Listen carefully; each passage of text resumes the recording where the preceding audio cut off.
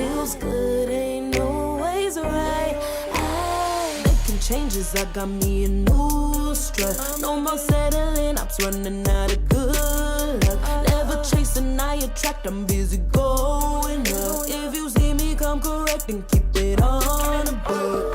Get it, how I live it, that's the motto, how it goes. No more reaching in it, distance, hit the lotto, I'm the one. Not denying myself anymore, I'm done with it. Sky is the limit, I'm living like we know.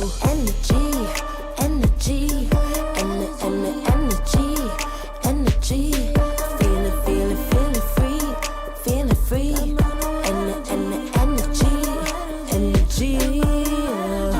Gotta protect my mind, I'm breathing in new life. It's time that I realize what feels good ain't always right. I'm feeling good, feeling free, feeling good, feeling free. All I need is me and my new energy, and my new energy. Feeling good, feeling free, feeling good, feeling free.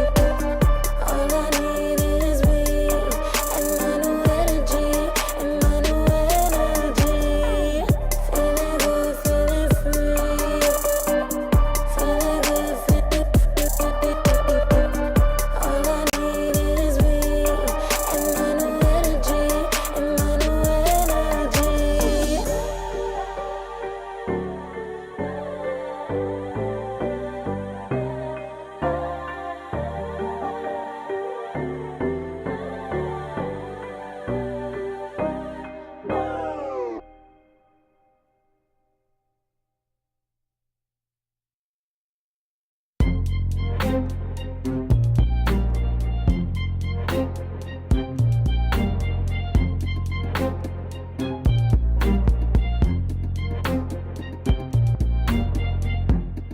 Too long for me to feel, yeah. Tell me why you on your knees, yeah. Never thought I had a dream, yeah. Kicking off the covers, I'm too hot for this bed. Give me space, I need to breathe, yeah. Give a face, giving it beautifully, yeah. Yeah, it's just me and my clique, yeah. We might be the hottest, but we let you in. Angel energy, let you sit with me. Angel energy, angel energy, angel energy. We got sympathy. Angel energy, angel energy.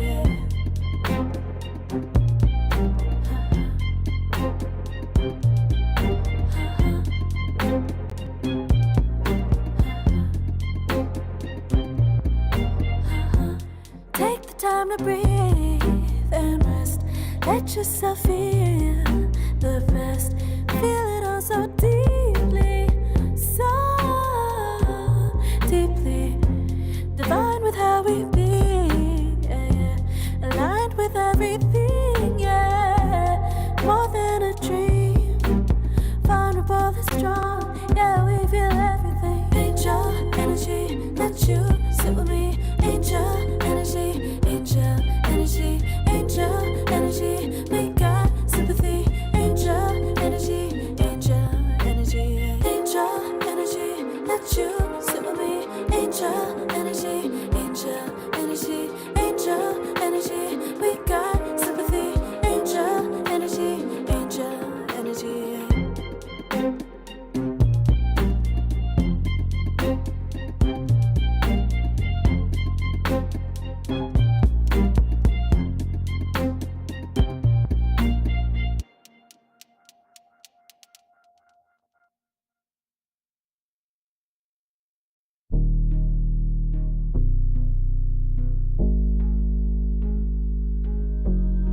Never pressed, but I got the juice. Taking the lead, that's just what I do. I made mountains move with one hand tied, and still this world ain't satisfied. Everywhere I go, they stop and stare. I tell the truth, I take it there. Call me vicious, persistent, overzealous, that's fine. Main character energy, I stay taking what's mine. You need a foot on the gas, or put my name on the line. Main character energy, I'm just taking what's mine. And it's written in the stars, I'm a king like my sign, yeah. Reasonable, the jaws drop like a surprise. Don't be mad about it. Don't be mad about it. I don't play the game, nah, I make the rules. Cards close to the chest and I don't play no fool. Don't be mad about it. Look, yeah, my name stay in the mouth. Legs got broke, they said cast her. I'm the 911 response in a disaster. I don't ask, I just take. Treat the world like a man, I just blow him away. Yeah, I'm a #1 fan. Don't need a bark, I'm a bite. Switch me on, dark need light. Don't need pity, don't need spite. I just plop, plop, plop on sight. Could take your girl in 2 seconds. I just flash her a smile. I make petty look pretty. They run an inch, I run 3 miles. You need a foot on the gas, I'll put my name on the line. Main character energy, I'm just taking what's mine. And it's written in the stars, I'm a king like my sign, yeah. Reasonable, the jaws drop like a surprise. Don't be mad about it. Don't be mad about it. Don't be mad about it. Don't be mad about it. I don't play the game, nah, I make the rules. Cards close to the chest and I don't play no fool. Don't be mad about it. Don't be mad. Don't be mad.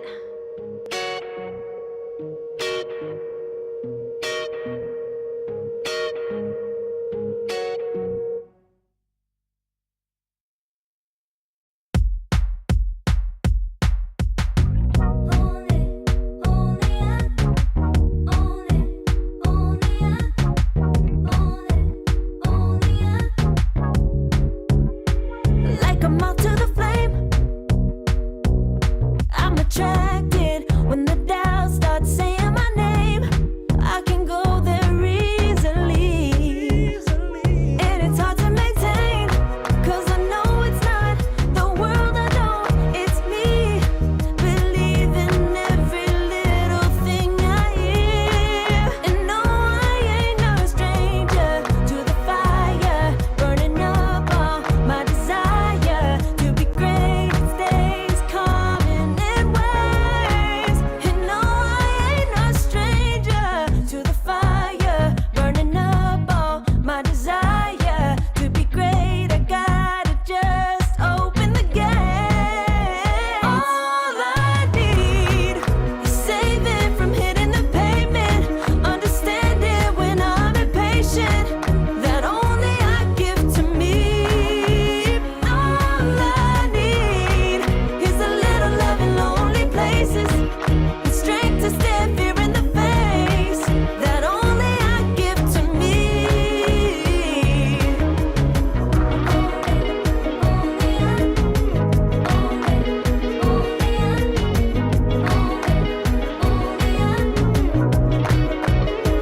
Now I'm running this race, yeah. Stallions couldn't catch up to me. I'm running till I get first place.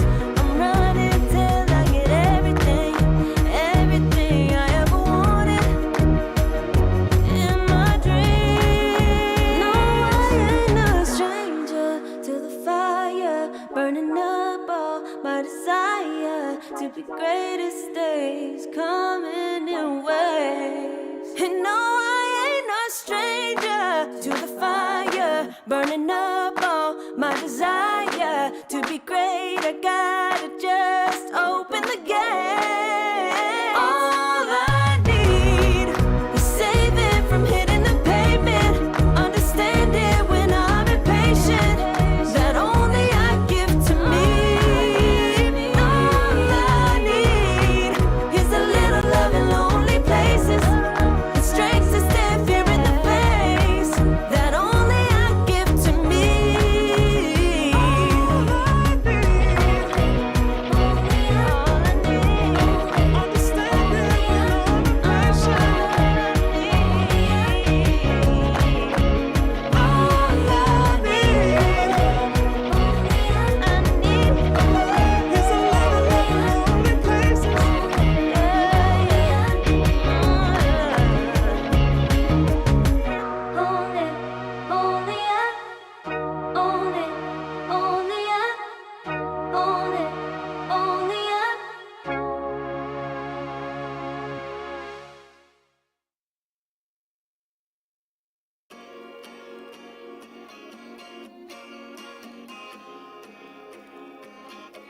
Yeah.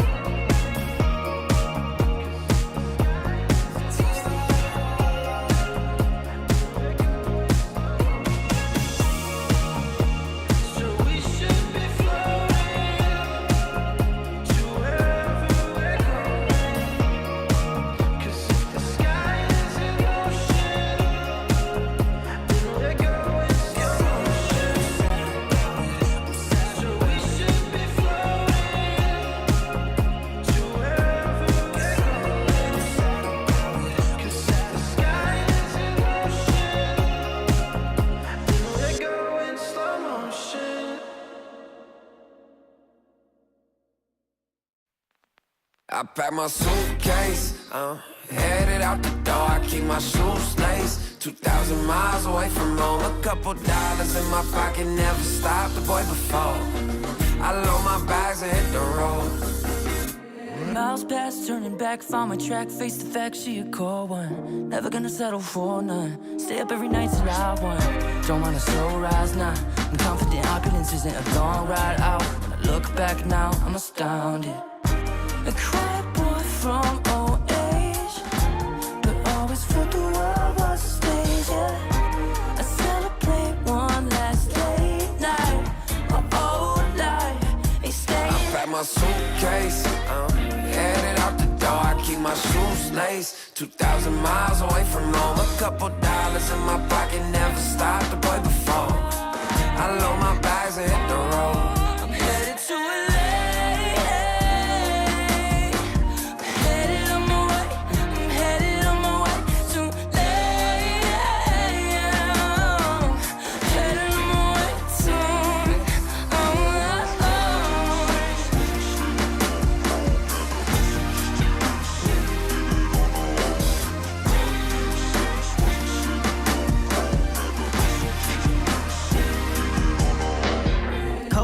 Miles, throw it on the dash. Shit, 10,000 hours, can't let them pass. Yeah, well, I was putting time in, you was pulled up wildin'. You always had shit to say, now when I see you, it's silence. Thought I'd have a Grammy by 25.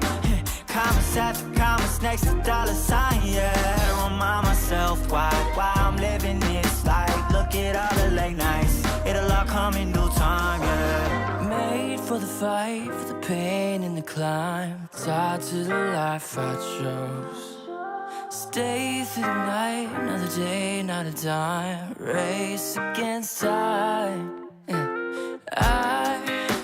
I couldn't just lay by and wonder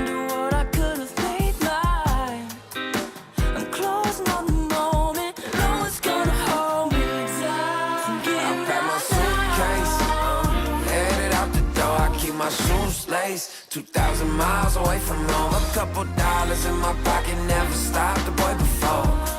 I load my bags and hit the road.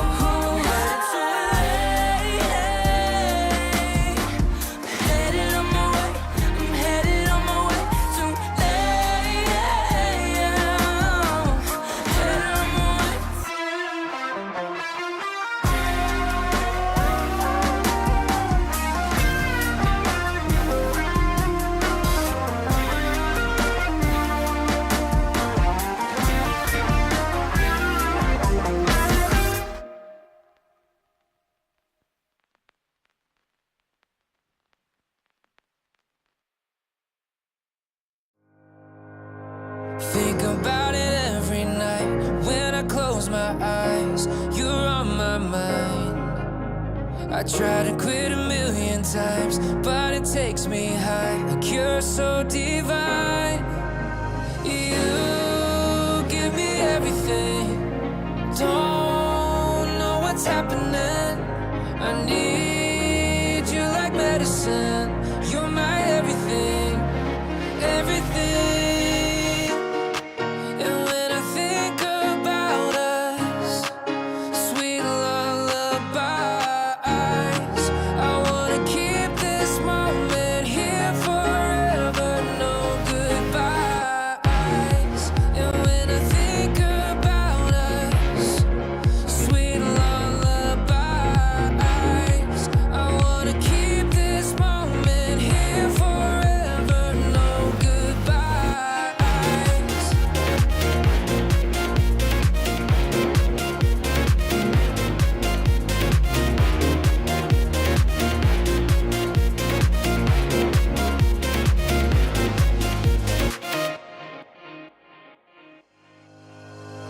Think about it every night when I close my eyes.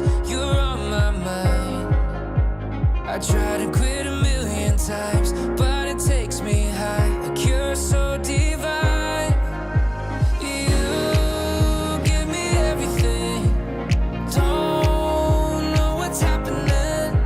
I need you like medicine. You're my everything, everything. And when I think about us, sweet lullabies, I wanna keep this moment here forever, no goodbyes. And when I think about us, sweet lullabies, I wanna keep this moment here forever, no goodbyes.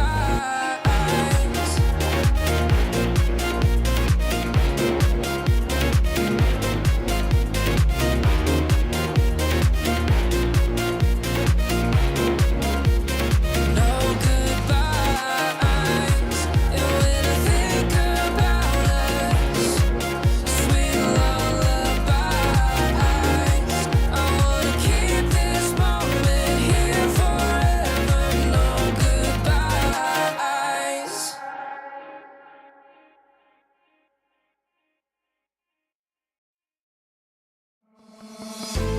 Oh, I don't know how to put it together. Ever since I found you, my life just got better. Better than this, better than that, better than anything I ever had. Better than this, better than that, better than anything I ever had.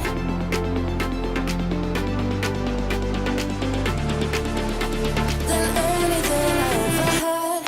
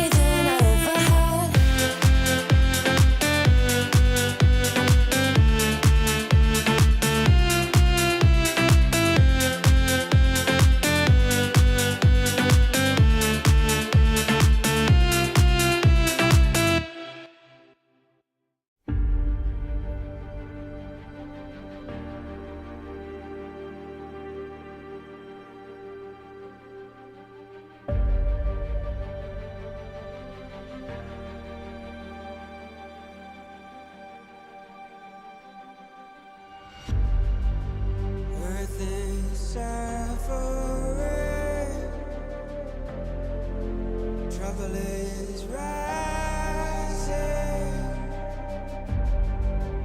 Mountains are melting. There's gonna be nothing left to breathe. Raise the sirens now.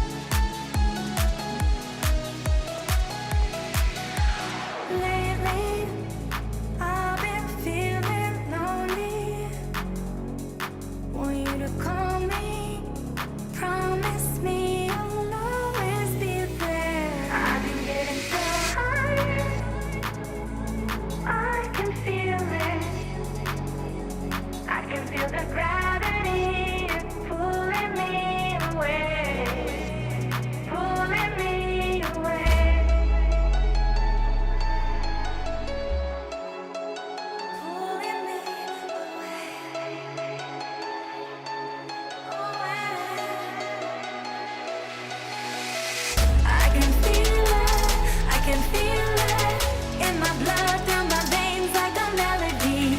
I can feel it, I can feel it, so alive, floating high. I can finally breathe.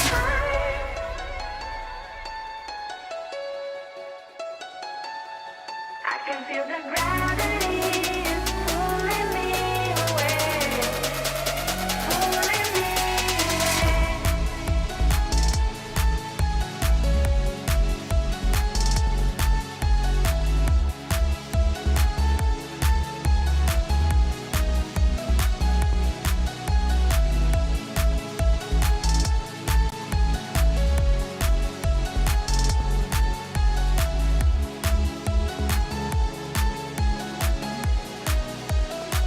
I've been getting so high, I can feel it. I can feel the gravity is pulling me away, pulling me away.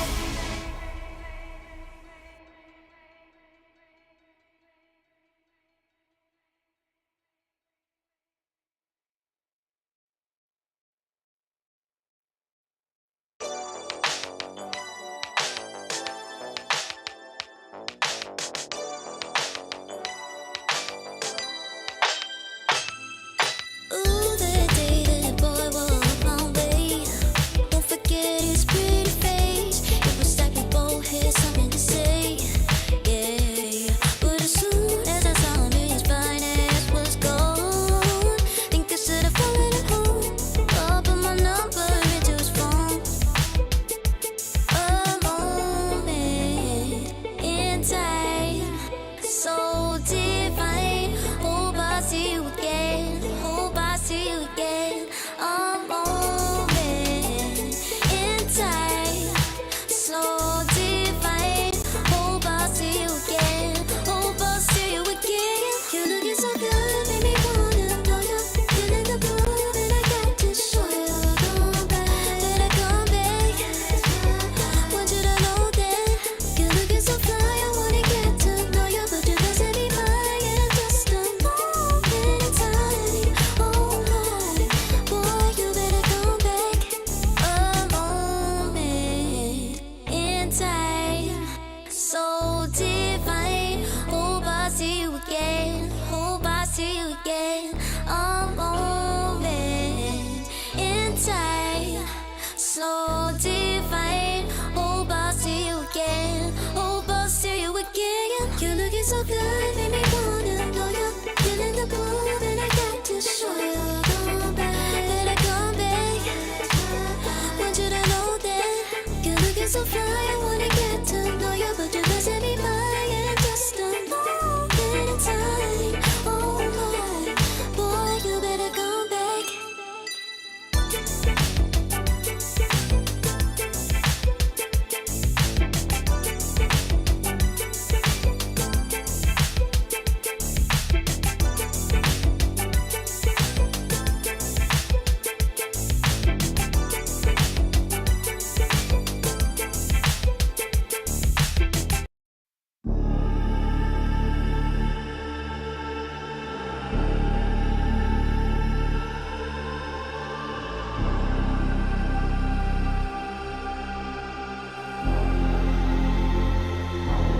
You'll be free.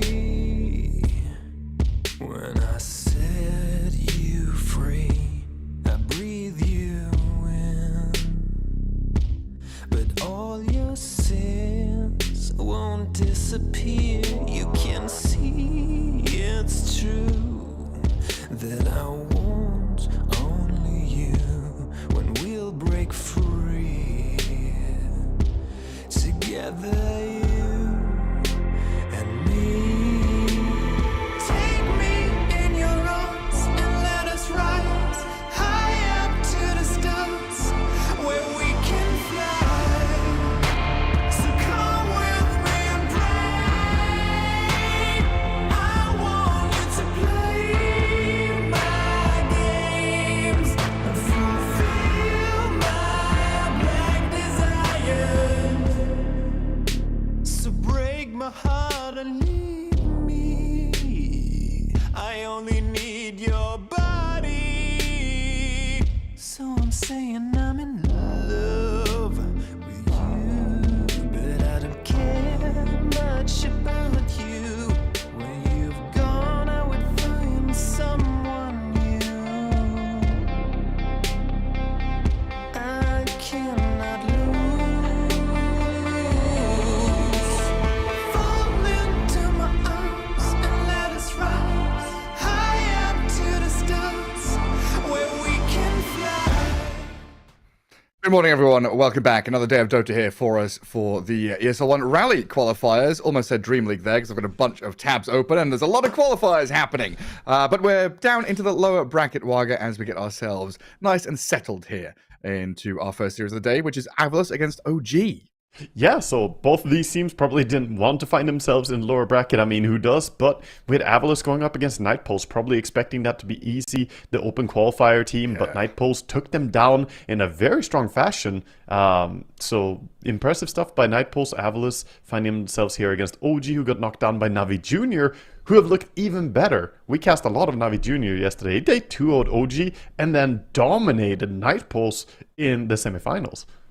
Yeah, we've seen quite a lot of, longer extended games that kind of feel like they're maybe over minute 20, minute 30, but go to minute 50. It feels like now teams, especially later stages of qualifiers, are going to drag things out to ensure victories, even though they're winning. And Navi Jr. says, no, screw that meta. We're going to win average game time of like 28 minutes or something, really bending the curve and stomping some of these opponents very early on. And yeah, they find themselves against Tundra in that upper bracket final, a series away from qualifying to LAN, while Avalos and OG currently our series here. What are they? This series, then 1, 2, 3. Oh, it's a long road. After, it's a pretty long road with hefty opponents already waiting for them. Never mind the other teams that are going to drop down, right? Whoever wins this series has to go against Gaming Gladiators.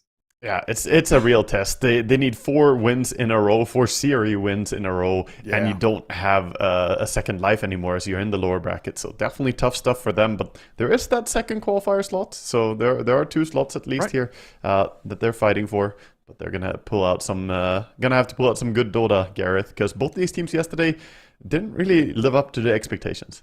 No, it's definitely been a hard one. Thinking back to those Dream League quals where there were 3 slots and there were 3 teams which were kind of expected to go through and everything went, as expected in the grand scheme of things. Avalos, Tundra, Gaming got those 3 slots, but now it's down to 2. So one of those teams is going to have to get dropped out. And it feels like the competition is just getting stiffer and stiffer every single qual. There was also the Wallachia qualifiers where Avalos ended up 2-1 Enigma Galaxy at the end. OG dodged them completely and did get a qualification slot after taking Enigma in the lower bracket final. So they kind of avoided themselves, or avoided each other in the most recent qualifier, but now have to face off against each other with Game 1 draft ready to come up. And we'll see what is going to be the first set of bans. Is it Alchemist? Is it Dragonite? There's one of them, of course. Yeah, we'll go quickly into the picks and bans, and we see, as you mentioned, the Alchemist and the Batrider so far banned out by OG. Avalos making sure to ban that Magnus, of course, something that OG flexes a lot. They're one of the few teams that have used the POS for RRP Magnus, the RE special. The RRP, yeah. The RRP, yes. He's, had mixed results with it, I want to say. Sometimes it's worked out, but sometimes it's really not worked out as well. I don't know if it comes down so much to the facet or more, OG finding their form. It still feels like one of those facets where you need to have, 5 clones of one player playing the same thing, so the pushback of the RRP can actually be read and used properly. But anyway, not in this game. We have a Nyx Assassin first up for Avalos, something we were chatting a little bit about in terms of OG, who found a lot of confidence with this in Ari's hands. But I'll start with a Lich themselves. Yeah, the Nyx Assassin and Lich, 2 supports that are quite common right now. Lich, great for that defensive capabilities and also the solo kills that we keep seeing from this hero. But Nyx Assassin, a little bit more of a greedy support. Of course, this is your pause 4. He's going to be running around jungle a lot. But the scouting information he can provide does already signal a little bit to me that, you might want some heroes that can pick off with that. Maybe some Storm, maybe some Spectre. These type of heroes that can punish when you have a Nyx in your team. Or even the Invoker, who has not been banned yet. Do you know what the big one for me is? You've got one guess. I'm not even going to give you 2 guesses. One guess, the big one for you? Yeah. I mean, if it's not Spectre, I'm surprised, but Oh, come which on. hero are you thinking about? It's Dawnbreaker. It's the other Spectre. It's Oh, of Dawnbreaker. course. Of course. Yeah. I mean, I think the Dawnbreaker has, a nice component, but the real damage I'm thinking from a boss 1 or boss 2. That's fair. But of course, quite likely we'll see a Dawnbreaker coming in. That hero is amazing on the side lanes. Like Nyx kind of blocks Dawnbreaker from OG, a good hero against it with that Carapace into Soul Guardian, then good with it, with that ability, just to scuttle into the middle of people and get a start to the team fight. It's also been one of Zibe's best heroes, I want to say. Yeah, it's just a fantastic hero overall right now as well. We see it just enabling a lot of the team fights for these teams, being able to always stay competitive. Even when you're behind, it feels like Dawnbreaker is a great hero to have. OG taking a little bit of their time. Grimstroke and SD got banned out from Avalus, obviously respecting some of the combination with Lich, Grimstroke, and then SD is just very strong support right now for holding people in place. Yeah, I'm wondering how the OG offlane is going to play out. There's so many games going on. Didn't really get a chance to catch their series against Na'Vi Jr., but having a swap out, after a couple of qualifiers with Seb, now having Codex come in, very high-ranked player, but there's got to be some settling in period, right?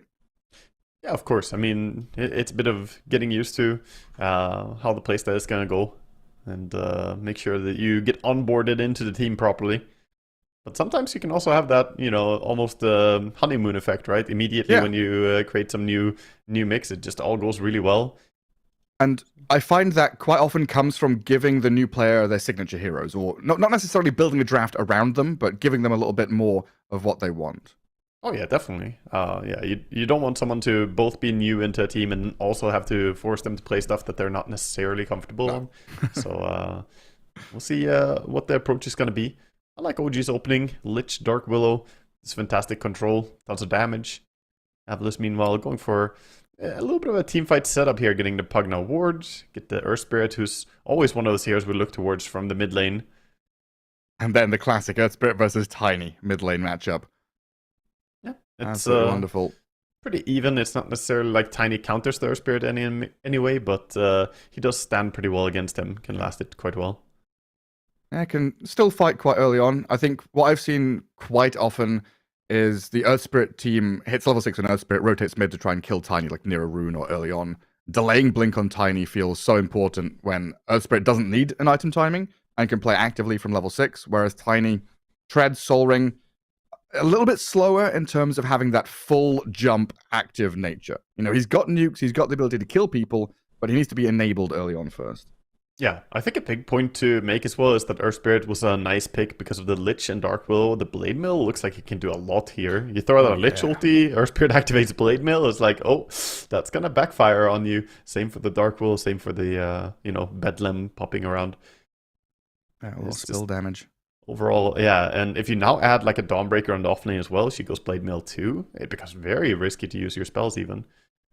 It's not uncommon that we see the double Blade Mills.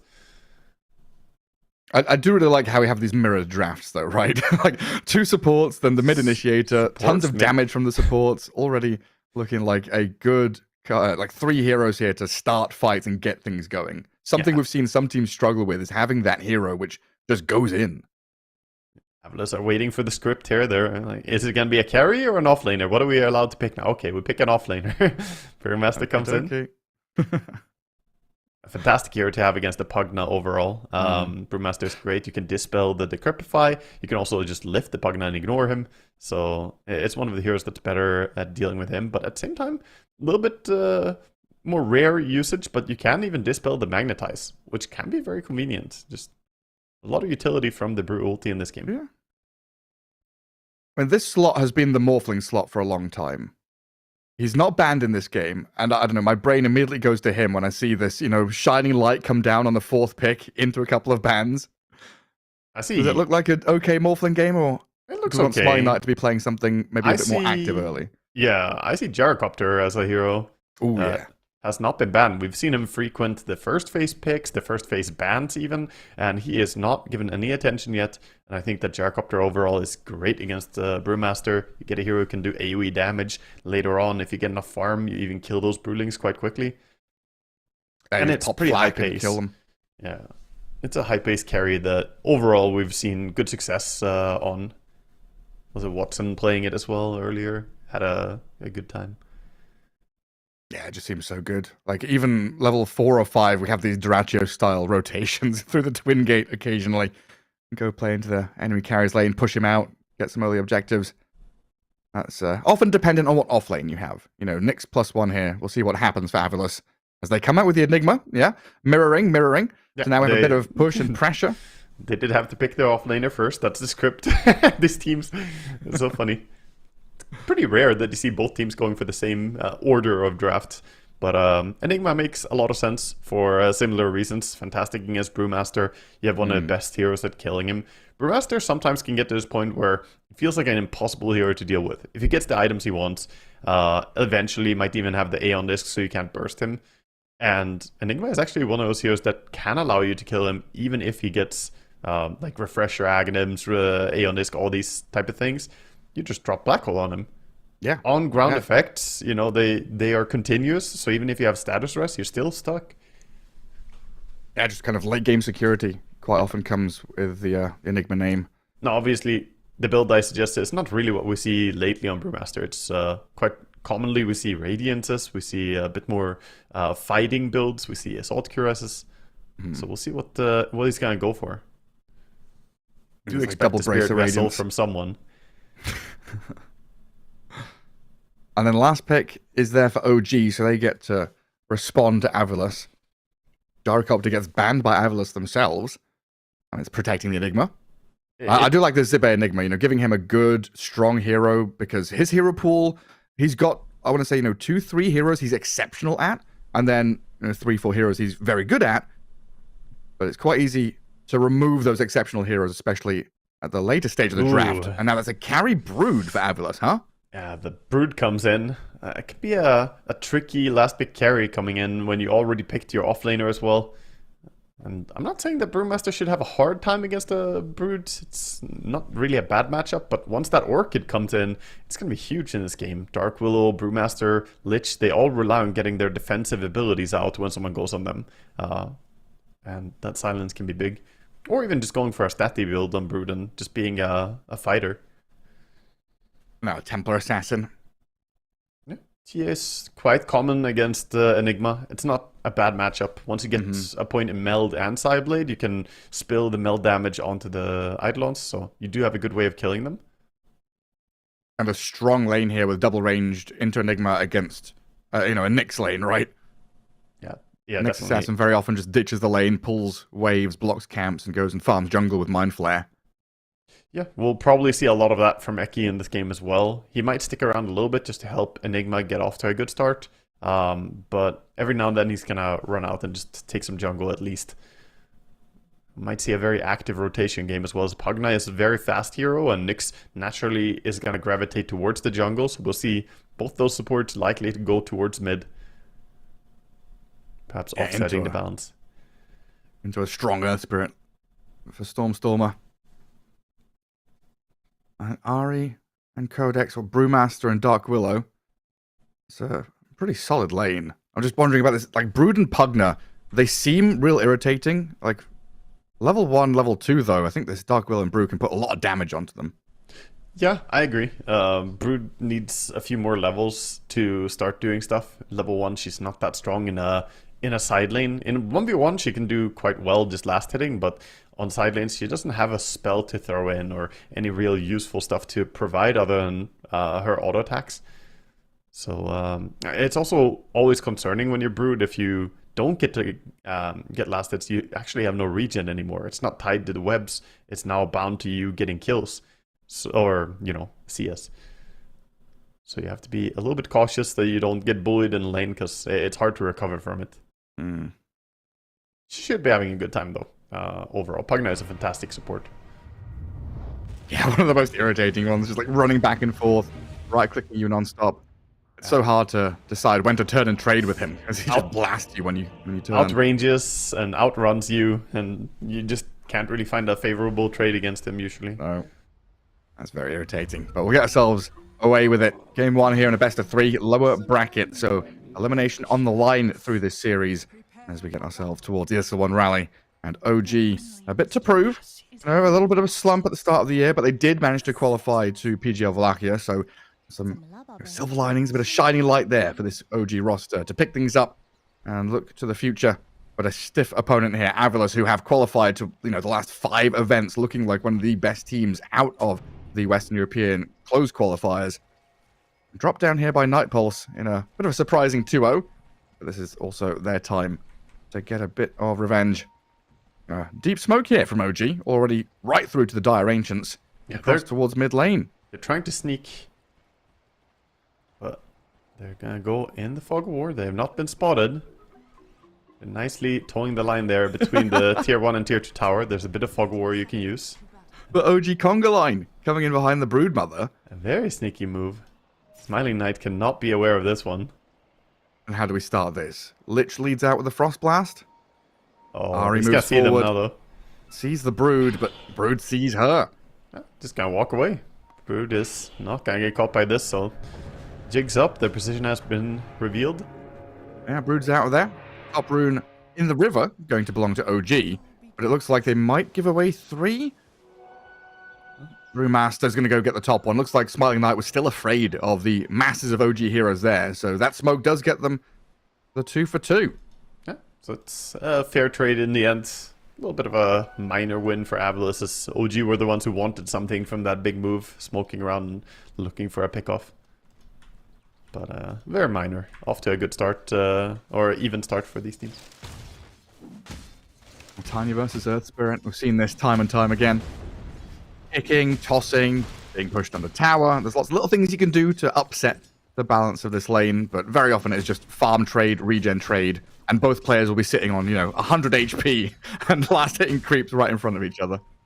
Yeah, quite commonly we see Earth Spirits just auto-attacking into Tiny, trying to use the low armor of him, but at the same time, there's so much HP on a Tiny that it's a bit too much to work through to really go for a kill.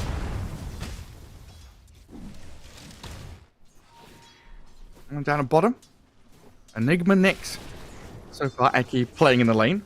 Xno is going to Frost Blast him down. It's probably the most exciting lane to keep an eye on, see how it's going to go, because if Enigma gets a good start or not, it's going to be super relevant to whether TA takes over the lane. A good splits by Zibe, not allowing these Eidolons to get splashed on. And Wave in front of their tower for now. But it looks like Lich going to have access to his small camp for the pull. Yeah, he's going to go for a split pull immediately. Reset the lane, get it back a bit. Important for him. And when does Nyx start doing the nonsense? The Nyx nonsense? Is it now? This next wave coming in? Yeah, he's got level 2. He did skill Impale level 1, so now he's got level 2. He's probably going to start going for some farm. I don't think he's pulling the wave, though. I think he just wants to jungle. Okay. Let's see. Just go get the bonus farm from jungle like Mirana used to do. Yeah, body block this, and then he's going to head off and look for a creep somewhere. They did block the medium camp, though, so there's nothing for him to go to. The Observer Ward by Radiant, and they know it's blocked as well, because Dire have an Observer Ward looking at the camp. Another reason why Eki maybe just naturally playing the lane. You with an Enigma, you want to make sure Zibe has a good, strong start, and so far, so good. And Nyx with some decent stats, just able to stand there, tank up all these Frost Blasts. They've done quite a good job harassing the TA, though. Every time she steps too far out, they have the stun combination, Midnight Pulse, or the Malphus paired up with the Impale. And 23 Savage, 9 last hits, while Enigma's up there, 15 and 7. Good old start here from Avilas. Ever so slightly edging in front of their opponent counterparts. It's early days yet. Enigma is one of the harder heroes for Lich to harass as well, because anytime he goes up to Frost Blast him, he just gets so many auto attacks on him. So, not too easy of a lane for X-Nova. As we see the other lanes, the Broodmother is still doing quite well.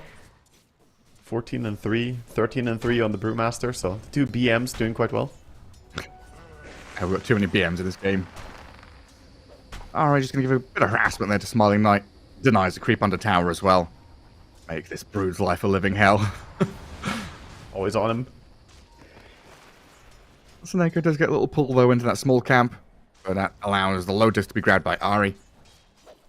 And as long as you keep this Brewmaster in the lane, hitting creeps, getting to level 6, OG going to feel pretty happy about the state of affairs up here. Brew level 6. I'm kind of curious to see what he does with it. Is it a twin gate rotation? Do they come and play into the Brewmaster's lane to kick this Brood out of lane? That's going to get annoying. Brew and Brood in the same sentence over and over again. Usually these are just off-lane heroes and they never see each other. But here it's a safe lane versus an off-lane. Get your PATAs, you get your Brew and Broods. No. It's going to be one of those days again, Waga. We're back to it. So Brewmaster already showing his intentions. He's going for a boots into Radiance. He is quick by his set already.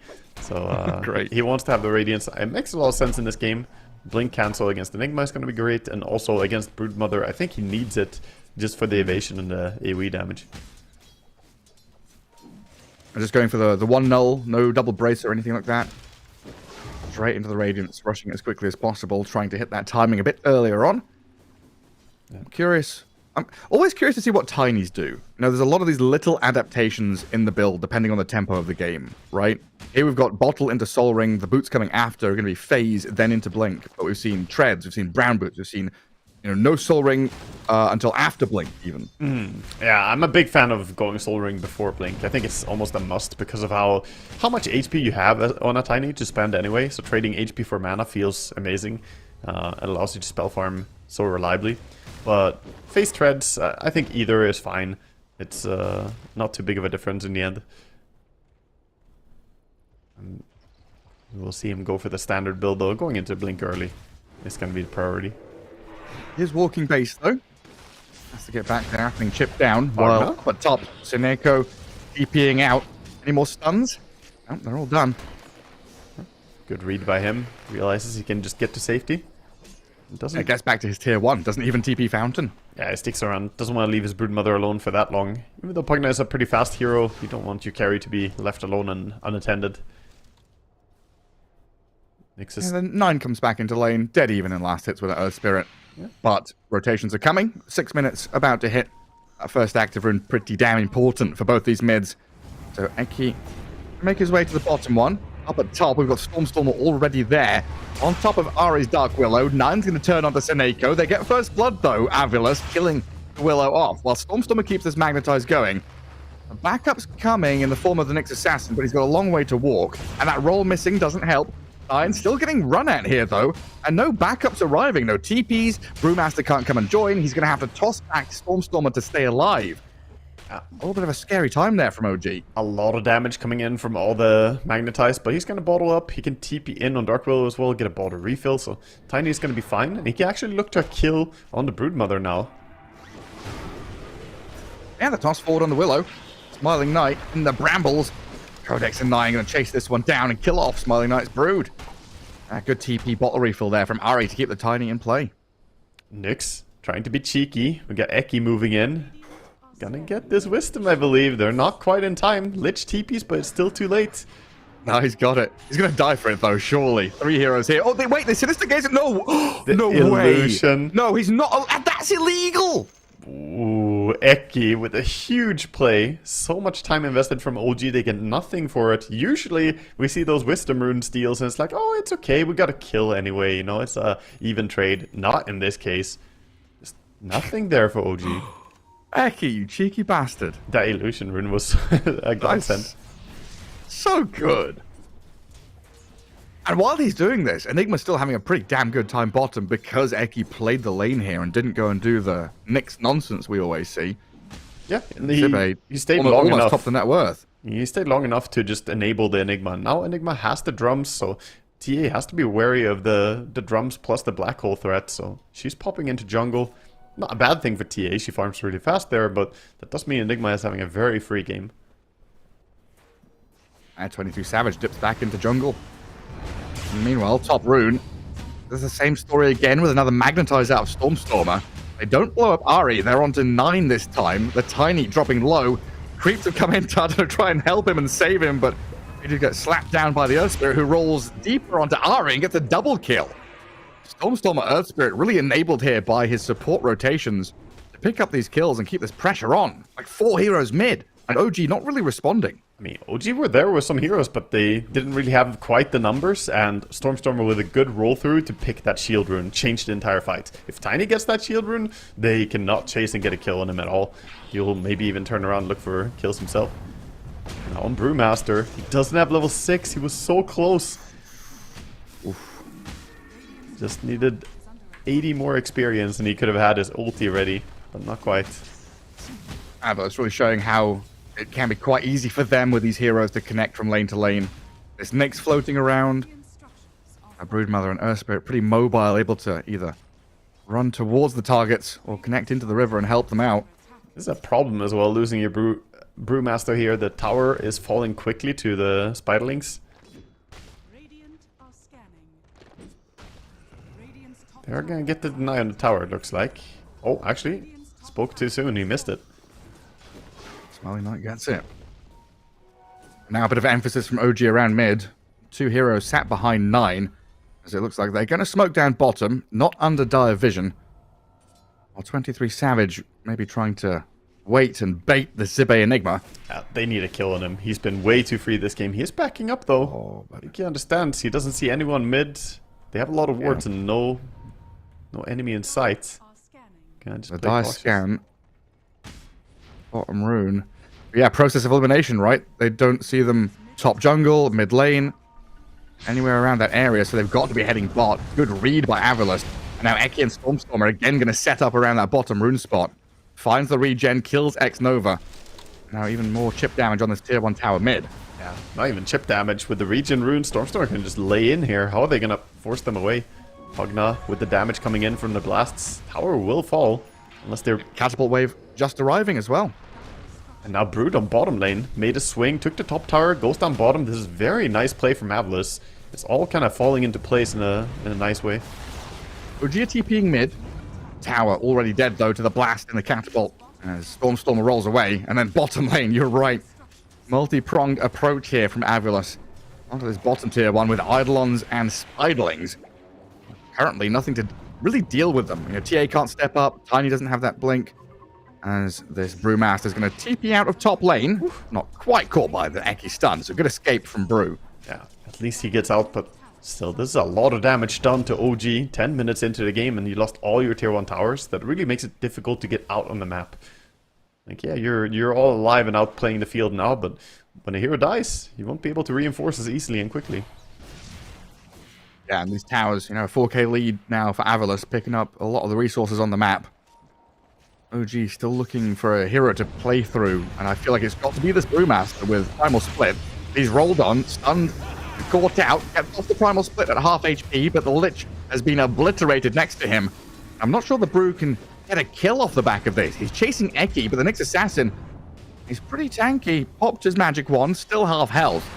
And the Brew ult, Pugna, toss back maybe to TA? On the Pugna, yeah, Avalanche toss back, but Seneco's tanky, didn't toss him back, and the Brewmaster now dying. Seneko just decrypts himself and stands his ground. Yeah, I thought he would have tossed it to TA there.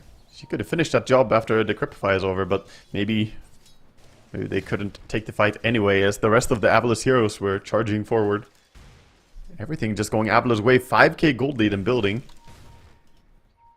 This map is already starting to look really small. Yeah. Like, and the OG is stuck by their tier 2s all the way across 3 lanes. Orchid right around the corner as well. 950 gold on Brood. Just needs 200 more. And she has the Cornucopia finally. And Tiny still, what, like 500 gold away from Blink? Yeah, he needs more golds. And that's the difference you were highlighting in the draft as well. The Earth Spirit doesn't really need to wait for a timing. Yeah, it's nice to have Blade Mail, but by no means is it necessary. The time you have your ulti, you're ready to go. Moving bottom now. Nyx popping into the ulti. Lich is the target. Roll right in. X-Nova didn't stand a chance there. And Brewmaster, he's bought his talisman. He doesn't have ulti. Stormstormer and Eki know this. Really putting pressure onto OG here, seeing if they can elicit some kind of response, or just straight up kill the Brew. Trying to dodge the stuns, but Eki will land it. Meanwhile, Smiling Knight has solo killed. No, there was help from Seneko, but they've killed 9 as Brew dies bottom. Multiple cores across multiple lanes. This is This game's going down the drain really quickly. It really is. The supports are struggling so much because of the Wisdom Rune steal that we saw at minute 7. We still don't have level 6 on the Dark Willow. He's halfway. It's 13 minutes in. And yeah, Lich is level 6, but he just got at leeching experience bottom, and he got killed for it, so... They desperately need the Willow to hit level 6 and start making moves together with the 2 supports. A lot hinges on that next move, right? The Blink Tiny, the next Primal Split, the Lich ulti. They're on this TA. Smoke. The jump TA, you're right. They found an opening onto 23 Savage. Stormstormer again just making the opening move. Chain Frost is here, but Stormstormer will dodge the bounces as he moves away from Nyx. But OG, they found a kill on Eki. Protected their TA for now. The Broodmother, look at this swarming army come in, silencing the Tiny up. Smiling Knight straight towards 9. Lich in trouble as well, as Zibe's going to black hole the Brewlings, looking to take down Codex with Seneko picking up a kill on Ari and X-Nova. This Brew is left all alone, going to get blasted down, and Stormstorm is on a monster kill streak. Tier 2's up next, and Tiny has only just got Blink Dagger. Yeah, he finally has it, but it feels like, you know, oh, I'm ready to fight, guys, but the tier 2 tower is gone, you're losing all your structures, and the map control is completely in Avala's favor. 9k lead. Tiny finally goes in, though. Is the Blink toss back, sends the Enigma into the TA, a big kill for OG. Maybe a second one. Zibe down, and another one here, a bonus on Seneko. Wait, hang on a second. He decreps, he live trains, the Frostblast comes in, he's got raindrops, but 23 Savage, he's going to go in with a physical damage. Takes him out while Stormstormer responds. The TA exposed herself. Went too far forward. Rolled on and killed while 9 goes for another toss play. Eki sent back in, but he lands a 3-man stun. Broodmother coming back in with a roll from Stormstormer. Dark Willow in trouble. Kicked out. Taken down. A godlike Earth Spirit here from Avilas. Really setting the tempo of this game. Tiny Blink again. Trying to toss back. Another one. Broodmother into the Sinister Gaze this time. Stormstormer going to try and save Smiling Knight. Turn around on a 9. Looking to finish off the Tiny with a final roll. And the Spawn Spiderlings, while Smiling Knight pops his wand, gets over the tree lines. Can't be finished off. The Brewmaster, he's gone too far forward, desperately scrambling for a kill. Instead, though, it's OG being magnetized as X-Nova runs away from this Earth Spirit. Is he ticking over and dying?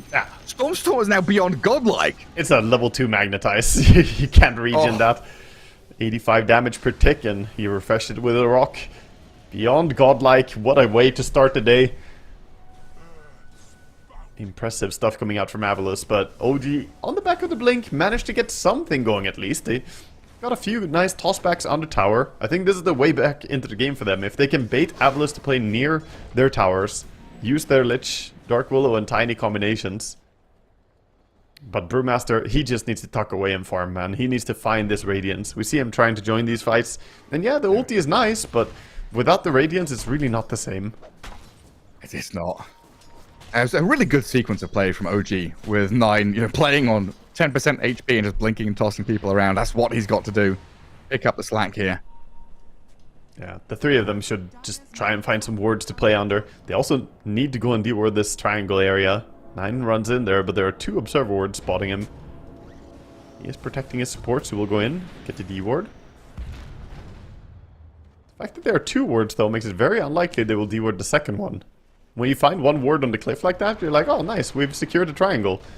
But Eki still has 1 ward for at least a minute. He keeps tabs on the TA.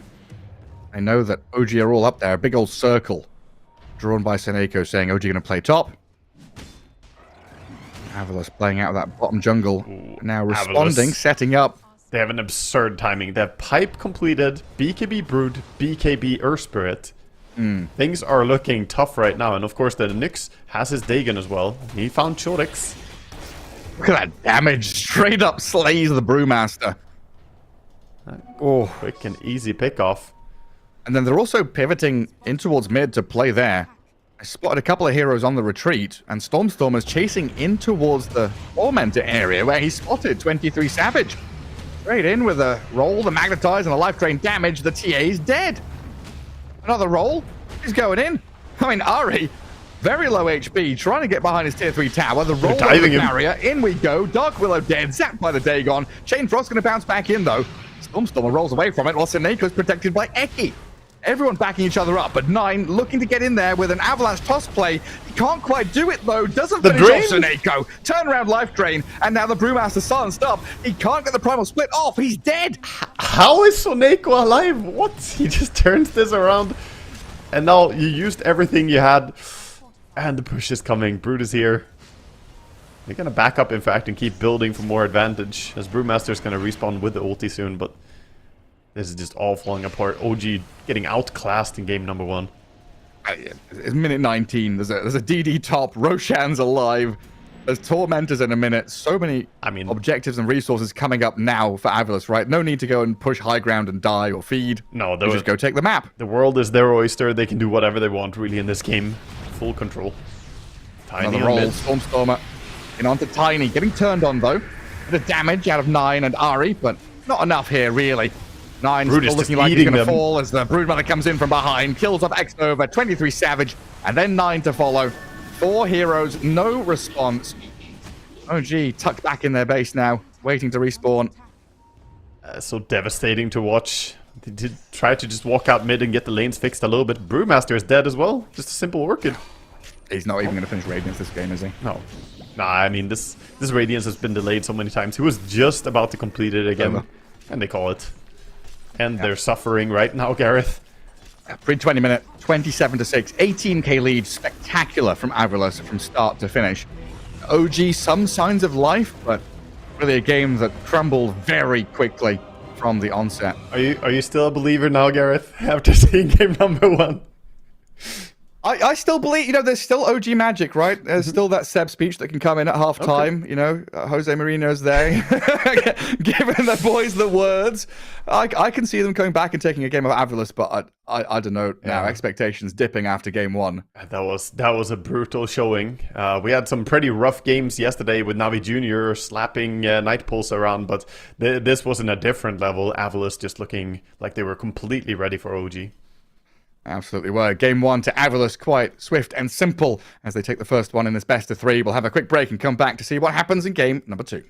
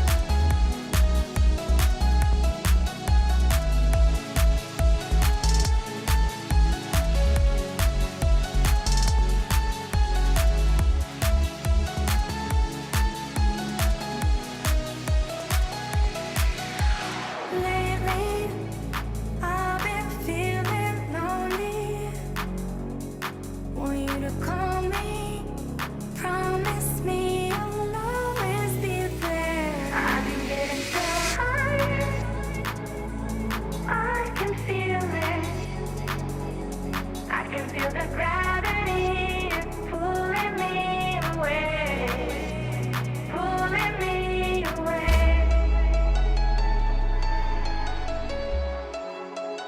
pulling me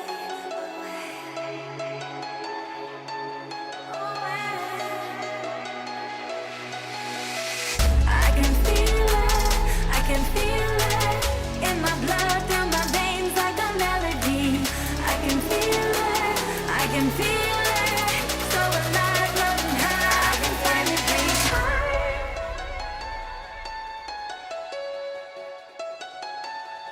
I can feel the gravity pulling me away, pulling me away.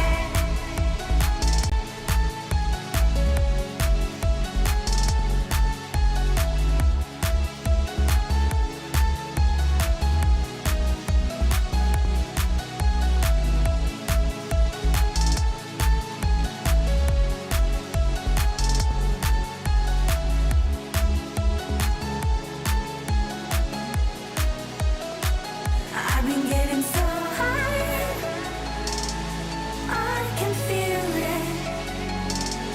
I can feel the gravity, it's pulling me away, pulling me away.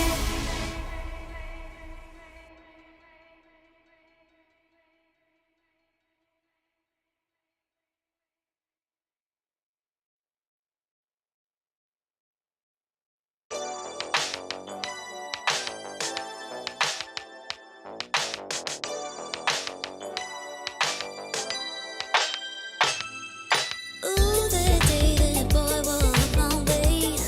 Don't forget his pretty face. It was like we both had something to say. Yeah, but as soon as I saw him, his fine ass was gone. Think I should have followed him home. I'll put my number into his phone. A moment in time, so divine. Hope I see you again. Hope I see you again. A moment in time, so divine. Hope I see you again. Hope I see you again. You're looking so good, made me wanna know you. Feeling the blue, and I got to show you. Come back, better come back. Want you to know that you're looking so fly. I wanna get to know you, but you can set me mine in just a moment in time. Oh Lord, boy, you better come back. A moment in time, so divine. Hope I see you again. Hope I see you again. A moment in time, so divine. Hope I see you again. Hope I see you again. You're looking so good, made me wanna know you. Feeling the blue, and I got to show you. Come back, better come back. Want you to know that you're looking so fly. I wanna get to know you, but you can set me mine in just a moment in time. Oh Lord, boy, you better come back.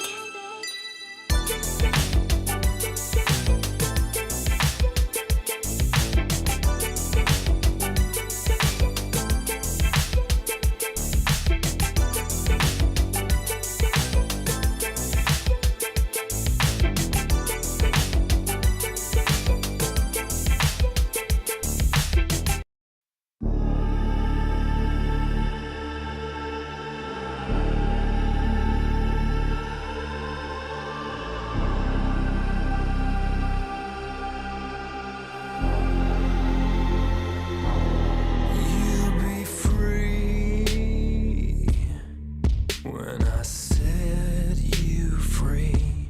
I breathe you in, but all your sins won't disappear. You can see it's true that I want only you when we'll break free together. You and me. Take me in your arms and let us rise high up to the stars where we can fly.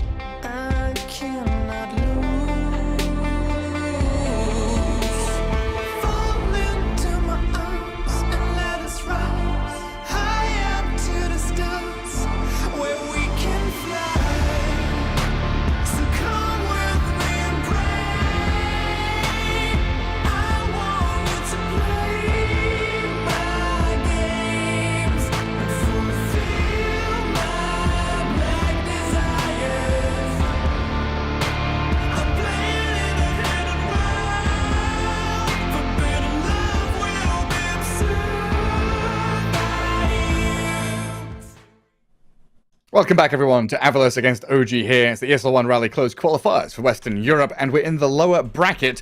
Currently, Avalos leading this best to 3, 1-0, and game 1, Waga, wasn't even close. No, it really wasn't even close. The OG lanes just fell apart very early. We had the late Broodmother pick coming out there, doing really well against the Brewmaster, getting kills on him, pushing the tower before he even hit level 6 on the Brewmaster, could not defend his tier 1, and they also enabled the rotations very early on. We saw them take down the mid tower with a Pugna coming in, playing around the Earth Spirit, and also that rotation by Brood coming to take the safe lane tower of OG, and OG just didn't have the same tempo. They lost the Wisdom Rune, which was really costly for them. They didn't get their level 6s, and yeah, they just fell behind.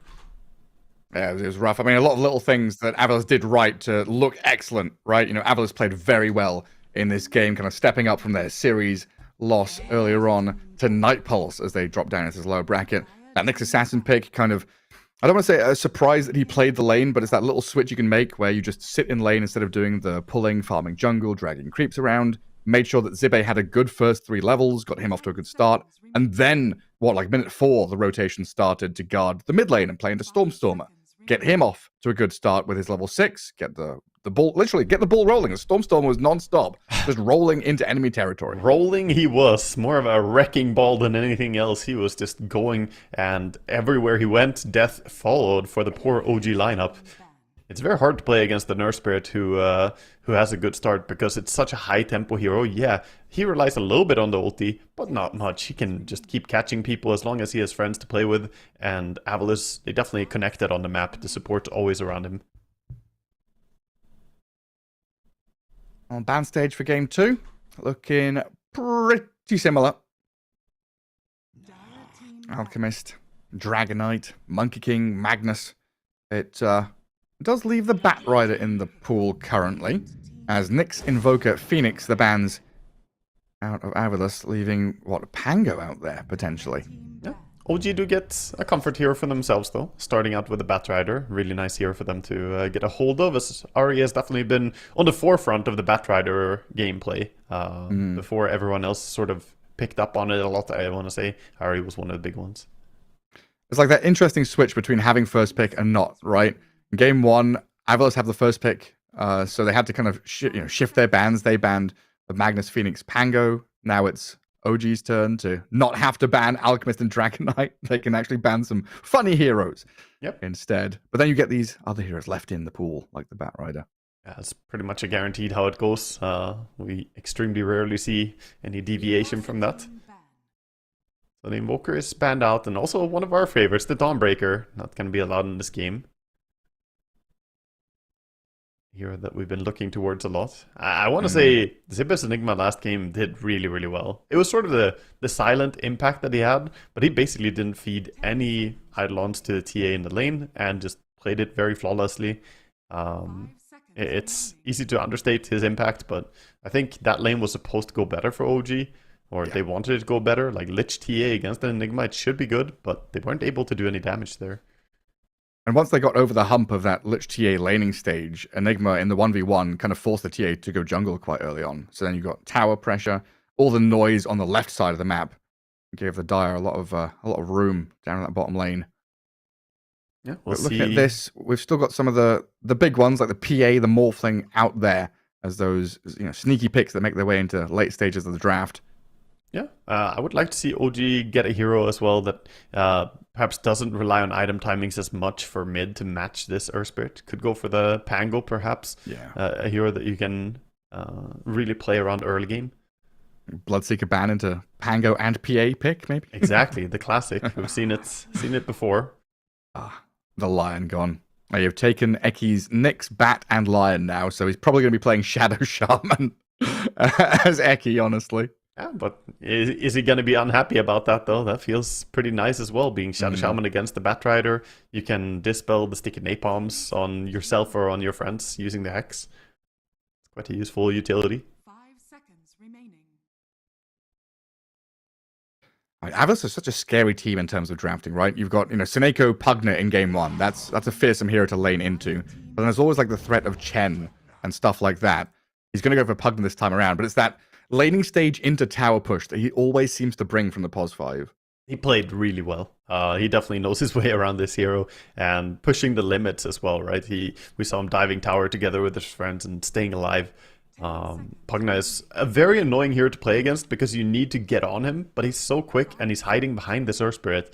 I think the duo is better than I thought before, Earth Spirit and Pugna, because you get the tower push that perhaps Earth Spirit is missing from your support, and that can be a very, very big thing. And a lot of magic damage, a lot of sustain. Let's keep the Earth Spirit in fighting shape. Well, OG, Bat Rider into... So they go for the Chen. X-Nova Chen. And an Ember Spirit now for 9, I assume. So some gap close and reach. A lot of tower pressure from this Chen. And laning stage looking solid in the side lanes with these 2 supports. Yeah, Ember Spirit is definitely not bad against the Earth Spirit in lane, and you have a hero who can get in on the Pugna quite easily and still with a lot of magic damage, so even if you decrep as a Pugna, you might already have been Sleight of Fisted and Searing Chained, and decrep doesn't really do that much. The Flame Guard can help take you down. So I like this. It's a nice approach by OG. Again, they got what I was asking for, a mid hero that doesn't rely heavily on items. Yeah. We usually see the Mage Slayer coming out on Ember, but he doesn't necessarily need to hit the timing before he can fight. And it's going to be a great Mage Slayer game. Against Pugna and Earth Spirit, you already know it's going to be big value. Yeah, very true. Yeah, just tap the Earth Spirit, all of a sudden that magnetized damage disappears pretty much. Yeah, can protect everyone that way. And then you have Chen for some AoE healing as well, so really looking to counteract the impact of the magnetize. And a fast-paced, potentially reactive lineup as well, where you can actually react to this Earth Spirit rolling in. You can play through the Chen and the Bat Ride out of these side lanes. It's kind of hard for the Ember Spirit to play bottom because that lane was evacuated. Then top was, it was hard for the Tiny to do anything, right? He was waiting for Blink and both side lanes had failed. Yeah, I think I'm torn between whether they should pick something like Lich or Shadow Shaman here for Avalos, if they have a different idea even. Because they need some form of quick catch against the Ember Spirit. They're going to go with the Darkseer first. And it's going to be followed by the Tiny as well. Oh, okay. Interesting. So that Tiny 4? Yeah, I think so. Darkseer Tiny lane. Yeah, Darkseer Tiny. Lane. Put Iron Shell on the Tiny and he can be pretty aggressive. Which is always nice. It kind of acts as a replacement for the Blink Dagger in the early game. Get a level 2 Surge on you. You might be able to catch people and toss them back. And what is that? Them saying we don't want to lane Shadow Shaman into Chen. Shadow Shaman here doesn't have tremendous value, whereas Tiny Darkseer Earth Spirit can now play aggressively around this Ember Spirit action. Yeah, certainly. They do have some nice combinations. Avalos don't have the best solutions to the Ember Spirit, but they added a lot of AoE with the Darkseer and the Tiny, so that's reacting to the Chen a lot. He won't be able to keep his summons alive. Their teamfight overall would be pretty nasty if you land a big vacuum, Tiny following up.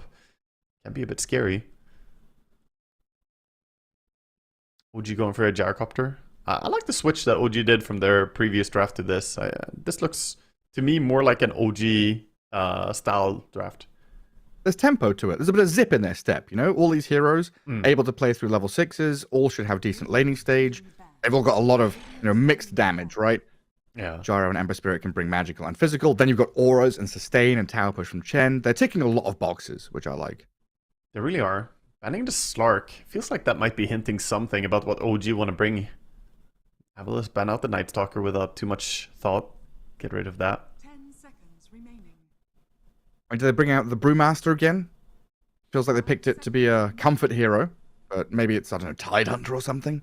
I think if they wanted to play Brewmaster, you don't care that much about Slark, since you can get the high evasion, switching into evasion form. So maybe more Tide or, Underlord, those type of heroes might be on their mind. Okay, the slugs. Yeah, when you ban out the Slark, the Slark eat slugs, generally is how it goes.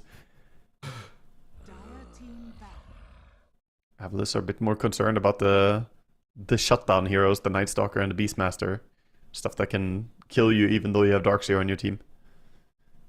Yeah, then also adds that scary element of Chen plus Beastmaster. Yeah, tempo. 10 seconds remaining. Yeah, I mean, is Lycan a consideration here then? 5 seconds I think it doesn't look like a bad Lycan game, yeah. And OG have had good success with Lycan. In the recent times, they've played it like 3 times recently and they won every single game. So that could be a hero that I can think about. I'm looking at it, yeah. I mean, it's going to be a little bit item dependent, so you do need to get off to a good start. And the problem is that you don't know what you're laning against. But we've seen Lycans be pretty decent in lane, and Batrider is a very nice support to play with. Yeah, Flamebreak pushback into, wolves hitting you. Yeah, That's let some serious the pain. Wolves plus Batrider pair up against the Pugna. It's going to be it's a Bristleback who made it Bristle. all the way to the last pick. The numbers above the heads, Waka, the sticky napalm, and the the back nasal and the bristle. goo. And now a PA for Avulus. The counter over your head. There we go. Got the PA. They're countering it. Very nice. Numbers on numbers on numbers. Yeah, we did have the game with the PA, Bristleback, and Batrider all in the same team. You get stuff over your head means you're about to die. Pretty much, yeah. So Stormstormer, Earth Spirit, yeah, everything kind of slots into place as expected. No big changes or anything. And a much better looking draft here from OG in game 2 that maybe gives them a bit more comfort in those lanes to get out and do stuff. Yeah, I think they have strong heroes, very competitive early on. This can be a great magic stick lane for both the Bristle and the PA against each other. Will be a fun lane to follow. He's going for the Seeing Red facet, not going for the Snot Rocket, it looks like. So that means more stacking Ancients buying Aghanim Scepter? Yes. Rather than the green Bristle we've seen, these Pipe, Crimson, Sanjanyasha, This Lotus Orb. Yeah. Oh no, he swaps. Oh, yeah, Snot Rocketing now. There are two different, basically, styles you can play on Bristle. So we're not going to see the Aghanim's Bloodstone type build, but instead the perhaps more popular, the Pipe Lotus, down this kind of road, tanky Bristleback who just goes in and takes away enemy armor.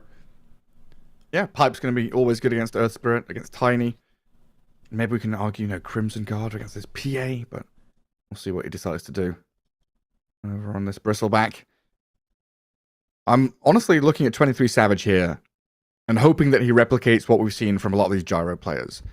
Early rotations, even pre-level 6, especially at level 6 with the cooldown, you want to be trying to connect with some Searing Chains or the Bat Rider setting things up.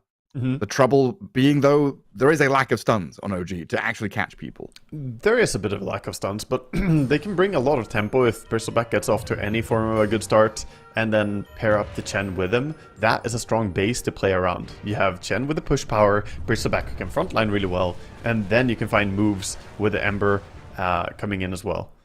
It's like numbers and bodies building things up rather than a catch and kill situation. Yeah, exactly. It's not necessarily pick-off Dota, but it's more a formation, a pushing power, perhaps, that I expect from them. We have a very quick smoke from Avulus. There's a smoke to get the first wards out, most likely. Not necessarily smoking to go for kills, usually. The quick wit Darks here. Attack speed from intelligence. Yeah. Get those punches going. Yeah, that's what we normally see, actually. It's the more common facet for Darkseer. It's nice. You do end up doing a lot of auto attacks with him. There was the other facet that was very broken for a while, the Heart of the Battle, the one where he gets movement speed for... it's the movement speed for everyone being nearby. So you become like hasted. Because the stats you get as it's his innate.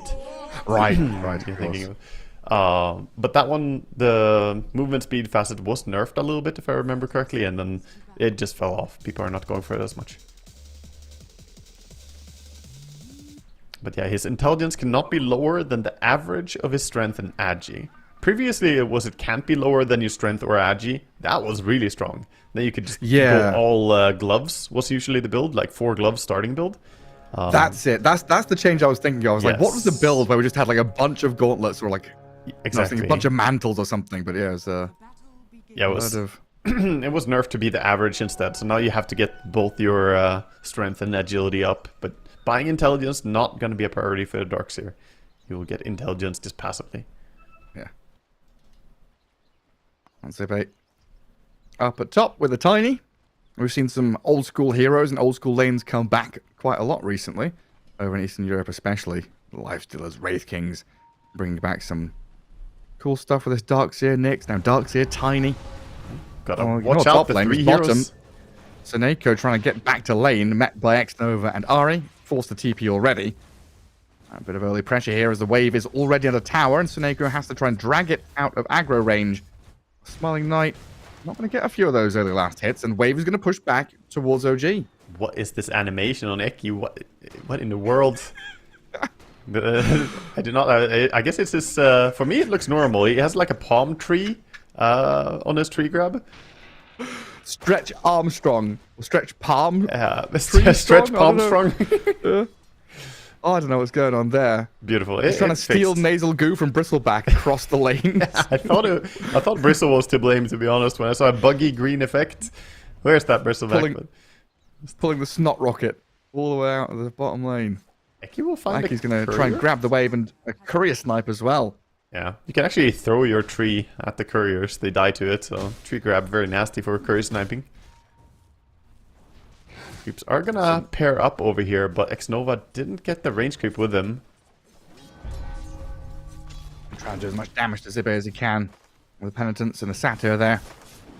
Down at bottom, a jump from Smiling Knight and Suneko onto Ari. It was a pretty high HP Batrider here.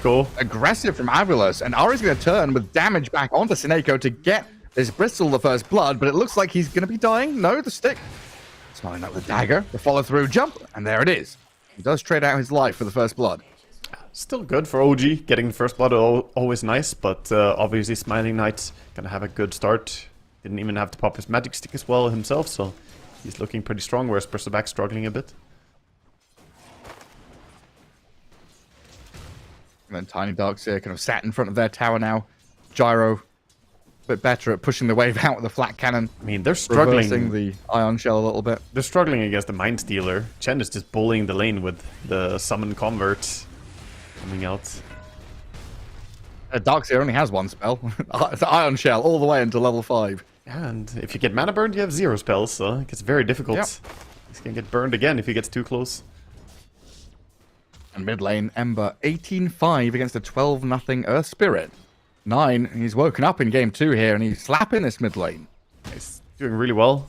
This matchup is a little bit Ember favored, but not this badly. So 9 definitely outplaying Stormstormer a bit so far. And he's got his Blightstone. He's got the 2-2-0 build. He's going for that catch and kill capability. Just not too much. Oh my god. That damage. You get the double impact is a really strong facet as well from Ember, where he gets the extra hit on a target with a Sleight of Fist. And harass quite well with that. Slap, slap. Bottom lane we got a small pull from Suneko. They're there with Batrider and Bristle trying to contest, but this means that PA is happily farming on the tower. Does have enough gold to get herself to the power treads. Not seeing a power tread skip this game, Gareth. No Battle Fury rush. Although V-Tune did make that work, right? Ari. Or the roll. Earth Spirit makes his way over. That's what, before minute 4. He's going to have to TP back to tower. A good move from Earth Spirit there, because the bottom water rune gets grabbed by 9. And Stormstormer, the Wild Wing. Oh, X-Nova. Little deny. I'm going to shut Stormstormer down a little bit even after that kill. While down at bottom lane, PA with this Pugner back on top of the Brewmaster. Batrider is back in Fountain, so they're going to exploit this moment to kill him off. Yeah, very nice turn back here, and we see this PA lane start to come into fruition. The power of the PA Pugna, a lot of harassment, and very, very difficult for Bristle to stay on this lane. And this can really snowball out of control. If PA gets a good start, we're looking at, you know, some 12, 13-minute Battle Fury Power Treads timing. It's not fun to play against. Yeah, we'll have to face off against a pretty fast-paced Gyrocopter here, though. 23 Savage having a very good lane, like you've been saying, thanks to this Chen, who has zoned the Darkseer completely out of contention. Can't go near creep waves, can't use Iron Shell. Zibe has been shut down tremendously here. 12 and 6 on the Darkseer really hurts. Yeah, it all comes down to X-Nova. This one single creep is winning the lane. The Satyr Mind Stealer just non-stop mana burning the Darkseer. He doesn't have a play. He's, again, completely out of mana. Gets mana burned again, and he's just looking at the lane like, what can I do? Gets a mango from Tiny. He's like, please, use a spell, Darkseer. One Iron Shell. Anything, something. Yeah, and the creep will immediately die, so didn't really get the most value out of it. They're going to bring Stormstormer top to try and alleviate the pain they're facing, but Ari's already here waiting. Turn around onto Eki, now onto Stormstormer, and OG, the reactions from them, preempting the move and getting massive kills here. Very Tiny nice. and Earth Spirit both down. A double kill for 23 Savage. Super, super nice for OG. A clutch by Ari. Right position, right place, right time from the Batrider. And now X-Nova allowed to go in and have a little look at what creeps are available in enemy Ancients. Gotta see that they have a stack. It's time to ward up. And Ari goes in, gets a deep ward behind that mid-tier one, and still continues to play up top, where Seneko goes for a D-ward. Oh, he Very dispelled the speedy haste. little skeleton, but he's been dispelled. The haste is gone. Seneko on his high ground, though, with Eki arriving. 23 Savage oversteps his mark, gets blasted by the Tiny. OG were feeling so hot there, but Eki just comes out. You know, level 3 Tiny has a lot of damage there. Does a lot of damage with a... He did have Iron Shell on him this time as well, so going in, extra damage ticking all the time. A good recovery for them. They definitely needed this on the top lane for Avalus. It's been going pretty rough. That means mana boots are complete on Darkseer as well, so he won't be out of mana the entire game. Yay! And both his supports are stacking for him, so the Ancients are stacked up. I say for him, PA might want those with a Battle Fear as well, but maybe you give it to Darkseer, given the chance. Looks like he's going Smiling over and Knight. taking it. Steals it. That's 2 games in a Double row they get the wisdoms double again. 7 minutes. And then feels so bold that level 6 PA just jumps onto the bristle, brings him down to half before Seneko even gets back to the lane. Yeah, tons of damage being done. Now he has to be cautious on Bristleback, not to go too far out. PA is level 6, so those crits are coming in. And again, we see Western Europe going for the methodical facet, and Eastern Europe been going for the veiled ones facet. Darkseer gets item delivery. Flies across the map as the Tiny is just AFKing with Iron Shell on him. Oh, I love it He's when that like, happens. Mr. Darkseer, another one. Oh, thank you. Back to farming. This is something that Avalus have done before. They had a Nyx Darkseer lane and they got absolutely crushed and hammered. Like, you know, like 0-4 Darkseer minute 4 or something. And then they did this and they came back and they just turned it completely on its head and won the game. It's actually pretty crazy. It's very strong to do this. What's at this match against Jiggling? They're against, like, Meepo and something. 9, pretty low. It is. Getting rolled on. Oh, he's dead, isn't he? Taken out by Eki. Ari's still magnetized, and Stormstormer is reapplying it. I can't go rolling in there with no more vision, even though Smiling Knight was nearby, thinking of continuing. Yeah, he was looking for that Stifling Dagger. Ready to join towards mid. Now pinging bottom. The Bristleback still doesn't have face boots. They're coming out. So finally we'll have some mobility in armor. OG. They were off to a very good start in this game, but I feel like Avalus are taking control over it bit by bit, even though net worth is still favoring OG. Yeah, so it was a Bat Meepo from Jiggling against Nyx and Darkseer, and the, what's his name? SE. His Bat Rider 1v2 zoned out Nyx and Darkseer for like 4, like not kidding, 4 minutes. They got like 2 last hits or something between them. Then they went and stacked Ancients, and they came back and they out-leveled the Meepo. They outscaled everyone else on the map. Like, how is this possible? Just Darkseer Iron Shell with a position 4 sitting in Ancients. And OG's going to make sure that it's not a free and easy take here, coming in towards the Raging Ancient spot. The sticky napalm gets the dragon. Trying to fight back here as Ari's going to fly over the cliffs and get away. Yeah. Gets to safety, so not too much damage done, but at least they're not letting the Tiny freely farm this with Darkseer. Oh, bottom lane. Oh. Bristle finds the solo kill. The big nasal goose stacks. Yeah, A there lot we of go. cool sprays building up. Did not expect him to get a kill over on the PA. PA must have felt pretty confident as well, killing the Bristle a few times. Not today.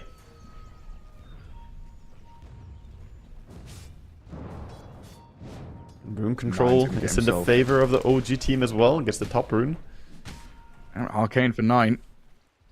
A water rune out of the shovel there for Stormstormer to refill his. And OG coming back to defend their large camp and their Ancients, dewarding the high ground vision that Avalus had set up. But a bit of calm now for Avalus to kind of farm their PA and their Darkseer. I feel like OG have got to fill the vacuum that's been made on these lanes. Yeah, stay calm. Currently, they're but sitting there, Chen and their bat behind the mid. This smoke was made under dire vision, so they know about the smoke coming in from Avalis. They have great wards on the mid. Gyrocopter should not be getting caught by this. He's going through the gate. This is a smart move. Ditching the top area, joining bottom, looking for PA. Or even just pushing into a tower. Yeah, they've definitely done a good job activating 23 Savage early on with that Bat Rider move a few minutes ago. I would like to see a bit more of him. Falcon Blade, Dragonlance, then back into this Aghanim's BKB mechanic. Again, this kind of hybrid build we've seen from the crit Aghanims of days gone past. Hang on, let's toss forward. A Stormstormer onto the gyro. They've come through. 23 Savage turning with a damage, but Smiling Knight's there. Takes the gyro out while this Brewmaster, the Bristleback. They're all falling. The last game, but he's dead. There's Ari sliced down by the PA. Wow. That worked out better than expected even for Avalis. They did mess up a little bit on the initiation, and still it went well. The Earth Spirit started rolling, and Tiny tossed him mid-roll animation, so he had it on cooldown. But still, they got the chain stun and kill onto the Gyrocopter. And Chen, imagine if you was level 6 for that. Doesn't have it. It all comes back to that Wisdom Rune play, Gareth. It does, If Chen had level 6, he could have ulted, they could have turned, try and stand their ground and fight. But the Wisdom Rune steal haunting them to this day. I know, Hand of God. But yeah, the gyro item build, I've been kind of a fan of this. You're not going for that Crystallis Aghanim Satanic, which is very telegraphed and very kind of easy to know the timings of. This more flexible Dragonlance to tank up a bit. Stay at range away from some of these melee heroes. And then back into some of these more scaling carry items. Yeah, looks like he's even going for BKB next item. So 23 Savage really looking to tank up. And for good reason. The Earth Spirit is very annoying for him right now. And against Tiny and Darkseer, it's also going to be great. We see Pug now with that mid push, similar to previous game. Just sitting behind his course, blasting. Even Tiny Toss is pretty good at spamming on tower. As the crash damage does work. Yeah, tier 1 broken down. And OG have put their Ember Spirit here to meet the creep wave arriving at the tier 2. With the rest of them still trying to poke at that tier 1 down at bottom. But Avila's starting to play very quickly now. Yeah, shield Smoke rune up with on the 4. earth. Going on the Ember. Right into towards OG here. With the stuns on this. Ember Spirit, the Hand of God, and Sleight of Fist gets him out of danger with the Remnant. That's very Avila's nice. still trying to chase somebody down. He also does have the cloak already for his Mage Slayer, so tanky enough not to get bursted on Ember. As Eki is lining up, perhaps invading towards the Ancients, but instead it's going to be a tower push. Who needs creeps? Let's put 4 heroes on that tier 1. Yeah, force the glyph. I mean, what about another Wisdom Rune steal, hey? Go up here, roll in deep, get Stormstormer on top of his man, Bristleback, sent in towards Avilas here as he's spamming the goo and the quill sprays, but surrounded by 5. There is no response. Now 9, 23 Savage coming in with a cooldown launched in towards Avilas. Still holding this line with Stormstormer grabbing the Wisdom Rune. Eki fronting here, straight up, right into this Ember Spirit, but he will zip away. He's gonna be fine. That was close. Batrider though, not so lucky perhaps. They're slowly poking at him from far away and then commit. Man. The continuation here from Avilas is so good. You know, roll in, then run back, dagger, keep spamming long range hits, toss people forward. There's no way you can just sit there as OG. You know, you've got either got to run back or face this head on. It's actually wild how fast they play. Like 4 minutes ago or 5 minutes ago, we had the Bristle like solo killing the PA and things were looking concerning. The gyro was huge, Bristle was recovered, and Ember was doing way better than the Earth Spirit as well. But now Ember finds himself bottom of the net worth, and Avalis just strike to open the map. They're really hammering down on the Bristleback not having his timings yet. He's going for the pipe, but it's gonna take a while to get there. It's also a little bit concerning for OG that they're going pipe, going Mage Slayer, good items by all means. It's gonna protect you really well against the magic damage. But what about that PA? She's having a good start, Battle Fury build. She sees a pipe and a Mage Slayer, she's gonna be very happy about that. Yeah, and it doesn't feel like this PA is necessarily answered, especially in the 1v1 carry-to-carry matchup, right? Mm. Like 23 Savage here is going for much more of a group-up team play item build, which they're going to try and use to levy control of the map through the Chen with the Bristleback pipe. But there is this period now where you're looking at 800 gold for Tiny Blink, so they're going to have another form of initiation Avalus pretty shortly. Like all of the Avalus items are giving them aggression, right? Definitely. And I'm going to be honest here, Gareth, looking at this game from the lens of a PA player, like, look at the opponents she's against. This is a free PA game. It really is. You do not care about anything other than, like, okay, you can get lassoed, but how good is the single target burst damage during that lasso? You know, where's that coming from? It's not really that high. These heroes are not meant to burst one target quickly in that way. So... No, there's no Lion, there's no Tiny. Yeah. Even the physical damage is lacking. Ari just wants level 6, man. It's 15 minutes into the game. It's desperate. Desperate times now for OG. And they had such a nice early passage of play. The first 12 minutes or so were good outside of losing that Wisdom Rune, but now that's coming back to bite them real hard. Our bottom part of the map getting very small for them here. To have to set up a double Observe Ward base camp. Right in their ancients. They didn't get the second Wisdom Rune as well. Because it was denied stolen by and Stormstormer. stolen. Yeah, so they denied the enemy and Stormstormer got it. Oh, that is so hurtful, man. We're going for a record, Gareth. 16 minutes, no level 6. Yeah, I don't think I've seen. I've never seen a situation, honestly. He got level 6 before 16 minutes. It's only 15 minutes, Gareth. It's fine. He got it. I mean, technically that was minute 16. It was 15. No. It didn't say the 16th minute, Waga. It didn't say 16, Gareth. It didn't say 16. 0 to 1 is the first minute. 1 to 2 is the second minute. 15 to 16 is the 16th minute. That's how time works. Okay, you're right. It wasn't minute 17 at least, Gareth. Okay, it wasn't a 17-minute level 5. Correct. Could be worse. Okay, that's we're laughing as we feel the pain, right? Yeah, we're laughing with you. I don't know if I've been in this exact situation. But I felt similar pains. I mean, it's tough. It's tough out there, man. Being a support and you don't get the Wisdom Runes twice in a row, it's rough. This Roche attempt, it is a good call, but this has to work. Like, if this Roche fails, I think they lose the game. Looks like they have no idea about it on the side of Avalus. At least they're not going. So they're just gonna push mid tower. Yeah, good shout from OG to go and get something here on the map. They know what's up right now. OG or Avalus definitely realized, but they're farming a lot meanwhile. So Aegis ahead of the Gyrocopter, got the BKB. His timings are pretty good. His damage isn't absurd though. He went for this very tanky, safe build with BKB and Dragonlance, and what they need is some damage output. Very much so. Very much so. Like, do you go MKB here to try and deal with the PA, perhaps? He's queuing up the Aghanim Scepter, but I'm concerned he won't be able to single target enough. This PA is gonna just get Manta, get BKB, and then she kind of solos the game. It is very hard. Eki, who just got his Blink Dagger, was playing under his own wards. He's going for the TP home. Surely must be a stun. No, nothing. Lasso? No lasso in time. Okay.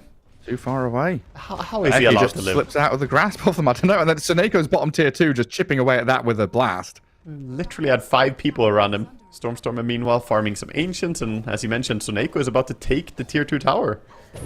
No resistance has been put up. Finds Zibe up top, but the immediate Greaves breaks free of the Searing Chains.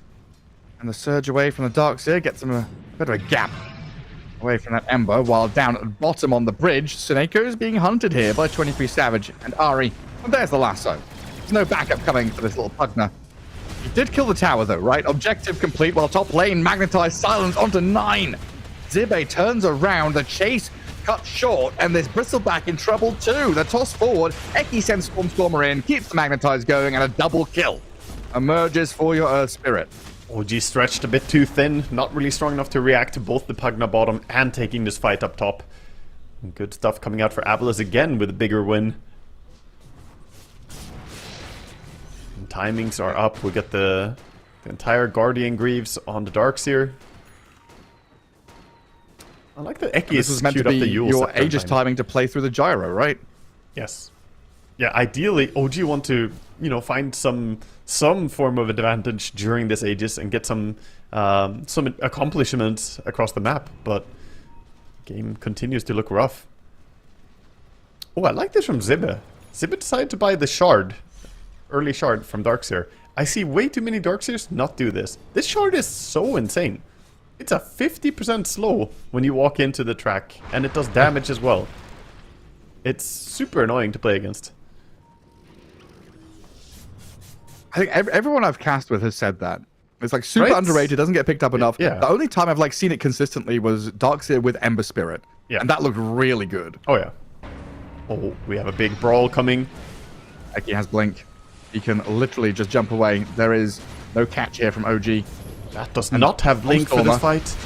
He sees OG walk into this jungle and he says, this is a fight I'm going to take. Rolls in, rolls out, falls in the hand of God. Wall is dropped by DD Zibbe. Ember. Good slight DD Ember, but Smiling Knight, he's in there on 9. The silence and the stun connect on Ember.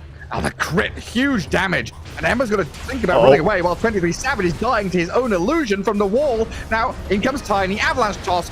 EA will clear up. Eki's on a killing spree, and 23 Savage left alone. Gyro trying the TP home, but the crits arrive in time from Smiling Knight. A double kill for the PA, and Ari's Bat the only survivor. Yeah, and Surge on the Tiny, still chasing. Ari is not going to be a survivor for long. Still on him. Another Toss him out. casualty, another toss back, and a 5-man wipe. Avilus sweep them out of that bottom jungle. This is looking more like the Avalus that I expected going into the qualifier. Not what happened against Night Pulse, but absolutely dominating against OG. And OG, they need to do something, man. I don't know. Batrider needs his Blink. They can't dictate the fight at all right now. They basically just don't have the control. They don't have the single target damage. The only thing they have is like some AoE damage and some survivability. And that's about it. So there's been, what, 6 Wisdom Runes now, right? Yeah. 7, 14, 21. Yeah. 6 Wisdom Runes and 5 5 of those... are taken by Avilus. Yeah. And 1 denied by Chen. It's a tough story, man. 21 minutes into the game and you haven't seen a single Wisdom Rune. These supports crying. What is the XP difference? What's the level difference, actually? It's enormous. Level 14 on Pugna, level 8 on both the OG supports. And Tiny is also level 14, so yeah. It's a 6 level difference. 20 level difference across the teams, eh? Yeah, in total, I think. Jump in mid. Good combo. Avalanche toss, kick, silence, stun, vacuum, dead. Very straightforward. And no sign of them slowing down or stopping. Eki keeps chasing. The support Tiny has worked out really well, I must say. The Darkseer combo enables it. I don't think Tiny support is good this patch overall, but if you have Iron Shell and Surge as frequently as he does, it looks strong. It like mitigates the fact that you don't have items. And nobody home in the OG camp. Forfeit the mid lane. No fighting into this. I mean, there's a bottom lane too that they can go to. They don't even need to back. Looks like they will back and at least get some deliveries. But now the call comes out from Stormstormer like, guys, what are we doing?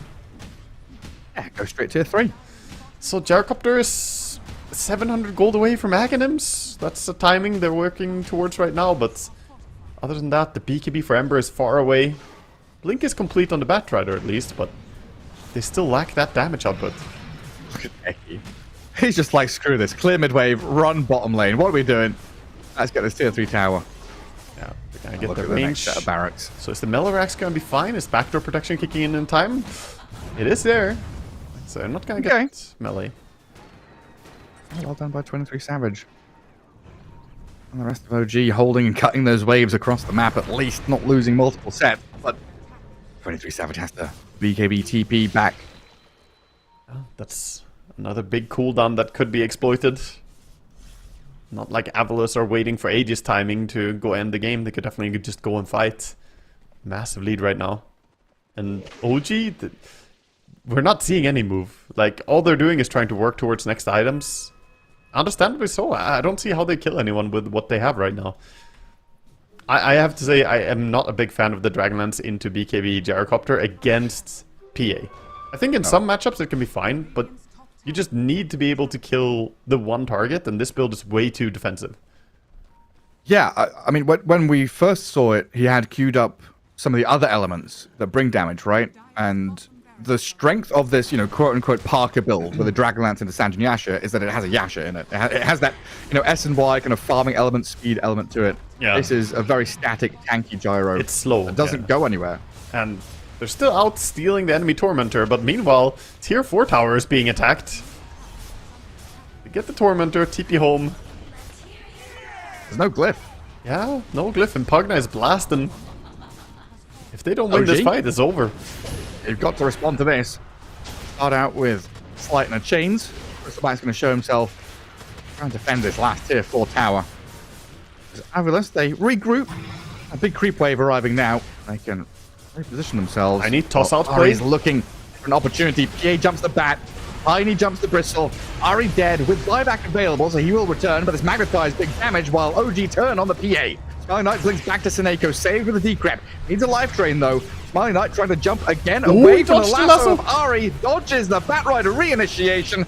They will buy back the multiple heroes, but they've died back on Ari. Gyrocopter the focus now with 23 Savage around it. Eki, Zibe, and Smiling Knight come in. A triple kill for the Pugna, takes them all down. And OG tap out 2-0'd quickly by Avilas here, who are on a warpath. I mean, it honestly doesn't even look fair. Avilas, they look like they were playing against toddlers or something. This was way too easy of a series.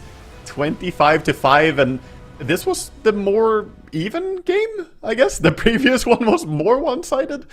Yeah. I don't know, Avilas just in a different level, and OG drop out immediately out of their qualifiers.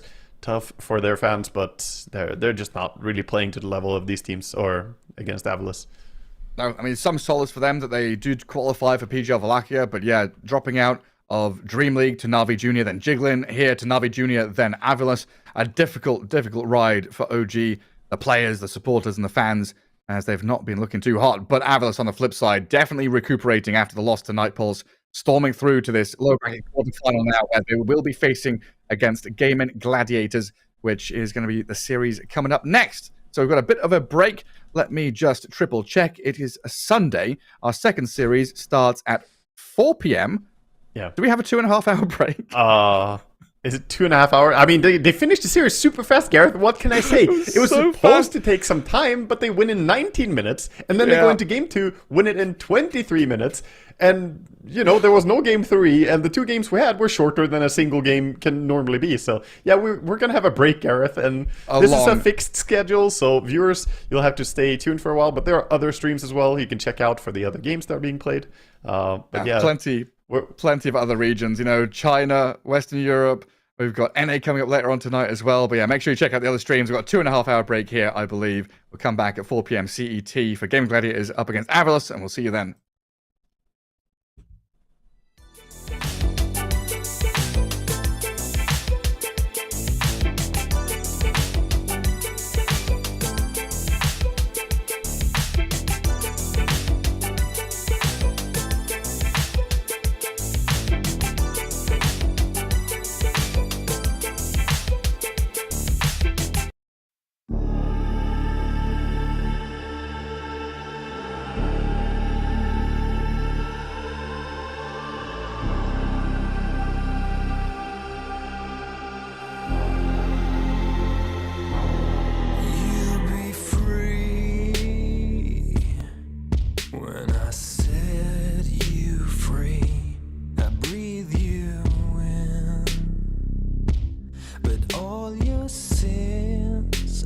Disappear, you can see it's true that I want only you when we'll break free together, you and me. Take me in your arms and let us rise high up to the stars where we can fly. So come with me.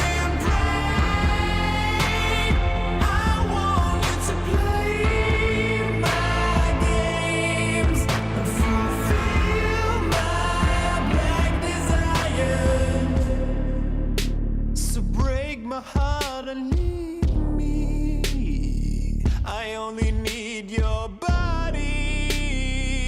So I'm saying I'm in love with you, but I don't care much about you.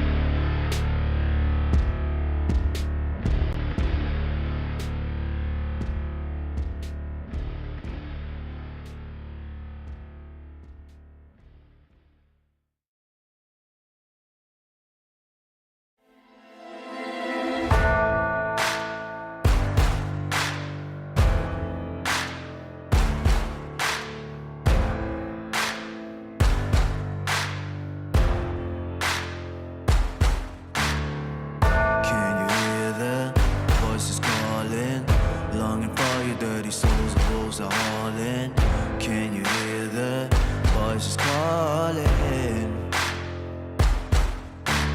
Do you feel how they are dragging? Waiting for a second to push you to your limits, going strong and feeling better. But do you feel them? Can you hear them say?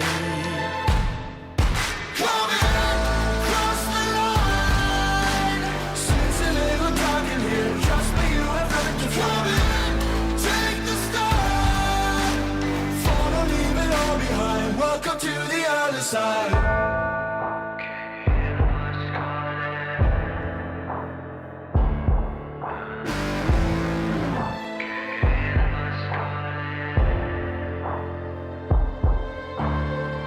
Do you feel how they are dragging? Do you feel them? Can you hear them say? Do you feel how they are dragging? Can you hear them say?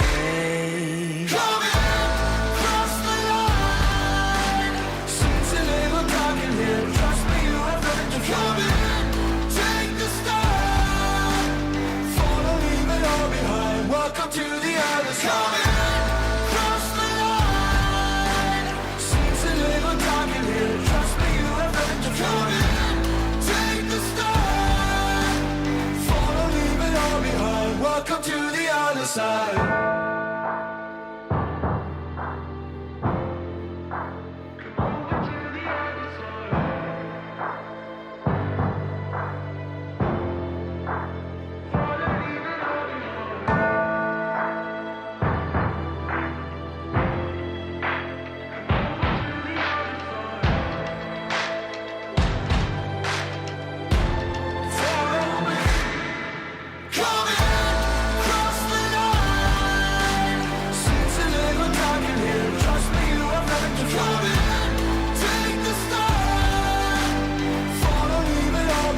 Welcome to the other side.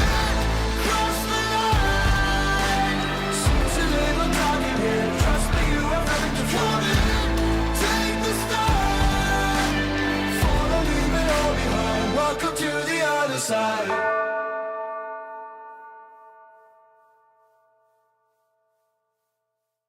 Serotonin flat relay. Sequin in the light. Empowering your energy. Riding through the night. Serotonin slide. Slide on over here by my side. Slides up in your eyes, desire. Caught up in this chemical high.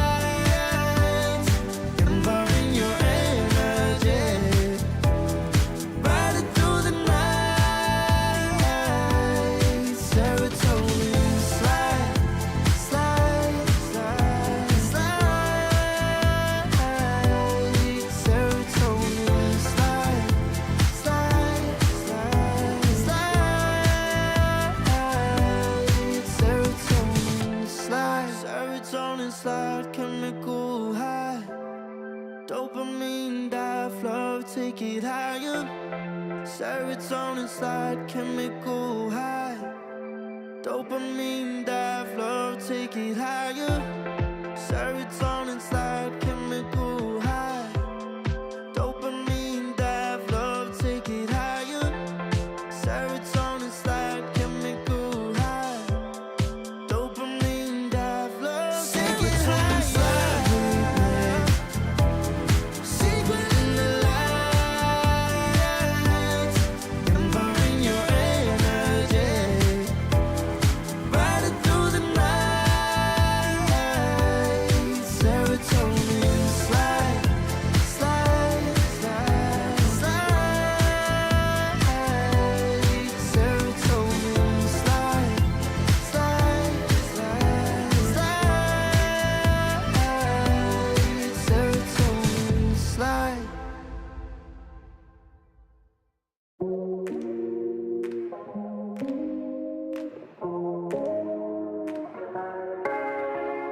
No way, I'll regret the first time with you.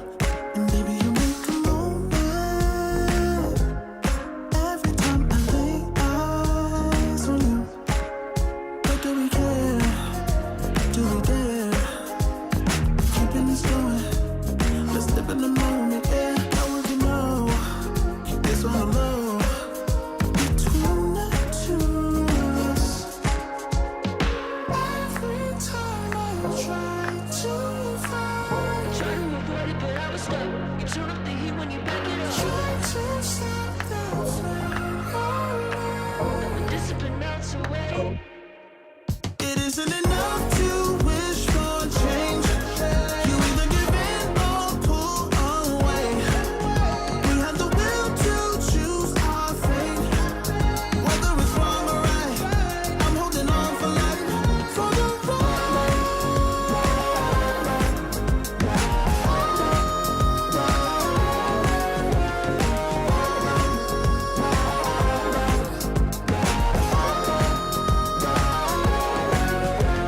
Today we woke up, lying in a pool of shame.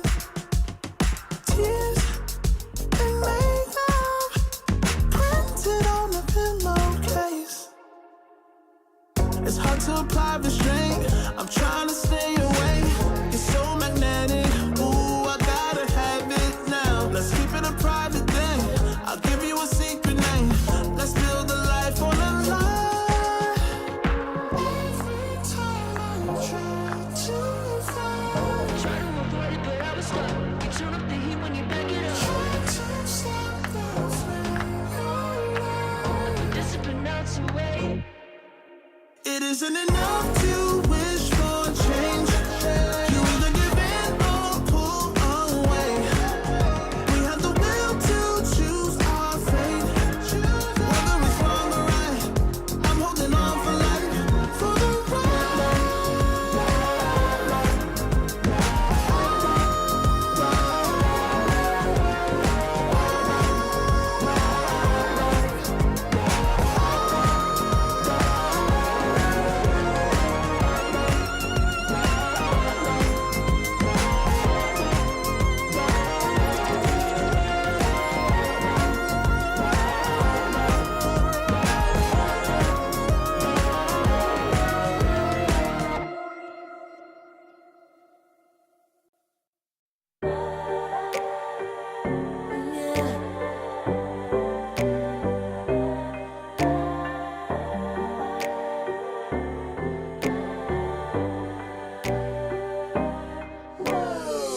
Talking my, I've been working all year getting by.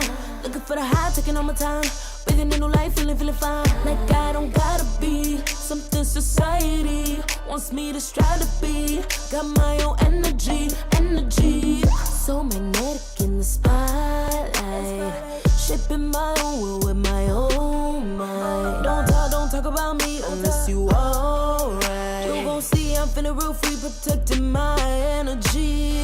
Gotta protect my mind. I'm breathing in new life.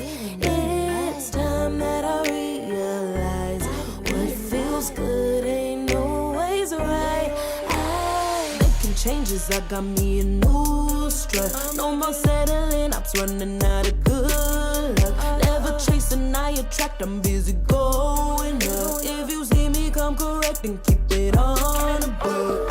Get it, how I live it, that's the motto, how it goes. No more reaching, in it, distance, hit the lotto, I'm the one. Not denying myself anymore, I'm done with it. Sky is the limit, I'm living life with no energy, energy, energy. Feeling free, energy. Gotta protect my mind. I'm breathing in new life. It's time that I realize what feels good ain't no ways right. I'm feeling good, feeling free. Feeling good, feeling free. All I need is me and my new energy, and my new energy. Feeling good, feeling free. Feeling good, feeling free. All I need is me and my new energy, and my new energy. Feeling good, feeling free. Feeling good, feeling free. All I need is me and my new energy, and my new energy.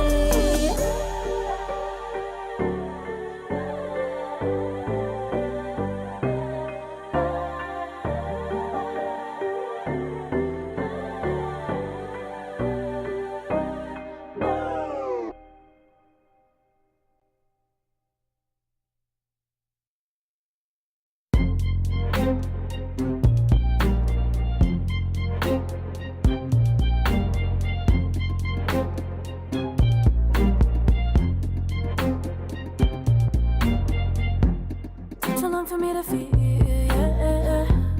Tell me why you on your knees, yeah. Never thought I had a dream, yeah. Kicking off the covers, I'm too hot for this bed. Give me space, I need to breathe, yeah. Giving face, giving it beautifully, yeah. Yeah, it's just me and my clique, yeah. We might be the hottest, but we let you in. Angel energy, let you sit with me. Angel energy, angel energy, angel energy. We got sympathy. Angel energy, angel energy. Yeah.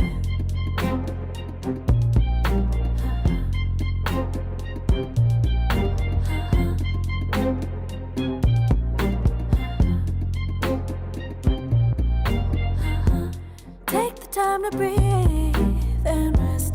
Let yourself feel the best. Feel it all so deeply, so deeply. Divine with how we be, yeah. Aligned with everything, yeah. More than a dream, vulnerable and strong, yeah. We feel everything. Angel energy, let you sit with me. Angel energy, angel energy, angel energy. We got sympathy. Angel energy, angel energy, angel energy. Let you sit with me. Angel energy, angel energy, angel energy. We got sympathy.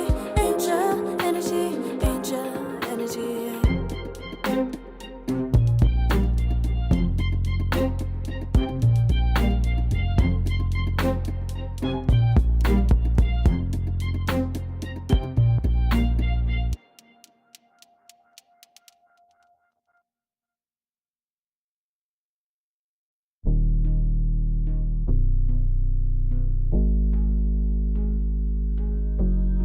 Never pressed, but I got the juice. Taking the lead, that's just what I do. I make mountains move with one hand tied, and still this world ain't satisfied. Everywhere I go, they stop and stare. I tell the truth, I take it there. Call me vicious, persistent, overzealous, that's fine. Main character energy, I stay taking what's mine. You need a foot on the gas, so put my name on the line. Main character energy, I'm just taking what's mine. And it's written in the stars, I'm a king like my sign, yeah. Reasonable, the jaws drop like a surprise. Don't be mad about it. Don't be mad, don't be mad. Don't be mad about it. Don't be mad, don't be mad. I don't play the game, nah, I make the rules. Cards close to the chest and I don't play no fool.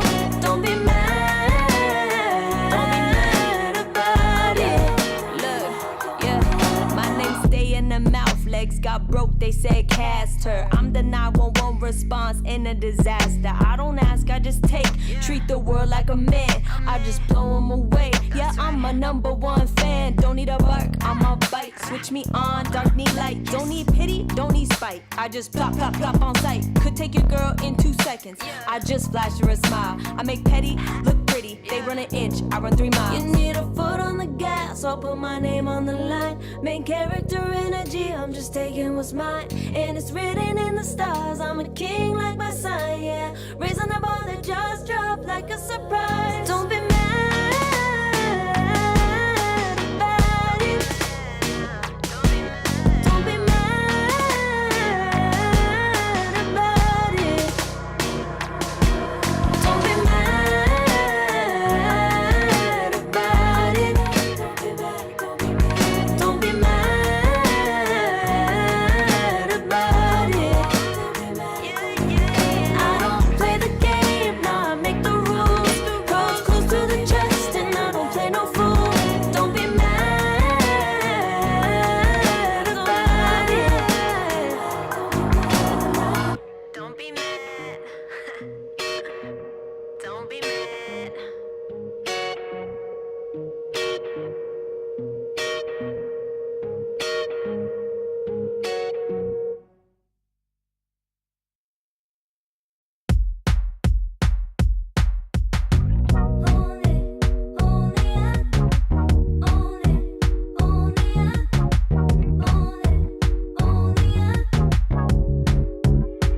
Like a moth to the flame, I'm attracted when the doubts start saying my name. I can go there easily, and it's hard to maintain, 'cause I know it's not the world I know, it's me.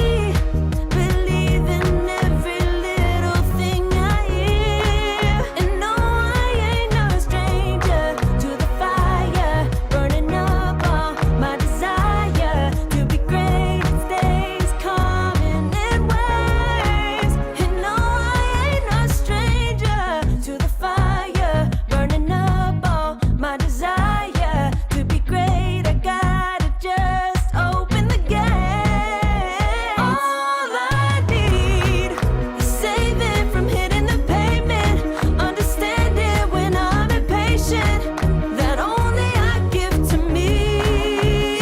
All I need is a little love in lonely places, the strength to stare fear in the face, that only I give to me.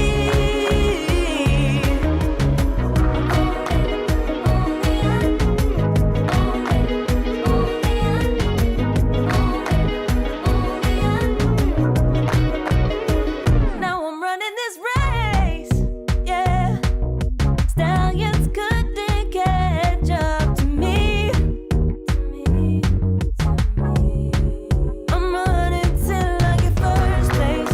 I'm running till I get everything, everything I ever wanted in my dream. No, I ain't no stranger to the fire, burning up all my desire to be greatest days coming in waves. And no, I ain't no stranger to the fire, burning up all my desire to be great. I gotta just open the gate. All I need is saving from hitting the pavement, understanding when I'm impatient, that only I give to me. All I need is a little love in lonely places, the strength to stand fear in the face,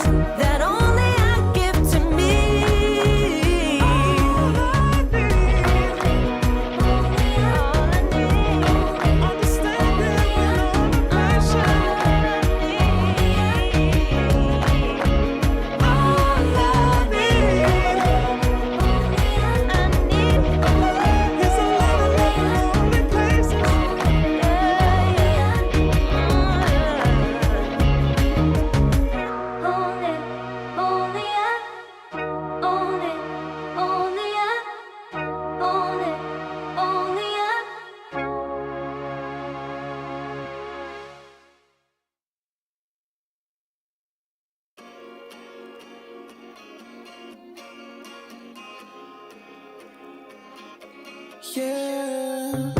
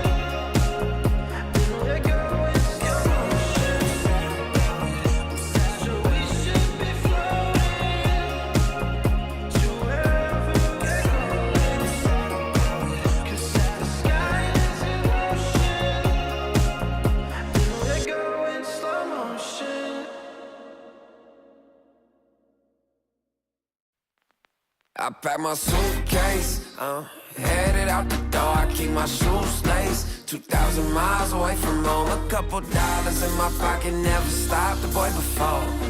I load my bags and hit the road. Miles past, turning back, found my track, face the fact she a cold one. Never gonna settle for none. Stay up every night till I won. Don't want a slow rise now. I'm confident opulence isn't a long ride out. When I look back now, I'm astounded. A quiet boy from old age, but always felt the world was a stage, yeah. I celebrate one last late night. My old life ain't staying. I pack my suitcase, headed out the door. I keep my shoes laced. 2,000 miles away from home. A couple dollars in my pocket, never stopped the boy before. I load my bags and hit the road. I'm headed to LA. Headed on my way. I'm headed on my way to LA. Headed on my way soon.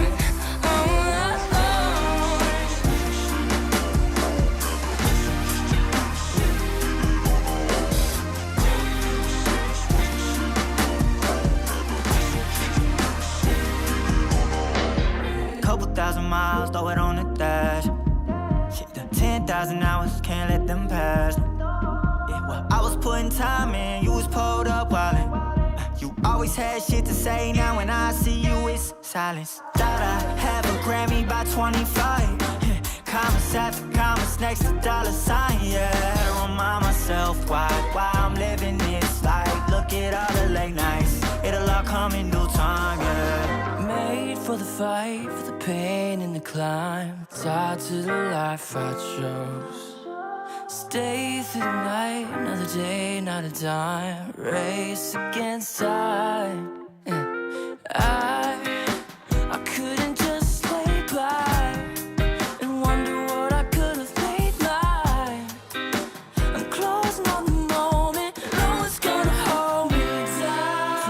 pack my suitcase, headed out the door. I keep my shoes laced. 2,000 miles away from home. A couple dollars in my pocket, never stopped the boy before. I load my bags and hit the road.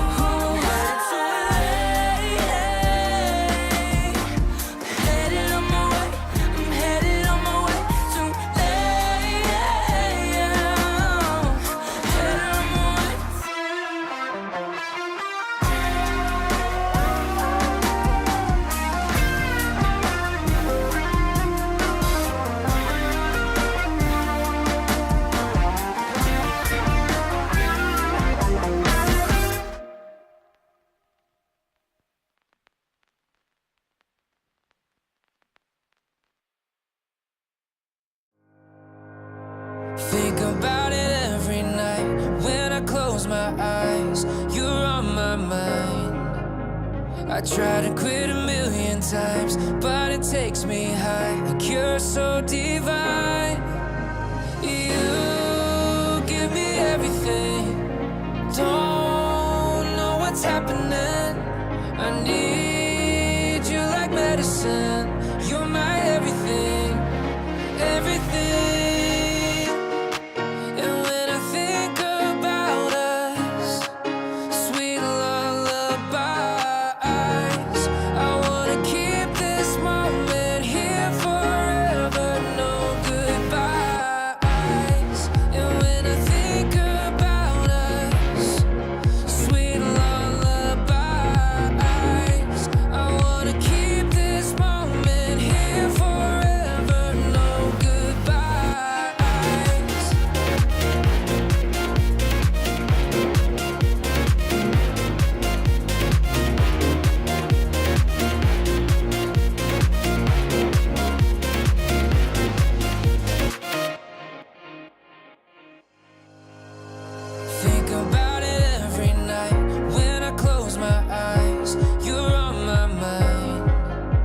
I try to quit a million times, but it takes me high. Like you're so divine.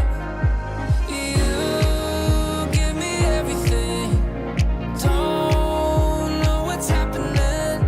I need you like medicine.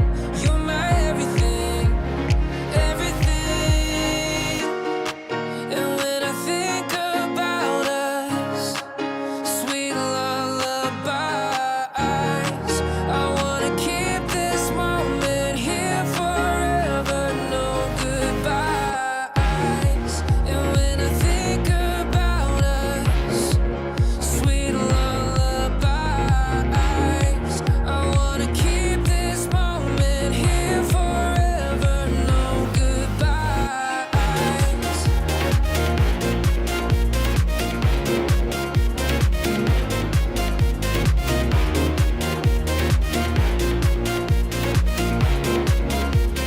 No goodbyes.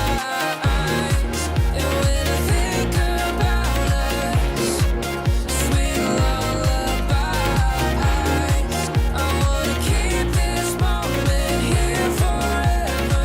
No goodbyes.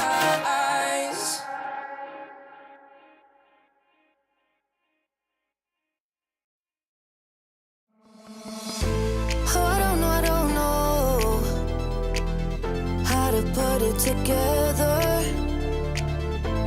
Ever since I found you, my life just got better. Better than this, better than that, better than anything I ever had. Better than this, better than that, better than anything I ever had.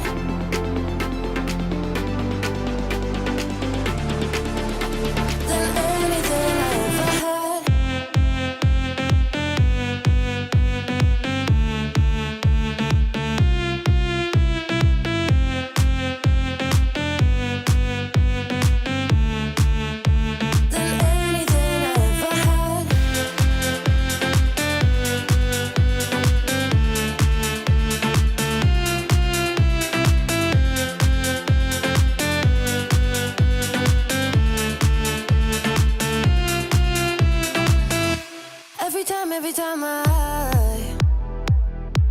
to doubt if I'm good enough.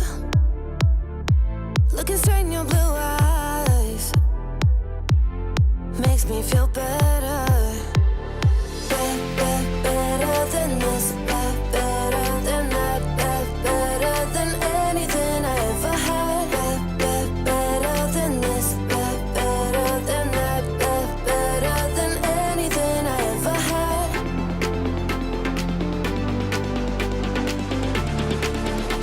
Than anything I ever had.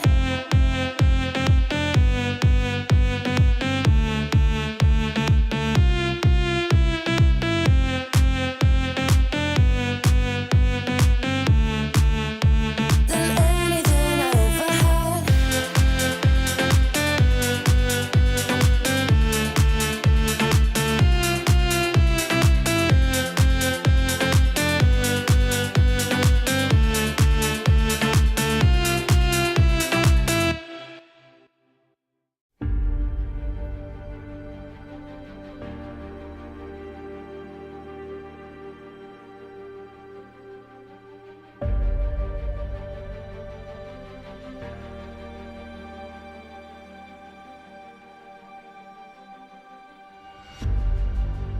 Earth is suffering, trouble is rising, mountains are melting. There's gonna be nothing left to breathe. Raise the sirens now.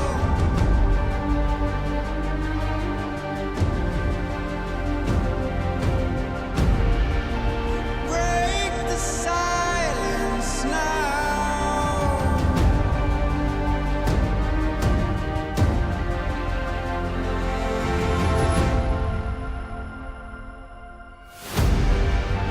Our hearts are trembling. This can be the ending. We must begin to rise. It's now do or die. Raise the sirens now before it's too late. Break the silence now before it's too late. Raise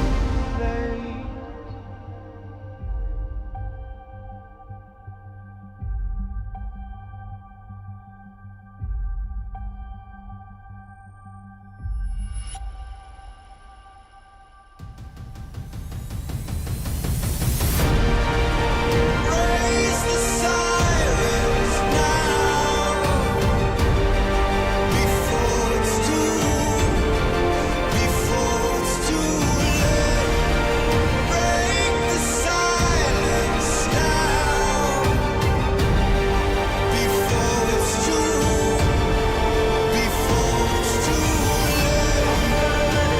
Raise the sirens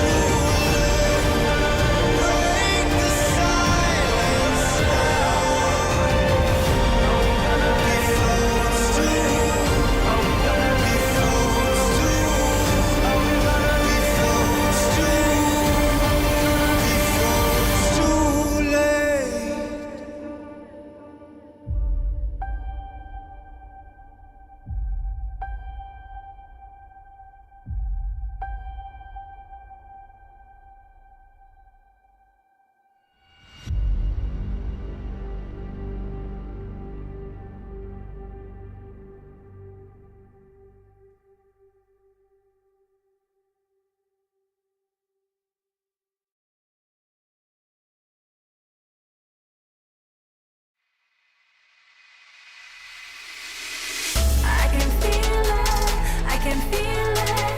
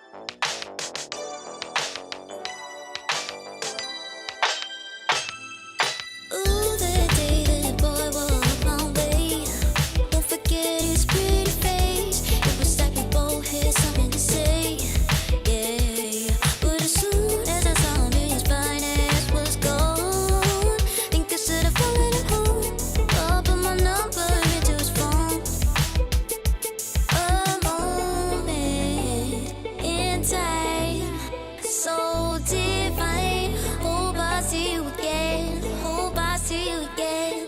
A moment in time, so divine. Hope I see you again. Hope I'll see you again. You're looking so good, make me wanna know you. Feeling the groove, and I got to show you. Come back, better come back. Want you to know that you're looking so fly. I wanna get to know you, but you're missing me by in just a moment in time. Oh Lord, boy, you better come back. A moment in time, so divine. Hope I see you again. Hope I see you again. A moment in time, so divine. Hope I see you again. Hope I'll see you again. You're looking so good, make me wanna know you.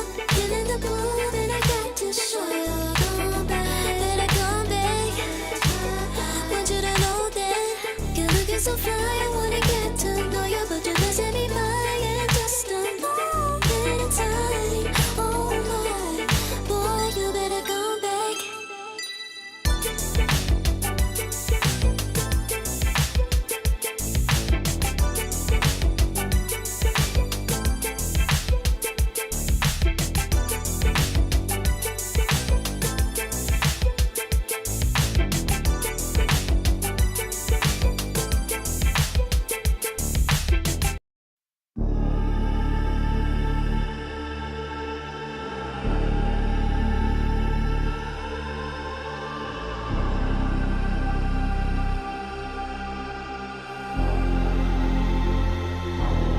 You'll be free when I set you free. I breathe you in, but all your sins won't disappear. You can see it's true that I want only you when we'll break free. Together, you and me. Take me in your arms and let us rise high up to the stars where we can fly. So come with me and pray. I want you to play my games and fulfill my black desires. So break my heart and leave me. I only need your body. So I'm saying I'm in love with you, but I don't care much about you. When you've gone, I would find someone new. I cannot lose. Fall into my arms and let us rise high up to the stars where we can fly.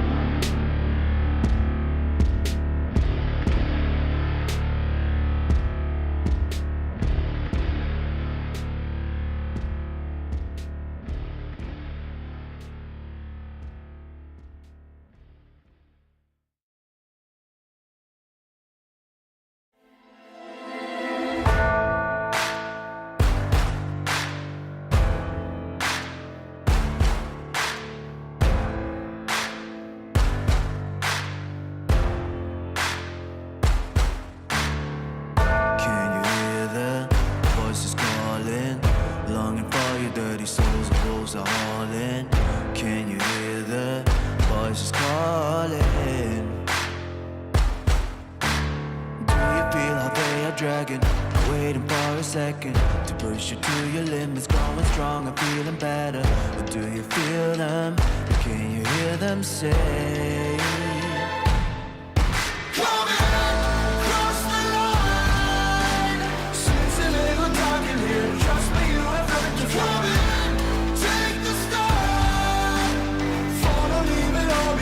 Welcome to the other side.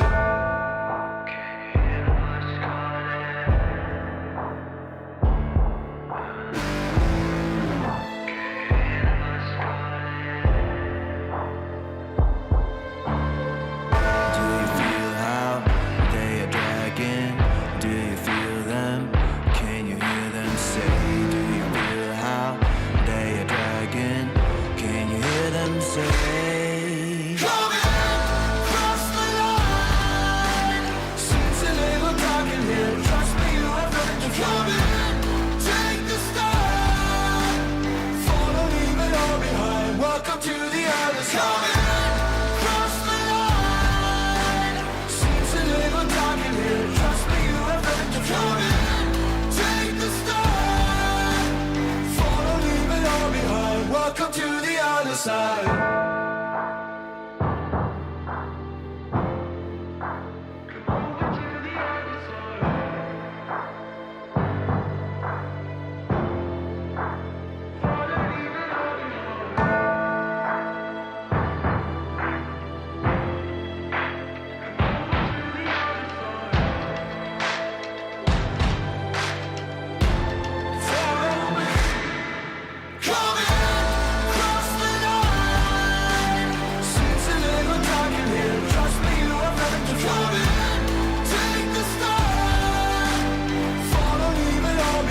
Welcome to the other side. Cross the line. Seems a little dark in here. Trust me, you have nothing to fear. Take the start. Follow, leave it all behind. Welcome to the other side.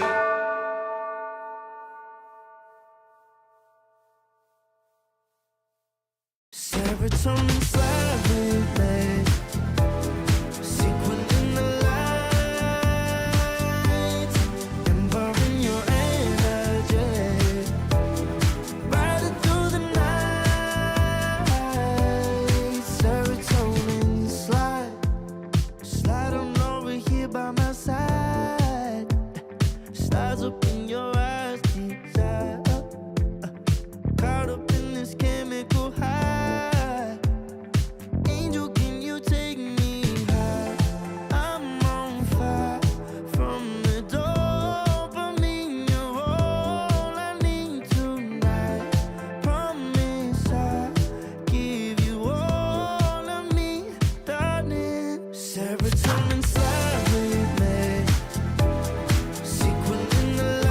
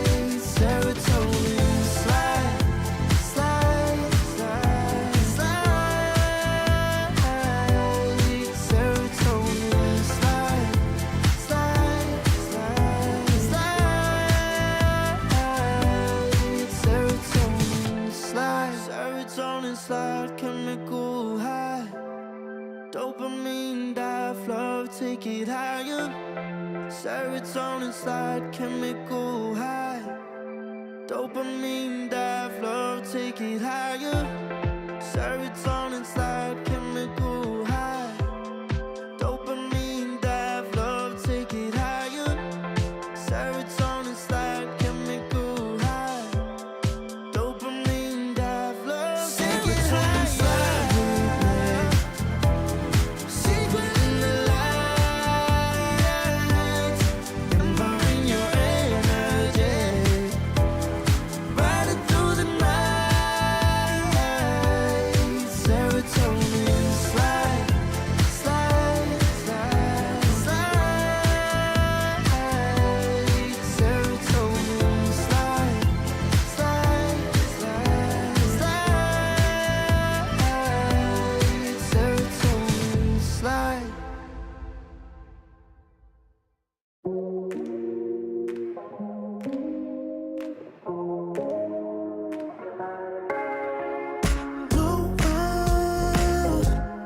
I'll regret the first time with you, and baby you make a moment. Every time I lay eyes on you, but do we care? Do we dare? Keeping this going, let's live in the moment. Yeah, now we can know. Keep this on the low. Between the two of us.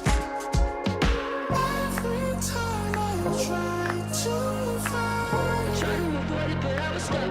You turn up the heat when you back it up. try to stop the flame. Discipline melts away. It isn't enough to wish for change.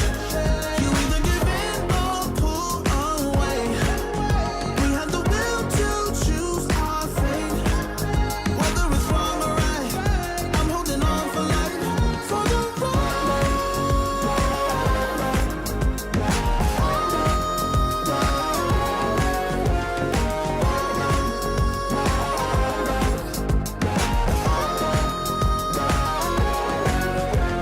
The day we woke up, lying in a pool of shame. Tears and makeup printed on a pillowcase.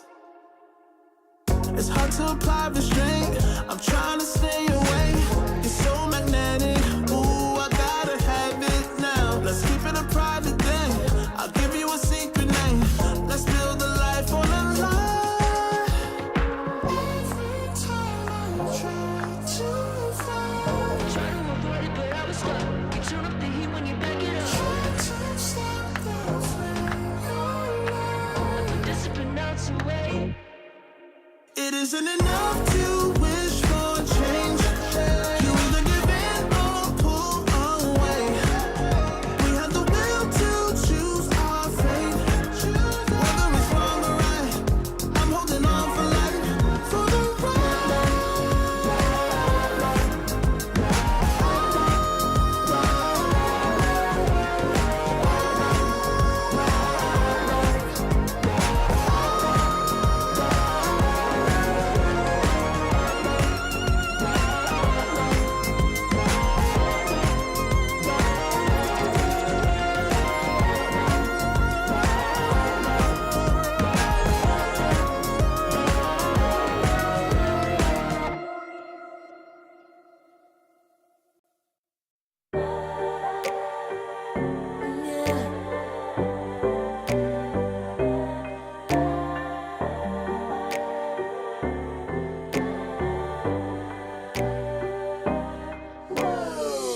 Talking my, I've been working all year, getting by.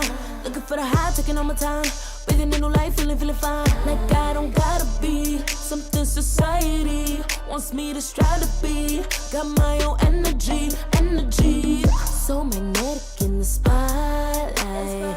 Shaping my own world with my own mind. Don't talk about me unless you alright. You gon' see I'm feeling real free, protecting my energy. I gotta protect my mind. I'm breathing in new life. It's time that I realize what feels good ain't always right. I'm making changes. changes, I got me a new strut. No more settling, I'm running out of good luck. Never chasing, I attract, I'm busy going up. If you see me come correct, then keep it on the book. Get it, how I live it, that's the motto, how it goes. No more reaching, introducing, hit the lotto, I'm the one. Not denying myself anymore, I'm done with it. Sky is a limit, I'm living like widow. Energy, energy, energy, energy. Feel it, feel it, feel it free, feel it free. Energy. Gotta protect my mind.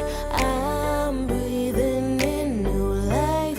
It's time that I realize what feels good ain't always right.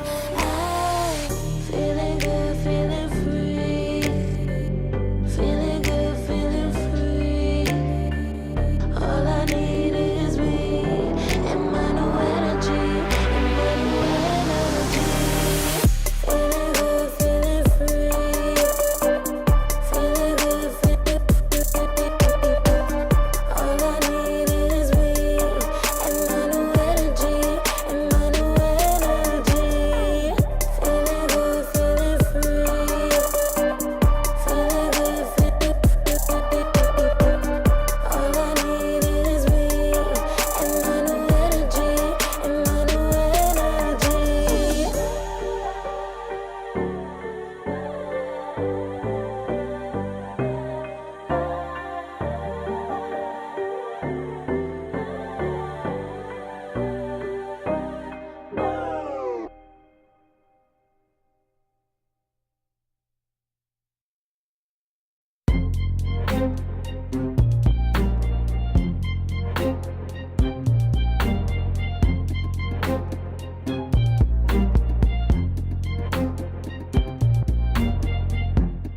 Too long for me to feel, yeah.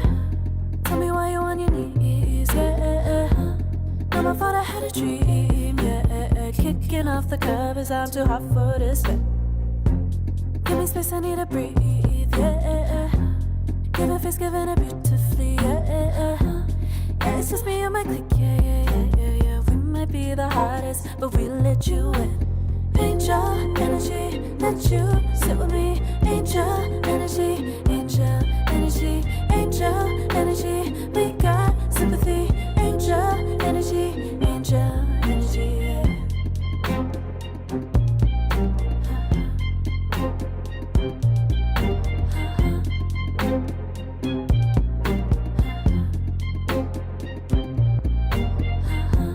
Take the time to breathe and rest. Let yourself feel the best. Feel it all so deeply, so deeply.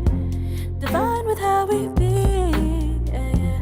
Aligned with everything, yeah. More than a dream. Vulnerable and strong, yeah. We feel everything. Angel energy, let you sit with me. Angel energy, angel energy, angel energy. We got sympathy. Angel energy, angel energy, angel energy. Let you sit with me. Angel energy, angel energy, angel energy. We got sympathy. Angel energy, angel energy.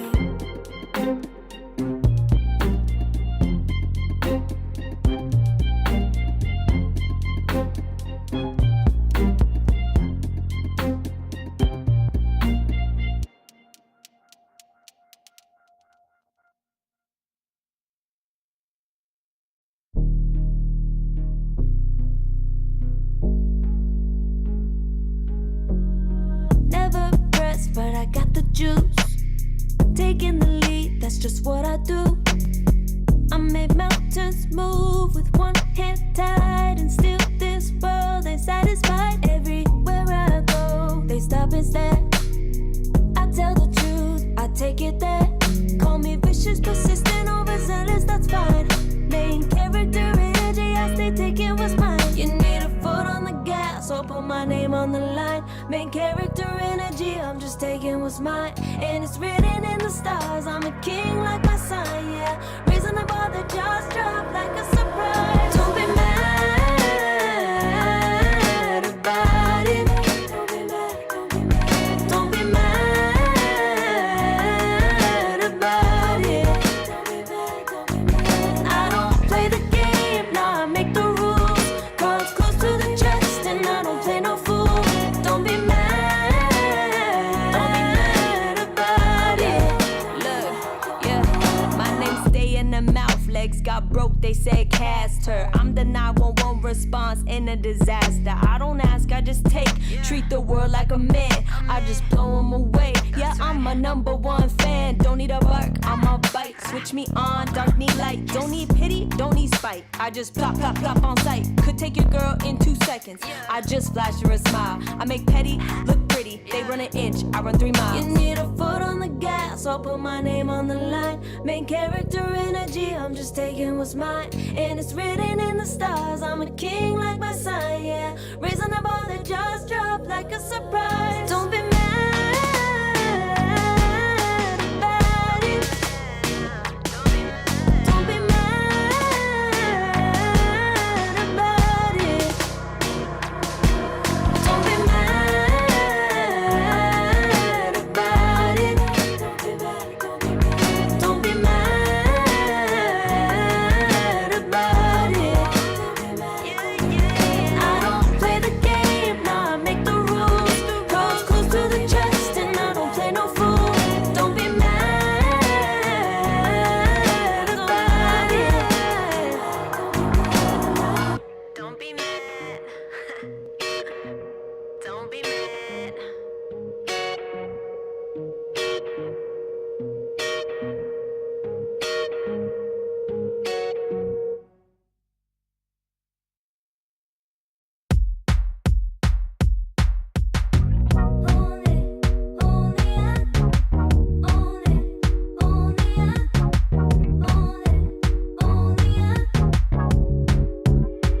Like a moth to the flame,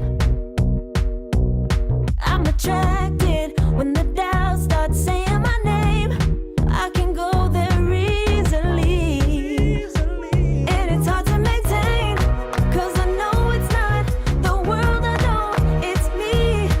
Believe in every little thing I hear, and no, I ain't no stranger to the fire, burning up all my desire to be great. It stays coming in waves, and no, I ain't no stranger to the fire, burning up all my desire to be great. I gotta just open the gate. All I need is saving from hitting the pavement, understanding when I'm impatient, that only I give to me. All I need is a little love in lonely places, the strength to stare fear in the face, that only I give to me.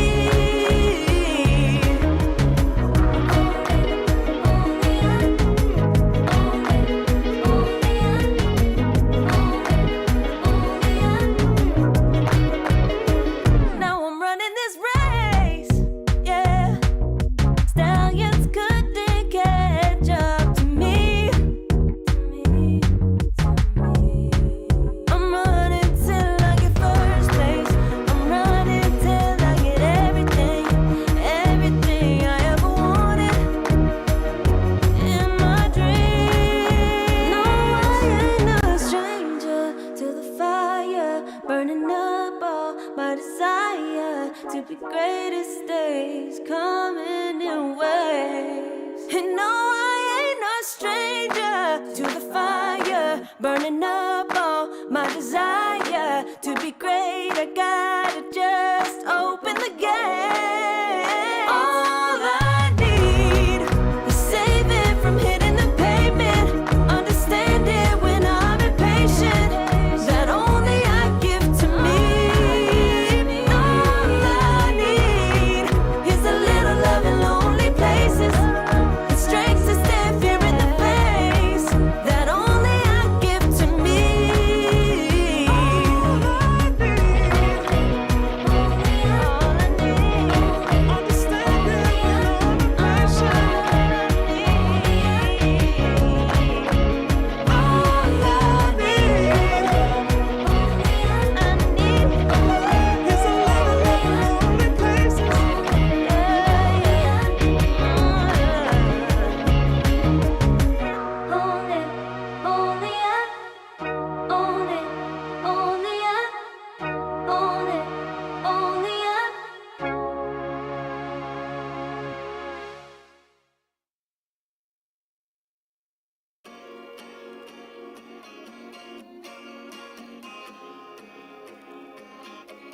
yeah.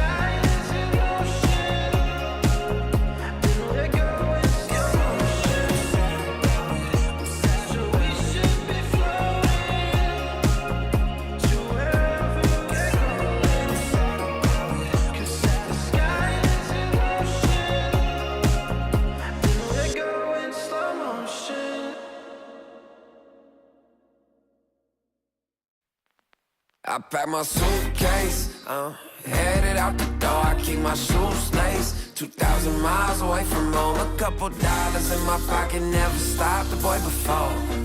I load my bags and hit the road. Miles past, turning back, found my track, face the fact she a cold one. Never gonna settle for none. Stay up every night till I won. Don't want a slow rise now. I'm confident opulence isn't a long ride out. When I look back now, I'm astounded. A quiet boy from old age, but always felt the world was a stage, yeah. I celebrate one last late night. My old life ain't staying. I pack my suitcase, headed out the door. I keep my shoes laced. 2,000 miles away from home. A couple dollars in my pocket, never stopped the boy before. I load my bags and hit the road. I'm headed to LA.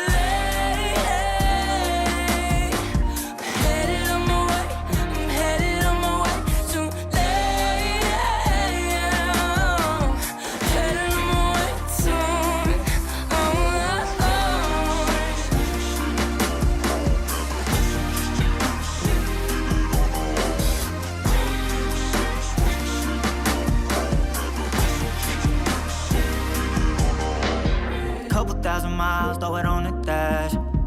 Shit, the 10,000 hours, can't let them pass. Yeah, well, I was putting time in, you was pulled up wildin'. You always had shit to say, now when I see you, it's silence. Thought I'd have a Grammy by 25. Commas after commas next to dollar sign, yeah. Had to remind myself why I'm living this life. Look at all the late nights, it'll all come in due time, yeah. Made for the fight, for the pain and the climb. Tied to the life I chose. Stay through the night, another day, not a dime. Race against time. I couldn't just lay by and wonder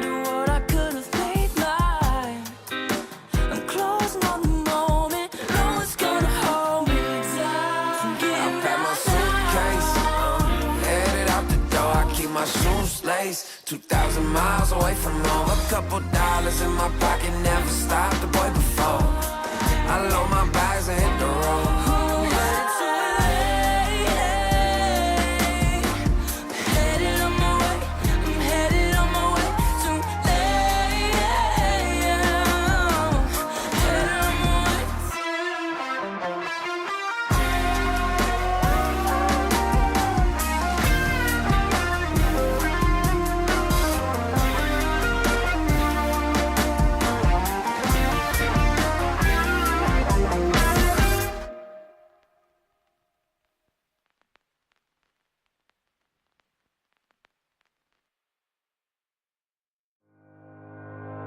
Think about it every night when I close my eyes. You're on my mind.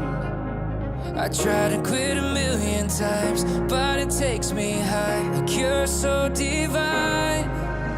You give me everything. Don't know what's happening. I need you like medicine.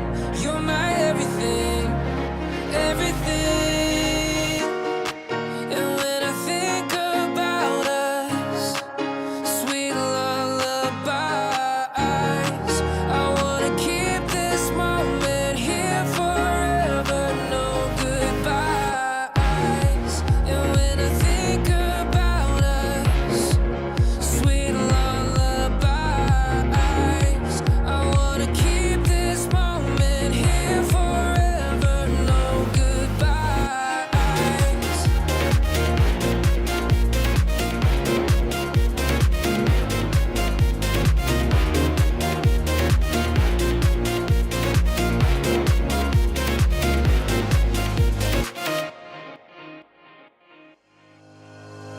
Think about it every night when I close my eyes. You're on my mind. I try to quit a million times, but it takes me high. Like you're so divine. You give me everything. Don't know what's happening. I need you like medicine. You're my everything, everything. And when I think about us, sweet lullabies, I wanna keep this moment here forever, no goodbyes. And when I think about us, sweet lullabies, I wanna keep this moment here forever, no goodbyes.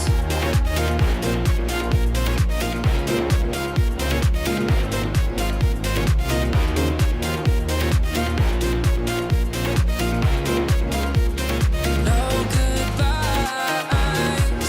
And when I think about us, sweet lullabies, I wanna keep this moment here forever. No goodbyes.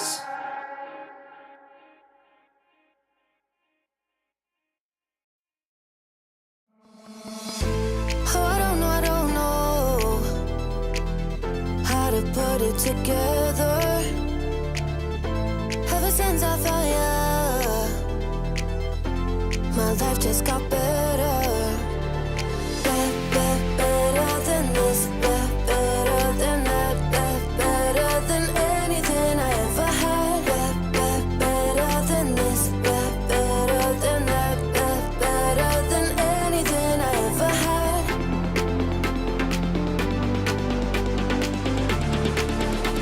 Than anything I ever had.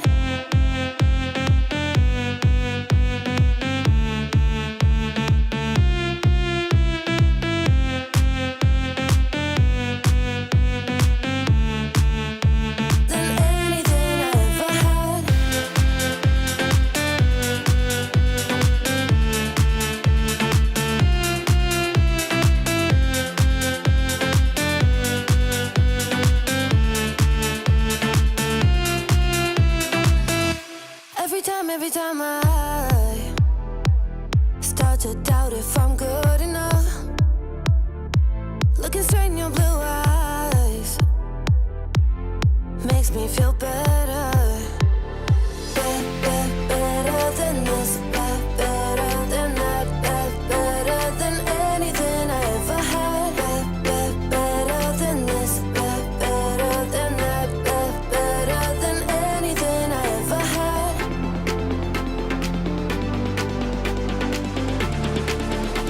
Than anything I ever had.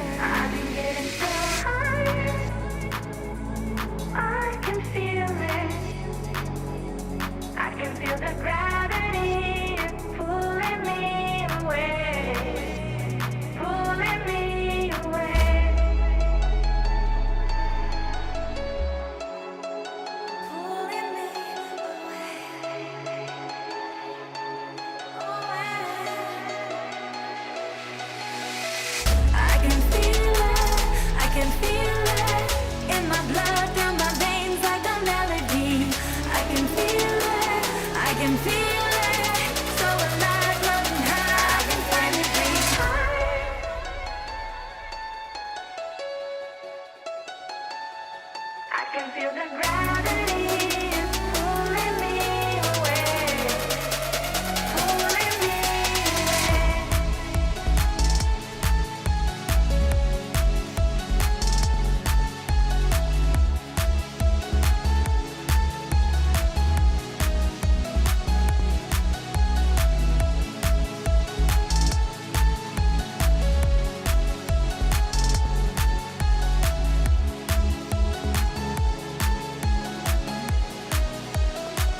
I've been getting so high, I can feel it.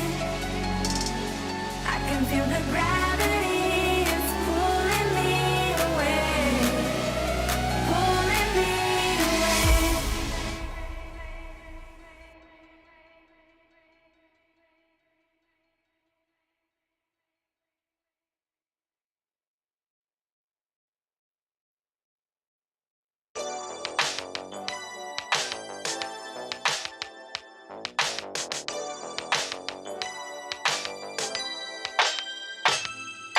Ooh, the day that boy walked my way.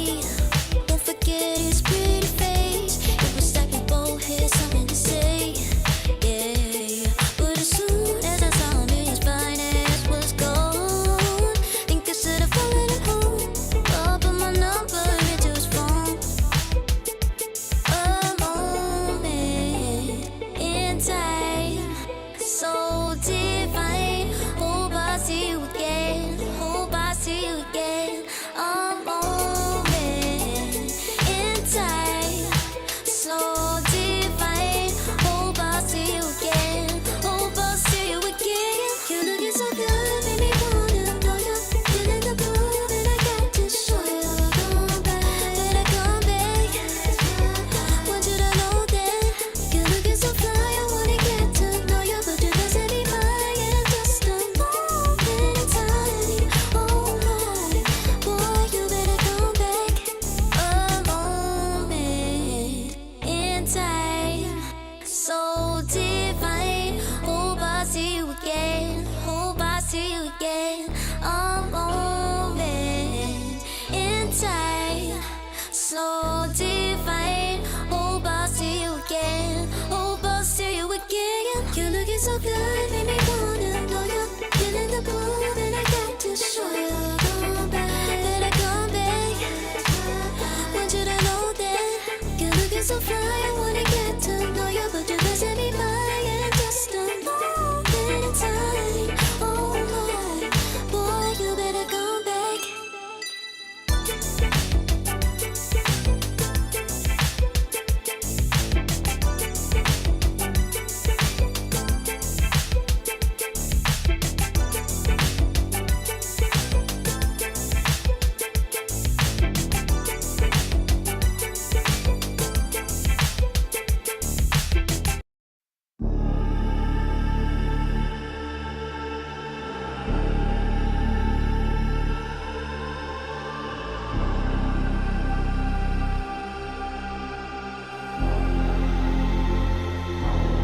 You'll be free when I set you free. I breathe you in, but all your sins won't disappear. You can see it's true that I want only you when we'll break free. Together, you and me. Take me in your arms and let us rise high up to the stars where we can fly. So come with me and pray. I want you to play my games and fulfill my black desires. So break my heart and leave me. I only need your body. So I'm saying I'm in love with you, but I don't care much about you. When you've gone, I would find someone new.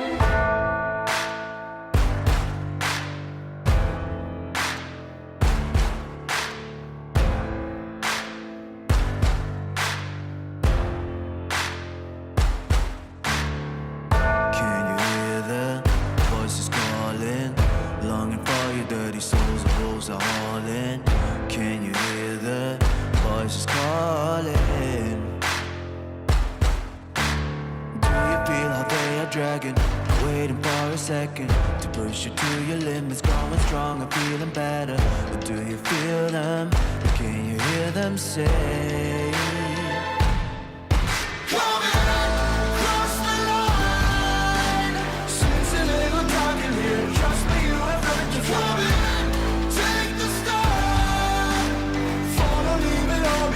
Welcome to the other side.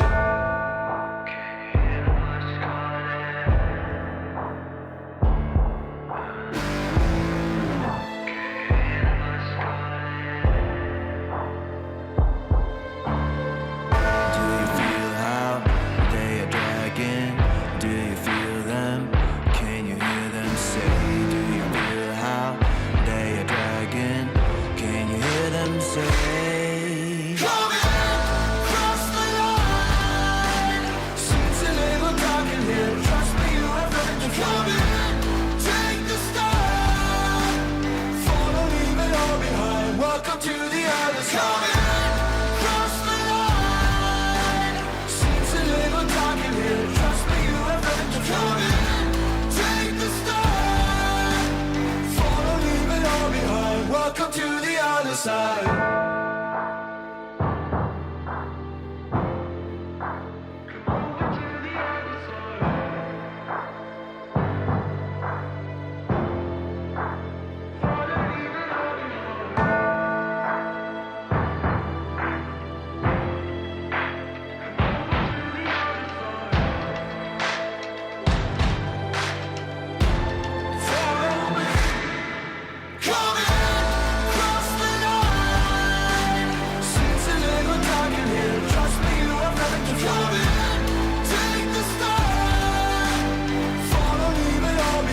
Welcome to the other side.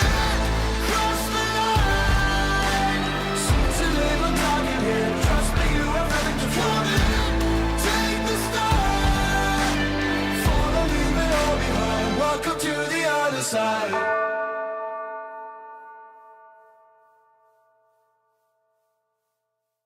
Serotonin slowly.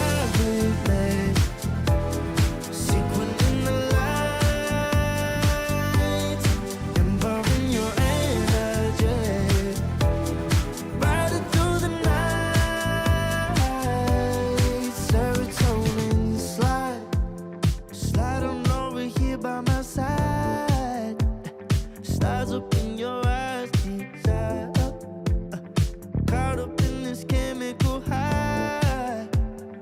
Angel, can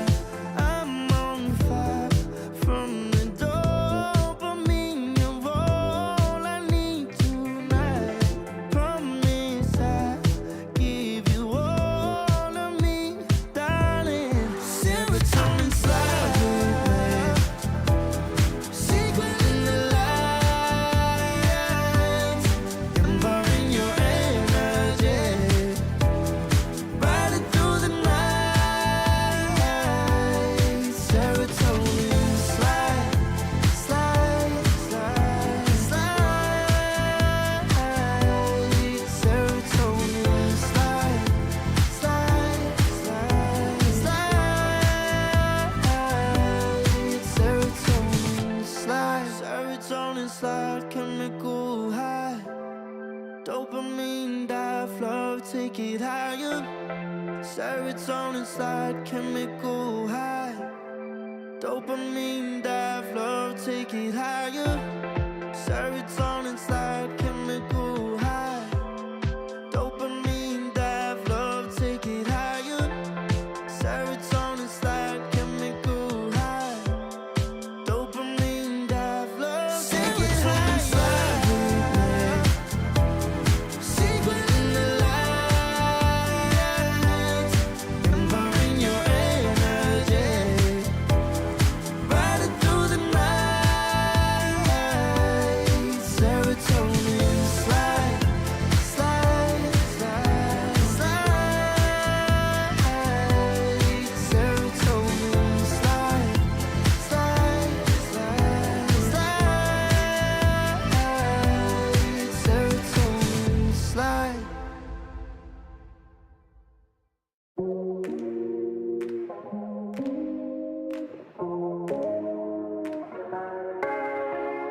No way, I'll regret the first time with you. And baby, you make a moment every time I lay eyes on you. But do we care? Do we dare? Keeping this going. Let's live in the moment, yeah. How would you know? Keep this on the low. Between the two of us. Every time I try to find, Try to avoid it, but I was stuck. You turn up the heat when you back it up. try to stop the flame. We're discipline melts away. It isn't enough to wish for change. You either give in or pull away. We have the will to choose our fate. Whether it's wrong or right, I'm holding on for life. For the ride.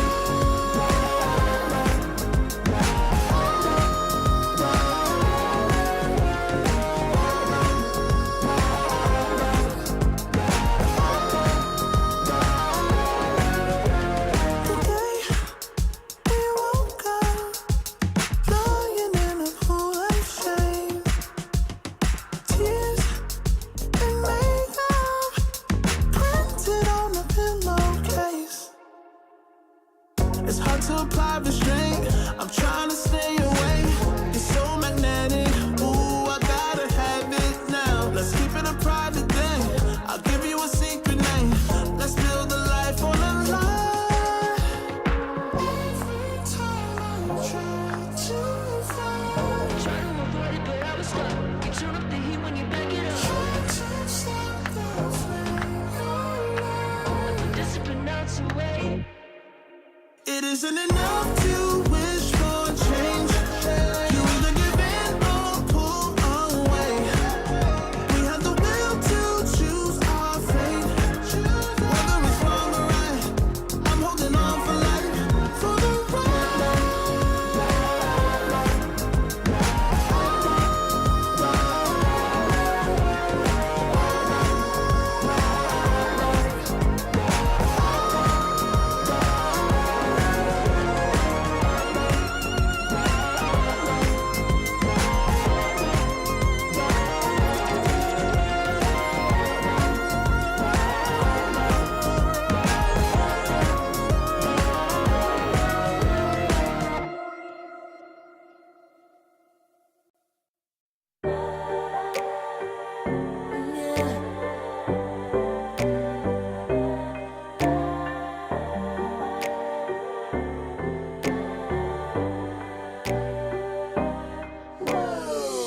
Talking my, I've been working all year getting by.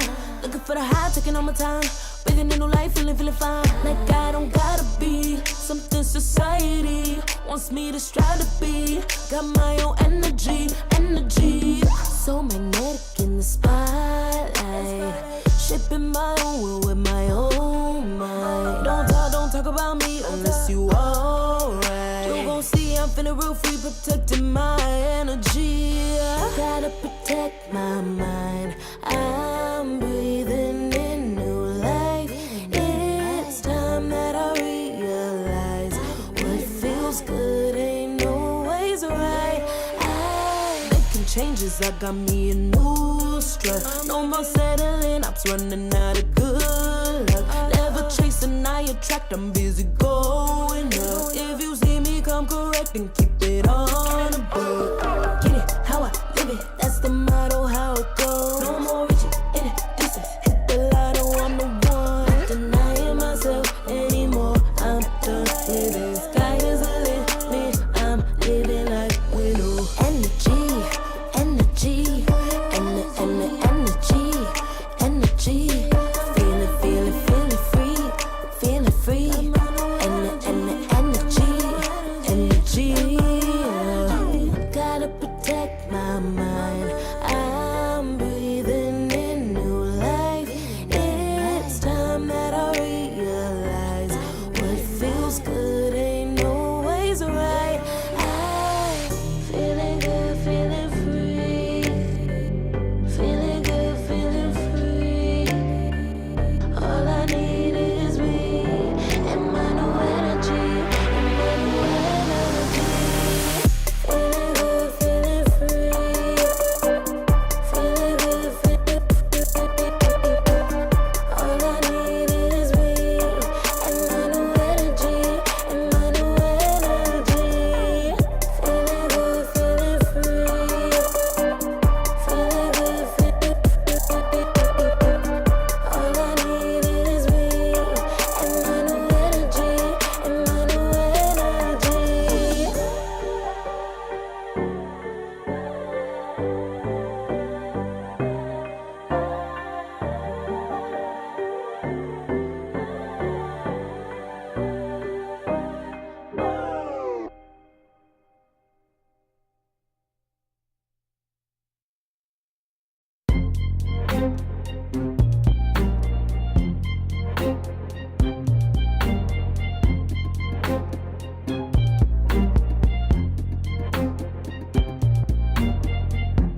Took too long for me to feel, yeah.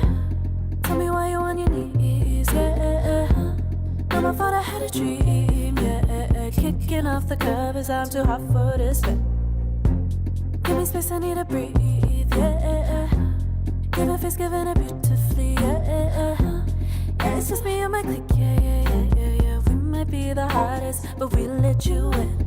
Angel energy, let you sit with me. Angel energy, angel energy, angel energy. We got sympathy. Angel energy, angel energy.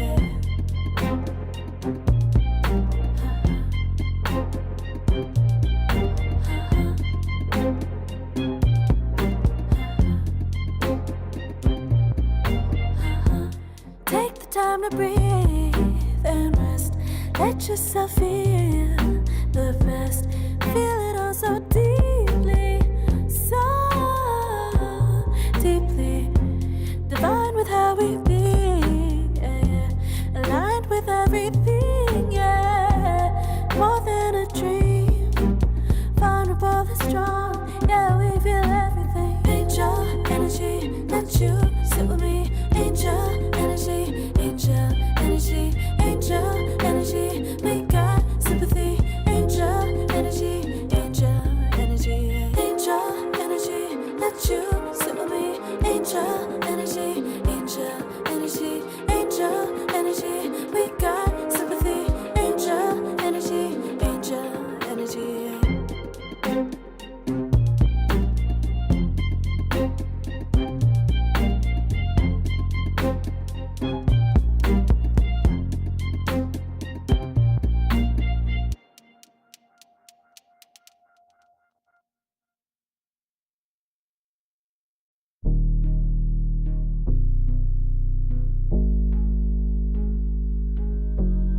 Never pressed, but I got the juice. Taking the lead, that's just what I do. I make mountains move with one hand tied, and still this world ain't satisfied. Everywhere I go, they stop and stare. I tell the truth, I take it there. Call me vicious, persistent, overzealous, that's fine. Main character energy, I stay taking what's mine. You need a foot on the gas, or put my name on the line. Main character energy, I'm just taking what's mine. And it's written in the stars, I'm a king like my sign, yeah. Reasonable, the jaws drop like a surprise. Don't be mad about it. Don't be mad, don't be mad. Don't be mad about it. Don't be mad, don't be mad. I don't play the game, nah, I make the rules. Cards close to the chest and I don't play no fool. Don't be mad about it. Look, yeah, my name stay in the mouth. Legs got broke, they said cast her. I'm the 911 response in a disaster. I don't ask, I just take. Treat the world like a man, I just blow them away. Yeah, I'm a #1 fan. Don't need a bark, I'm a bite. Switch me on, dark need light. Don't need pity, don't need spite. I just plop, plop, plop on sight. Could take your girl in 2 seconds. I just flash her a smile. I make petty look pretty. They run an inch, I run 3 miles. You need a foot on the gas, I'll put my name on the line. Main character energy, I'm just taking what's mine. And it's written in the stars, I'm a king like my sign, yeah. Reasonable, the jaws drop like a surprise. Don't be mad about it. Don't be mad about it. Don't be mad about it. Don't be mad about it. I don't play the game, nah, I make the rules. Cards close to the chest and I don't play no fool. Don't be mad about it. Don't be mad. Don't be mad.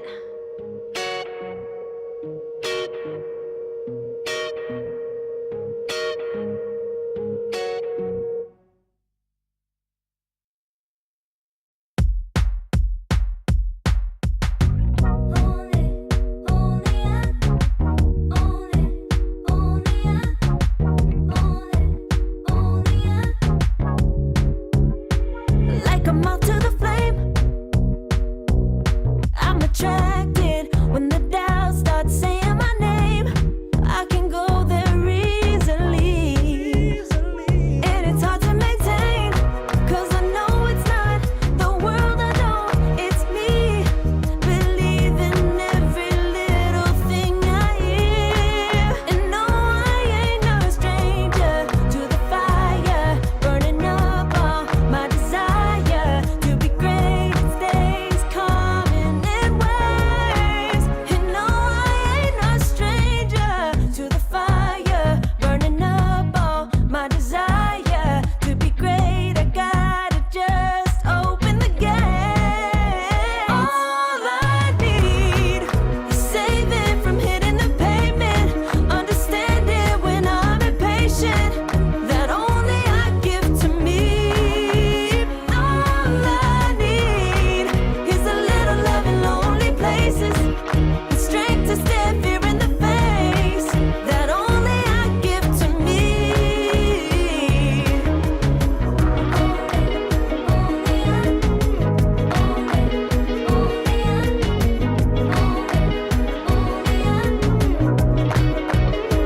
Now I'm running this race, yeah. Stallions couldn't catch up to me. I'm running till I get first place. I'm running till I get everything, everything I ever wanted in my dream. No, I ain't no stranger to the fire, burning up all my desire to be greatest days coming in waves. And no, I ain't no stranger to the fire, burning up all my desire to be great. I gotta just open the gate. All I need is saving from hitting the pavement, understanding when I'm impatient, that only I give to me. All I need is a little love in lonely places, the strength to stand fear in the face, that only I give to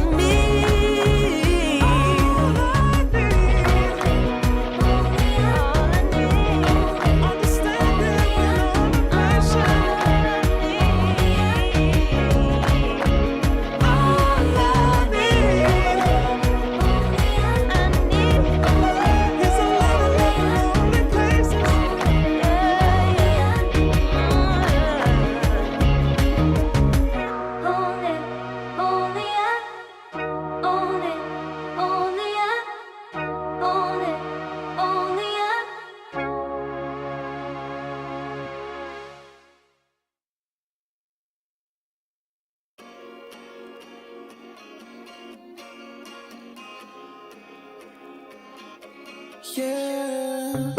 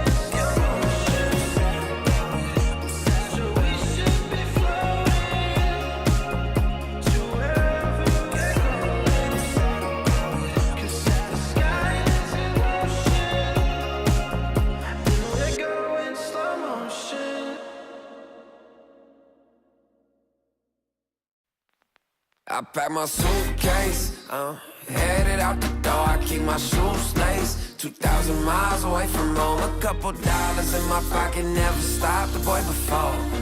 I load my bags and hit the road. Miles past, turning back, found my track, face the fact she a cold one. Never gonna settle for none. Stay up every night till I won. Don't want a slow rise now. I'm confident opulence isn't a long ride out. When I look back now, I'm astounded. A quiet boy from old age, but always felt the world was a stage, yeah. I celebrate one last late night. My old life ain't staying. I pack my suitcase, headed out the door. I keep my shoes laced. 2,000 miles away from home. A couple dollars in my pocket, never stopped the boy before. I load my bags and hit the road. I'm headed to LA.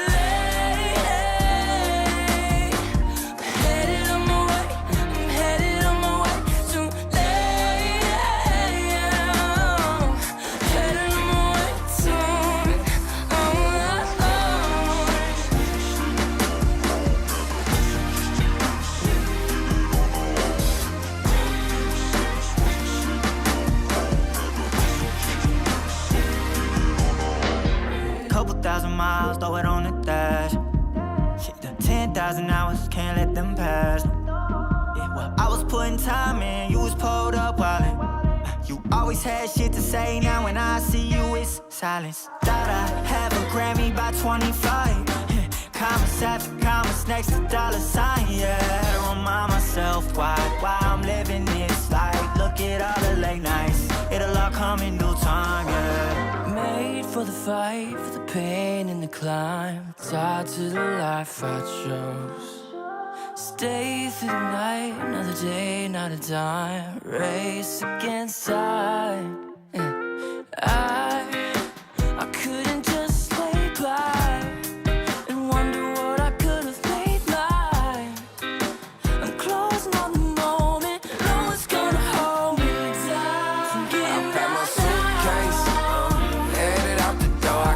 shoes laced. 2,000 miles away from home. A couple dollars in my pocket, never stopped the boy before. I load my bags and hit the road.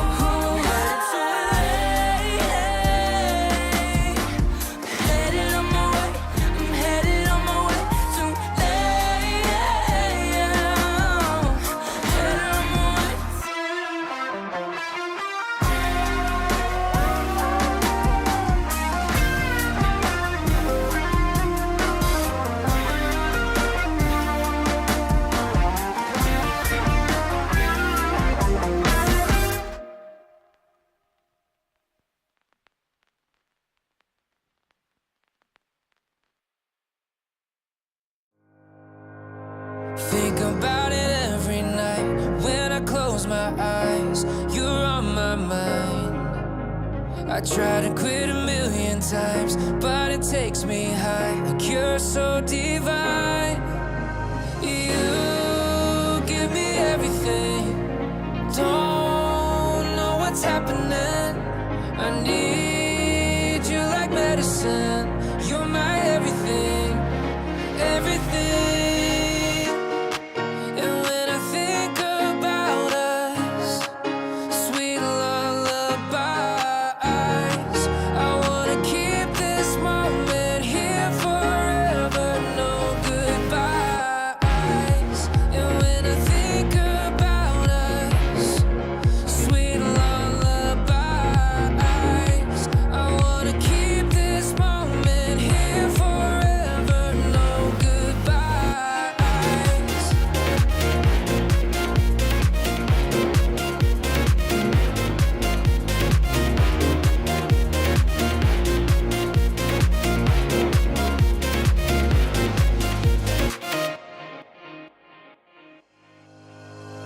Think about it every night when I close my eyes. You're on my mind. I try to quit a million times, but it takes me high. Like you're so divine. You give me everything. Don't know what's happening. I need you like medicine. You're my everything, everything. And when I think about us, sweet lullabies, I wanna keep this moment here forever, no goodbyes. And when I think about us, sweet lullabies, I wanna keep this moment here forever, no goodbyes.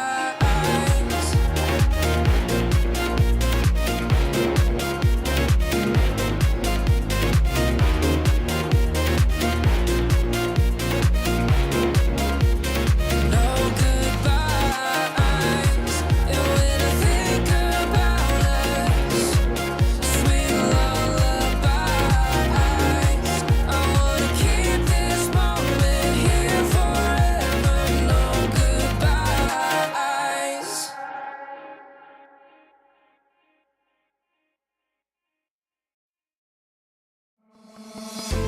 Oh, I don't know how to put it together. Ever since I found you, my life just got better. Better than this, better than that, better than anything I ever had. Better than this, better than that, better than anything I ever had.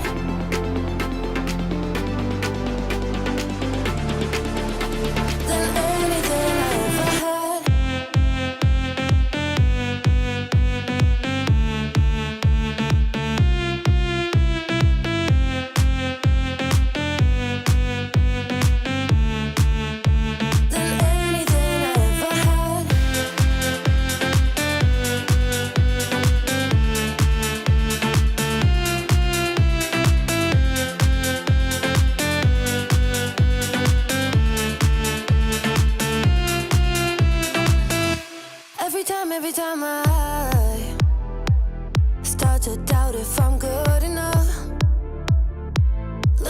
your blue eyes makes me feel better. Better than this, better than that, better than anything I ever had. Better than this, better than that, better than anything I ever had.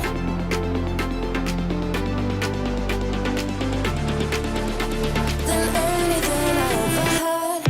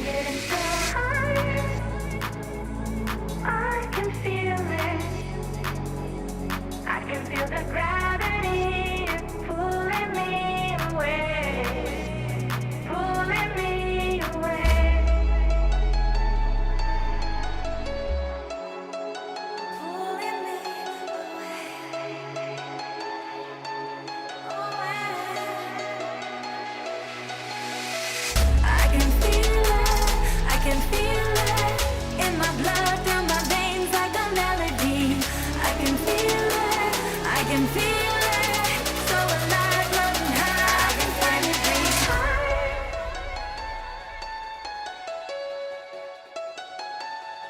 I can feel the gravity is pulling me away, pulling me away.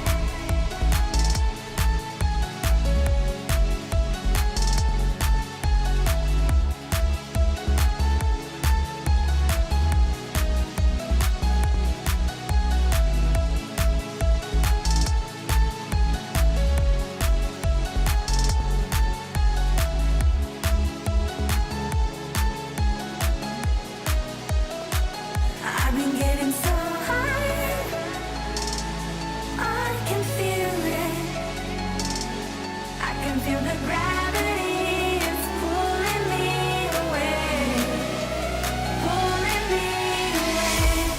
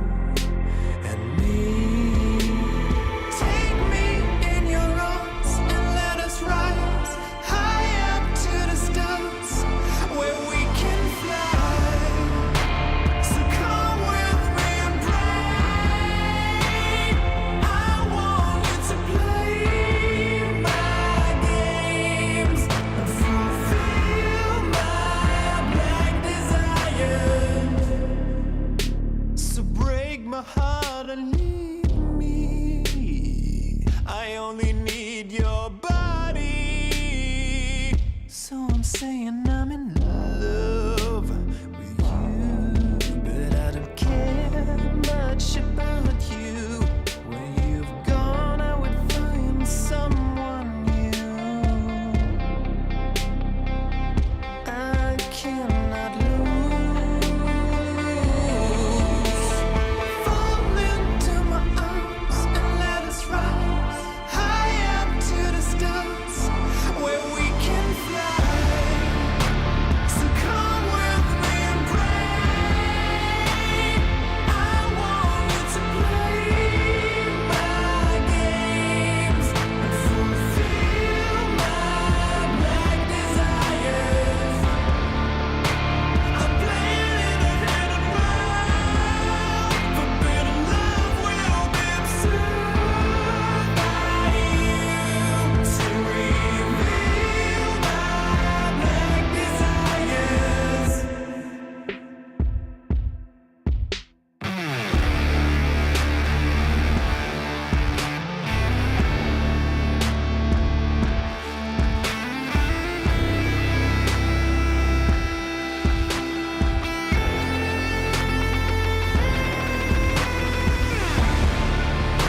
So come with me and pray. I want you to play my games and fulfill my black desires. I'm playing in a hidden world. Forbidden love will be observed by you to reveal my black desires.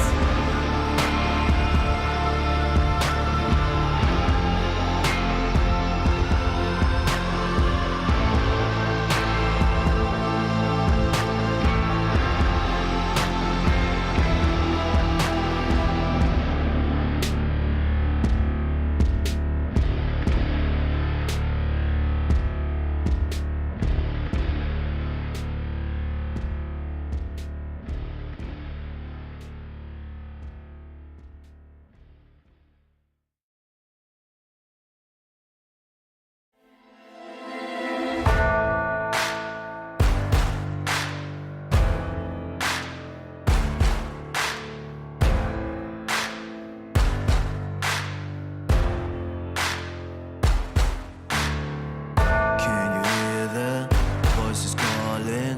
Longing for your dirty souls, the wolves are hauling. Can you hear the voices calling? Do you feel how they are dragging? Waiting for a second to push you to your limits, growing stronger, feeling better.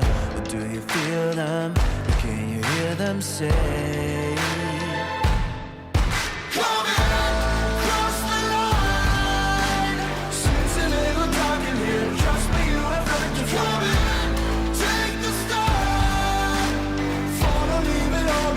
Welcome to the other side.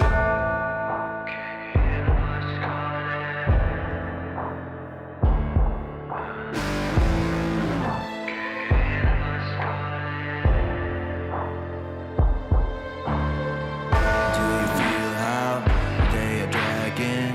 Do you feel them? Can you hear them say? Do you feel how they are dragging? Can you hear them say? Cross the line.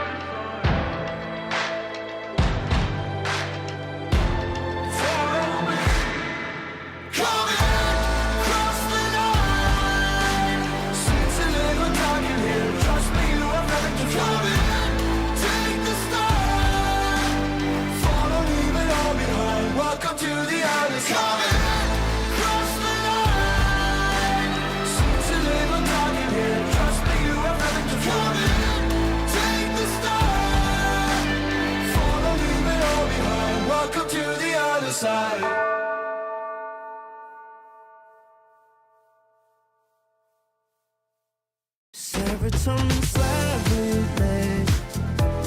Sequin in the light, embarking your energy.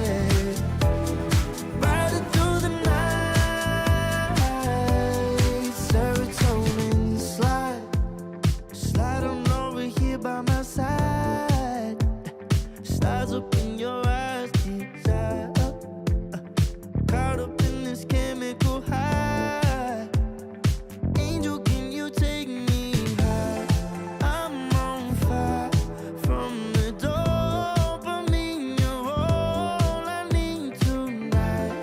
Promise I'll give you all of me, darling. Serotonin slide with me.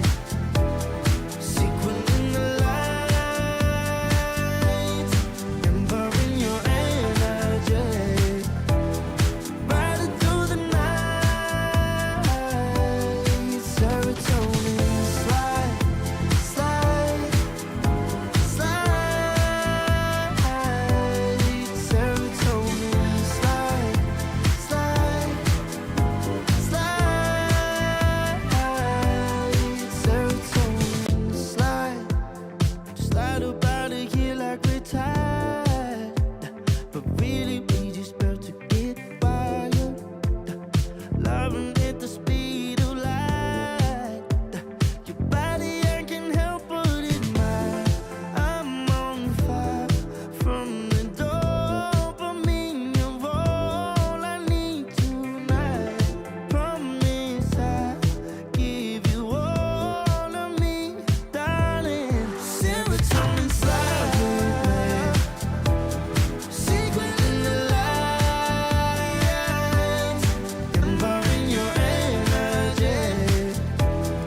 Riding through the night. Serotonin slide, slide, slide, slide. Serotonin slide, slide, slide, slide. Serotonin slide. Serotonin slide, chemical high. Dopamine dive, love, take it higher. Serotonin slide, chemical high. Dopamine dive, love, take it higher. Serotonin slide, chemical high. Dopamine dive, love, take it higher. Serotonin slide, chemical high. Dopamine dive, love, take it higher. Slide with me. Sequin in the light, embarking your energy. Riding through the night. Serotonin slide, slide, slide, slide. Serotonin slide, slide, slide, slide. Serotonin slide.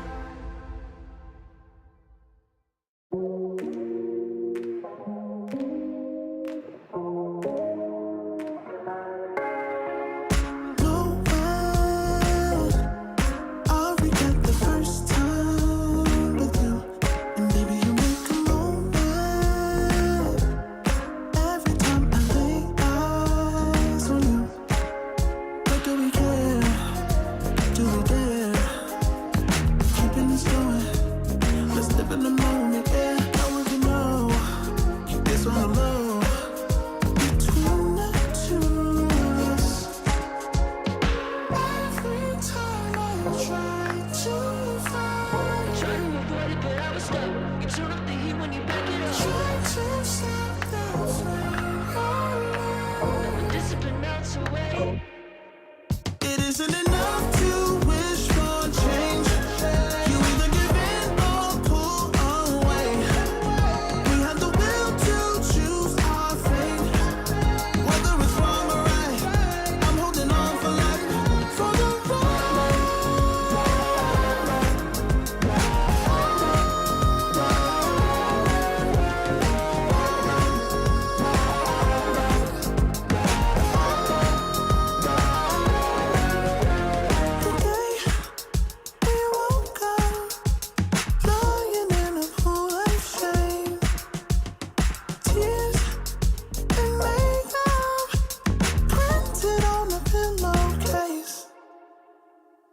It's hard to apply restraint.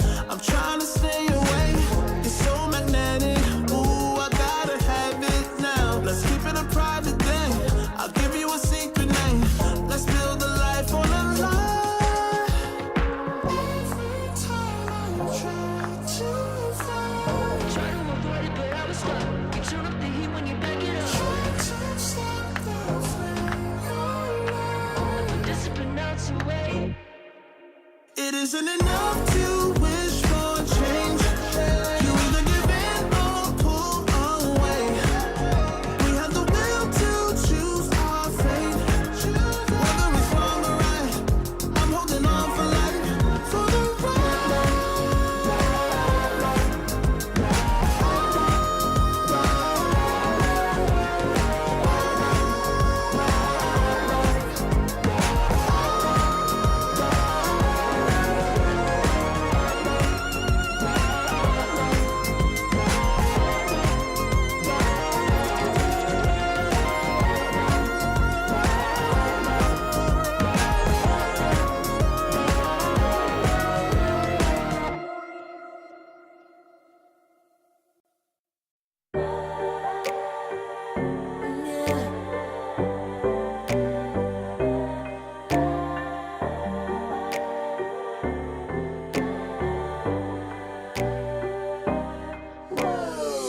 Talking mine, I've been working all year getting by.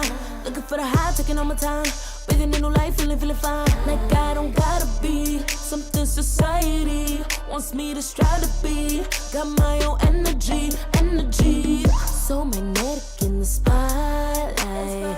Shaping my own world with my own mind. Don't talk about me unless you alright. You gon' see I'm feeling real free, protecting my energy. I gotta protect my mind. I'm breathing in new life. It's time that I realize what feels good ain't always right. Making changes, I got me a new strut. No more settling, I'm running out of good luck. Never chasing, I attract, I'm busy going up. If you see me, come correct and keep it on the book. Get it how I live it, that's the motto, how it goes. No more reaching in it, distance, hit the lotto, I'm the one. Not denying myself anymore, I'm done with this. Sky is a limit, I'm living like widow. Energy, energy. Welcome back, folks, as we return. Hope you had a nice extended break there and come back energized and ready for the Dota in front of us, because we return in the lower bracket with Avalus against Gaming Gladiators here for ESL One Raleigh, the qualifiers, and this is a pretty hot elimination match, Waga. Yeah, this is obviously all the matches here in lower bracket are going to be risky. It's your tournament live on the line. There's only one slot at the end for these teams in the lower bracket. There are 2 slots total, but going into this, we have Avalus who come in with tremendous tempo, right, from their previous win. They won so early that we took a long break, Gareth. I had time to go to the pool for a swim and come back again, thanks to how quick they wrapped up the series. 19-minute win and 25-minute win. But on the other hand, they're also going to go up against, gaming Gladiators here who are probably hungry for a win because they just got dropped by Tundra. Yeah, it's been an interesting period for Gaming Gladiators. I was looking back at it, and as far as I could see, until ESL One Bangkok, so a few months ago, Gaming Gladiators hadn't played, or hadn't had to play in qualifiers for 2.5 years, since like July 2022. Whereas Avalus, on the flip side, have played, 7 qualifiers in 2024. All of them. Literally every qualifier they possibly could. So definitely forged in the fires of Western Europe. And that's kind of led to the situation where Gaming Gladiators kind of fell out of ESL One Bangkok because of OG and Avalus looking so strong. Then, of course, Gaming Gladiators came through and qualified for Dream League alongside Avalus with those 3 slots. But now we're down to 2 for ESL One Raleigh, and they've both got to fight over 1. So it's been kind of a storied couple of months between these 2 teams. Very different paths how they've got here, right? Gaming Gladiators from the top and dipping a little bit in a rut now, trying to fight their way out of it. And Avalus have been on the rise for a while. Yeah, that's definitely true. Avalus have just been looking better and better this last half year, I want to say, almost full year, but the last half year in particular, these players have just been on a meteoric rise to get more and more of these qualifier wins, getting into the big tournaments and getting to, fight against the top dogs. But yeah, the qualifiers stacked as ever. So Gaming Gladiators, they cannot lose focus for a moment here because this is do or die in the lower bracket. It absolutely is. Yeah, best of 3 going to decide whether you go to NA Dota or not. NA Dota land back on the menu. But here we go. First pick up for Gaming Gladiators, the Quinn Earth Spirit, something that they've used very well to bring unison in their draft. And also a good block pick because Avalos have been playing it. We just watched Stormstormer play the same hero twice in their series against OG. So it's a great hero, brings tons of tempo. I think arguably the highest tempo mid hero in the patch right now. And overall great at just fighting without relying on, any farm or something like that. And telegraphed by the Earthshaker ban as well, right? Yes, yeah, that's true. There's one hero that can actually do quite well against their Spirit due to the Aftershock and being able to deny him quite a bit. Batrider is going to be the opening for Avalos, though. Something has changed, though. Spidey senses are tingling. I see an Alchemist banned, but I do not see Dragon Knight banned. Yeah, DK wasn't banned. Also, Tundra, they did play Dragon Knight, Gaming did play Dragon Knight against Tundra in the series that they lost, and they did lose with it. Avalos, also in the upper bracket, played Dragon Knight against Night Pulse, and they also did lose with it. So I think both these teams, losing in the upper bracket with Dragon Knight are probably saying that, what, maybe we don't need to focus it. We'll see, though. Later on in the draft, if it's not, countered, DK is still an absurd hero. Right, so he's going down the pecking order a little bit. For these teams, yeah, it is odd. It may look really weird to people watching, but with a bit of history that both of them, are coming off some upper bracket losses with the hero, it makes sense that they're down prioritizing it. He eventually gets banned now. There it is. Yeah. So we filled a lot of time here to get a Dragon Knight ban in the end. But yeah, I don't think he's going to go the same way as Naga Siren, right? Where she was very popular, very strong, very banned, and then very ignored. I think Dragon Knight is always going to be there. Until he gets nerfed, man. DK is... As this version of him. For sure. Alchemist and DK are still the two craziest carries in the patch overall. But yeah, just a little bit of down prioritization. Yeah. Still getting banned in the end. Avalos are going to go with the Tiny. We've seen the Earth Spirit Tiny matchup plenty of times. We'll see it plenty of times again, Gareth. Oh, I'm sure. Absolutely. Well, I mean, the big difference we always look at here is Earth Spirit's ready level 6. Tiny is not quite ready until Blink Dagger. Yeah. Avalos did play Tiny support, but it's unlikely to happen in this game since they have Batrider as well. Bat is mostly a post 4 hero, can be played post 5, but he really wants items. He wants that Blink Dagger, he wants Force Staff, and Tiny, if he's support, he even more so needs his items. So almost hard locked to mid. He also wants to play the offlane, right?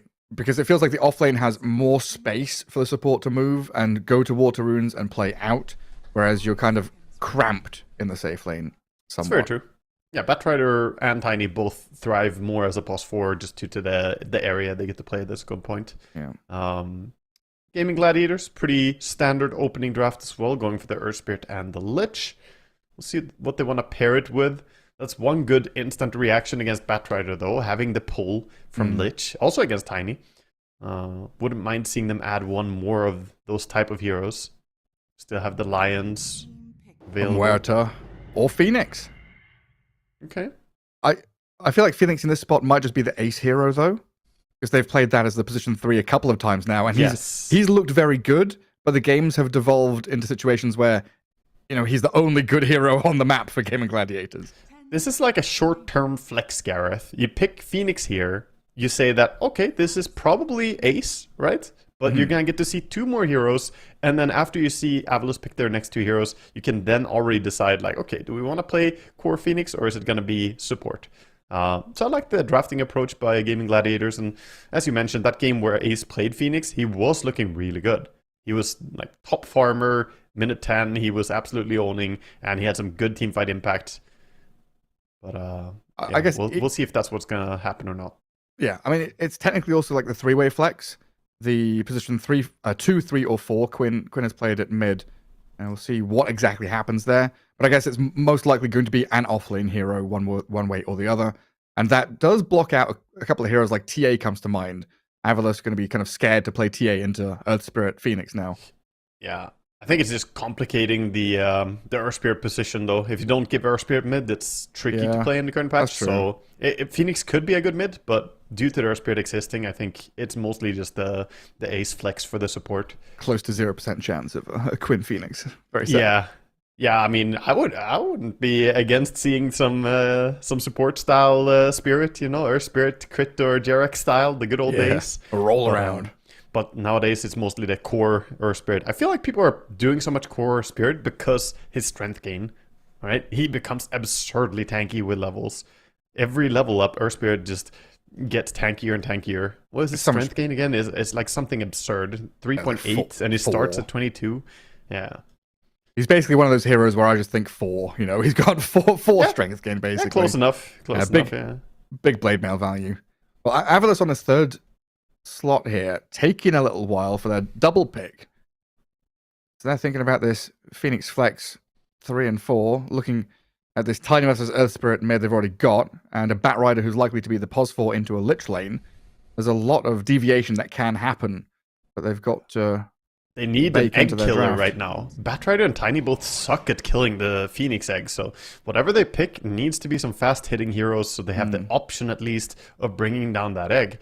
Because honestly, it's not going to happen from Tiny and Bat. So SD, that's at least a ranged hero. That's a good start. Not as good as like Murta or something at doing it, but they needed a pos 5. And SD is stronger pos 5 than Murta, so...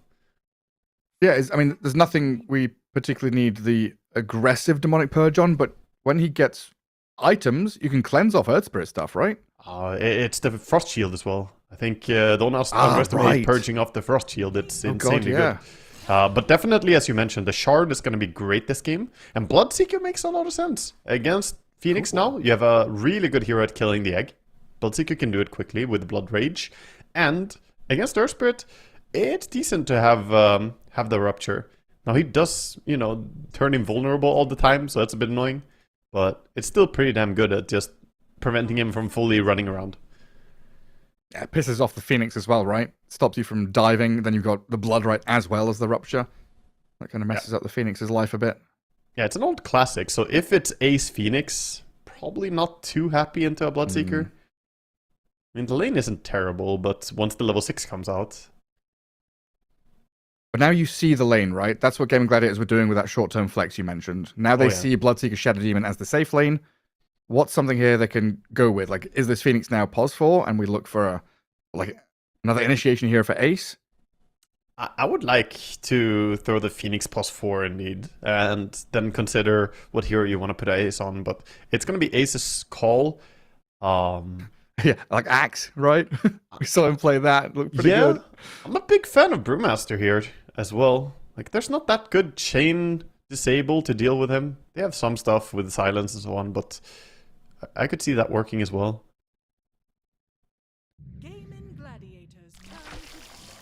They go for the safe lane first. I mean, they're going to have to show both their heroes, so perhaps they just felt like quite a few carries are banned out already. Morphling has gone, Alk, Gyro, DK. Lifestealer into Bloodseeker. Yeah, it's not as terrible of a matchup. You get Ruptured, you can infest something. It's very good defensively. And later on, you get the Aghanim Scepter and infest the Bloodseeker. It's not fantastic, because as you're getting at, the Rupture does make you take damage through Rage. So you do have to hold your ulti at least on Lifesteal to have a save tool. Avalus now have Lasso and Toss with Rupture as well, which is going to be fun. Yeah, they have some displacement abilities, some gimmicky repositioning stuff. No, I guess my internal reaction there is just Bloodseeker used to be picked to counter Lifestealer, right? I guess back then it was one of the few spell immunity piercing spells that dealt with him somewhat. But now Infest is such a defensive tool. It used to be Infest Bomb, jump in Storm, jump in Nature's Prophet or something. Now Infest is save a hero or get into an enemy and make sure that they're taken out of the fight. Yeah. I think the really old days where Bloodseeker was used a lot to counter Lifestealer was like already before he could infest like allies even, like back in the good old days, because now he has so many options to hop into an ally or whatever. It's just a different hero altogether. Yeah, depending on some of the big counters to Bloodseeker, the Doom would be nasty to play against. If you can't heal, you're not happy as a Bloodseeker. And Tide, I think Ace is just one of the more fearsome Tide players. I was also thinking Tide could be good here with Lich, but wasn't sure how scary it would be. Him and 3-3, they're both like greedy Tide players. You know, they play for themselves the first 10 minutes and look very good. But Gaming Gladiators, Tusk now last pick. Is that the Tofu hero? Looks like it, right? Should be Ace on Phoenix, and indeed it is. So they're going for the attack speed reduction combination coming out here. Tusk gets close to the enemy, automatically removes attack speed. Great with the egg. And also has that BKB piercing disable with a punch to go in and protect. Ice Shard can keep people away. Tusk and Phoenix are great friends. Yeah. Despite being hot and cold. And brings you another Go hero as well, which is something that really makes Earth Spirit thrive. When you've got other heroes that can go along with you. Now you've got Dive, Snowball, and this Earth Spirit role to play actively alongside Quinn and with him early on. Which is why you pick this Earth Spirit, basically. You want to tie everyone together. You want everyone to be one big happy family. I'm scared, Gareth. I'm a big Avalus fan straight. You know, I'm so scared of the Darkseer into Lifestealer. Lifestealer is generally not too bothered by Darkseer. We saw some Darkseer pick into Morphling earlier, and that was a similar scenario where I wasn't sure that it's the hero. This is the last pick, and I still feel like Darkseer could struggle. I see some value to it. Iron Shield the Batrider, you can do some nice combos with the Vacuum and Tiny plus Bloodseeker, but I don't know if it was the last pick hero that really feels like the draft is a win for Avalus. So I would give this game like a 60-40 advantage to Gaming Gladiators draft. I like it better. Yeah, I'm definitely leaning that way as well. But I have seen Avalus 3 times now kind of lose this Darkseer lane, but have big stacks in the jungle and suddenly win the Darkseer lane. True. You know, through farming with Iron Shell. That was with I saw Nyx Assassin Darkseer, we saw the Tiny Darkseer, and they kind of recovered and came back into things, but they were given space to do so, right? Gaming Gladiators here have a draft that can invade these Ancients very early on. With a lot they of should their heroes. At least go block it or put wards so they have vision over it happening, so Earth Spirit can roll over and perhaps score a kill. Because often it's just the support standing there with the Darkseer nowhere close, so he doesn't aggro the Ancients. And if the support is just alone on the Ancients, if Earth Spirit rolls in, he's going to aggro those Ancients. You can kill the support quite easily if you drop the aggro to them. So at least having vision is going to be very important, I think, on the Ancient camps.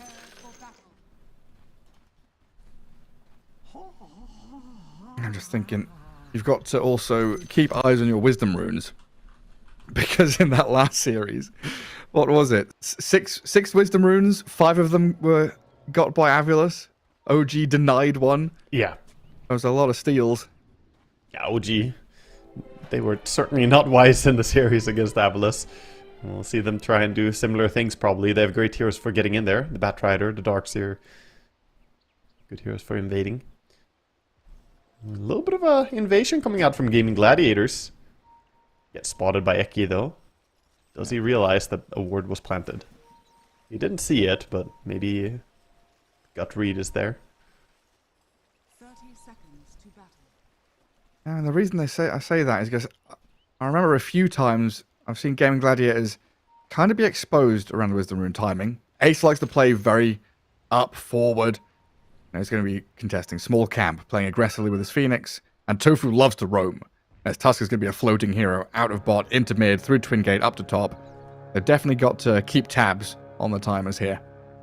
Yeah, a lot of people fighting for a top rune. 4 from rune, Gaming Gladiators. Could be good and for them. in comes Eki and Stormstormer, but there's Tiny. First point of contact, the good Flame Break pushes them back, but the Shards trap Stormstormer inside, and Gaming Gladiators just surround this Tiny. 4 members on him, while Eki and Seneko stuck around to get some damage back. Blood grenades galore. Grenade! Being chucked back and forth. But Eki and Seneko alive as they turn a bit of damage back on the Lich.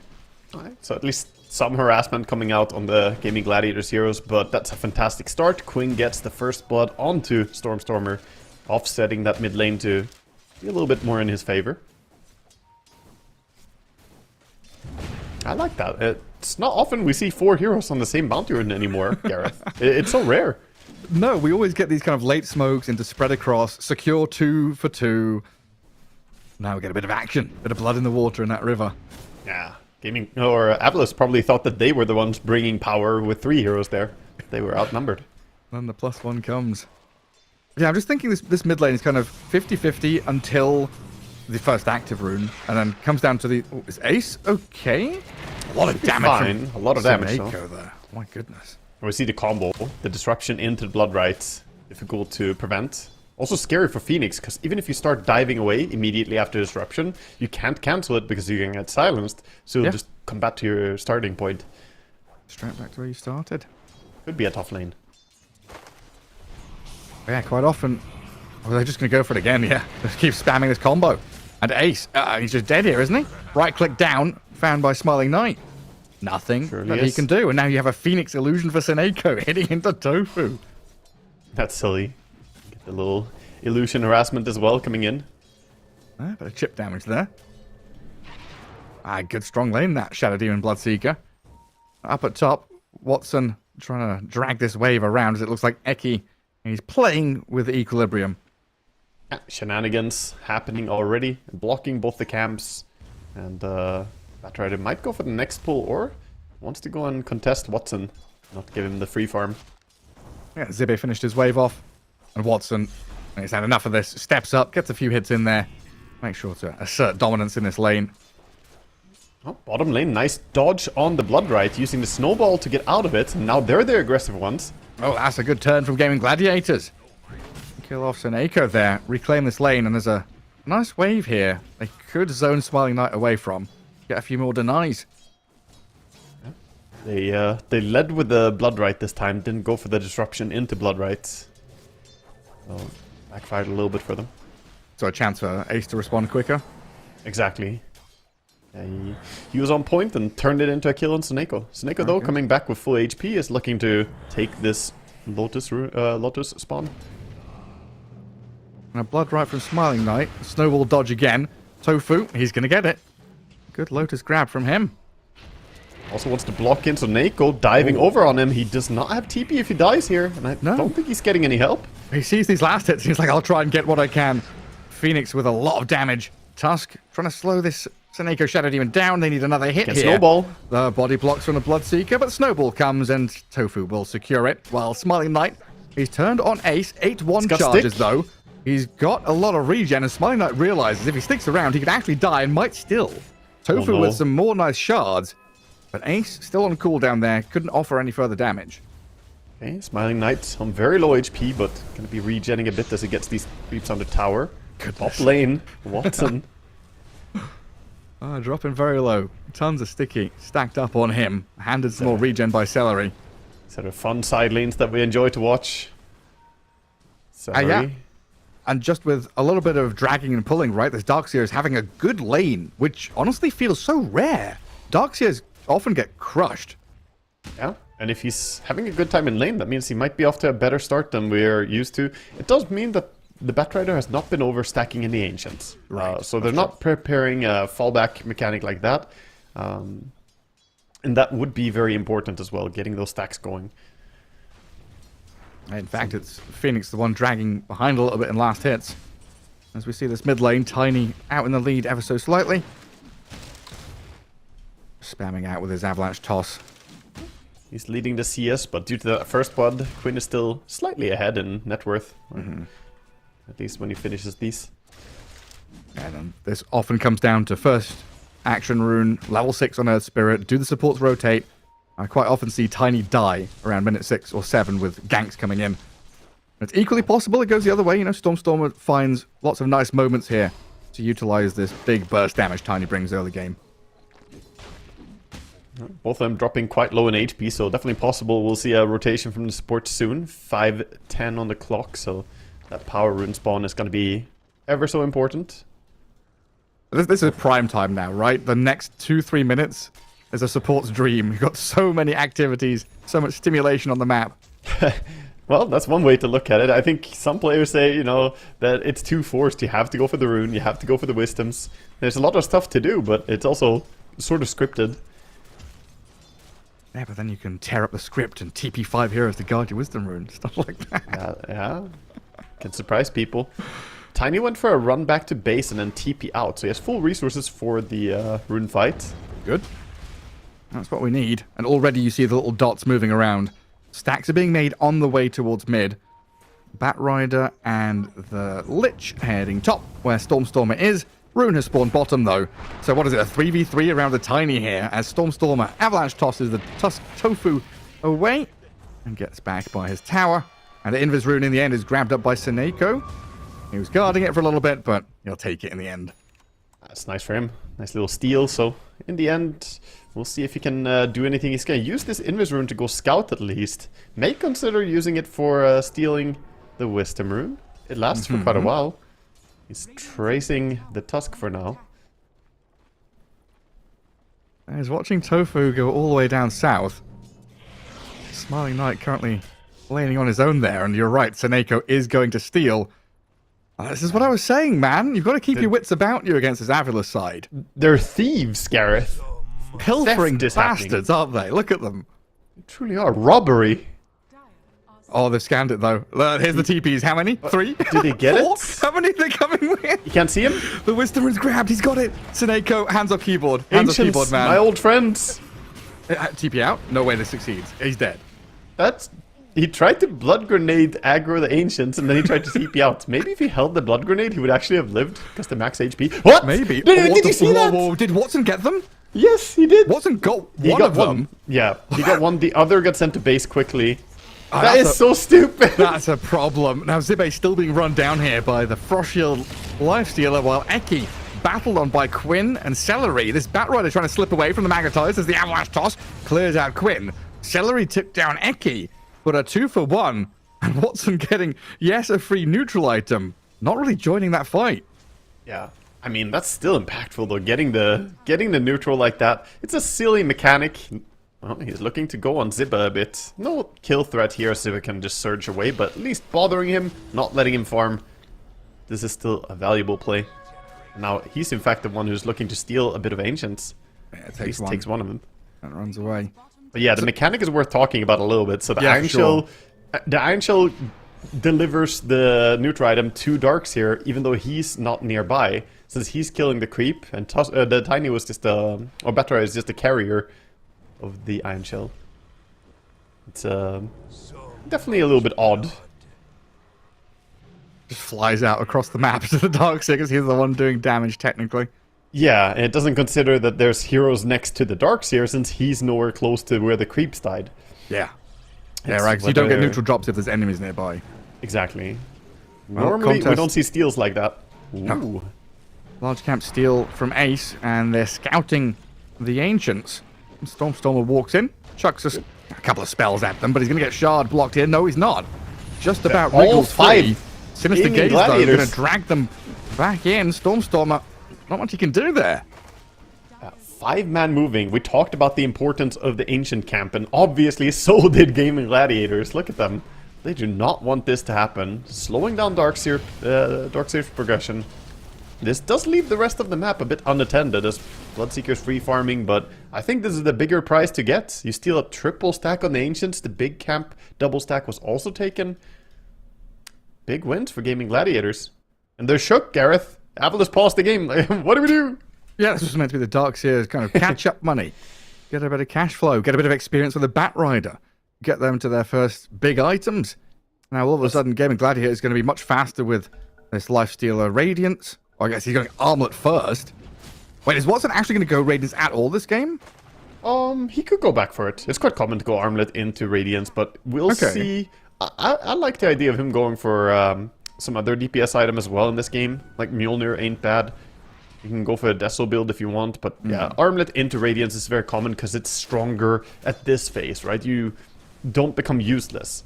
That's the danger of going Radiance first item. You just don't provide anything. So more likely than not, it's just Armlet into Radiance.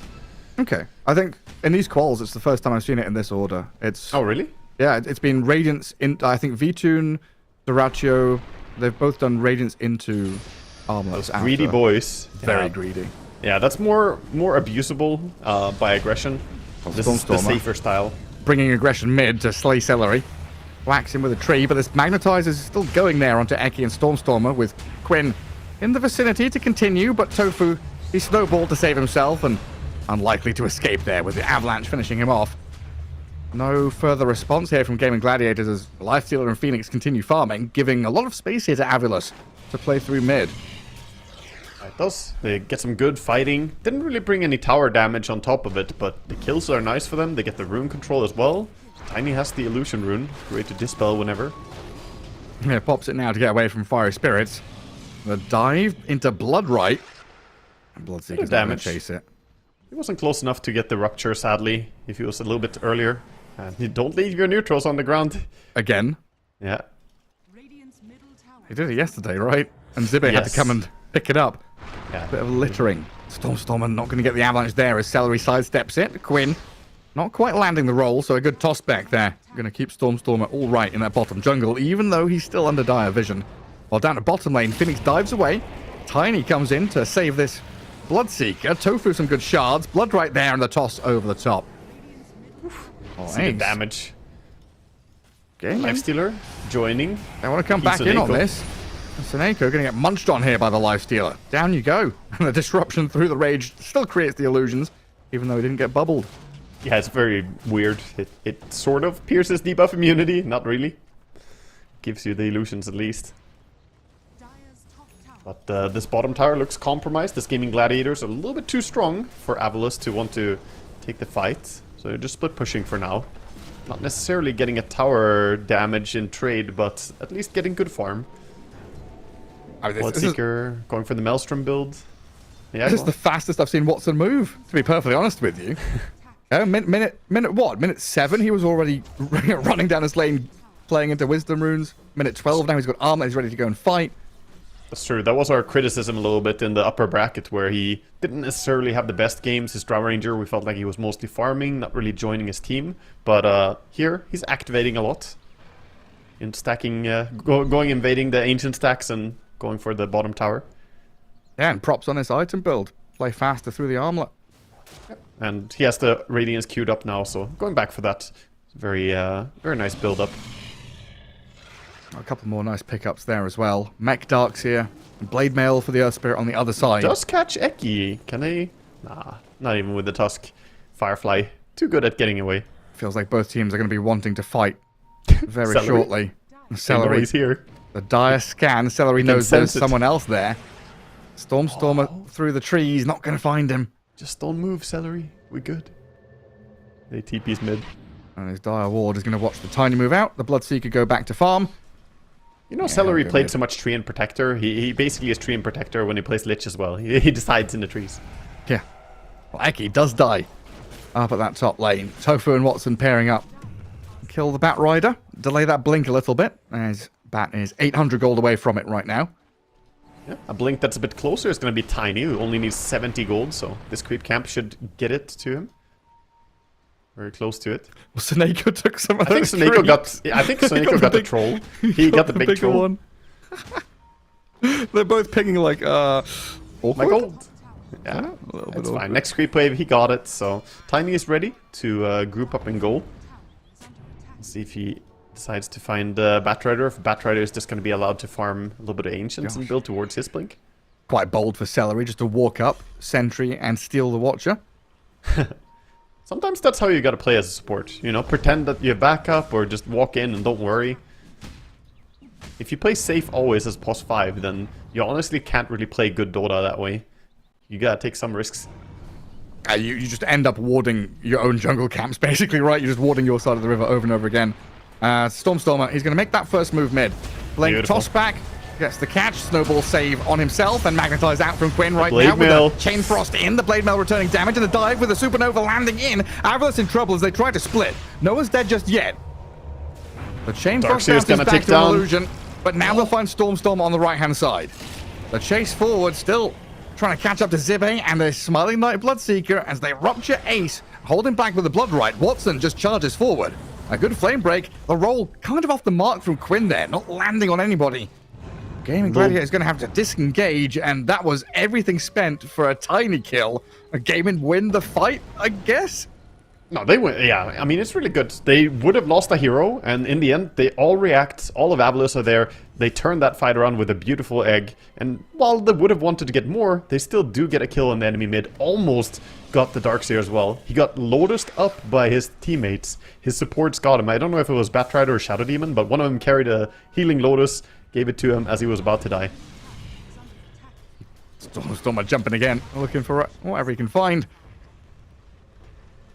It's Avalos who stay mid and play to push this tier 1 tower. That's what the I guess was about, right? It's like Gaming Gladiators win the team fight, but their positioning, they have to kind of scatter and they lose out on this mid trade now. It's more about they spent their big ultis, so now having cooldown, Avalos are the ones being a bit more aggressive. Still looking to fight though. Gaming Gladiators. Stormstormer, was he the one that caught the Tusk, or was Tofu the one's going to turn around and kill Stormstormer? Because this Tiny being eaten up by a Lifestealer. And on the right-hand side, though. Ace is found, though, by Seneko. Eki's going to get the lasso down on the Tusk as well. Dragged into the Blood Right. Tofu, Fairy Fire, Infest saves him. Buys some time for the Quinn Magnetize to come in. Eki and Smiling Knight, the wall is dropped. Maybe a turnaround play here, but this Infest, Watson, keeps Tofu alive for a little bit longer until he dies, while Quinn is dropping so very low. A few more hits from these illusions. Take him out, finally. Avalos now their turn to hit back and get some kills. Yeah, so Neko is just playing so well. Gets the solo kill on the Phoenix in the start of that fight. And then he just keeps saving people and providing a lot of damage. Is that actually having a massive impact? That's why his teammates are calling themselves Akbar fans, I guess. And then Stormstormer again. Just 2 minutes of non-stop pure aggression. As Stormstormer grabs this blink, and we so often say, right, it's investment in aggression, you've got to make it pay off. Stormstormer says, yes, I know. Goes and takes 3 fights in a row. They have a great aggressive lineup. They're fighting into an aggressive lineup from Gaming Gladiators, so this tiny blink dagger is kind of bound to pay off. You're also playing as a squishy support in the Lich.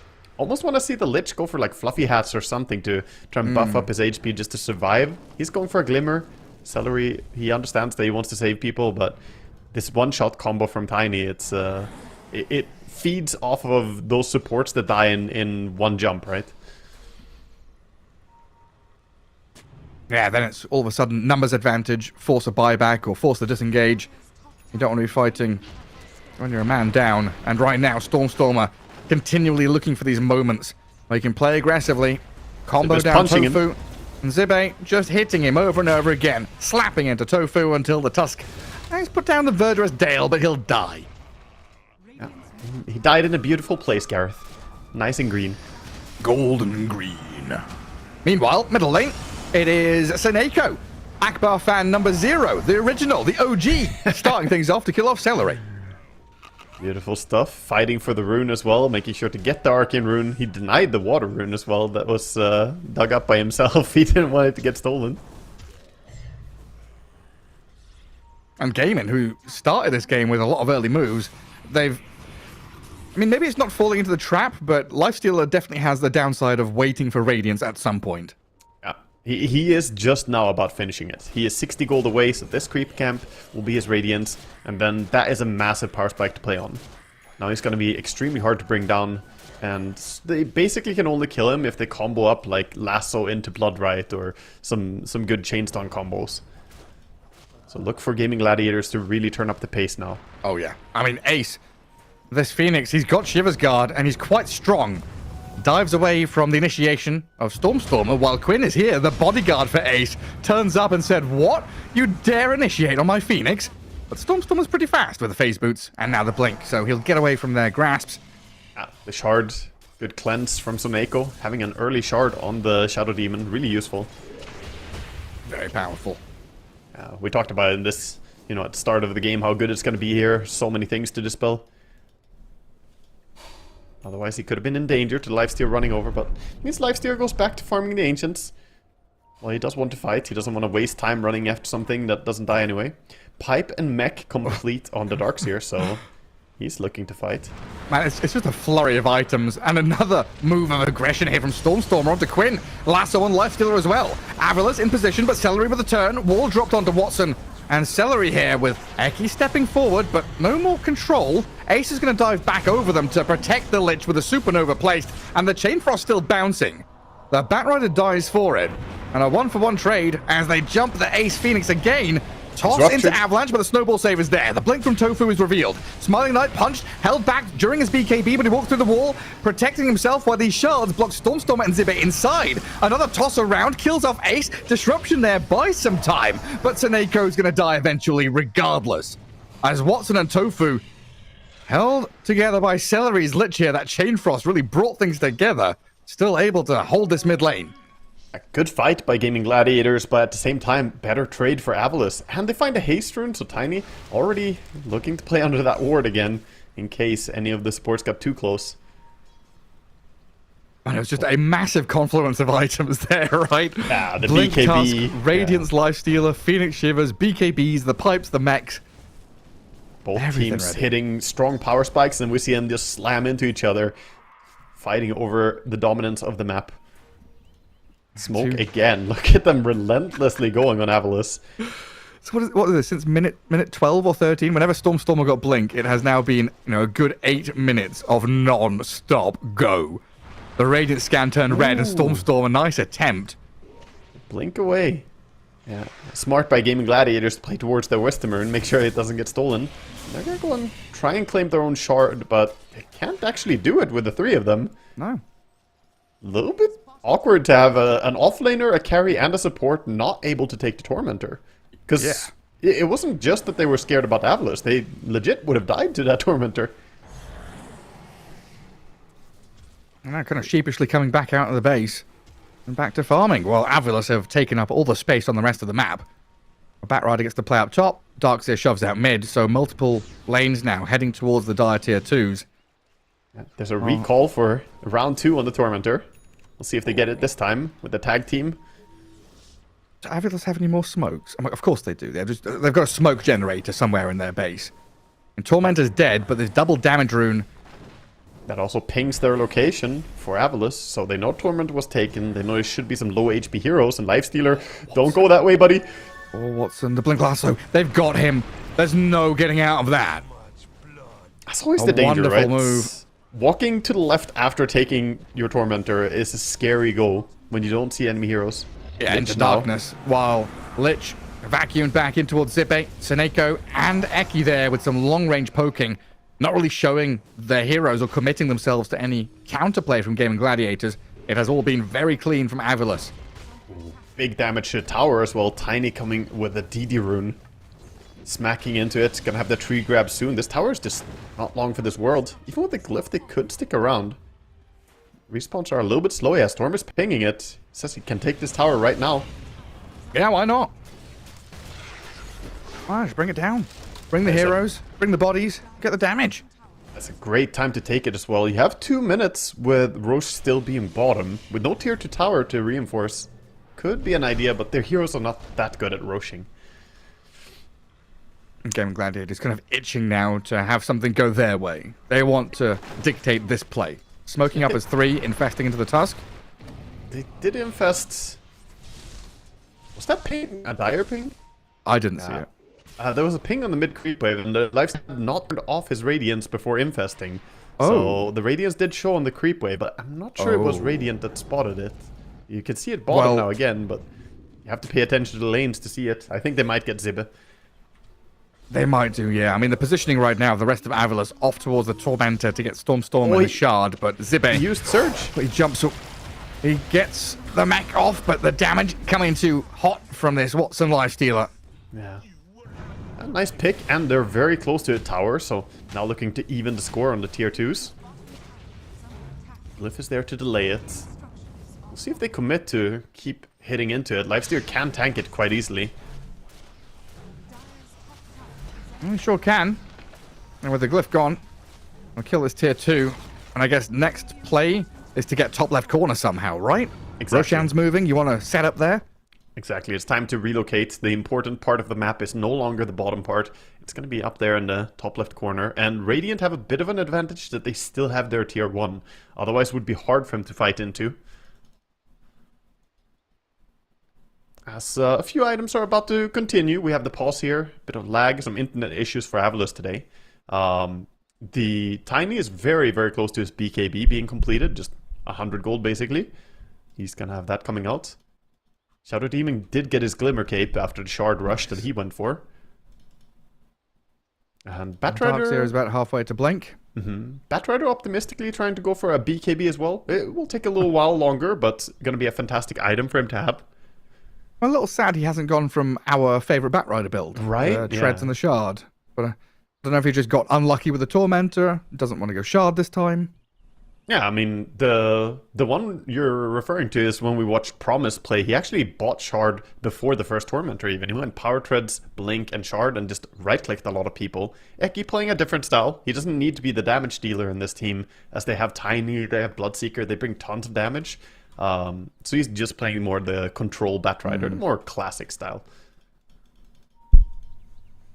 But I like the new age Batrider, the right clicker. Yeah, was it Problems? Yeah. I wasn't thinking about that like rush into it, but I've definitely seen some bats just go treads anyway. Problems, I think Respect played it as well. We had a few different players doing it, but Problems was the one who dominated the game. He was the top damage dealer by far as a pos 4 Batrider. Just right clicking. We're talking like 14-3 and 16 or something score. Definitely a replay to check out for any Batrider fan out there if you want to see a fun way of playing it. Yeah, it's good stuff. I mean, I've seen Eki like go back into it, but not have it be his, the build that he's going for that game. Yeah, might pick up a shard later on and just start doing some damage. It's very nice. Not being disarmed during your lasso and getting those extra stick and napalms just for auto attacking. It really adds up quickly how much damage you can put out. Now we see, as you mentioned before, the teams gravitate towards the top left corner as 25-minute mark is coming. See Shadow Demon trying to set up vision there already. And both teams trying to get this lane shove going. Earth Spirit and Lich kind of circling around mid, where Bat and Bloodseeker are pushing back. As Celery goes to the low ground under Radiant Vision, Sentry and Observer. So Blink, Lasso, Rupture and Bloodright. Celery gonna die by walking back towards his fountain. Yeah. Rupture kills him, and now the line is drawn. Head top, boys. Stormstormer says it's Roshan protection time. It truly is. Bloodseeker Rupture is on cooldown though, so I think Gaming Gladiators, even if they have one hero down, Lifesteal could group up with Tusk right now, infest and look for a pickoff, or even jump into the Earth Spirit. Either of these vehicles will do. And Stormstormer starting off again. The Flame Break nearly pushes this Phoenix around, but Ace completes the dive. Does Flame Break even push you out of dive? Yeah, it does. If it connects when you mid-dive, then you will stop. So he got around it, just about. Yeah, tricky stuff to be ready for. At least the dive is very quick. That's an Echo just disrupting, creating a couple of illusions to scout out deeper in that top jungle. Well, there is a smoke here from Gaming Gladiators. This is a Lich little and bit late Lifestealer. though. They waited for Lich, sure, but that means Rupture is back online. Batrider's Lasso is going to be up again. So those cooldown, the timing was missed for Gaming Gladiators to take a fight without cooldowns ready. Tofu infested yet again. Let's see if they can find the target they want. As Avalus, they've got Smiling Light and Zibe up at the front. The smoke breaks already. And Zibe, the first point of contact, the tanky Darkseer actually disappears. Doesn't get anything off while these shards have blocked. Bloodseeker aside, forced the Force Staff out.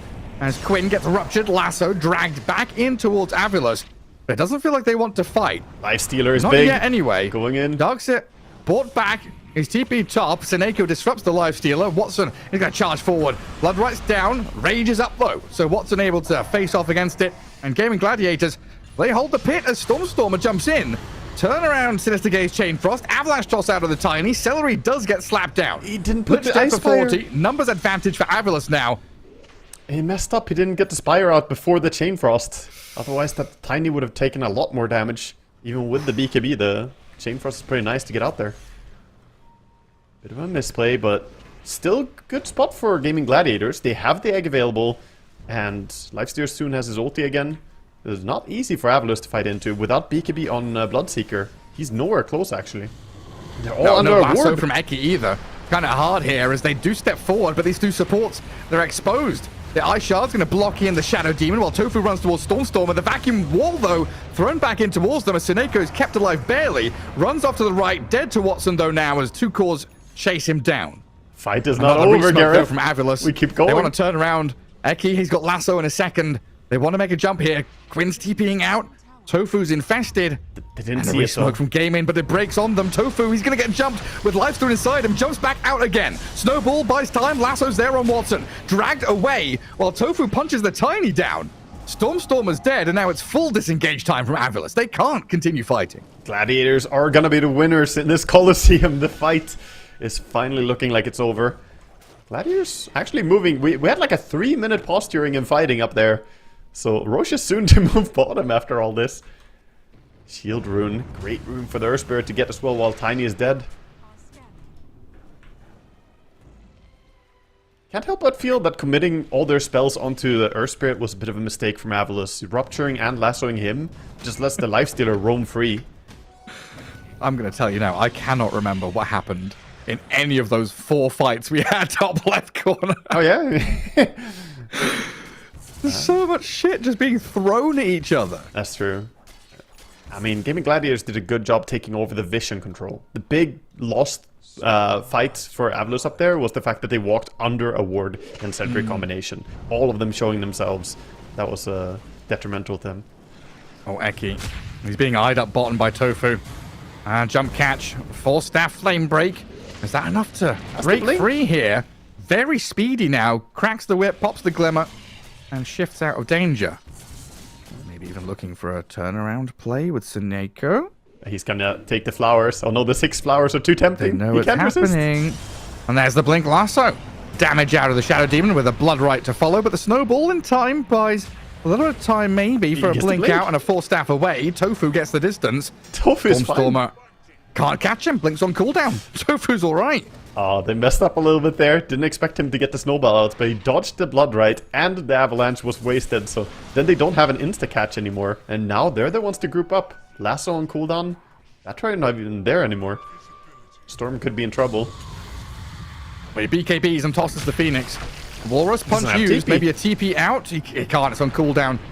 Avalanche thrown back onto them, but Stormstormer chased down by the Snowball. Finished off by Ace, while Quinn kicks across the front. Doesn't land on Suneko, but they're still going to dive this all the way behind the tree line into the Shadow Demon. With another punch up into the sky. Avalus lose another 2 heroes, and Gaming Gladiators really driving this game forward now. Fighting back in a big way. Love to see the way they're playing. Staying close to each other. And, you know, Tofu is pulling some heavy lifting with his Tusk.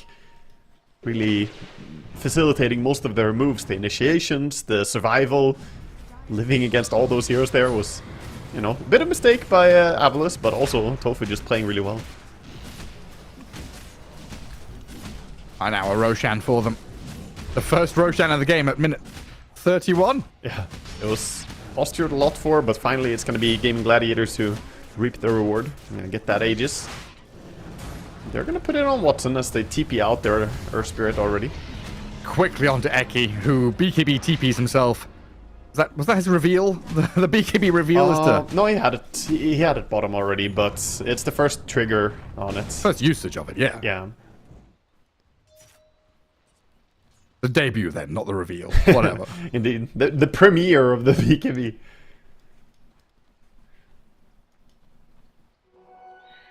And Avalus looking a little bit shook. They were playing very, very fast in the first stages of the game, but now feeling like Gaming Gladiators are a bit strong with the Aegis. We're probably going to see them dodge a bit and try and farm up. All of them are showing themselves on a ward, though. A gem would have been so nice right now. And the Dire Vision's still here from the Roche fight. Which one? All of them. They find the wards at least. Good D-ward. One of, yeah. And the other one's going to expire in 20 seconds anyway. And Stormstormer and Eki going to go bottom right corner, push out this wave. So find a little bit of space for themselves. Both carries are about to have Aghanim Scepter. Lifestealer just 100 gold away from his, and we have Bloodseeker Aghanims already online. So he's got the barrier, also the AoE damage. So this is something that Avalus have as like a play. Well, they're going to lose the Batrider here. But they've done this in a couple of games now, I've noticed, where if they're not feeling super comfortable or they're waiting for certain item timings, especially when they have Stormstormer Tiny, but they do this also with Earth Spirit, they'll have the Tiny and the Pos 4, Tiny Bat in this case, sit. Oh, hang on, is Stormstormer actually in trouble top? BKB TPs. Tusk is there. Force Punch is here to cancel though, and Stormstormer's going to get caught out. Sunray over the top of him, going to burn him down. No counterplay to that for Storm. No. Just getting caught. A big kill. But yeah, so they put this Tiny and Batrider into the safe lane. Into this like bottom right corner currently for Radiant. And they kind of hold it. Farming jungle and pushing out the wave over and over again. Because it's kind of a stronghold to play into. With like Lotus Pool next to you, lots of trees to hide into. And they just keep, you know, shoving wave, hiding in trees, farming jungle. Here, though, it seems like Gaming Gladiators, found that moment to go and stab them right in the heart of their play, kill the bat, and then, as Tiny shifted top to cut another wave, found him as well. Comes down a lot to the dynamic of the heroes in the game. This game you have Tusk and Earth Spirit, two of the best catching heroes, so it's going to be very hard to sit and kind of ghost push those side lanes. It's going to be hard to reveal yourself at all in lanes. So we see Avalus being herded into the jungle more and more. Tofu on the hunt with the Infest in him. See how fast he's running around. The jump, maybe on Eki, if they see him. Yeah, if he shows at all, would be a quick jump there. But Bloodseeker farming bottom could be a better target. Celery. Celery's Lich. He's just going to Glimmer Cape walk forward, sees the bat, and an immediate smoke after. Eki's going to get revealed there. Jumps in, lassos the Tusk. The big target, but they can't kill him off. Yul's up into the sky. Seneko, Eki turning, and they will kill him with Stormstormer's Tiny. Now the save, disrupting him up, stopping that Chain Frost, bouncing around. Stormstormer kept up and running, while Smiling Knight goes deep in onto Ace, but they've protected the Phoenix and Lifestealer now. Quinn is going to bodyguard them, pulling Avilos back. Gonna back and reset. Still a good fight for Avalus, fighting back a little bit to the invasion coming out from Gaming Gladiators, fighting into Aegis, getting a kill, and then getting out. Not the most productive, getting a support only, but it's still about reclaiming your area. Also, I realized, to be clear about this kind of defensive move Avalus do, it's always by the river entrance. It's not just the bottom lane, right? It's always this kind of little area where you have a nice lane ward, you can play out a couple of avenues of escape. Yeah. It's a good place to try and make sure to be close enough to run away, but also in a deep enough place that the enemy don't really want to go there. Safe and spooky. Sweet and sour. So we have Tormentors being taken. Shard for the Lifestealer and Shard for the Batrider. Right, Eki, get your treads, mate. It's right click in time. Tis time. He does. He's doing it. There we go. He realizes I can do more damage now, so... Love it. Yeah, mirroring from both teams. And as Lifestealer has this Aegis for 30 seconds, this Gaming Gladiators are going to posture a little more aggressively, playing to the left side of this map and forcing Avalus back to their base. Dire Scan, not going to clip onto anyone right now, but they are beelining straight towards Smiling Knight. Smiling. Could be hard to get away. And there's the jump. With a Sinister Gaze follow-up, there's a lot of chain stun here, but he gets the BKB off and is starting to break free. Still on him. The damage, it is so substantial out of this Lifestealer now. Yeah, we see the value of the Tusk. You can first stun him with a punch for 1.75 seconds, and then afterwards the Shard. Even if you're in BKB form, doesn't really matter. Just block your path. Can't get away. Bloodseeker wishes he had spider legs. Oh my god, I forgot about those. Bring back spider legs. Dear Lord. Are you bring back or never again spider legs? No, I liked them. They were funny. Yeah? Okay, good. They are a funny item. Then we can be friends. That's good. But I'm also in the camp of, I enjoy having Philosopher's Stone, but that's not a funny item, and I don't think it should exist. I'm a POS 5 player, and I like having it, but I don't think it should exist. Yeah. Wow. I've never heard a support not wanted. It's a naughty item. Naughty. Yeah. Shadow Demon gonna get picked off down bottom, and what's this? Little snowball to dodge the demonic purge. At least I like the change they made to Philosopher's Stone, making it so that it disappears. You know, the ka-ching. Also very satisfying when it just pops and you get the big injection of money right then. It is better than it used to be, but I think it's still illegal. That's true. Yeah, they could probably still tweak some of the neutral items. Would be nice to see more updates towards that. What is it? Blue collar crime? Financial crime? I think it's this. You're scamming someone out of their insurance or something, you know? Where's this money come from? Just printing it, are we? He's just got that universal income, you know? But it's already there. You've got universal income. He wants more universal income. Oh, I don't know about that. He's upper class, okay? Smoke coming out. Smoke themselves. Big move for Avalus. Be a decisive moment. How aggressive do you want to go with this? The combo is complete on Tiny, and they have a gem on him as well. So it's a good time to move out. But the Firefly is getting revealed by a Watcher. And we see nice reaction by Game Gladiators. They go together, counter smoke. Avalus have to be so careful right now. And there's dire vision over by the Radiant Ancients, which the Radiant are currently scanning. But Gaming Gladiators are coming from the east, not from the west. And the smoke's breaking there with Quinn rolling in. Aggressive, vision-breaking move. The Walrus Punch jump. They find the Batrider, but he's not dead yet. Eki's going to get away. Nullify a turn now on the Shadow Demon, who self-disrupts. Bloodseeker sent skywards and chasing Tusk while Watson's trying to get back on a target. Quinn will help out with a BKB up, and the Sunray damage. Smiling Knight now has to BKB. As the Magnetize, another punch comes in. Tofu. Great chain stuns and movement from Tofu, bouncing from target to target, and Gaming Gladiators get 2 massive kills with a Shadow Demon, the cherry on top. Amazing stuff. Tofu just playing so well in this game, but also Avalus messing up a little bit. The toss back play, but they didn't rupture him first. Really want to see some combinations when you have the Tiny and the Bloodseeker. Get some damage, insta-burst with that. They went on different targets a little bit. And ultimately, Tiny just went too deep, and I believe he lost the gem as well. So we got the gem recovered by Gaming Gladiators. They have their own gem and the enemy gem. That's gonna spell misfortune here for Avalus for the near future. Wait, Lich and Tusk both have Seneko gems. Oh, was it Seneko both times? Wait, what? I'm not Yeah, you're mad, right. You're right, actually. I thought it was their own. So Seneko bought one really early then? Apparently so. Yeah, must have. Boots of travel for Tusk. I mean, Tofu's going to push out bottom and they can rejoin his team when he wants to. As Gaming Gladiators bring down the mid lane of Rax after that big team fight victory. Get the prize they came for, but a vacuum lasso play. Zippe grabs the Phoenix. Eki drags him in, but the Supernova outer refresher turns this right back around. And Darkseer, down he goes. Wait a second, the save disruption. And now Avalus fighting back around their tier 4s. Watson's going to get forced back. They lose the Darkseer Shore as Eki, Flame Break, damage on the Tofu, nearly finishing off the Tusk, while the Lifestealer infests into Smiling Knight. And Stormstormer, Magnetized, still trying to find a way into this one. Still chasing Avalus Tofu's slow dead. to a crawl, having difficulties chasing.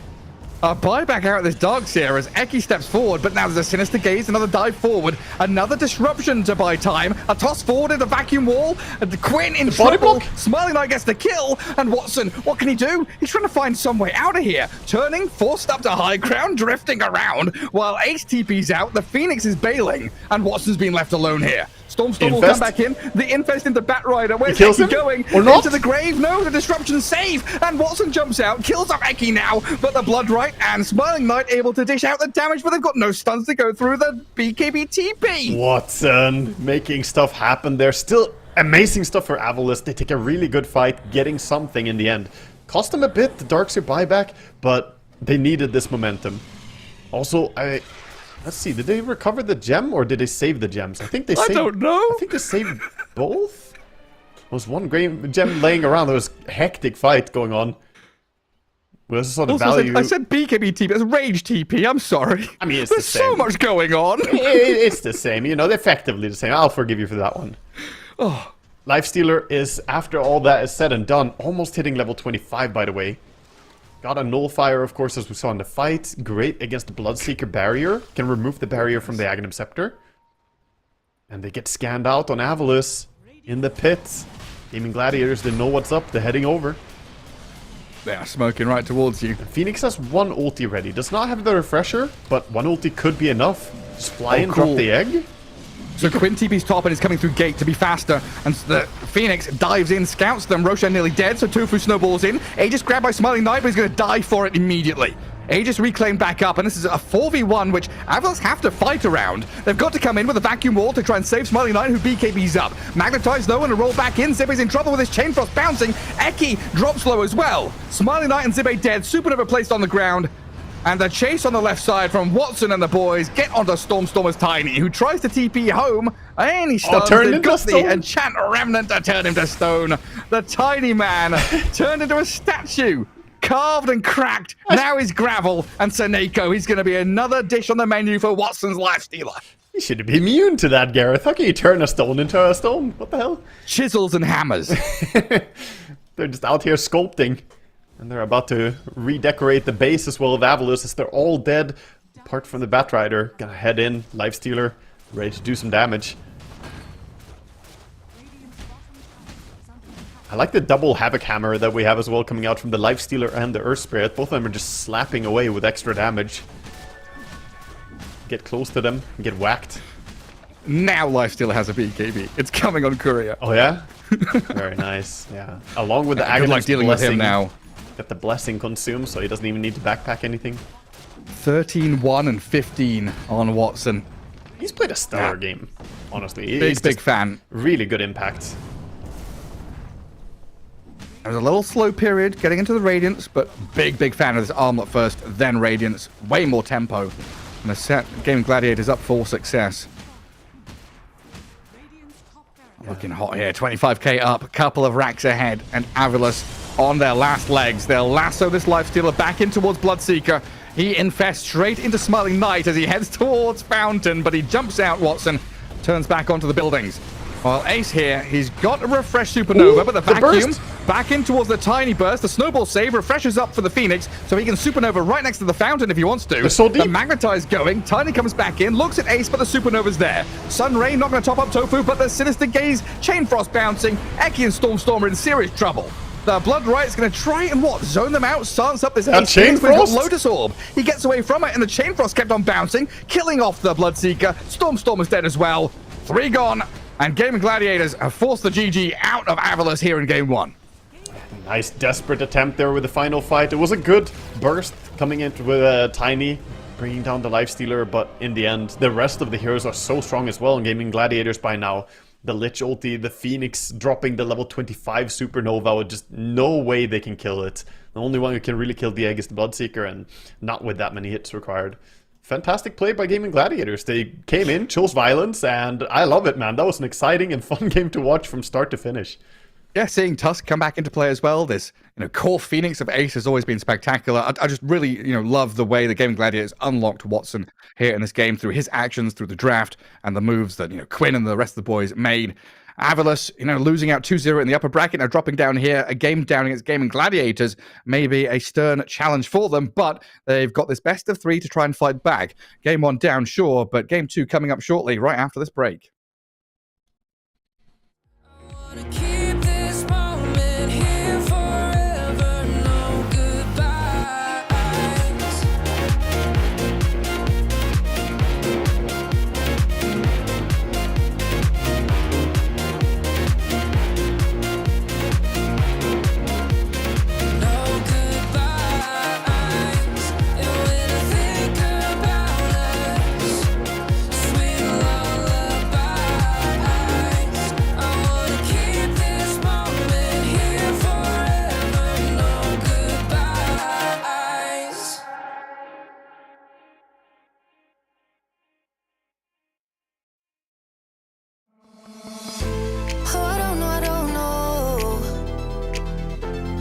Put it together. Ever since I found ya, my life just got better. Better than this, better than that, better than anything I ever had. Better than this, better than that, better than anything I ever had.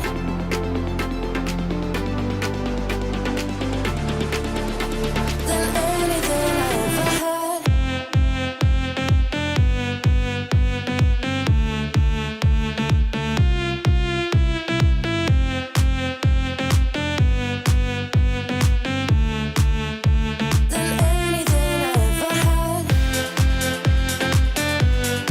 anything I ever had.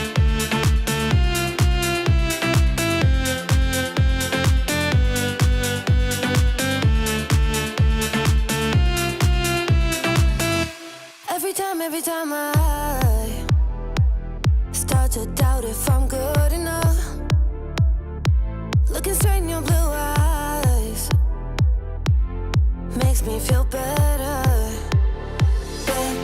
Better than this, better than that, better than anything I ever had. Better than this, better than that, better than anything I ever had.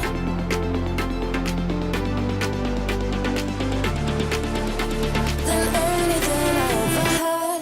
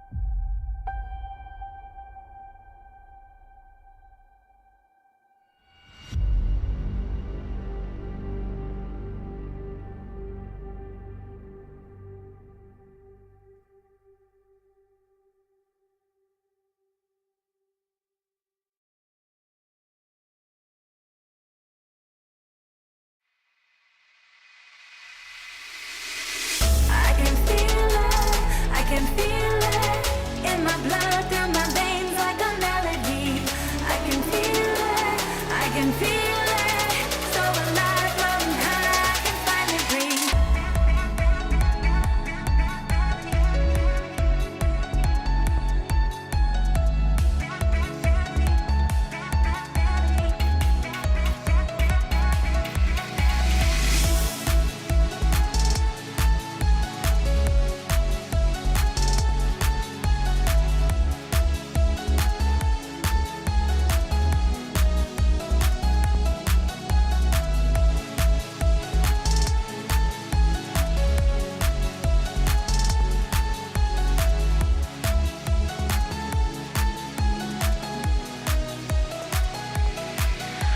Lately, I've been feeling lonely. Want you to call me, promise me you'll always be there. I've been getting so high, I can feel it. I can feel the gravity is pulling me away, pulling me away.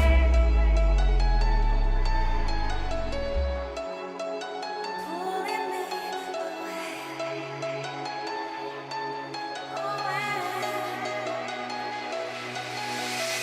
I can feel it in my blood, through my veins like a melody. I can feel it, so alive, running high, I can finally breathe.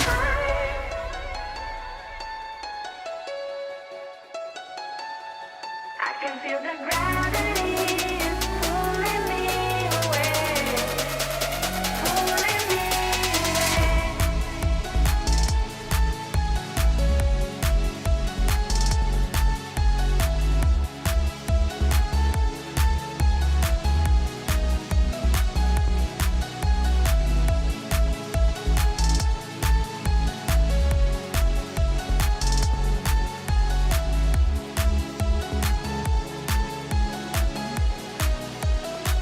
I've been getting so.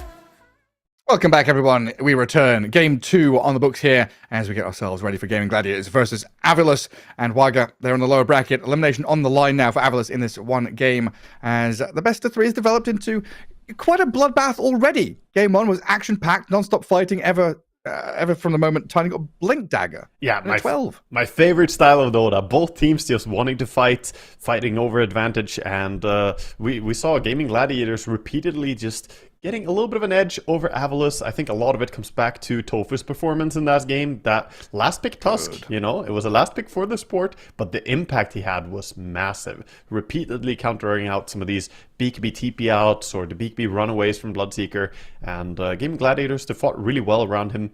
Avilus, though, they weren't necessarily just getting run over. They were biting back, but just slowly it felt like they were losing out, and Watson having a very clean game. Yeah, I mean, coming back to that point, right, it was kind of a cool flex, even if it was like a short-term flex in the beginning with that Phoenix third pick. We've seen it as a call for Ace, and we haven't seen it that much for Tofu, but it was kind of there. And then you have this last pick, or 23rd pick flex to make sure that you can round things out one way or the other, seeing an additional hero from your opponents just to see what's up.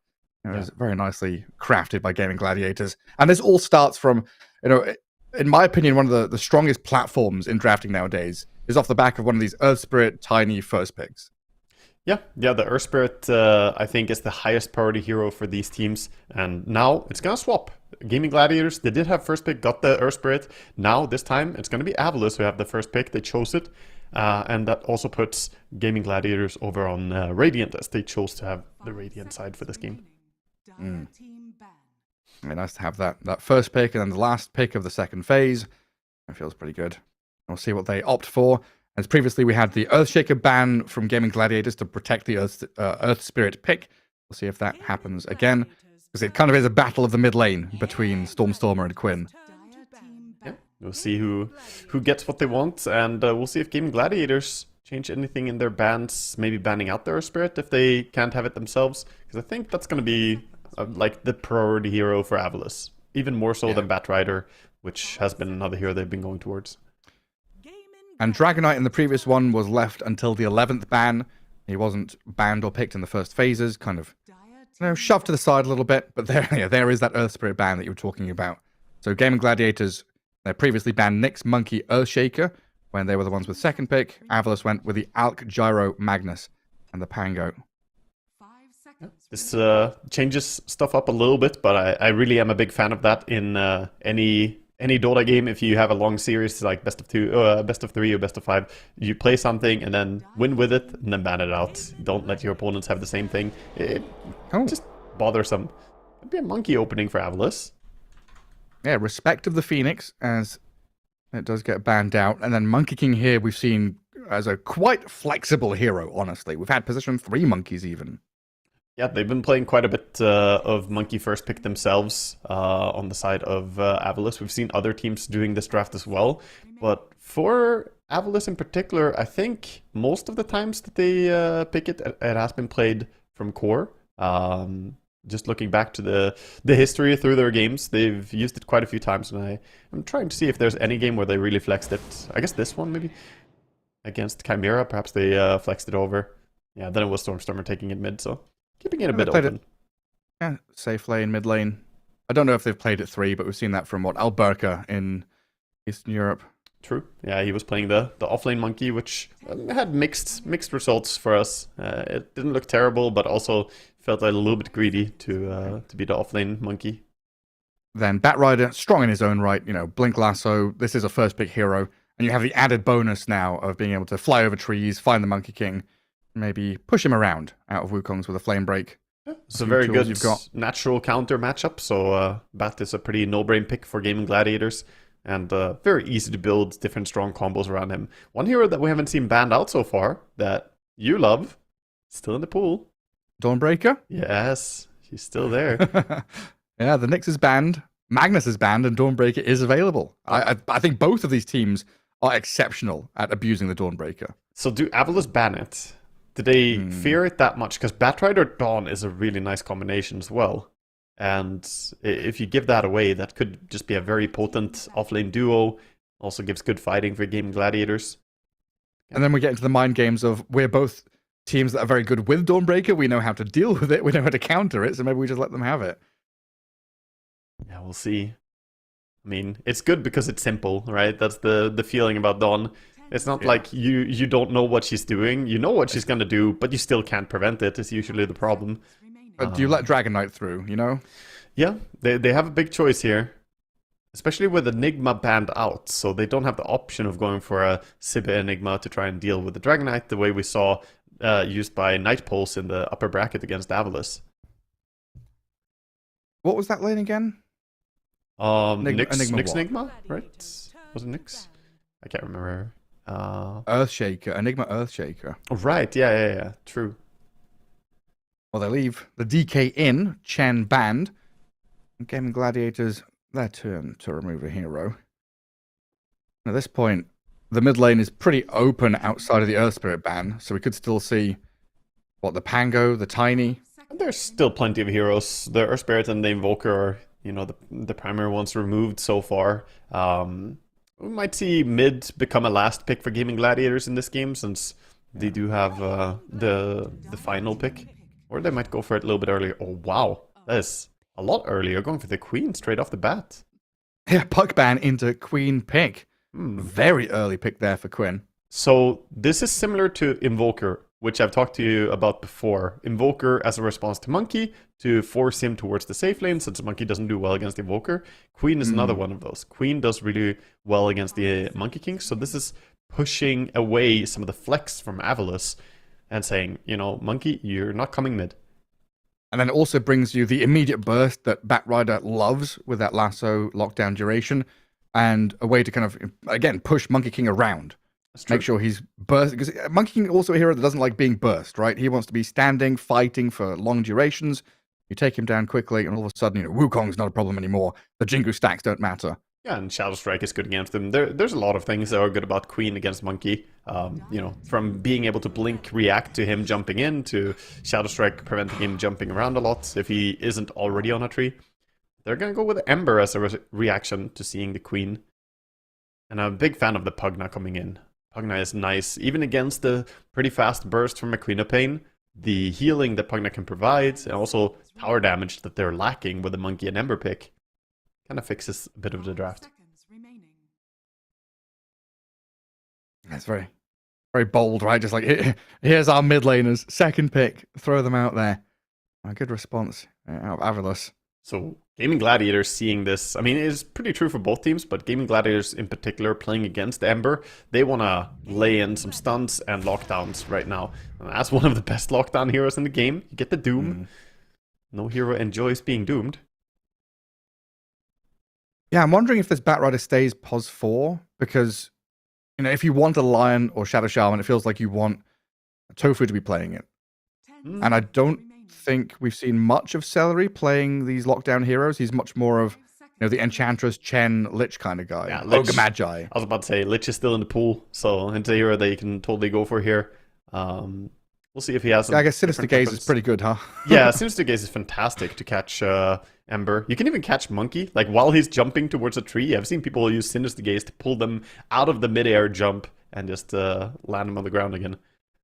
Yeah, I feel like we saw Seneko do that the other day. Yeah, Lich is just overall pretty overtuned right now. The fact that he got the can channel spells during Sinister Gaze for free, that used to be part of an Aghanim's upgrade, and he has it for free now. It's good. Yeah, it's so good. And you can just Sinister Gaze, Spire, Chain Frost, kill a hero. But there's Gaming Gladiators picking Morphling ahead of the Morphling pick slot. You know, this 18th pick is usually where we've seen the Morphling go, but Gaming Gladiators grab it that little bit earlier on. Carry matchup against the Monkey King, damage into Pugna. Looks pretty solid. Yeah, it's nice to turn into Monkey King, a great target for Morphling to become, and it's a little bit bold to pick the Morphling when you don't really know what you're gonna lane into, but they don't want to give away the chance for Avilus to take it.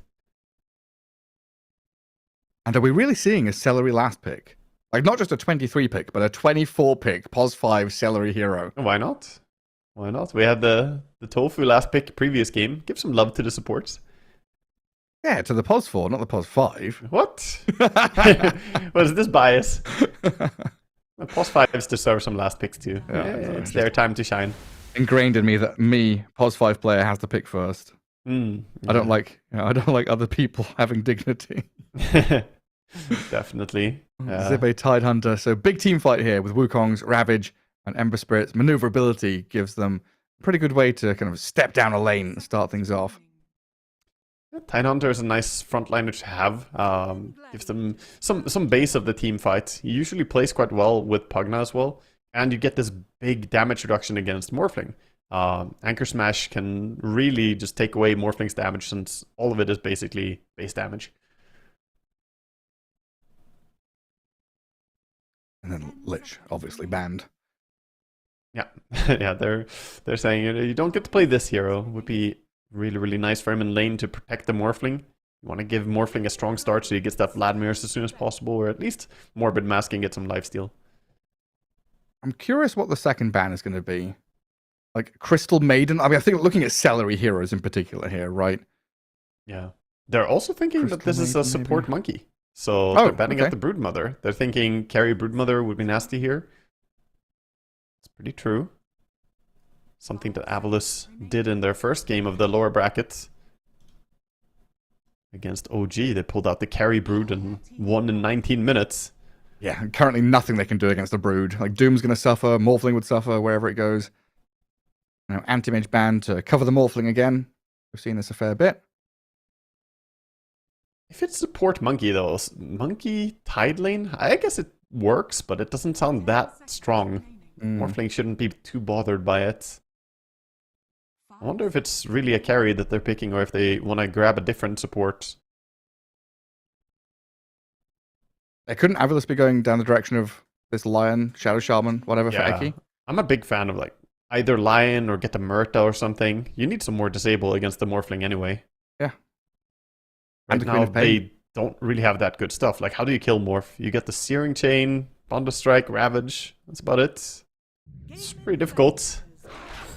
Yeah, I felt like a Lion pick, didn't it? Yeah, there we go. That makes sense.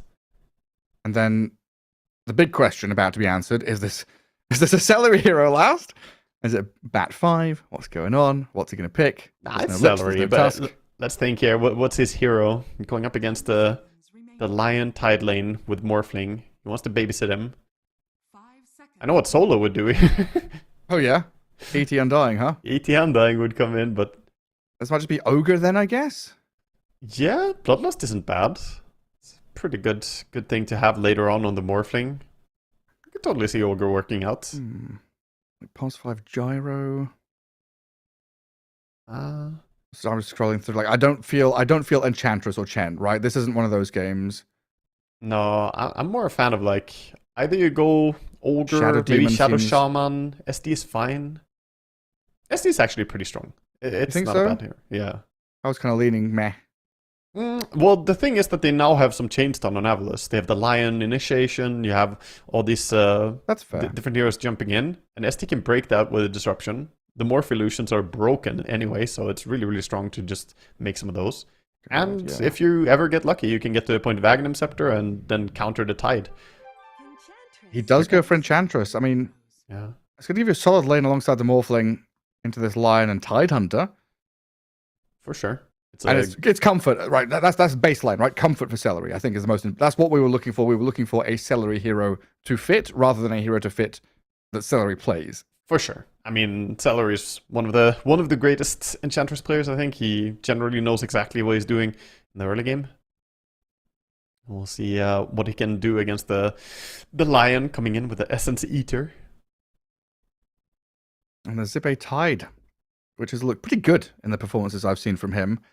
Trying to remember the build, but it's been this kind of physical, slappy build, right? The Phase Vlad soaring kind of thing. I think he's been going for the standard build that I've seen a lot lately, just going for early shards with Vladimir's or Mage Slayer, and then Exactly. Blink right after. You go one of those two items into Blink with Shard, and you're really annoying. You can catch people. This game, I would like to see the Mage Slayer. You're against the Queen of Pain. Against Doom isn't bad. Against Batra is nice. Even against Morphling is decent, so we'll see if he goes for it. Either way, the Shard is great here. Lock the Queen of Pain in place, or even Morphling. They can't use their mobility spells. And yeah. Yeah, you're we'll right. see. That's the exact build that I saw him play up against Jiggling in that other qualifier. It's a very Phase, popular build. Soul Ring, Vlad's Shard with a Bracer, and then Aghanim's Blink. Yep. I always forget how cool that Aghanim Scepter is on Tide, honestly. Just spewing gush everywhere, you know? It's really nice. It does amplify a lot of damage for your team, and it's great for doing some AoE damage. Also nice for just speeding up your farm even more. Yeah. We've seen a lot of the importance of long-range poking as well in a lot of these games. You don't want to commit hard a lot of the time. You just use like soft poke, initiate, run back, reset. It's very true. If you get a random gush like that, connecting on some Blink hero like Doom, for instance, and he can't blink, then that can set up for the rest of the people to initiate. There we go, game 2. Just a refresher here, we are in the lower bracket for the closed qualifiers out of Western Europe for ESL One Raleigh. It is Gaming Gladiators against Avalus, game 2. Gaming Gladiators have the lead. So a loss here for Avalus is elimination. A win is to tie up the series and go to game 3. Let's see how they fare here as they all smoke up early out of the fountain and get themselves into position for warding, scouting, and maybe another early active rune fight, which we love. Yeah, both teams rushing out, getting their position. We see ward placements coming out.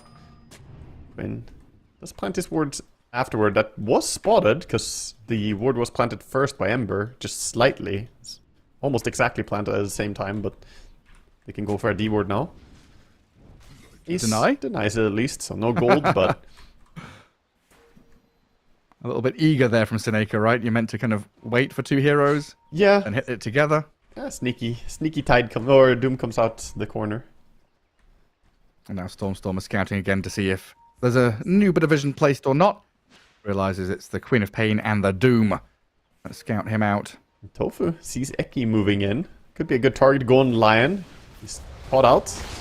Yeah, stuck in between this Ench and Morphling, but a two-man Boundless Strike and a big damage out of Stormer gets the kill. Eki is traded out as now they chase onto Quinn. Tide and Ember looking at the Queen of Pain with another hit. They'll find the takedown, but Smiling Knight has also died in a big rune fight. 2 for 2? No, 3 for 2. It's two cores that get taken down by Gaming Gladiators. Very nice start for Gaming Gladiators. I mean, the first who got blood first blood? for Ember. So Ember is happy with the first blood, getting a bit of gold, but still a bigger win for Gaming Gladiators, getting the extra kill as well. Creeps have only just spawned. Look at that feed on the left. Yeah.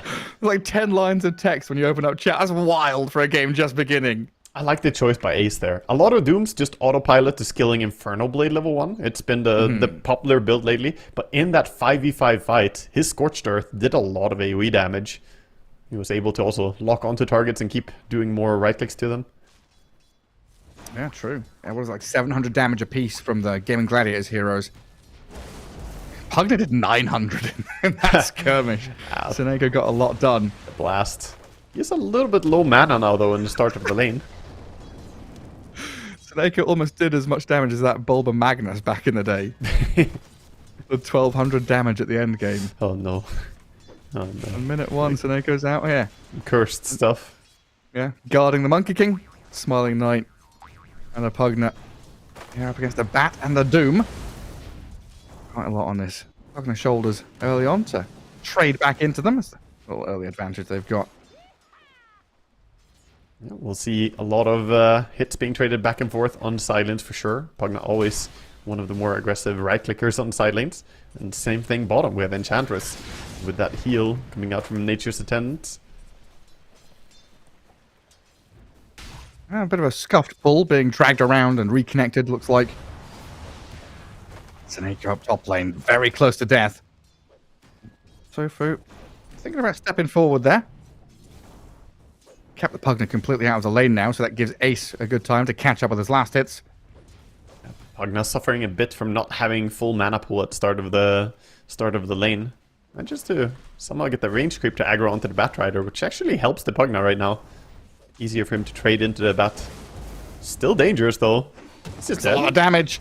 Oh, Seneko, the magic stick was enough to stay alive. 2 HP. Smiling Knight, he turns. He still dies, even though he's under tower.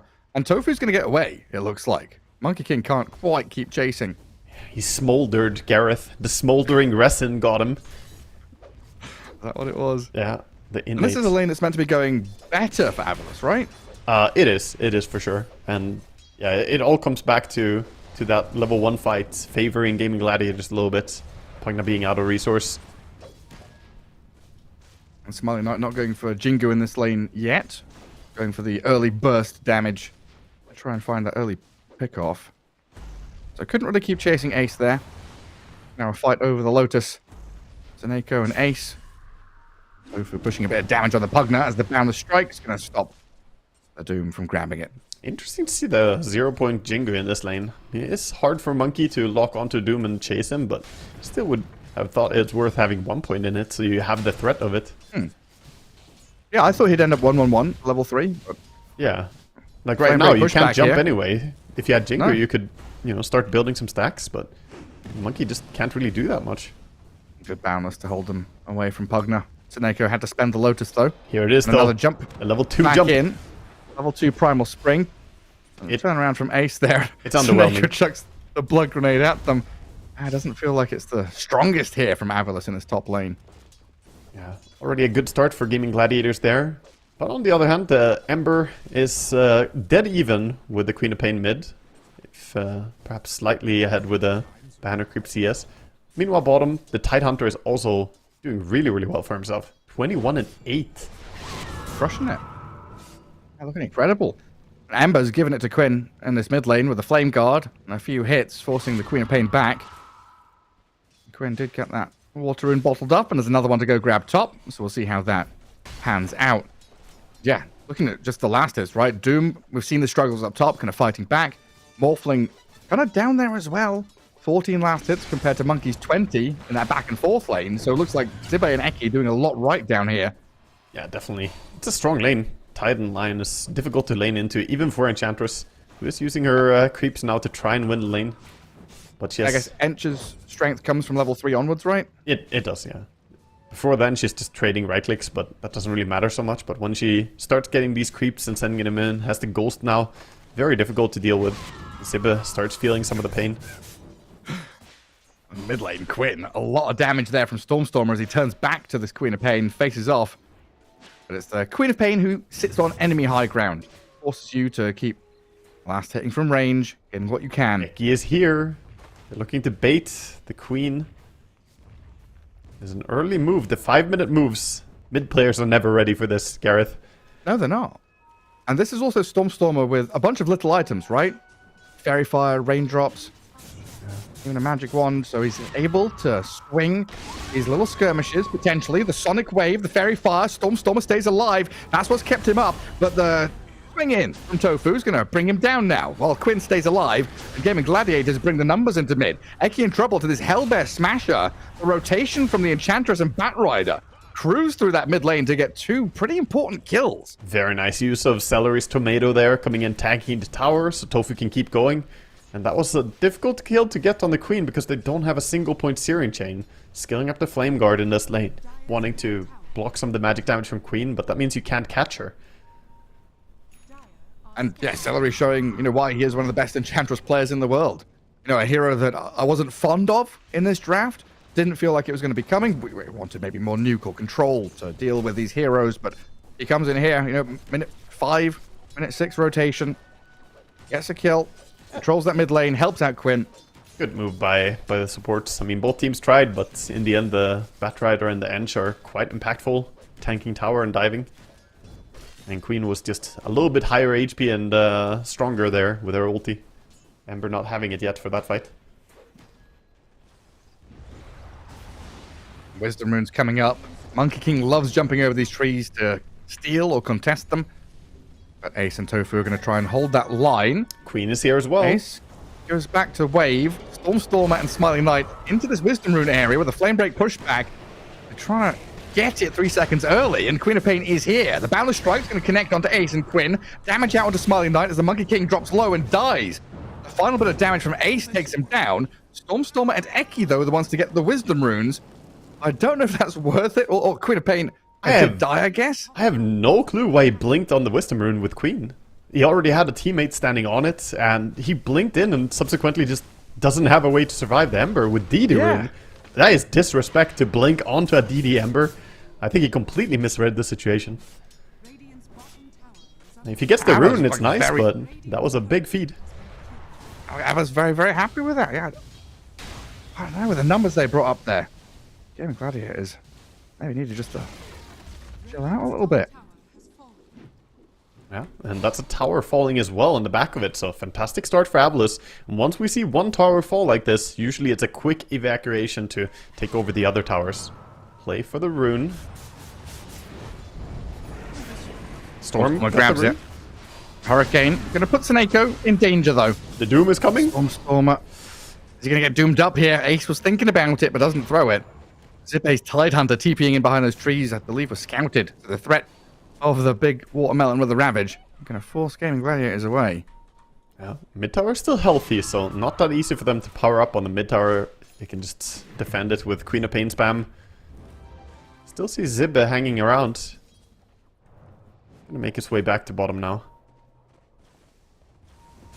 And Pugna starting what we've seen before. This is what they did in the first series. Just have the Pugna sit behind their mid hero, blasting away at the mid tower. Stormstormer tanking a few hits, clearing the wave. But now, Celery and Quinn bring in a little bit of backup with Batrider nearby. Oh, that's toxic. Doesn't seem like it's going to stop this at all. He enchanted off the region rune. It doesn't get cancelled by being attacked, but Enchantress does have a way to get rid of it, so no region for you, Ember. Unlucky. And Pugna's still going to give a couple more blasts at tier 1. And now playing into their vision that they see on the high ground, the big camp being taken. Tofu and Queen of Pain heading different directions, so Avalus going to decide to go for the Batrider. I'm trying to finish him off here, but Watson's Morphling has actually come in to help. Tofu is all right to the far left side, while Seneco's the one who dies to the Queen of Pain and Morphling. Tofu fine, so it looks like this Ember Spirit's just going to zip away. It's hurting them that they don't have Searing Chains quite badly now. The skill builds, I understand, is perhaps necessary against Queen of Pain to block her damage, but it feels so hard for Stormstormer to catch anything. It's all relying on this Eki Lion. There's only so many times he can stun. Yeah, we'll see a bottle refill coming in from Soneko, who's also closing in on level 6. Then he'll start being that gas station hero that we used to call him. Yeah. Down bottom. Batrider trying to drag waves around while back up to the Ancients on the other side. Celery slain by Stormstormer. Monkey King able to join these fights from long range, jumping over trees. Very nice to have the mobility here.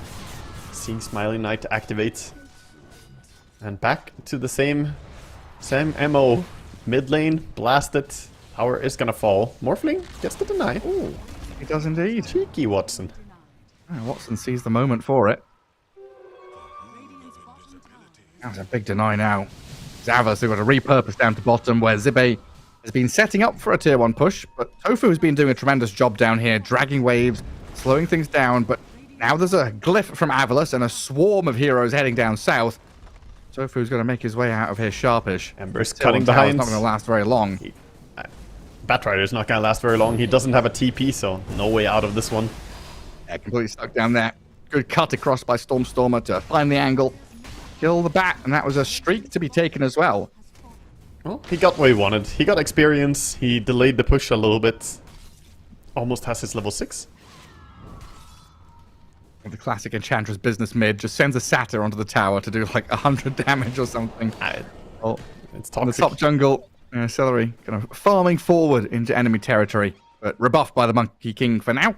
And now we see Avalos also doing what we quite often see from Tidehunter drafts. You just park your Tidehunter on the lane where the opponent want to push. It's like, oh, you want to take our tier 1 tower? Well, go through our Tidehunter, right?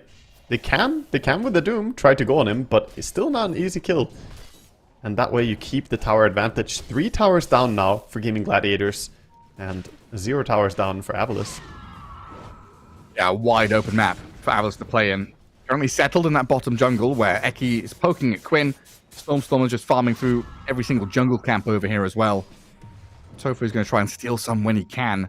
But this means both runes belong to Avalos because of this wide open map space. They're playing pretty tight with these 3 heroes down in the bottom jungle, and that means Eki, Stormstormer, Seneko can just play off of each other. Find a kill on Bat here, potentially, with another slight, but the chain's on cooldown, and Tofu speedy with the Brown Boots Windlace. It's gonna be okay. Queen has Blink in 1 mana as well. Oh, doesn't get it! He Slide it up, chained up. Just got the mana. A little bit too late. Stormstormer with another big kill on Quinn, while Watson, he's moved in here, want to defend this bottom tier 2.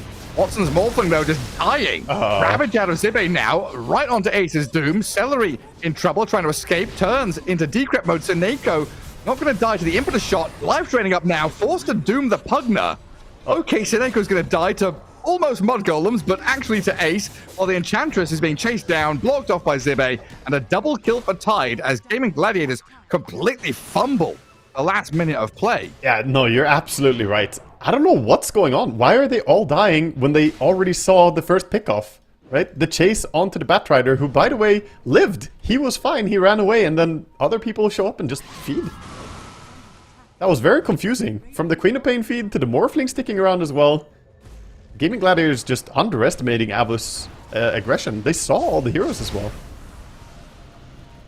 I'm getting super caught off guard by it. I keep thinking Quinn is fine, right? He's going to escape, but that's the Tormentor fight, and now this bottom fight where he's just been found by Stormstormer. He's been picked off. You know, props to this Ember Spirit for getting onto Quinn, potentially just getting under his skin in this game. Storm is The hunting. Queen of Pain, bottom of the cores in net worth right now.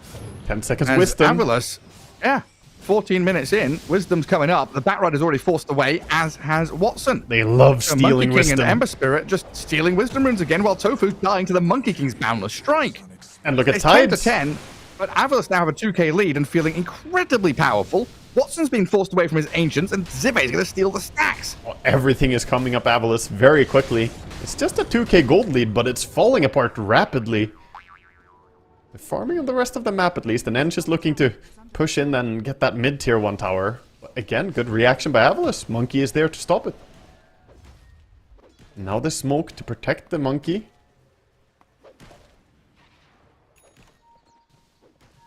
Chasing after the Queen of Pain, who has a Dagon, but with the Mage Slayer on Ember, it can be difficult for her to get the damage out. Ember and his friends chasing the Morphling. Right under Dire Vision. He's past the tier 2 now. Avalos haven't been too afraid of diving behind it, though. And Stormstormer with Eki still making that move, but Queen? looks like they're going to fall back onto the Queen of Pain instead. Shield Rune, is that enough with a blink out? Quinn can't get off the wand, can't blink away. Queen of Pain dead again. She just can't be the first point of contact. Queen needs someone else to be first. They need Doom to go in first. They need Batrider or Enge. Someone else needs to tank these rotations. Now the Doom's getting caught out. Zibe has Ravage, but he doesn't even have to use it even. Yeah, they're playing really great catch game, using the mobility of the heroes. Ember is very fast, Monkey super quick, and bottom already Eki. Very heads up play going for the Batrider. Can you find him? Stun up high ground. the blind He's cancelled stun? the twin gate play. They scanned it so they knew. Yeah. And now into their Hex, and the Monkey King, who already had Jingu up. Quinn has blinked in here to try and zap down the Lion, but he gets turned on Quinn? swiftly. Blink off cooldown in a second. So we'll be able to get some distance after a Sonic Wave pushback. Dodges the stun, blinks and kills Eki.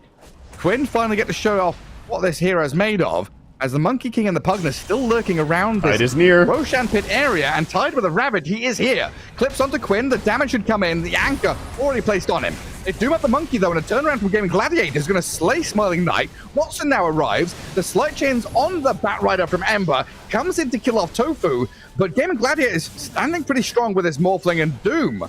Ember, Tide, Vlad, and a ton of spells still to be thrown out in here. They've got Dead in the Water ready in a moment. But it looks like the Ember Spirit's left this Tide to die as Zibe maybe can get a bonus kill out of this. He wants One to more kill. before he falls. He's pretty damn tanky. He's taken a while for Watson here to kill him because the Anchor Smash just keeps on going. They tip Zibe, who does get a kill before falling. I mean, and does he Pace and fall? Watson have got to give him everything they've got. There's a Pugna here. Where does Seneko come from? He's just got the life train to top Zibe back wants up. more And he might kills. actually turn and kill off Ace. Ember Face behind. moves ready. I can't quite chase him, but you're right, the Ember from behind on the Morphling. Storm's come in. Now Sonego can connect with him, and the Monkey King, he's arrived again. Leaps over from the treetops, down on the Morph, gets the kill. Avilus just non-stop tempo here. Dude, this Tide Hunter, you can't bring him down. He's too big to fail, Gareth. And But he was dead like 5 times on my screen, I swear to God. oh, mid, they get a catch on the Queen as well. Gets The hexed. The finger. Perfect chain stun. Quinn is not having a game. Quinn of Pain is just Feet of Pain in this game. Yeah, 3, 6, and 8. Fantastic it is a catch. rough one. Radiant's bottom tower is under attack. Yeah, But we have to come back to that. The draft, right? The second pick, Queen of Pain, into the pretty quick response. Shameless, Gareth. Amber Spirit, right? yeah. Batrider caught by Monkey as well. Ember's there. It's another Easy peasy. easy. They're trying to get on the map and push out the lanes, but against Avilus Draft, it's incredibly hard once you fall behind to get on the field and do anything.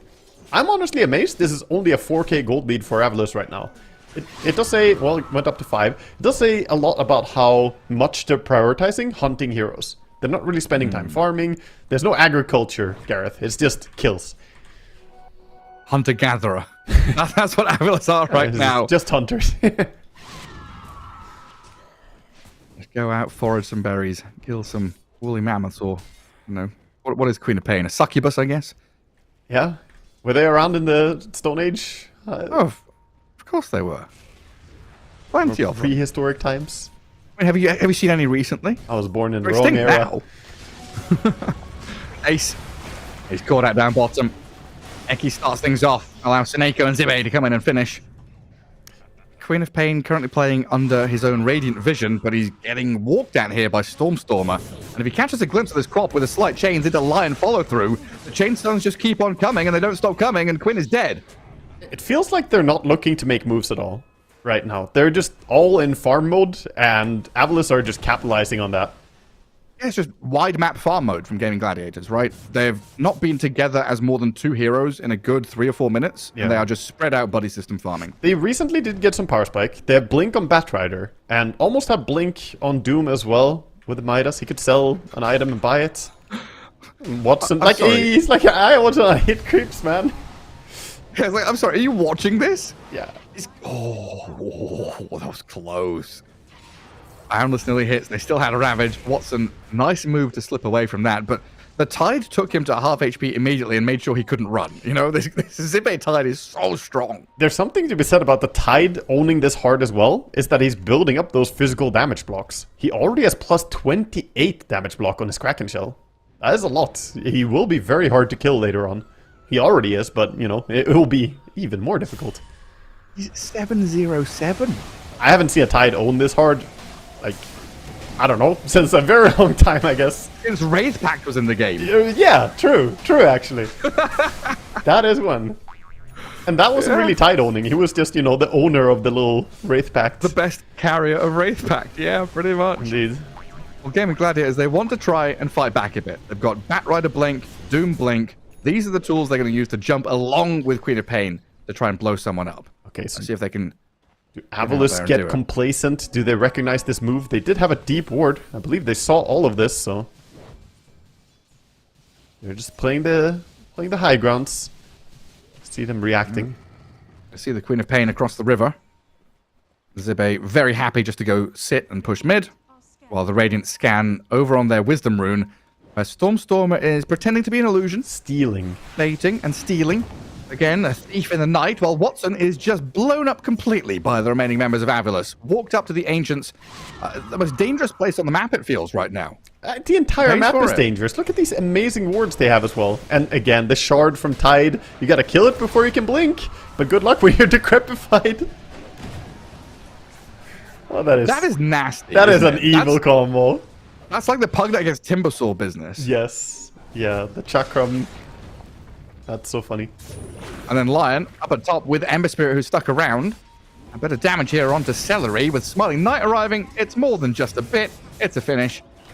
Stormstormer on a monster kill streak as Avalis have now built up an 8k lead and are pressing into tier 2s with a pretty nice wave up top. And a catapult still there.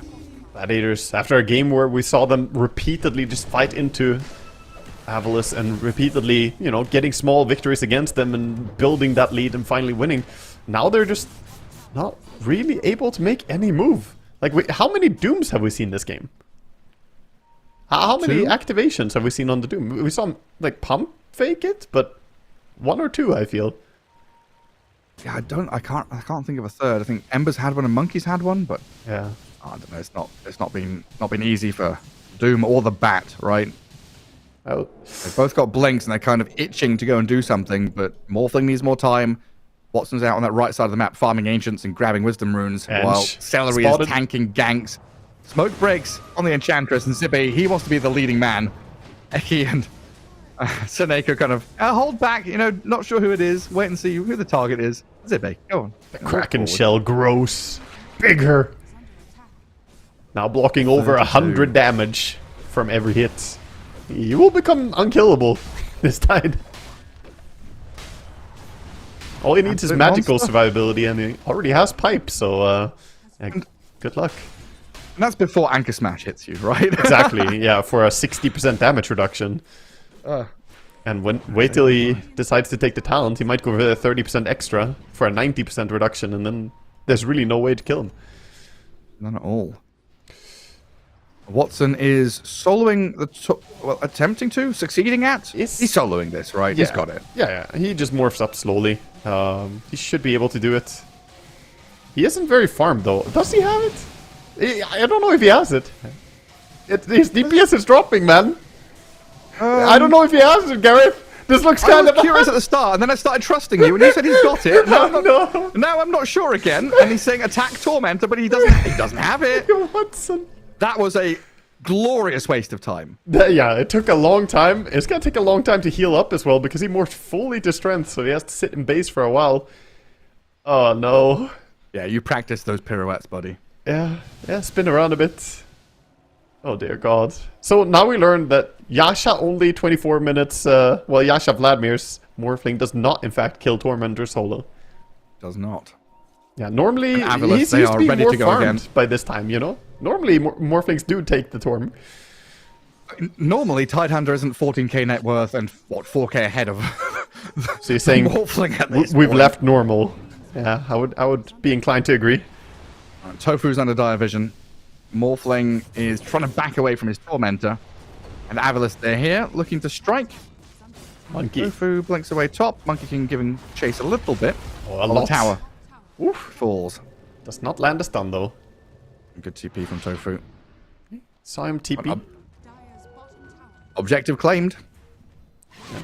Building more I like that Stormstormer went for a Sanjiasha in this game on his Ember against the Doom. Doom and Lasso, fantastic to have some status rest against. We'll probably see the Monkey as well. Indeed, Monkey already queued up the Sanjiasha. He has a BKB, but going back for it. Ooh, the TP out behind the tree line. Gonna stay safe. What's Doom up to? Oh, he's hugging Fountain? Okay. I'm trying to finish BKB. He went back to Is that the next Sunlight. big thing here then? Is it triple BKB or? Yeah, that's what What's they want to Gaming play Gladiators? for. I mean, the timing is very far away for triple BKB. Morphling and Queen are not close to theirs. Morphling is actually queuing up the Crystallis first. I mean, after that Tormentor, he's like, damage, please. Yeah. I need more damage. And a quick Roche move for Avalus. Just bringing everyone, take it down. And we don't really see too much being done by Gaming Gladiators at the same time. They're sitting around, but very close to their own base, not farming too much. The Queen is out there and hitting creeps, but feels like that's all he's been doing for a long time. Right, Eki has a greater healing Lotus. That's 900 health and mana. I've got to keep that in mind for next fight. That is like the one big thing that I lose track of, is like, how did someone just go from 0 to half HP? There's always some little support guy holding a big Lotus, using it on his teammates. No, you're absolutely right, and that's something that pro players and, you know, generally everyone will miss as well. You look at someone, you're like, okay, this guy has Manta or BKB, whatever, can we kill him? But you don't calculate, oh, his support has a greater healing Lotus. Yeah. That's hard to keep track of. There's a cheese. Yeah. It's basically a cheese damage. that's not in the inventory. That's what it is. Yeah, that's real good. If you can use it. DD Ember now. Tower is under attack. Stormstormer has locked his Quelling Blade.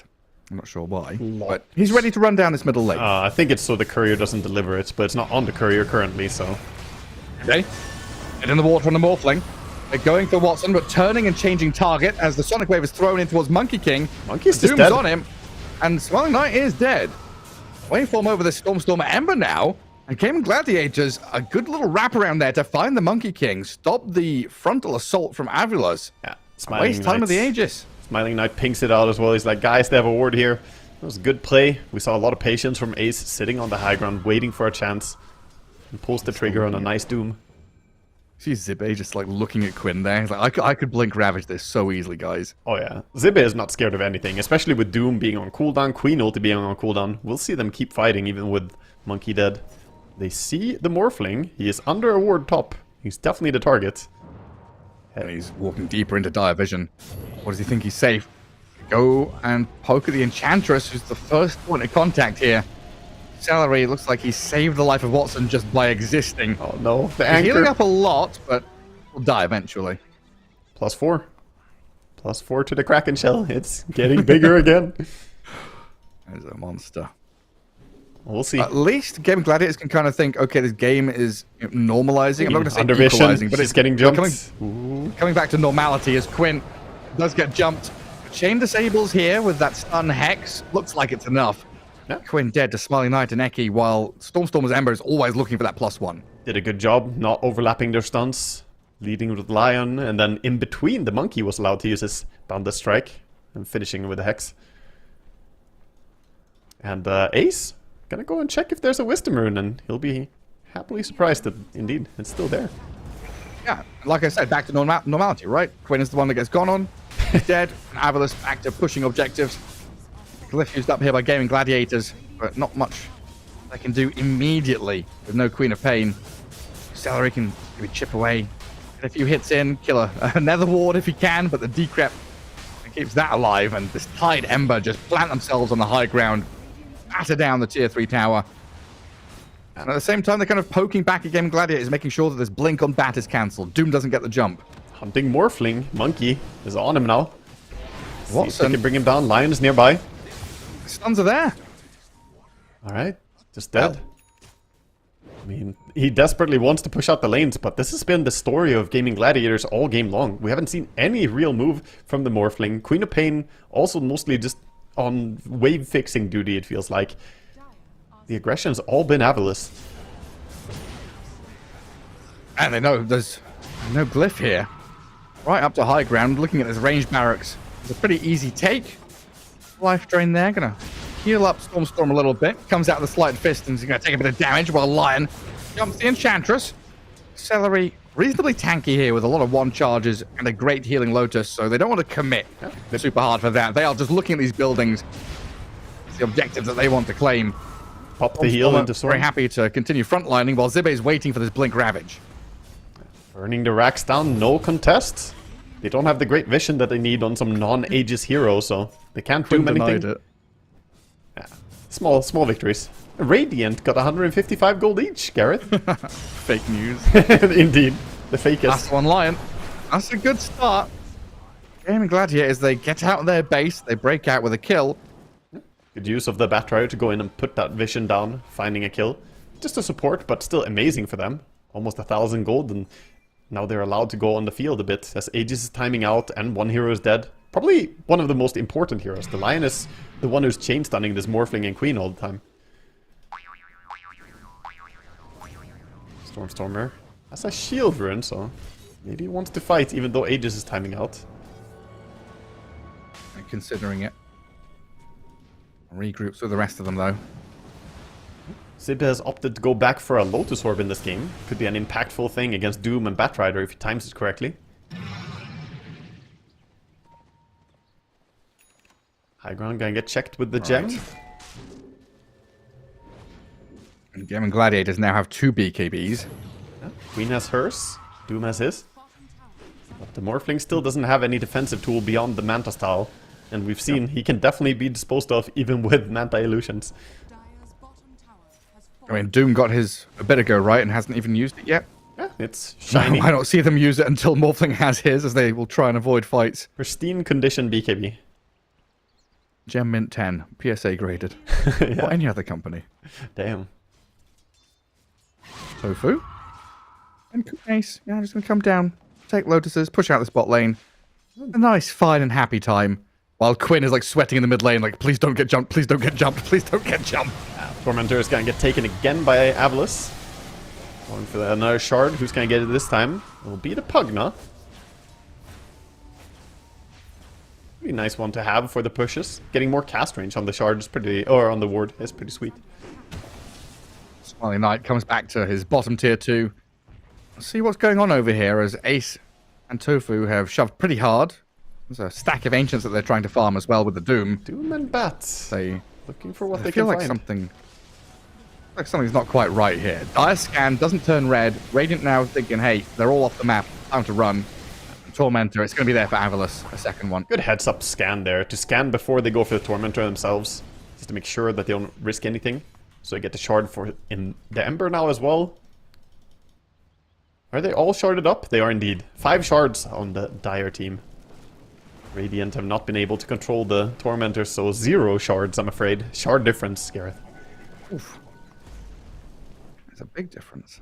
Yeah, I mean, some of the shards are not too important, I guess, but does mean we don't get to watch the glorious Batrider shard right-clicking. Oh, I'm speaking solely from an aesthetic perspective. Yeah. Maybe it's the, negative space versus positive space. The full shard versus the, negative shard. I see. Very, very open inventory solution, yes. Yes. Very black and white, no gray areas. I mean, it looks better than having it a bit patchy, like, oh, a shard here, shard there.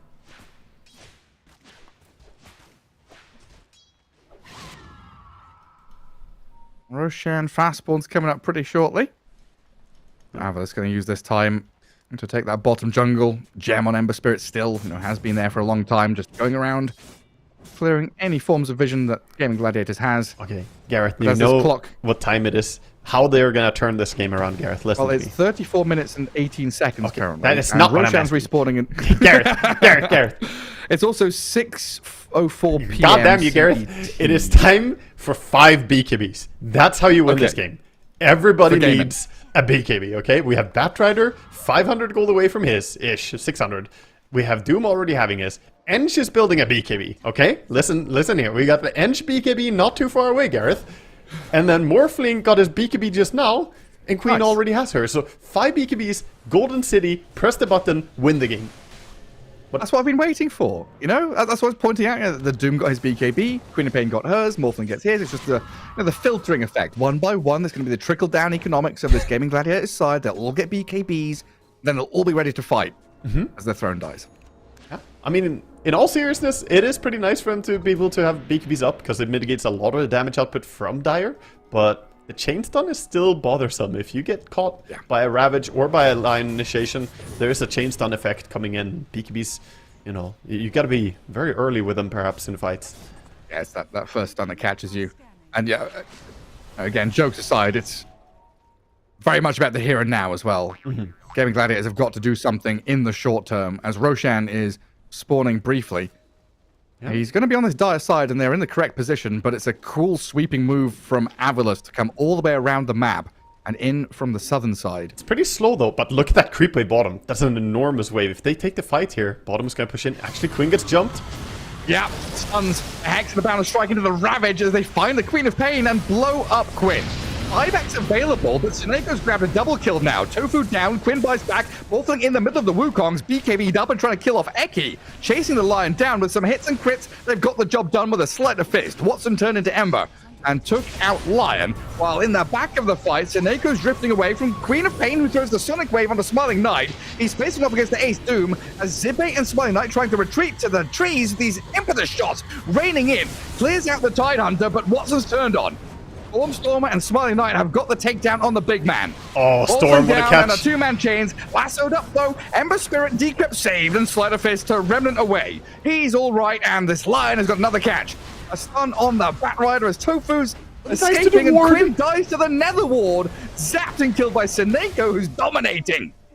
Oh my god, what a fight. Just a brutal fight. I think Smiling Knight must have done an absurd amount of damage in that fight. He was non-stop right-clicking people.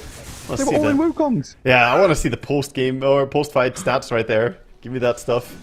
Sineko got a triple kill off of Pugna Ward, basically. 8,193, and that was honest hard work from Monkey. He was just going from target to target, clicking them down.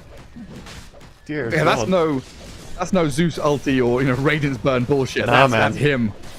Yeah. Blood, sweat, and tears. Oh yeah, he worked hard for it. Some beautiful stunts and combinations coming out. Eki delivering big time in that fight as well, and his Lion synergizing these catches. That was a very, very costly fight for Gaming Gladiators, as they did commit buybacks into that. They bought back on the Batrider, on the Queen of Pain to get back into fights, and they still lose the Roche. The dieback on Quinn, I mean, he has had an absolute mare of a game. 3 and 11 on Quinn. And it's been very, very challenging for him to step out of the base even. That's true. That's not the highest impact Queen of Pain game, but also not his lowest impact Queen of Pain game in the recent times, Gareth. I don't know what you're talking about. No, sorry. We're not supposed to talk about that. Pro games only. Pubs don't count, right? Yeah, surely. If this Morphling was in a pub, I'm just saying, his CS would be in trouble, Gareth. I might get followed around. Avalus. And Watson right now is looking at a Daedalus. Needs more damage output for sure. Yeah. I need something to bring them down because the durability of Avalus lineup. But you don't really have time to finish it. This Daedalus is close, but the push is here already. Smiling Knight is on your tier 3. An attempted deny from Quinn, not going to work out for him. As the Monkey King with Solar Crest on top takes the range barracks down to half. Stormer. They start off with a slight and a boundless strike. Enchantress with a ton of heals is going to plant herself there and get down the Pugna Ward as best she can. Slowly protecting it. Big items here. Daedalus Morphling, but Mjolnir on this Monkey who gets lassoed back. Ravage not going to protect him as the BKBs come up. Sonic Wave kills him off. Aegis down, first ready? life of Monkey. And Doom on the Tide forces Zibe away. Now Smiling Knight, he's still got Wukongs to play with here. Throws it out with a Boundless Strike onto Ace, while Stormstormer contends with the Morphling to the right. We've got to turn and face Watson now. He's killing the banner, and no waveform ready, but he has the BKB going, and Manta if he needs it. While Ace's Doom killed off Zibe, Stormstormer and Smiling Knight are on the Doom's tail. They've caught him with the slight chains. Down he goes. Buyback's available, though, from Ace if he wants it, while Quinn focused down with an inch of his life. Blinks the fountain, and Watson waveforms to safety as well. But this now relinquishes control of the barracks completely. Yeah, the buyback on the Doom, but he doesn't have his ulti. Even if he rejoins, Queen of Pain could be in danger. Dodges that. Little sleight of fist from the ninja gear. And now one lane remains. Yeah, but for Smiling how Knight's long? gonna jump there. Push is coming in. And Pugna just sitting behind. Very difficult to go on the front line with Pugna having Lotus Orb, Glimmer, Solar, anything you need. Poking at the Monkey King, popping his Lincolns.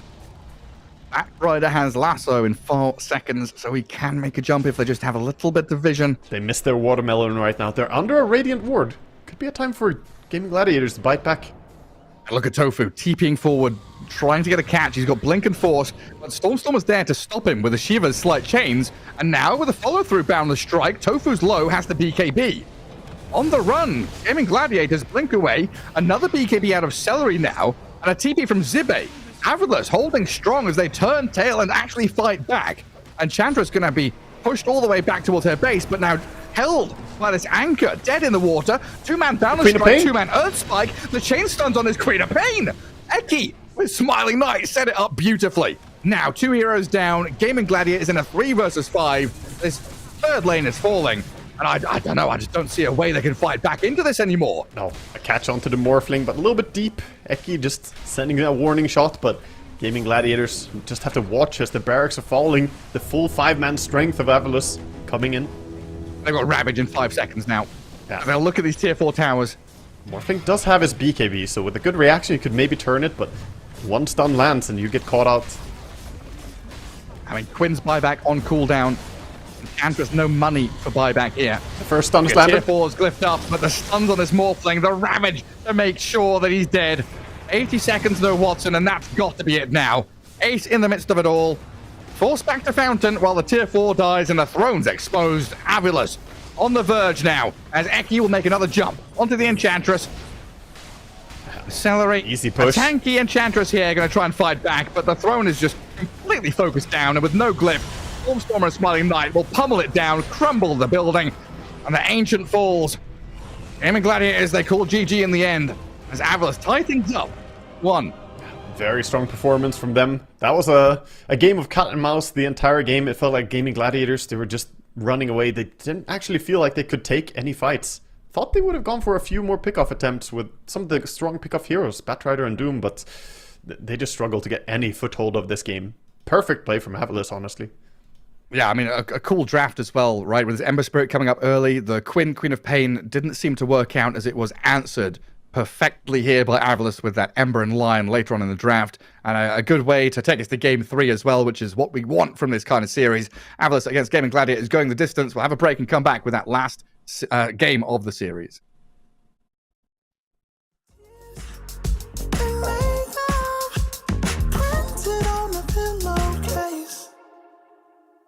It's hard to apply restraint. I'm trying to stay away. It's so magnetic. Ooh, I gotta have it now. Let's keep it a private thing. I'll give you a secret name. Let's build a life on a lie. Every time I try to find, try to avoid it, but I was stuck. You turn up the heat when you back it up. Try to stop the flame. I put discipline out away.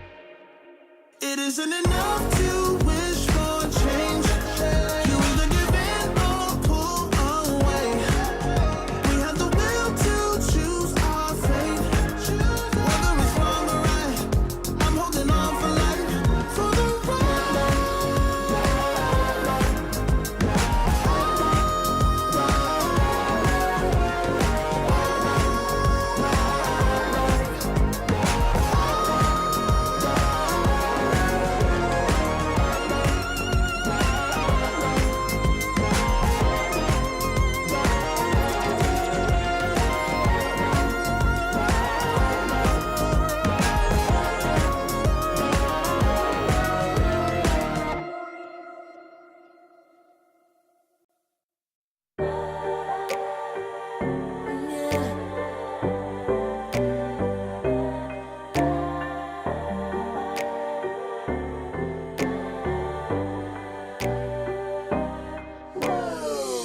Talking my, I've been working all year getting by.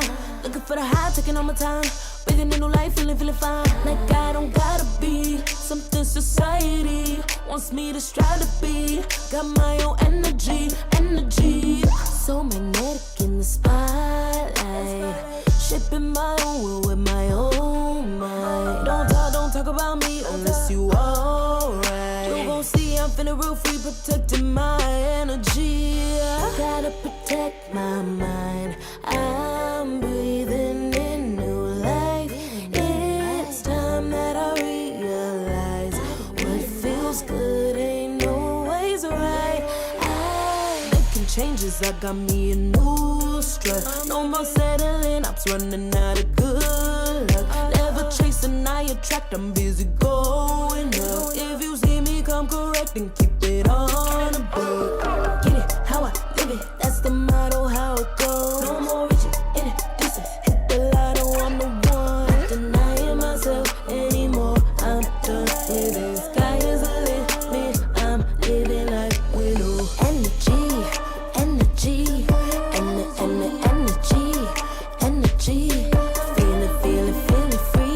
Feeling free. And the energy. Gotta protect my mind. I'm breathing in new life. It's time that I realize what feels good ain't always right. I'm feeling good, feeling free. Feeling good, feeling free. All I need is me and my new energy. Feeling good, feeling free.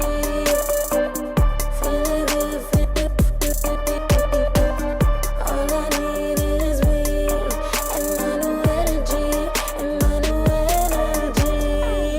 Feeling good, feeling free.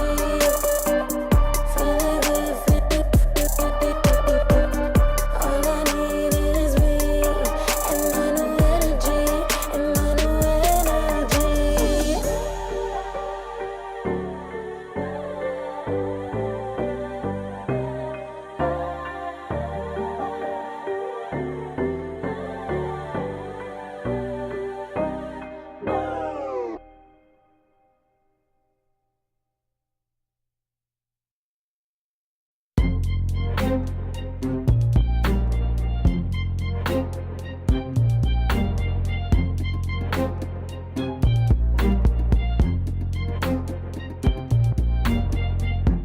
Took too long for me to feel, yeah.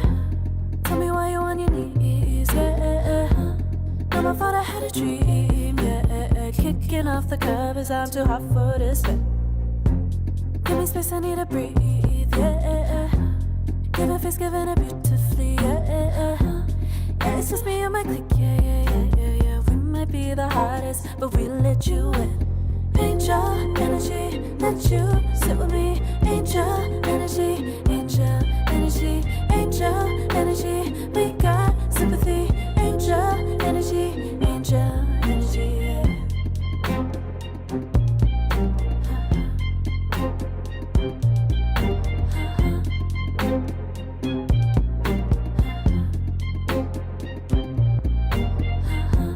Take the time to breathe and rest. Let yourself feel the best. Feel it all so deeply, so deeply. Divine with how we be, yeah. Aligned with everything, yeah. More than a dream, vulnerable and strong, yeah. We feel everything. Angel energy, let you sit with me. Angel energy, angel energy, angel energy. We got sympathy. Angel energy, angel energy, angel energy. Let you sit with me. Angel energy, angel energy, angel energy. We got sympathy. Angel energy, angel energy.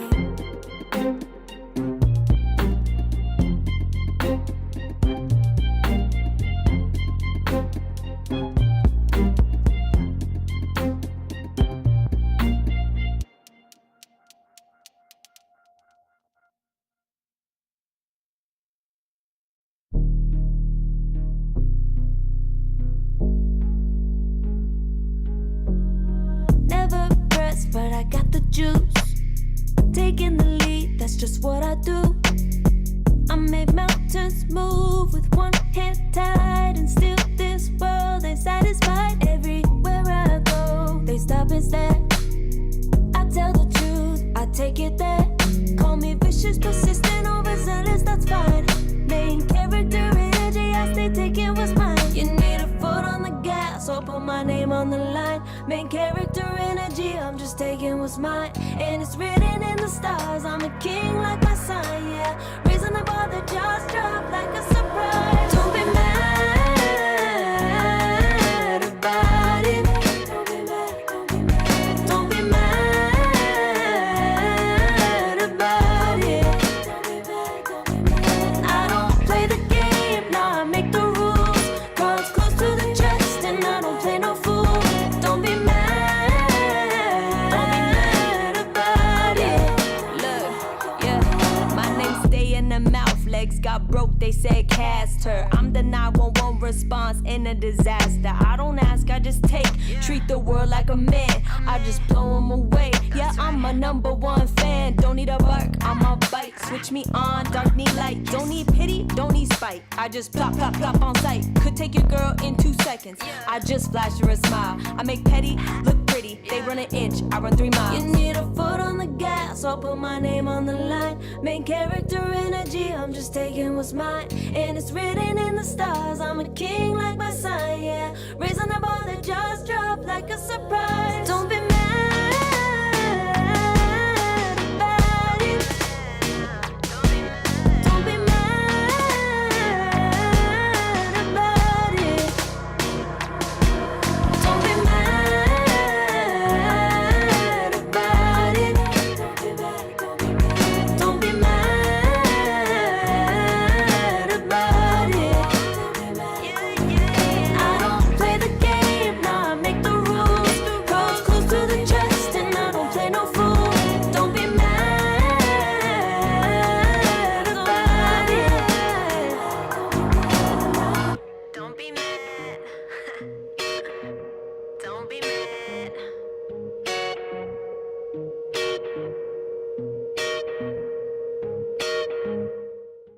Welcome back, folks. We return with the final game of the series, an elimination best of one, basically here between Gaming Gladiators and Avalus, as we get through the lower bracket of the ESL One Raleigh closed qualifiers. Waga, and I mean, what a swing around. Game 1, super action-packed. Game 2, a lot of fighting, sure, but Gaming Gladiators didn't seem like they kind of got to play their draft or show up in a meaningful way as Avalus slammed the door on them in Game 2. Yeah, Game 2 was really just one-sided fighting. There was a lot of deaths, there was a lot of kills, you know, things happened, but in general, Gaming Gladiators not able to make any moves happen. And this hyper-mobile draft with the Ember and the Monkey King was able to just reap kills all over the place. And again, a big shout out and mention there towards that Giga Chad tied on the off lane. Dear God, just looking like a monster. It was an incredible pick for Zibe. We'll see if he gets to pull off a similar performance as we head into the draft for Game 3 here. Gaming Gladiators against Avalus, all tied up, 1 apiece. Now, who's got first pick and second pick, etc.? What's going on? So Avalus are the ones with the first pick in this game. We'll see them. I think they had first pick in the last game as well. So I guess they won the random because it's game number 3. We'll see what happens. And I believe Gaming Gladiators, they're going to be Radiant as well. So it's the same positions there. But draft-wise, we have Alchemist, Nyx, Monkey, and Earth Spirit. So Monkey getting some respect ban from Gaming Gladiators after last game. Yeah, so Gaming had first pick Game 1, Avalus Game 2. And then here again, Game 3. With more so attention towards mid. Yeah, attention towards mid with the Pango and the Earth Spirit bans. Ends up with Avalus saying, okay, we're going to first pick the Batrider then, which we know that Gaming Gladiators would have liked to have otherwise. Do Avalus have any flex with the bat? Is this a hero Stormstormer will ever play anymore? Because that was one of his best for a long time. He used to play it a lot. I don't think he plays it in the current patch that much. I haven't seen him do it a single time, but I mean, he's always going to be ready to do it if they must. Like, if there's a situation where, okay, we don't want to play it support, can we do something with it? He's going to be like, yeah, I can play it. But most likely he's going to be on one of the other strong current heroes. You know, the Tiny is the one I'm looking towards here in this game. Yeah, I don't think I would ask the same question about any other teams or players. It's just Stormstormer in this situation. I was like, Yeah. maybe they have that potential. But we get the Invoker response for gaming, so we're going to see their mid lane immediately for Quinn. He's gone from second pick to first pick. He's increasing in priority. The Invoker is a big hero for either of these teams to get their hands on. Also, good hero if the Tiny comes out from Stormstormer, since Tiny doesn't fare that well against Invoker in general. Yeah, a lot of those melee heroes. Even the Earthshaker. I mean, Stormstormer, though, has shown that, you can play also a lot of these spirit heroes, right? It's kind of in the name, Stormstormer. Oh, yeah. He's shown he can play Storm, Ember Spirit, even if the Earth Spirit's banned and the Tiny's not good. He's got a pretty good hero pool. He does. He's got plenty of different heroes that he can pull out. We'll see what he prefers to play into the Invoker. He does have the luxury of feeling a bit confident with the counter pick. Right. Does my favorite Dawnbreaker get banned? I really want to see it. Have we gotten a single game with Dawnbreaker today? We haven't, right? I don't know about today. No, not today. We had it a lot in the Eastern European qualifiers and even in the upper bracket for this qualifiers. We got to see some Dawnbreaker heroes been looking so amazing, but yeah, not yet. I think I had it so much during the Dream League quals, and I saw her win a lot of games. I'm like, yeah, fully on the Dawnbreaker train. Honestly, I've been a fan of Dawnbreaker for quite a while. Like even going back to like pre-TI, I still think Dawnbreaker was strong back then, and she has been still relevant to these days. Like we've had like the South American qualifiers for TI. There was like crazy priority on Dawnbreaker. She was absolutely owning back then, but that's obviously a while ago. But she's still doing the same thing. Yeah, back then, I guess there was also flex to carry. We had Eastern European and I think even SA teams occasionally putting that carry Dawnbreaker to use. But now, pretty much just an off-lane hero. Pretty much. We're at the removal from Avilus, so position 4 for Tofu, getting limited a little bit. Yeah, we saw him deliver a lot on his Tusk in game 1. Be something to think about going back to, but not a good hero against the Batrider. Already like -1 target to Ice Shard, right? He can always Firefly away, so it's a bit annoying. But we'll see if they end up last picking for him again, as they did before. I guess that duo in particular, the Phoenix and the Muerta, very annoying in the hands of Gaming Gladiators. But it's all left the DK in. With the puck ban out of gaming, they grab the Dragonite, so 2 very strong meta cores. They slamming the Enigma. Hands. Is it quick coming out from Avilus, do you think? The Dragonite pick, this is what Avilus had done to them in the upper bracket, was baiting the Dragon pick and then picking Enigma against it. And we know that Zibo is a great Enigma player. It wasn't particularly quick. No. It's going to be the Tiny first. They do have this additional pick now, and maybe they pick it on 18 and protect it a little bit more. Yeah. This could be their POS 5 now. And Snakeo's shown he can play a ton of heroes. I mean, Pugna's been his favorite recently, but we could always bang out the Snakeo Chen, for example. Yeah, we'll see. The Pugna comes out. So I'll just stay with it. Locks the Batrider and Pugna pretty much in towards those support roles, but of course the potential to flex the Tiny support. POS 5 Pugna and have that mid Batrider that we were talking about a little bit earlier. What is that? 5 out of their last 7 games he's played Pugna. He's really been enjoying the little green skeleton, man. If it works, you just take it. He was looking really great, honestly. In his hands, at least. He's so good at keeping his allies alive as well. Laning presence, tower push, double saves, healing, stay on the map. So good with the Tiny, right? Tiny spending a lot of mana, wants to be out on the map non-stop, spamming spells to clear waves or kill heroes. Pugna enables that tremendously. CM. A similar story with Maiden with her aura. Yeah, CM coming out gives a little bit of sustainability to her team. Also a big Pugna counter once you get the attack speed talent, Gareth. You can kill the ward so fast. Probably not the most relevant thing, but the CM, she's a nice hero. I kind of miss seeing a lot of Crystal Maidens being picked. Yeah, we had a team pick it up a couple of times. I can't remember if it was Na'Vi Jr. or Na'Vi, but it looked very good. Like, laning stage, you offer double nukes. I think it was like Maiden Gyro or something, where they had a ton of incredible damage, like level 1, level 2, and of course, throughout the laning stage. And it can be very hard to play into maiden lanes when you've got another active carry that actually pushes damage as well. Yeah.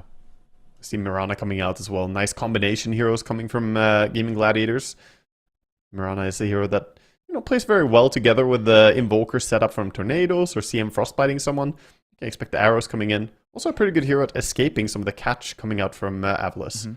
And you have one more hero who can easily kill the Pugna ward. You want to make sure you have some ranged heroes. It's similar to playing against Phoenix. If you don't have great ranged heroes with easy attacks, it can be so toxic to play. Yeah, there was I don't know, I always bring this up, sounding like a broken record now, but there was that period where Venomancer and Pugna and stuff was all super popular with Undying and Phoenix, and you had drafters and players saying, yeah, we literally have to pick a Mirana or a Wind Ranger to either range right-click down this toxic shit on the floor, or just, Moonlight Shadow away from it. I guess nowadays we see the Solar Flare more, and this is probably going to be the Tofu Pos for Mirana, enabling the Dragon Knight and Invoker a bit more. But it still stands. You've got a range right-clicker here to clear the garbage that some of these heroes put down. Yeah, definitely. I like the rotations you can bring out with the Mirana as well. We'll see if he's going to go for the Solar Flare or the Moonlight, because I've actually seen both being picked. Both the facets have merit to it, but I almost enjoy seeing the people going back for the Moonlight build, just for some of those rotations. People don't expect it as much as more, the random Moonlight ganks. Avalos do end up going back for the Enigma, so they didn't rush it, but they do want it in the end. Yeah. And now they can maybe protect it a little bit. Get rid of, some debuff immunity, piercing disables in their bans. They've already got rid of the Solar Guardian from Dawnbreaker, which is nice. As we are looking for Gaming Gladiator's last pick to be the offlane hero here, more likely than not. I know Ace has played Mirana, but I guess we could also argue to see him on the Dragon Knight. I just feel this is like mid-invoker, safe lane DK, Maiden 5, Mirana 4. Yes, I'm also with you on that. I do believe that that's more likely, and that we're looking for Ace's hero. That's also what Avalos are feeling, banning out the Dawnbreaker. Dawnbreaker also an insanely good hero against Enigma, so very important to get rid of. Since if Enigma jumps anyone in black holes, Dawnbreaker can insta-ulti, and that's just a nice counter. BKB piercing disable. Tough to play around for an Enigma player. I was going to say, PA for Smiling Knight has been pretty good recently, so away that goes. No Alk, Monkey, Morphling, or PA. So he's going to have to find another hero. The Broodmother always comes to mind, but I don't know how that's going to fare in this kind of game. Yeah, it's possibility, honestly. Didn't they play Enigma and Broodmother in the first series today? Or was it? Yes, yeah, they did. It was Enigma, Broodmother, and Pugna, in fact. So, that would be 3 of the same heroes that they had back then. Gaming Gladiators did not ban it. Obviously, they have some stuff against the Brood. They have DK with the Splash, great at killing the spiders, but I still don't really see Crystal Maiden and Mirana enjoying being against the carry Brood. Gonna be Bristle, though. Oh. Okay. Well, you got the first 2 letters right. Yeah. Bristle. So a good tanky timing hit hero. Going to be able to play very quickly here with Bristleback, Tiny. And Gaming Gladiators, it feels like they need this connection hero, right? Invoker and DK feel a bit scaly and greedy. Almost want to see the Ace Mirana now that you see the Bristleback.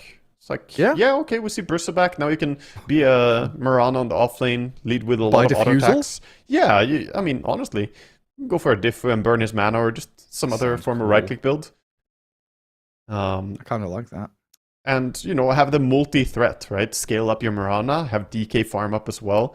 And even though late game is going to be scary against an Enigma, I think you can solve the Bristle in pretty good ways. You have a great Silver Edge carrier on Dragon Knight as well. So the Bristle pick, it's mostly about the timing. That's the concerning part.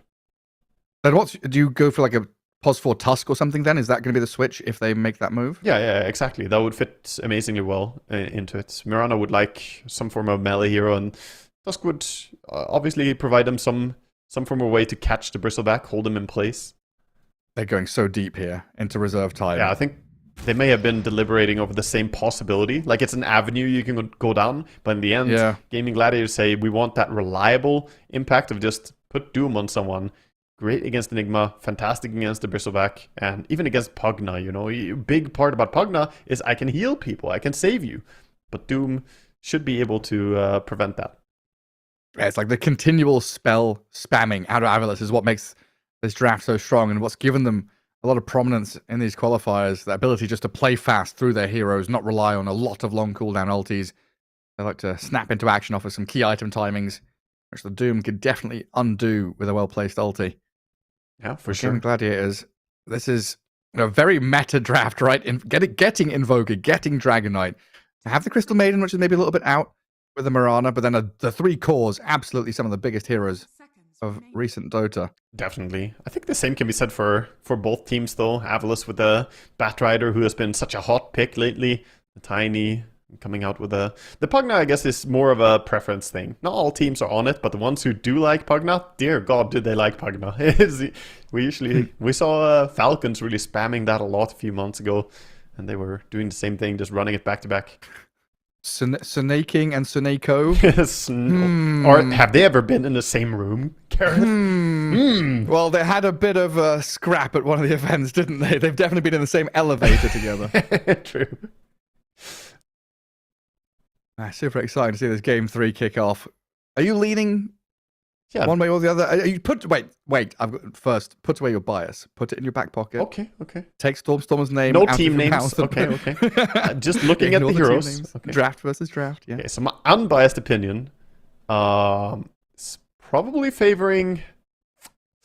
It's a bit tough. I'm probably saying that this is a pretty close draft. Maybe a 5% favor towards Gaming Gladiators. I actually kind of like it. Just on paper. But it's also, it's hard not to have recency bias. We just saw what happened in the previous game. Are Gaming Gladiators going to wake up or not in this game? Because last game they were asleep at the wheel, Gareth. Yeah, I kind of lean towards Avalus here in game 3. With momentum and the way they've been playing in other qualifiers, and this is kind of, again, going back to unknown territory for Gaming Gladiators. The first couple of qualifiers they've had to play, in 2.5 years. Bangkok was the first one after that duration. It's kind of a scary place to be on the verge of elimination. They definitely got to steel themselves and get into this. Yeah. I definitely look at this Enigma lane as the potential strength or weakness for Avalus, right? We've seen Zibe pop off, be protected by Eki and then left alone as he takes over the lane. If Gaming Gladiators can undo that early pressure that Enigma brings and maybe shut down Zibe a bit more, this hero can flounder a bit. For sure. I think it's going to be very important to keep an eye on this Enigma in the first part of the game. So we'll have our observer keep us updated on how it's going down there. Obviously, the other lanes matter a lot as well, but I think Enigma is just, a very feast or famine hero. And one of those heroes that can become the king of the game or king of the series. Sentries Avalus here are going to get a D ward. Quinn attempted the deny, but Enki gets it as Gaming Gladiators was smoked into the dire triangle with a high ground ward there that's already pinged out by Eki. Are they gonna get 2 D wards? They find both? Dude, that's a good read. The ward they placed, they smoked out. They were faster, so they saw both these wards get placed and get both D wards. That's pretty massive now. Bounty rune though, Watson grabs it and arrow lands. A blood grenades rain down onto the Batrider now as Eki. Flame break, push back, fairy fire as well to stay alive. He is fine. Goodness, it's close though. And this off lane for Avalus, Zibe and Eki. What is it? Walk back to Fountain? Are we tangoing up and going to lane? It's that is low HP time. No HP at all. The CM did offer, some of her mana pool for that as well, but she is gonna try and keep them low. Give some good start to the Dragon Knight, who's already starting out with no friends in his lane. Just him and his creeps. Feels good for him. Yeah, I feel like the last time we saw this, Enigma +1 against the DK +1, Avalus got a lot of damage onto him pre-laning stage, if I remember correctly, and kind of took him down to maybe 2/3 health. And the Dragon Knight was suffering and struggling the first couple of levels, but now, Watson, full HP, already with an early free lane, should be faring decently. Yeah. Off to a nice start, getting the first lane of last is like that. Starting 3 and 3 out of the first 8 creeps, he got 6 of them, is really impactful. So that's going to set the tone on that bottom lane. Level 2, perhaps Avalus can find some chance to go on the Crystal Maiden, but last hit-wise, to a bit of a rough start. In the mid lane, Stormer 5-1, Invoker 5-0. New waves crashing as top lane. Tofu sat around half health here. Keeping Ace's Doom alive as they obviously trade hits with the Pugna over and over again. Sunako stepping back and forth. Wrestle back. Yeah, 4-0.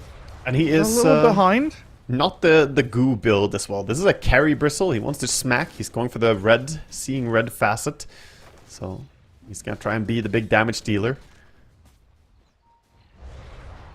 We'll see if he decides to go for any form of bloodstone. Since he's against the Doom, I think we might see a different type of build. Not relying on that healing. But the Aghanim Scepter definitely gonna be a big component for him. Okay.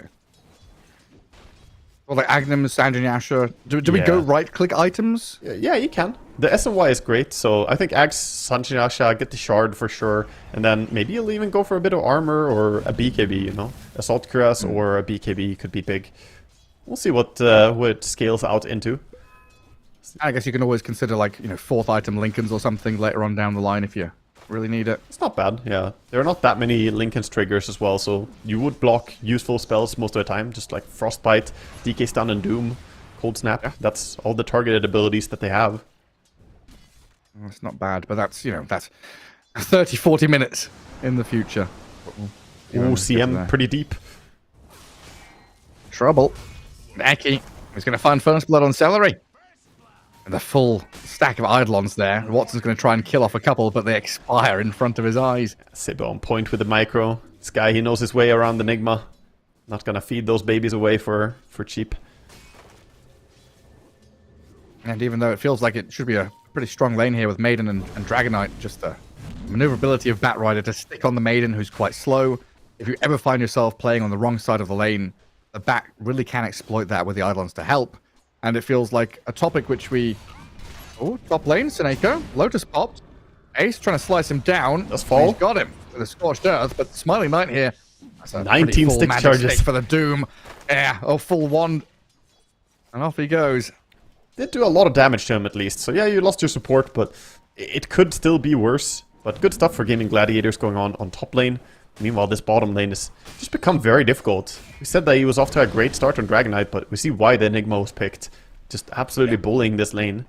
10 and 6 for a Dragonite, so some decent to nice. They do get a bit of damage onto Zibe now with the Frostbite. Oh no, numbers on his head. But the numbers, the sticky napalm up to 3, Eidolons following. No Malefice, but a Flame Break to push Watson back, and the body blocks out his Eidolons. Wow. Gets the kill on the DK. So clean from Massive. Zibe. Yeah, beautiful micro. And they baited him beautifully as well. They had Healing Lotus on the Enigma, so he wasn't really in that big of a danger. Even if they did close the distance, he could have popped Healing Wand, healing from the Magic Stick and the Lotus.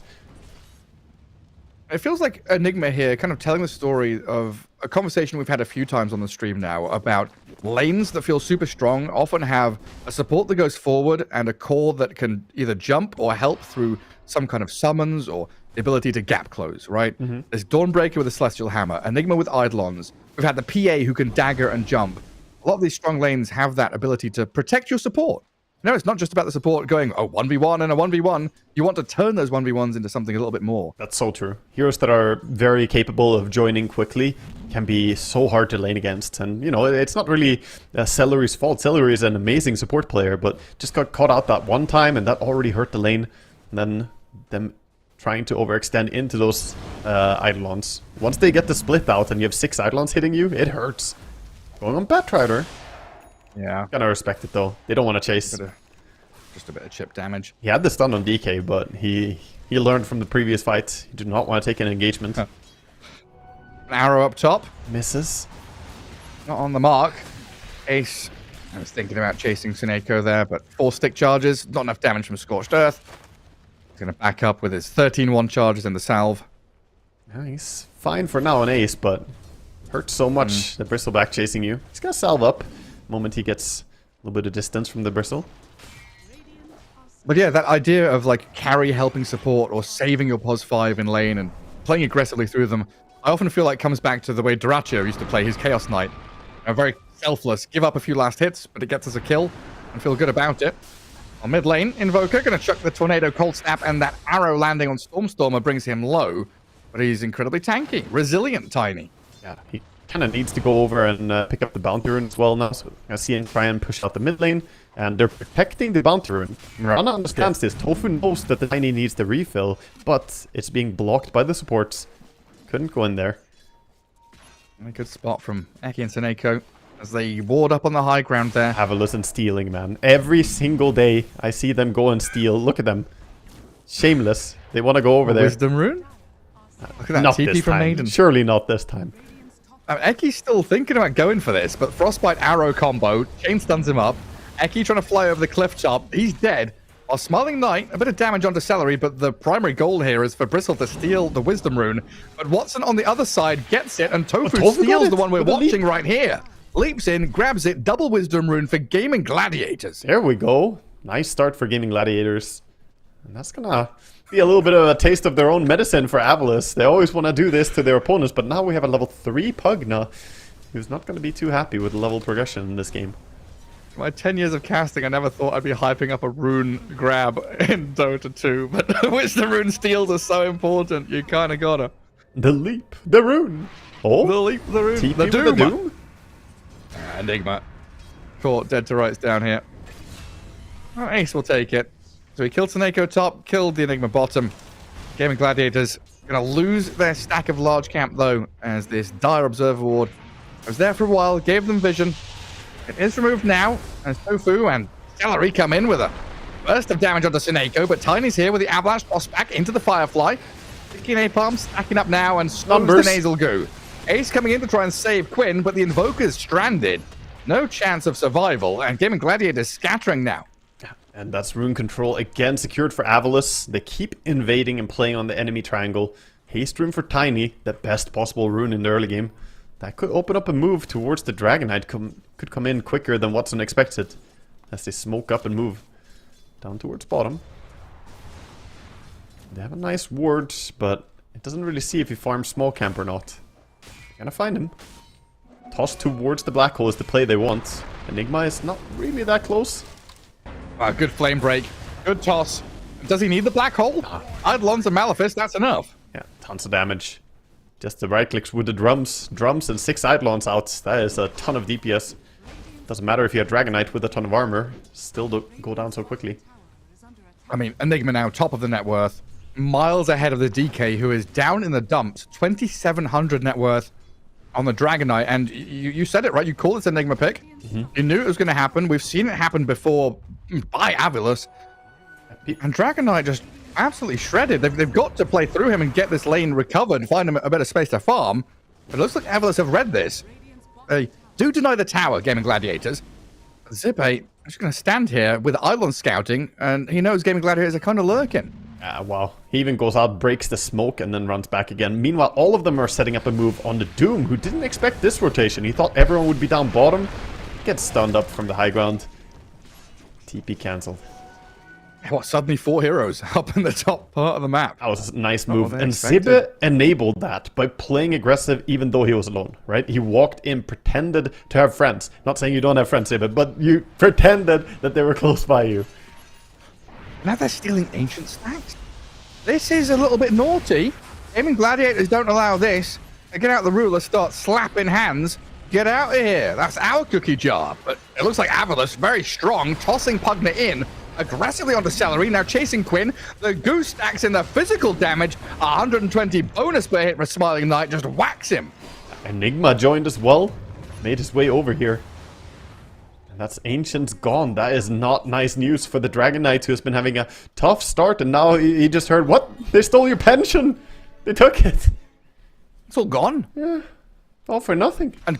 And Quinn's Invoker dead again. That's a couple of deaths now. And this Invoker, we've not really felt a massive amount of impact from the laning stage that he's had. Okay. Net worth doesn't look bad, but Gaming Gladiator is starting to really fall behind, and they need to connect the dots somehow. This isn't a Tiny or Earth Spirit from mid. This is an Invoker.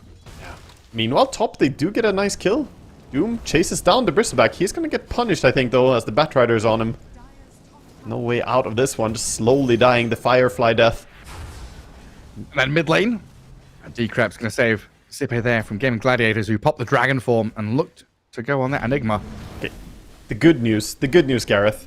Invoker is not going for Dragonlance, alright? He's going for Witchblade. Good news for any fans of a competitive game. I don't like the Hurricane Pike first item Invoker. This is the more standard and I feel like much more competitive. Agree. Yeah, we've seen that Dragonlance Hurricane Pike twice today, and it has looked awful. Yeah. Yeah, it doesn't do enough damage, but the Witchblade will give him a nice way to cancel the blink as well from Tiny later on. Just hit him once and can't really keep chasing you. Rotation towards top. They know Doom is on cooldown, so they all gravitate towards that tier 1 tower saying, okay, who's gonna defend it now? And Pugna doing Pugna things, just following his course, pushing towers. Stormstormer, full resources again. Easy tier 1 for them. And the Eidolons gonna force TP out back to mid. a deny on the mid tower from the Invoker, but that's all tier 1 towers gone again, and again, all tier 1 towers in pristine condition for the Dire. Hold up. Oh, yeah. They have hardly taken any damage anywhere. Bottom and mid tower are literally untouched. And the top tier 1 has lost like 100 health? Yeah, 112. Jeez. Yeah, that speaks about the, the early aggression from Avalice. They are the ones dictating the pace.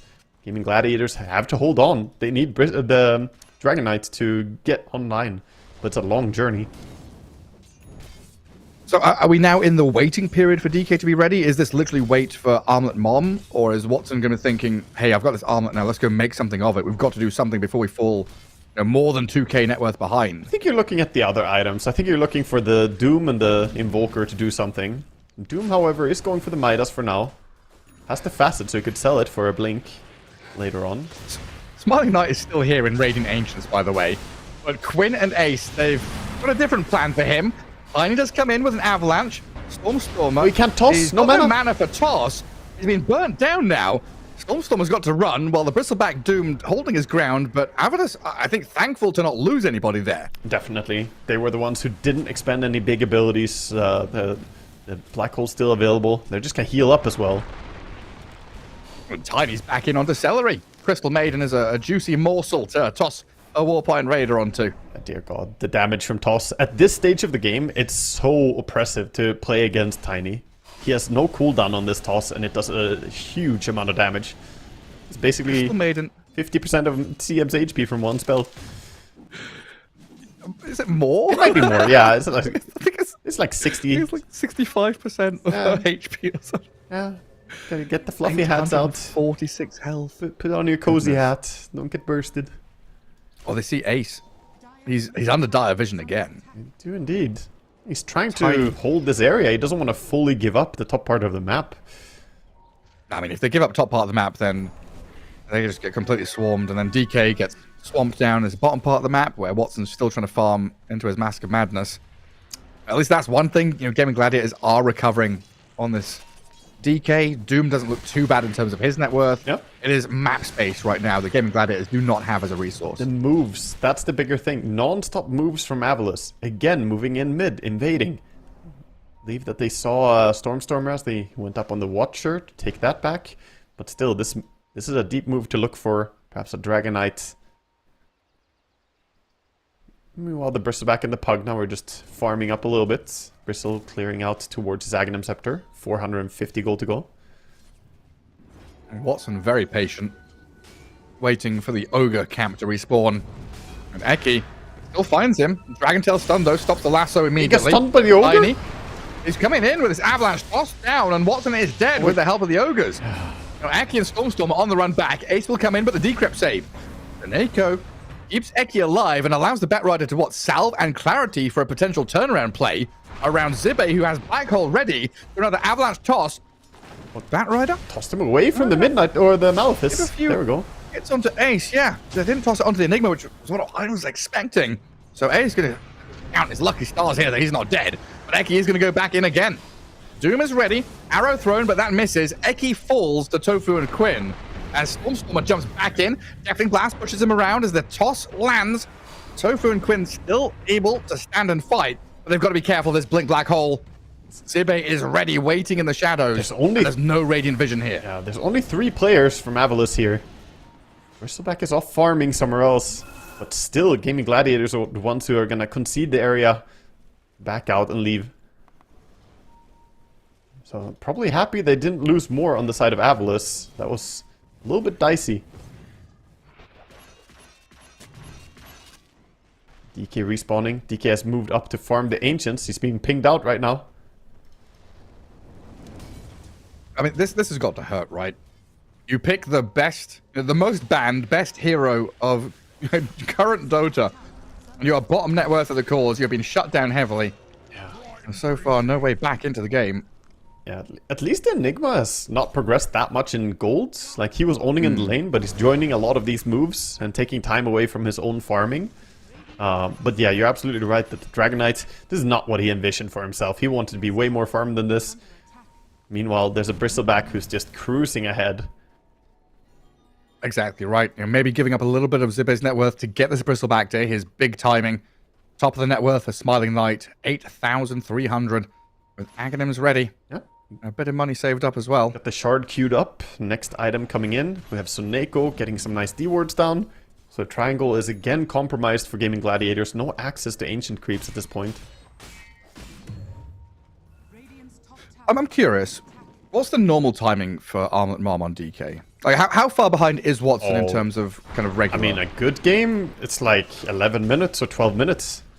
Right. So yeah, it's definitely quite far behind. Stormstormer giving vision for Eki here. Flame Break, Lasso, grab the Doom. Watson's in with a stun on Tiny, but that's a shield rune. And Zibbe, well, he caught the stun mid-air as he jumped to try and black hole. But he'll be held back. Dragon Knight gets away. And Gaming Gladiators, I mean, they live on his DK to go and farm another day, but they're going to lose their Doom. And looks like they're Maiden here. Crystal is here. Stormstormer and Eki will get on top of the Crystal Maiden. And toss a creep on her. Yeah. Final leap charge does get the Mirana to safety, not getting caught by the Bristleback, but the bottom tower is all forfeit now. Not holding this area. Yeah, glyph it, just to delay the push. And maybe that will prompt Avalus to just go farm, control the runes. Oh, man. Forge Spirit actually denied the regen rune, at least.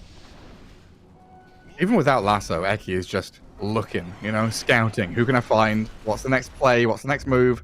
Yeah. Forces Quinn away from this farming area and a lot of scribbling on the map. Look at that. You can really tell how much trust he has in his teammates on Eki, because alone he couldn't really do that much, but all these times that he blinks in, he trusts that Pugna will save him. He got backup to actually bring the damage and kill the opponents. Avalus playing in unison, and they're moving together towards the Roche. Watson, you gotta get up, buddy. They're heading for this objective right now. He's trying to sneak around. He will run into Firefly. I think, fortunately for him, he's gonna see that it's being farmed and not get spotted. It feels like Avalus as a team. You know how football teams have fines for like forgetting your shoes or, you know, chewing gum and stuff on the pitch? All right. It feels like Avalus have a fine for being too far away from another teammate. Every game, they're just like huddled as, you know, 3 or 4 or 5, and there's only ever one hero out on the map doing other stuff. Yeah, that's very true. I mean, they're great. That's one of the strengths of the team. They're great at finding each other on the map, the way I call it. Just playing into their combinations and what their draft is meant to do. They're not very AFK type gamers. Sometimes it backfires. Sometimes they, you know, want to go together and they end up feeding together. But when it works out beautifully. If you're ever more than 2,000 range from an ally, it's a 20 push-up, 10 euro fine. A couple of laps around the block. That's good ideas. The coach is taking notes right now. I'll forward your message, your ideas. Yeah. That's what works on esports players, I'm sure. Firefly from Eki, realizing that there's a pretty big gap in their vision there, not wanting to play down to bottom lane. This Gaming Gladiators set up in that bottom jungle to defend an area. Shard. They are under dire vision now. Quinn with a sentry and an obs. Ooh. Avalanche toss into the Enigma. Malefice lasso, chain stuns galore. And Quinn's Invoker, he can't break free of this. No. He'll throw a few spells, but he's done for. He's been sacrificed. Meanwhile, look at the duo over here. Everyone playing together with each other. Got the Pugna and the Bristleback together, taking out the Tormentor and not really losing any resources for it. This Pugna can just heal up. Smiling Knight's gonna feel great about that. Shard over on the Pugna. First Tormentor down, and they're, of course, camping the Wisdom Rune. Batrider even making sure the other one isn't stolen. Yeah, exactly. They are so good at getting these objectives. They're honestly one of the teams that into them. prioritize Wisdom Runes the most out of all teams I've seen. Like they're to almost a detrimental level sometimes. They will go for those wisdoms. I guess 9 Pandas as well. Do you remember 9 Pandas with the invasion towards the Torment area? Yeah. V2 and Solo running at enemies. Almost to a fault. I think you're right. So just baked into their their draft and their play. Gaming get these Gladiators, objectives. a bit too reminiscent of the previous game. Feel like they're not really making moves off cooldown. Doom has been ready for a while, but they're not really the ones looking for openings. I see Invoker grouping up now with his friends. Do they have a smoke ready? It's in backpack on the CM. Yeah. They have dewarded area. I would think they were looking. It's Avalos, as usual, who are the ones to make the first step. They smoke first. Castle time. And Eki sees Quinn. There is backup here for Game Gladiators to try and jump in. Doom, he can't get it off because the tornado hit the Pugner. Now Ace has jumped in to die. Oh no. Well, that really sucks for Gaming Gladiators. 2 cores gone, barely casting any spells, and now they're on the run. Again, but, you know, begs the question. They had the smoke ready. They were sitting in the area as 4 heroes, but they end up just going down mid lane, farming a creep wave and getting picked off again. Yeah, Gaming Gladiators are just not making the initiations. There's a big trend lately. You know, Dota lingo evolves over time. And we attack first is what you always hear in these type of games. And that's what Avalos are doing. They attack first. Being the reactive team is always hard. It sucks. Yeah. Unless you've got like a Magnus or a Naga or an Enigma Dawnbreaker. or whatever, right? Yeah. Yeah, exactly. Dawnbreaker. Perfect example. Yeah, those heroes that can do it. But looking at Gaming Gladiators' team, they do not have a reactive team. Like, oh, we got jumped. We can, freezing field? Tornado, maybe? I don't know. And even more than that, right? Going down that line, they've got 3 greedy cores. So that we look at this in the draft thinking, okay, these cores, they are meta cores. But we rarely see them all 3 together because usually 1 or 2 of them are banned. Yeah. And they all kind of, I don't want to say fulfill the same role, but they're all looking for the Stifling later each other. timing. It doesn't, like, they don't play off each other. They're all farming to hit their timings rather than a timing, it feels. I just think they haven't gotten the value out of Doom. I normally don't say this about Ace, because I feel like Ace is probably one of the absolute best offlaners I've ever seen. Like, he's a beast. But I feel like they haven't really gotten the values worth, you know, of picking this hero. Avalos are getting Roshan, taking Aegis, and they're also ganking with Tiny. Stormstorm are wise here to not go super far on his own. He's kind of waiting, holding the line. Doom is out. Getting doomed up. And Ziv and Smiling Knight, they're here with Midnight Pulse and the turnaround play. And Tiny, he's dropping low, but they need the finishing touches to come in, while Ace's Doom is being focused down. Gaming Gladiators, they get the big kill on the Tiny, but now they've got to get the hell out of here. And a black hole catches the Invoker. So Quinn is going to get pummeled by Smiling Knight, giving the Bristle a double kill. Yeah. And we see a hunt as well from Batrider. Not going to find Tofu, though. He's too sneaky. Runs up to the north. In the end, not terrible for them. They finally got a kill on the Tiny, at least. These kills matter a lot. Getting a kill when you're behind is super important, but again, not really a fight that you can handily say that Gaming Gladiators are happy about. Yeah, but I think that conversation is still quite interesting, though, right? Because they... Oh, God, Zibe just goes back and kills Maiden. We often find ourselves in drafts looking for the do-shit hero. Yeah. You know, recently the priority has been up there, especially in this series, for Earthspirit Tiny to go up the pecking order and be picked literally first pick. In other games and other series, we've been there thinking we want them to pick Earthspirit or Tiny. And right now, Gaming Gladiators have DK farming. Doom is the initiation hero, but he goes in and targets one hero. He's not an immediate blow-up. He's not a continual damage dealer Lasso and time. fighter He's going. as some of these others are. Whereas Batrider here, Enigma, and Tiny, 3 forms of jump and initiation, so they can go on the one toss-out? and then another. Tossback of Quinn gets them the bonus kill that they've wanted, as Stormstormer might die to Sunstrike and the final damage out of Tower and Settle in Freezing Field. It's cancelled by the Avalanche. They heal from Sunego, keep Stormstormer alive, and Gaming Gladiators, I mean, they're just completely crumbling now. Yeah. I wouldn't be surprised if they call it. Honestly, this is so despair. The Dragon Knight is just watching right now. Watching it spinning in circles. He's like, well, I'm here, guys. I have BKB, but I'm missing 4 teammates. And he actually gets tossed out. There's another jump in from Stormstormer. Watson has to BKB. He's got Mask about to run away a bit faster, but look at Smiling Knight nipping at his heels. Forced back to Fountain. A lane disappears. And Avalos, 15k ahead, have just stormed through these last 2 games with ease, it feels. Yeah. They got clobbered pretty badly in the first game. It was a brawl, but they got beat down like repeatedly. But then in game 2, they make it look super easy. And game 3 is even more dominant, as Gladiators just can't find the tempo. Looking like they're about to get eliminated from this qualifiers. This is the lower brackets. second round. Avalus already working their way through. I mean, it's 1 foot in the grave right now for Gaming Gladiators. It really is. A light breeze is going to push them over. Smiling Knight fronting here for Avalus, allowing Stormstormer and Eki to sit back in the fog behind trees. They'll get a D ward, so now their jumps are a little clearer. And Stormstormer makes the first one onto Celery. Made and dead with buyback available. As Watson pops his ulti. I mean, Gaming Gladiators have got to do something, but the lasso, counteracted with a tornado. Good reaction. From Quinn. Holding back the jump from Eki, now with the Dragon Tail stun, but the tossback save. Stormstormer puts himself in danger, though. Half HP as the Sunstrike should land. Smiling Knight still trying to front line in the black hole from Zibe. Catches Invoker, but the Dragon Knight damage is coming through hot. A DK clears through the Enigma, and Watson can maybe stand and fight, as Ace has kept Avalus away from this tier 3 tower battle. Smiling Knight will BKB, and that's the disengage plan now for Avalus. Run back. He didn't respect the DK's damage as the black hole missed him. And Gaming Gladiators buy back on Invoker, hold their base, run got a out ward to on the high try and ground. meet They can Avalus fight. now. Going into dire vision, though. Scary times for Gaming here. Ace has met the Smiling Knight. Bristleback dodges Tornado. The cool sprays are coming. Watson walks up the high ground trying to fight into this Bristle, but the decrep save buys a bit of time. Taneko on the run, but is cleared out by Watson. Dragonite, Shiny, Golden Griffin onto Zibe now as well. And Enigma about to fall, but on the right-hand side, the Sunstrike onto Bristleback. Smiling Knight still alive. Survives and gets a double kill. Both supports' lives claimed, and this Invoker stuck on the low ground between the Bat and the Bristle. Down he goes. And that's a buyback Invoker. Dead for 70 seconds now. Ultra kill for the Bristleback. Fighting really well under their ward on the side of Avalus. They realize that they can back out and just reset that fight, even with the Tiny not being there.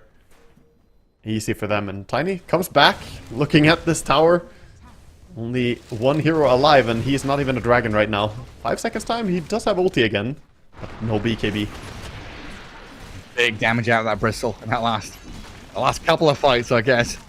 These fights very extended, long duration, multiple buybacks. And it's going to be Avalus, though, that come out with another lane of barracks.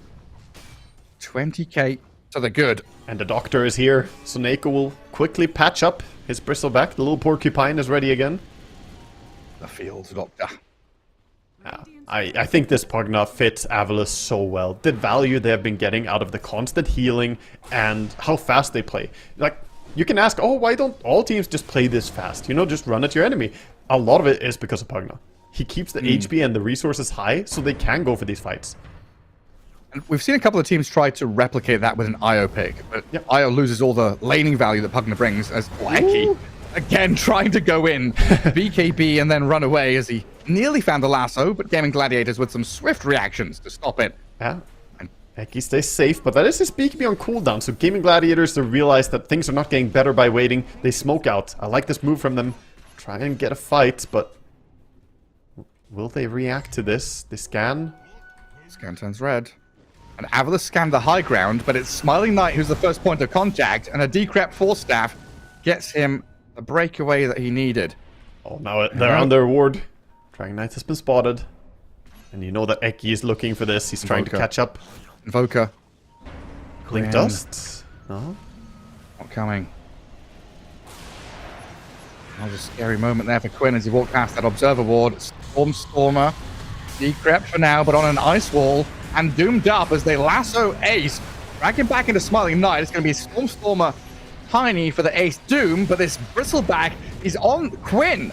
The damage just keeps on coming. Still alive? There's a Frostbite, but he turns and Quill sprays him down. No Invoker or Doom for 45 seconds, and this is Avalus charging into the base. Past tier 3s, going for kills. Dragonite in trouble. Here come the Quills. Smiling Knight and the Black Hole from Zibe. That catches the two supports in the fountain. They are farming in the well. GG called. Avalus down Gaming Gladiators. Drop them out with the qualifiers in a 2-1 victory. Avalus just looking in form, just like we expect from them in the qualifiers. They are the qualifier team. They will fight hard to get these slots, Gareth. And in the lower brackets, I think they're a fearsome Reaper to run into. Smiling Knight ends up 15-1-8 on that Bristleback. Absolutely phenomenal. And overall, it's not a one-man story. They play like a team, really close together, and make non-stop moves. It's hard not to root for this team when you see them being this active across the map. So much action, fun, entertaining Dota at its core. and playing very well to go along with it as well. They've got to be feeling real good about themselves there, as that wraps up our series 2-1. Gaming Gladiator is sad to see them go, of course, but happy for Avalos to get on forward, move one step further in this lower bracket to the semi-final, where they'll be meeting the victor of Night Pulse and Team Secret, which I believe is still going on in Game 3. So if you've got a bit of time, head on there as we'll take a break and we'll come back with the upper bracket. We'll find a qualification team. Navi Jr. versus Tundra is our next series in a bit. We'll see you after the break. Everything I ever wanted in my dream. No, I ain't no stranger to the fire, burning up all my desire to be greatest days coming in waves. And no, I ain't no stranger to the fire, burning up all my desire to be great. I gotta just open the gate. All I need is saving from hitting the pavement, understanding when I'm impatient, that only I give to me. All I need is a little love in lonely places, the strength to stand fear in the face, that only I give to me.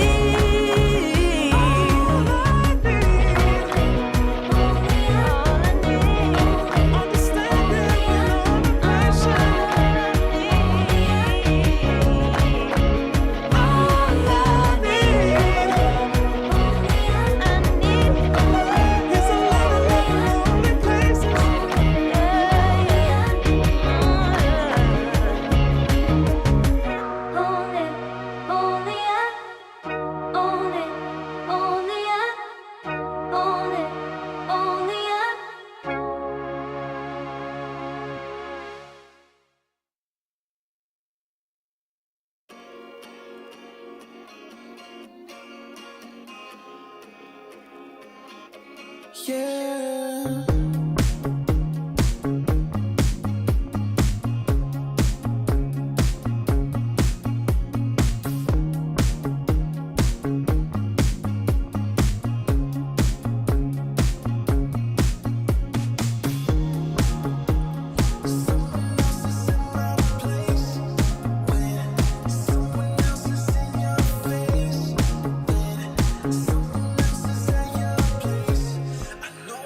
Place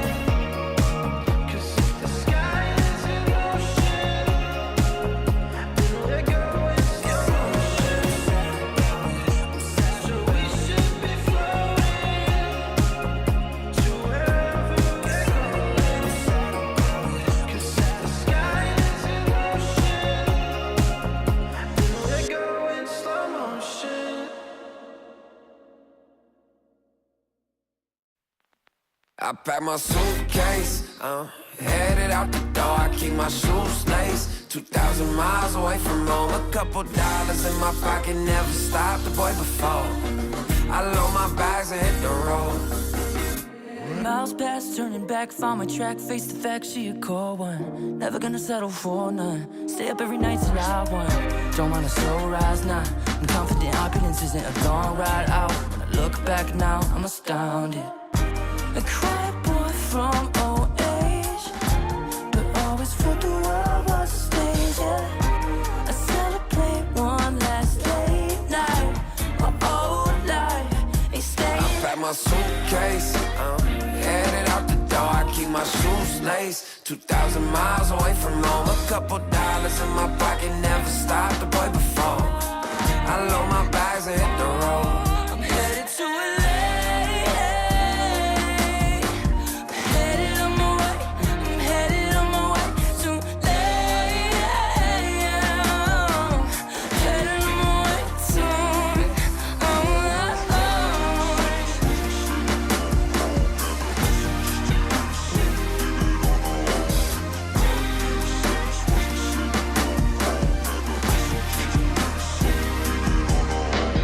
Couple thousand miles, throw it on the dash.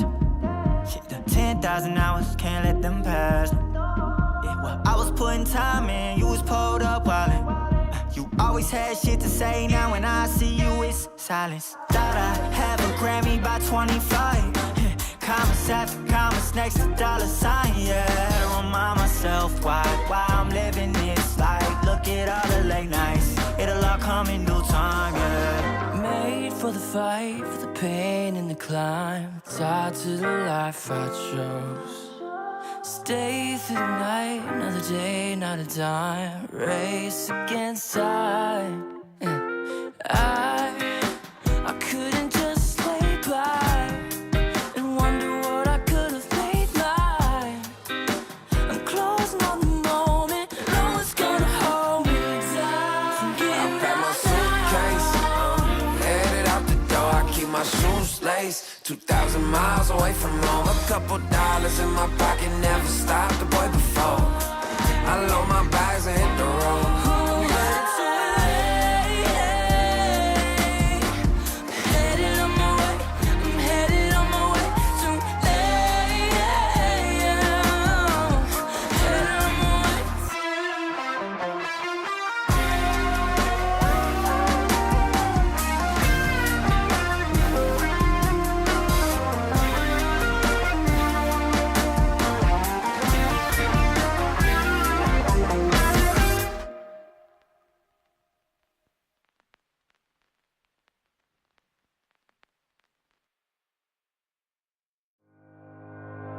Think about it every night when I close my eyes. You're on my mind.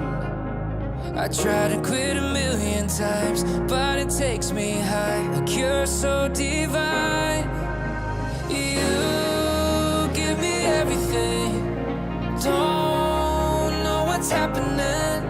I need you like medicine. You're my everything, everything.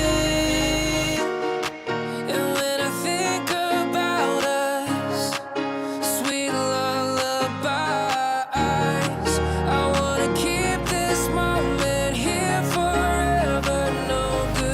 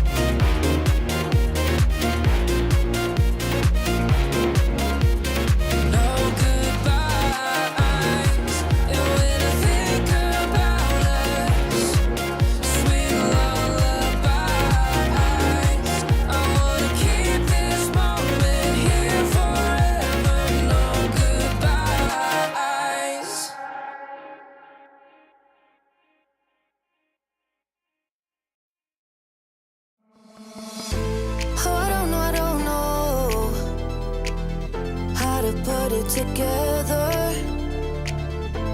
Ever since I found you, my life just got better. Better than this, better than that, better than anything I ever had. Better than this, better than that, better than anything I ever had.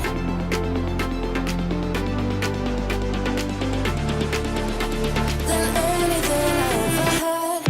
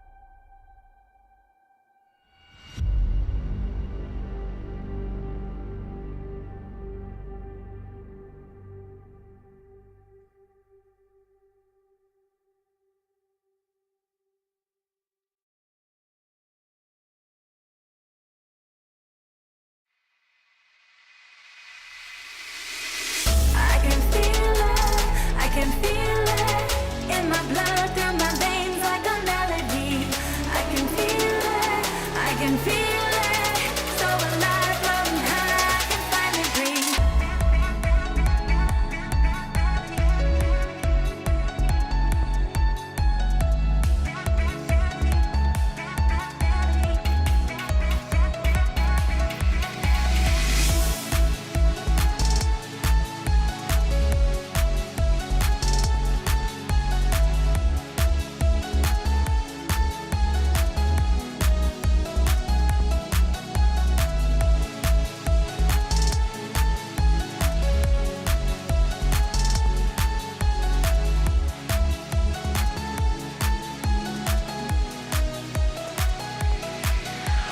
Lately, I've been feeling lonely. Want you to call me, promise me you'll always be there. I've been getting so high, I can feel it. I can feel the gravity is pulling me away, pulling me away.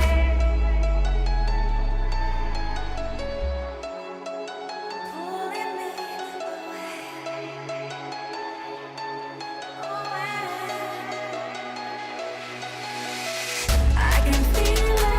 I can feel it in my blood, down my veins like a melody. I can feel it, so alive, floating high, I can finally breathe.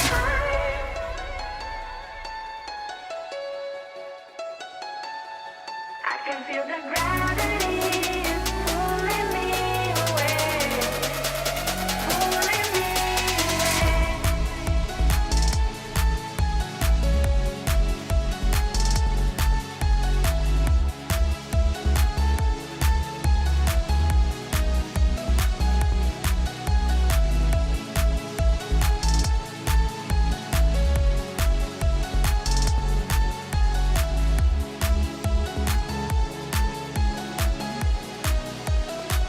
I've been getting so high, I can feel it. I can feel the gravity is pulling me away, pulling me away.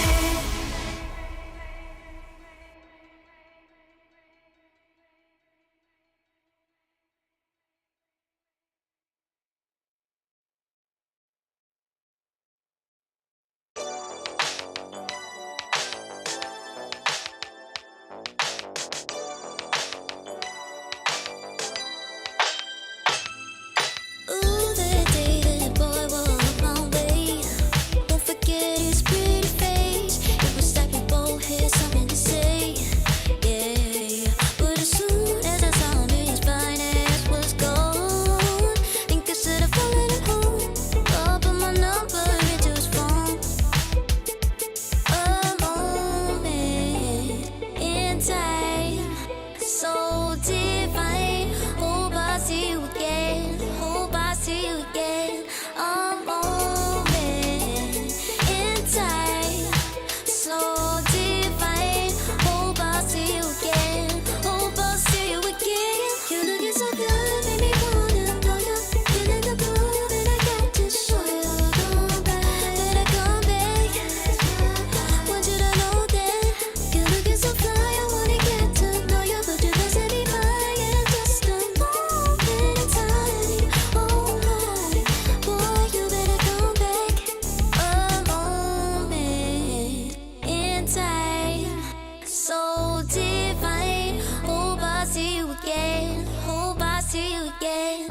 A moment in time, so divine. Hope I see you again. Hope I see you again. You're looking so good, made me wanna know you. Feeling the groove, and I got to show you. Come back, better come back. Want you to know that you're looking so fly. I wanna get to know you, but you doesn't be mine. Yeah, just a moment in time. Oh my, boy, you better come back.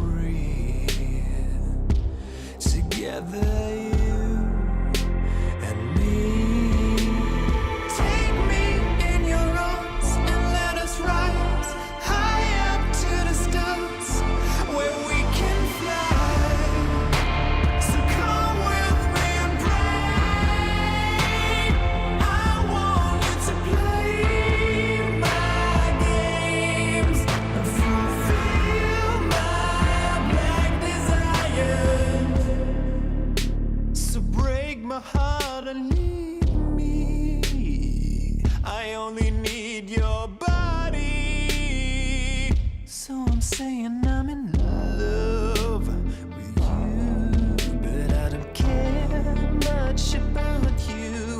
When you've gone, I would find someone new. I cannot lose. Fall into my arms and let us rise high up to the stars where we can fly. So come with me and pray. I want you to play my games and fulfill my black desires. I'm playing in a hidden world. Forbidden love will be absurd by you to reveal my black desires.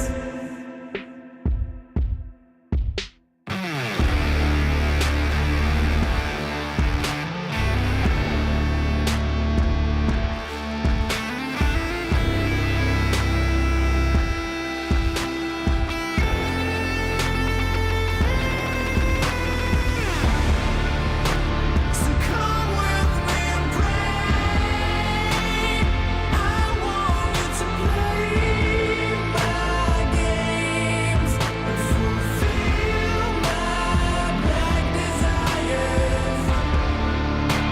I'm playing in a hidden world. Forbidden love will be absurd by you to reveal my black desires.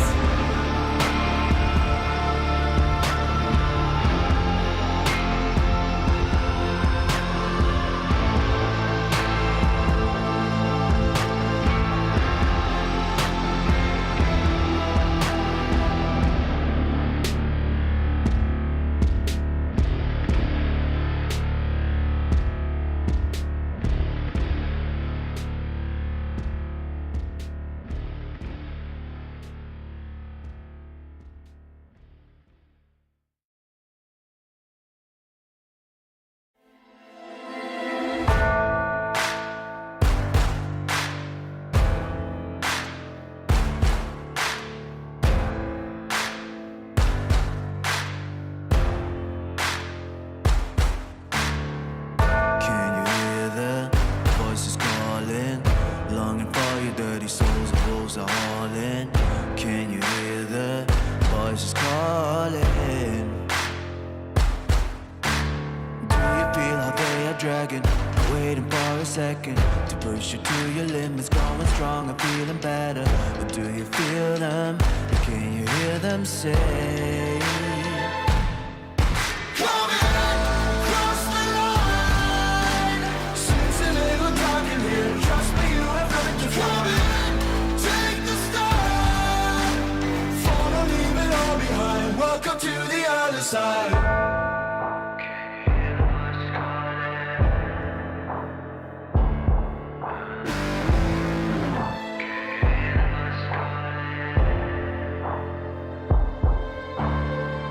Do you feel how they are dragging? Do you feel them? Can you hear them say? Do you feel how they are dragging? Can you hear them say? Cross the line.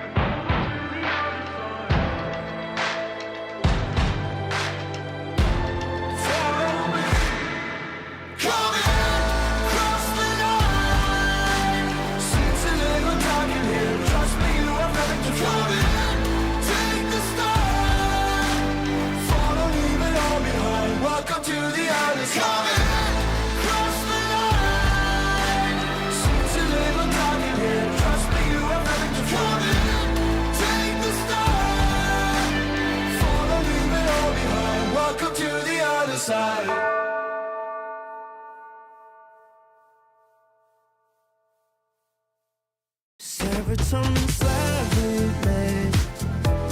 Sequin in the light, embarking your energy.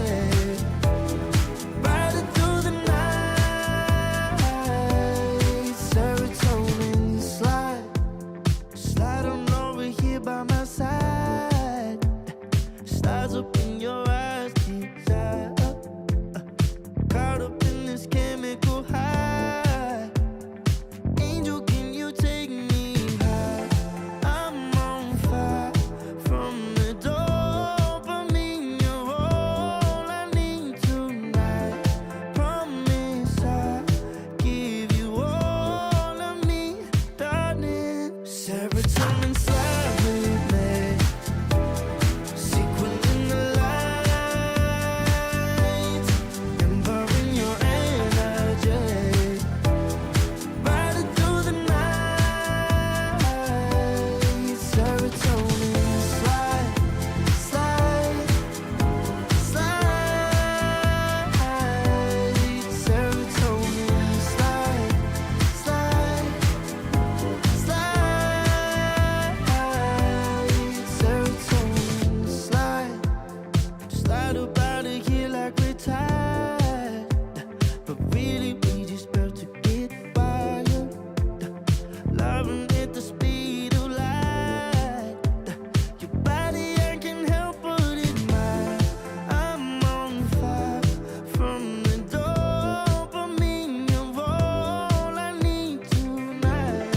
Promise I'll give you all of me, darling. Serotonin slide with me.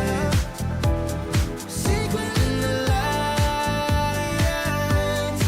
embarking your energy.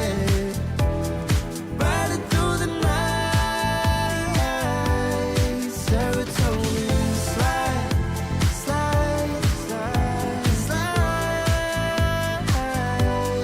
Serotonin slide, slide, slide, slide. Serotonin slide, serotonin slide, chemical high. Dopamine dive, love, take it higher. Serotonin slide, chemical high. Dopamine dive, love, take it higher. Serotonin slide, chemical high. Dopamine dive, love, take it higher. Serotonin slide, chemical high. Dopamine dive, love, take it higher. Slide with me. Sequin in the light, embarking your energy.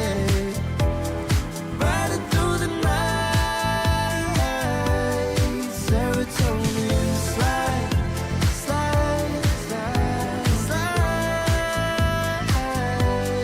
Serotonin slide, slide, slide, slide. Serotonin slide.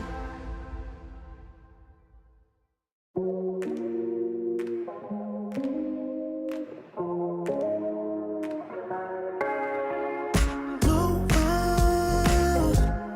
I'll regret the first time with you. And baby, you make a moment every time I lay eyes on you.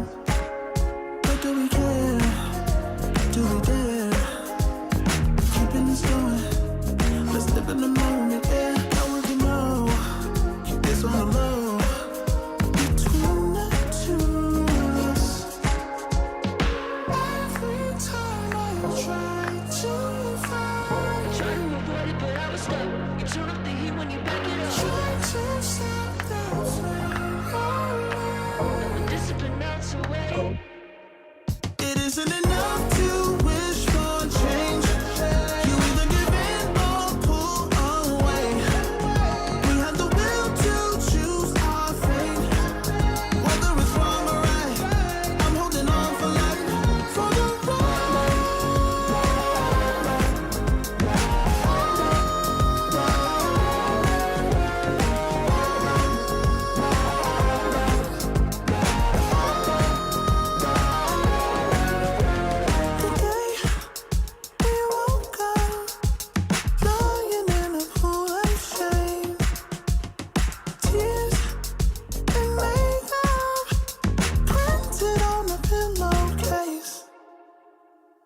It's hard to apply restraint. I'm trying to stay away. It's so magnetic. Ooh, I gotta have it now. Let's keep it a private thing. I'll give you a secret name. Let's build a life on a lie. Every time I try to find, Try to avoid it, but I was stuck. You turn up the heat when you back it up. try to stop the flame. But discipline out your way. It isn't enough to wish for change. You either give in or pull away. We have the will to choose our fate. Whether it's wrong or right, I'm holding on for life. For the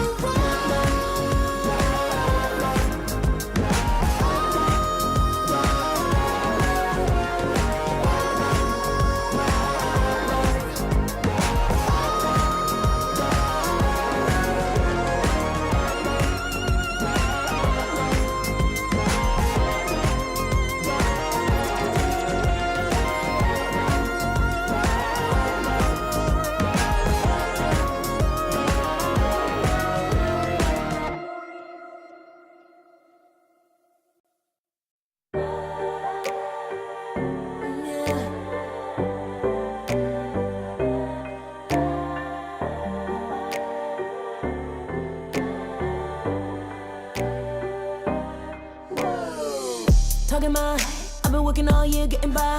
Looking for the high, taking all my time.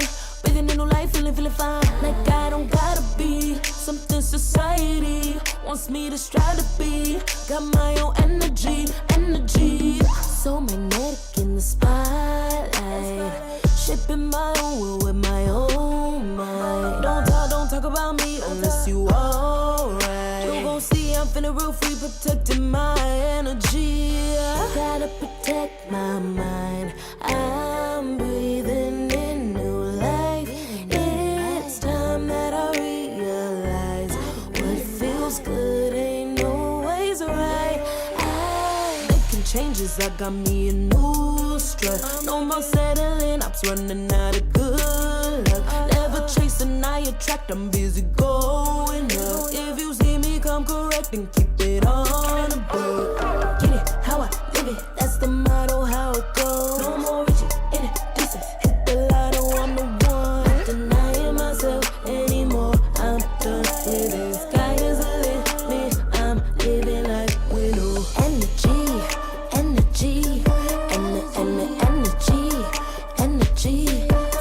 feeling free. Energy. Gotta protect my mind. I'm breathing in new life. It's time that I realize what feels good ain't always right. I'm feeling good, feeling free. Feeling good, feeling free. All I need is me and my new energy. Feeling good, feeling free. Feeling good, feeling free. All I need is me and my new energy. Feeling good, feeling free. Feeling good, feeling free. All I need is me and my new energy.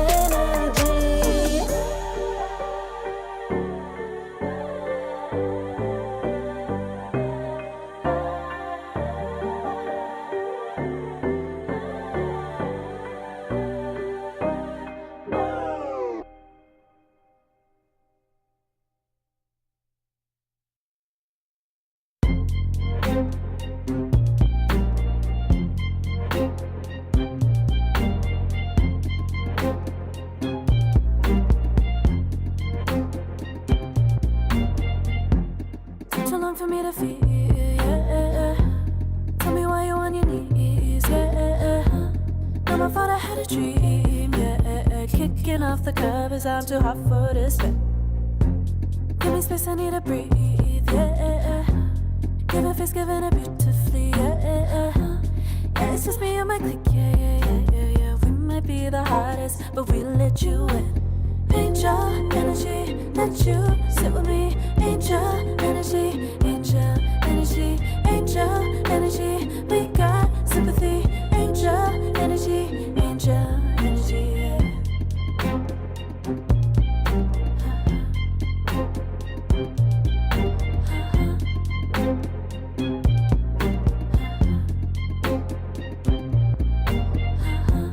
Take the time to breathe and rest. Let yourself feel the best. Feel it all so deeply, so deeply. Divine with how we be, yeah, yeah. Aligned with everything, yeah. More than a dream. Vulnerable and strong, yeah, we feel everything. Angel energy, let you sit with me. Angel energy, angel energy, angel energy. We got sympathy. Angel energy, angel energy, angel energy. Let you sit with me. Angel energy, angel energy, angel energy. We got sympathy. Angel energy, angel energy.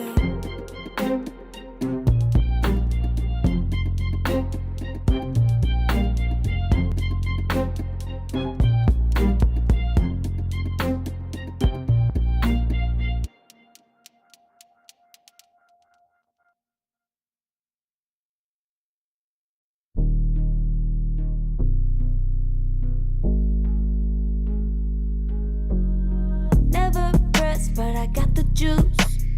Taking the lead, that's just what I do. I make mountains move with one hand tied, and still this world ain't satisfied. Everywhere I go, they stop and stare. I tell the truth, I take it there. Call me vicious, persistent, overzealous, that's fine.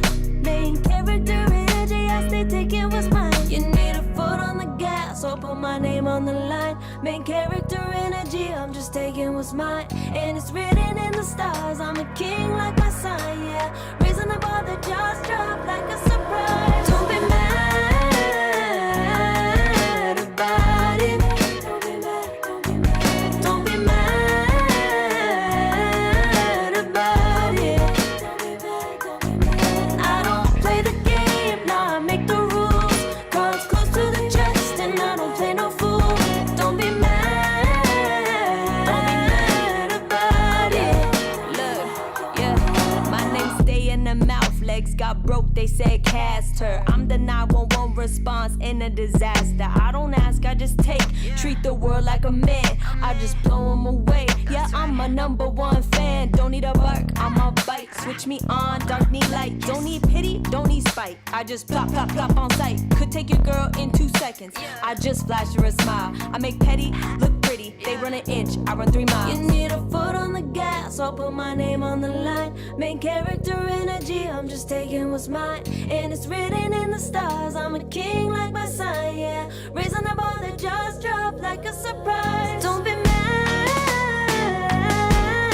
about it.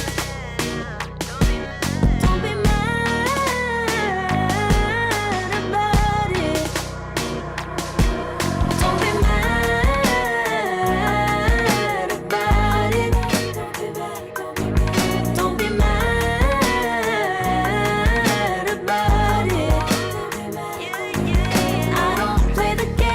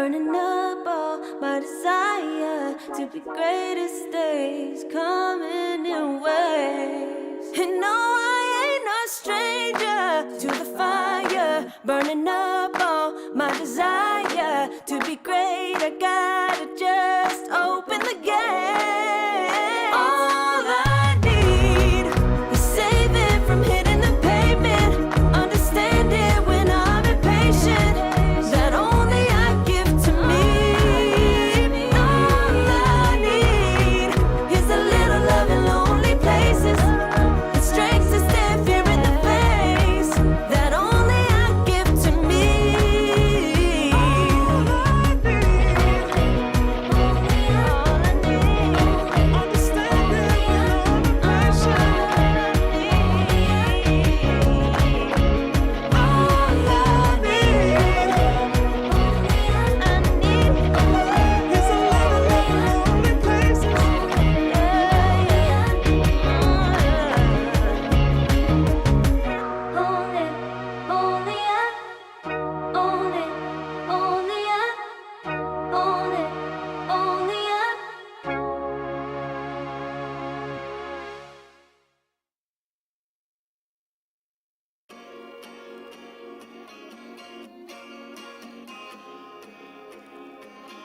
places. Yeah.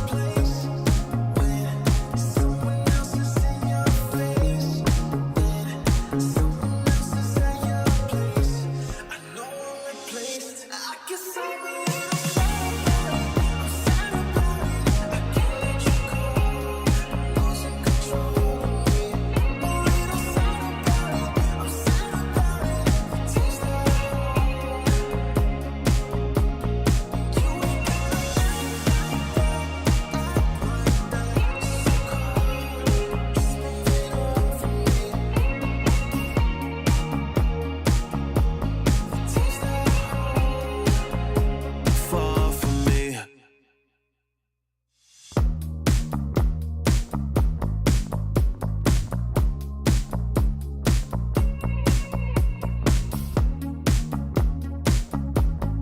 Girl, what's this shit about?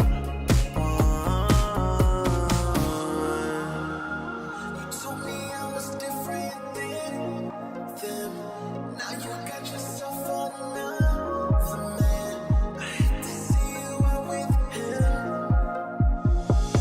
I guess I'm a little sad about it. I can't let you go. Losing control.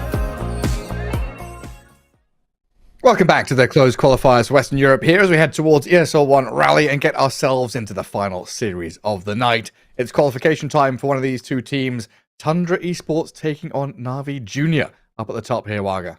Yeah, both are in an amazing shape. Been going really well for both of these teams, but in particular, Navi Junior. They've gotten here in really strong shape, I want to say, because they 2-0'd first OG, making it look easy. Very quick games overall, like half an hour-ish per game. And then they proceed to go against Nightpulse, who took down Avalus. You and I were hyping up, like Nightpulse, they're playing really well. And then they get demolished by Navi Junior. It was not even close.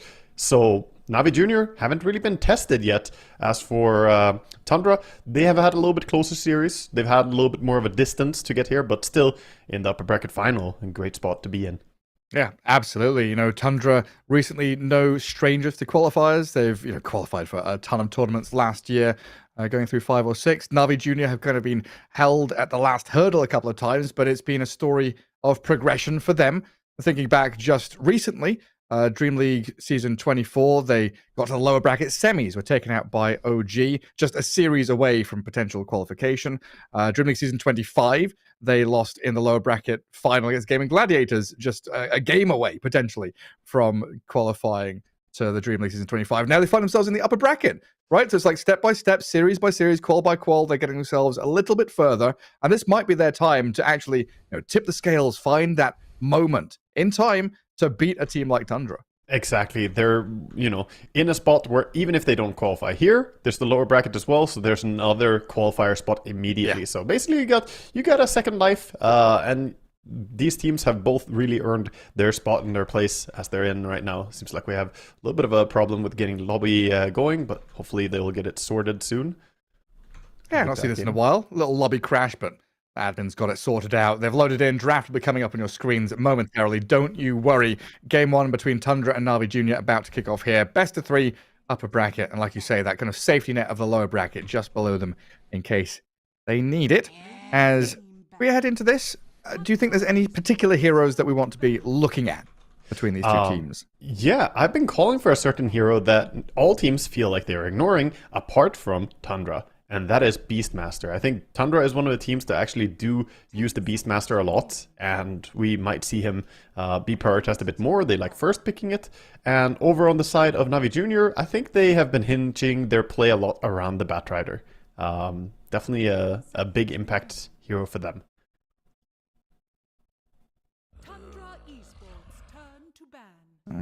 There it is. Dragonite ban.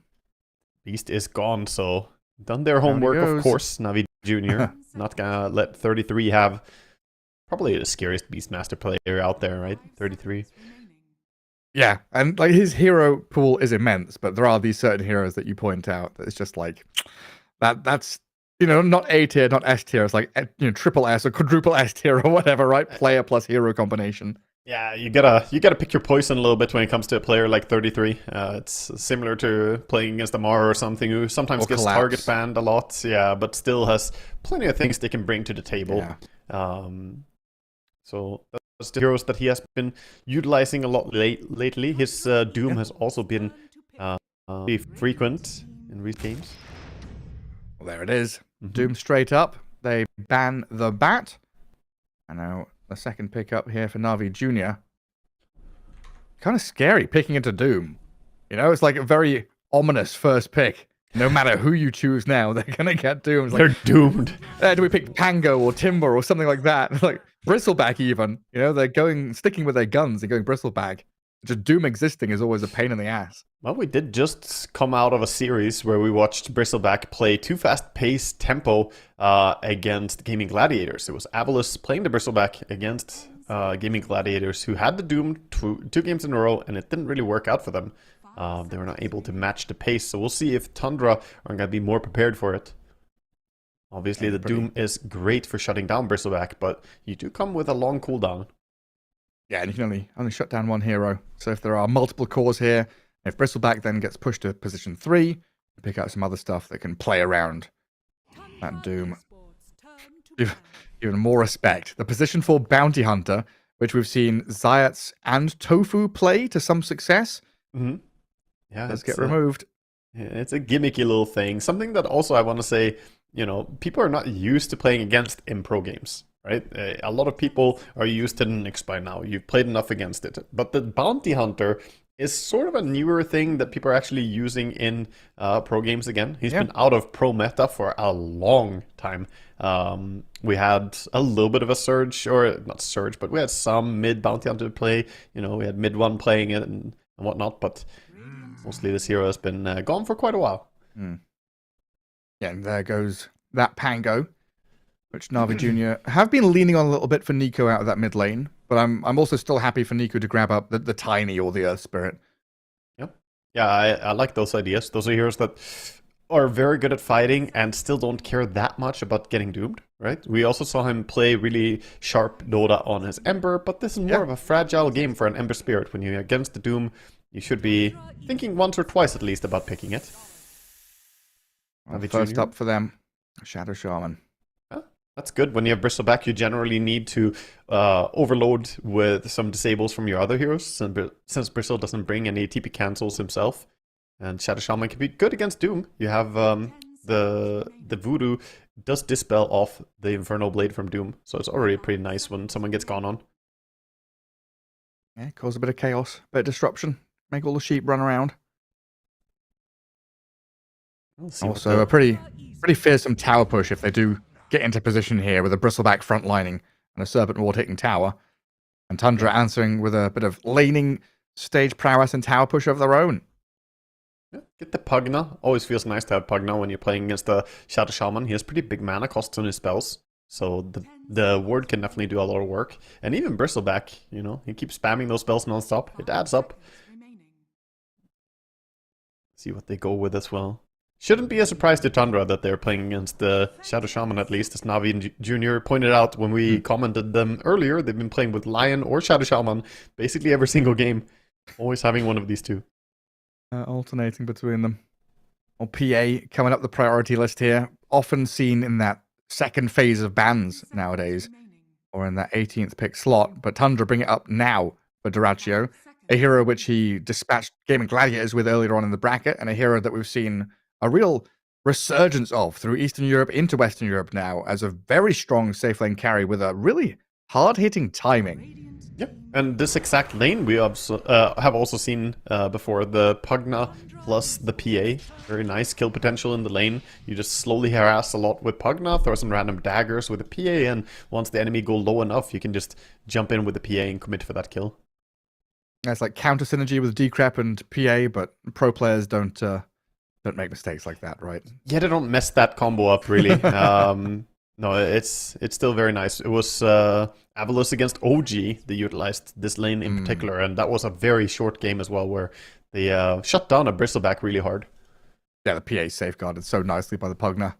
Navi Jr. going to respond with Dragon Knight and Lich. The DK, of course, left in the pool and has become less and less of a first pick hero, as we've seen him first pick twice and lost twice in the games we've watched, right? Yeah, he's been downtrending a lot on Dragon Knights. People have seemingly started to figure out the Dragon Knight a little bit more, drafting things that are actually quite good against him. Even here, when it comes as a bit of a later pick, they do have some good tools against him. The Doom is available. You have the Pugna to decrepify whoever gets targeted by him. And PA, she was mainly picked to counter the Bristleback, but the Break is going to be useful against DK too, if you get the Shard. Yeah, true. Yeah, pretty good against both of those tanky heroes. So we're looking at Navi Jr.'s mid as that ultimate last pick. Tundra have already grabbed their Invoker, a hero which doesn't really care about too many or any counters. You think about maybe picking Sniper into him, but we've not seen a good Sniper pick into Sniper game. It's always just been win. Like Sniper's the new Viper, win lane, lose game. It feels like. Oh yeah, Sniper is super risky to play, and when we see stuff like Phantom Assassin, you know, it's just not what you want to play Sniper into. You get jumped, you die very quickly. So I think it's unlikely we'll see that. I like the ban on Puck actually from Tundra. Puck versus Invoker used to be very, very hard, but the Puckish innate is so good, getting that HP and mana regen over and over. You have to respect it, and this also protects your Pugna, because Pugna is not happy if the enemy can jump the backline and silence. That is literally the worst thing ever for him. So Puck is a really annoying matchup. And there's the Monkey King factor in here as well you like to talk about, right? Invoker pre-picked means that Monkey King is unlikely to be picked mid as a counter to any of these spirit heroes. Like, for example, if that Invoker had been an Earth Spirit or a Storm or something, Navi Jr.'s response could have been the Monkey King. Yeah, very true, very true. It's yeah, Invoker is similar to Lina in that regard. He generally doesn't care about most different matchups being difficult. We see him do quite well into Tiny's, the Earth Spirit, whatever. Yeah. Speaking of which, there are a lot of options still for what they want to play on mid over on the side of Navi Jr. You can ban out the Puck, but you know, Puck and Pango are really the only mid heroes banned out. I guess Magnus to a degree, but everything else is available.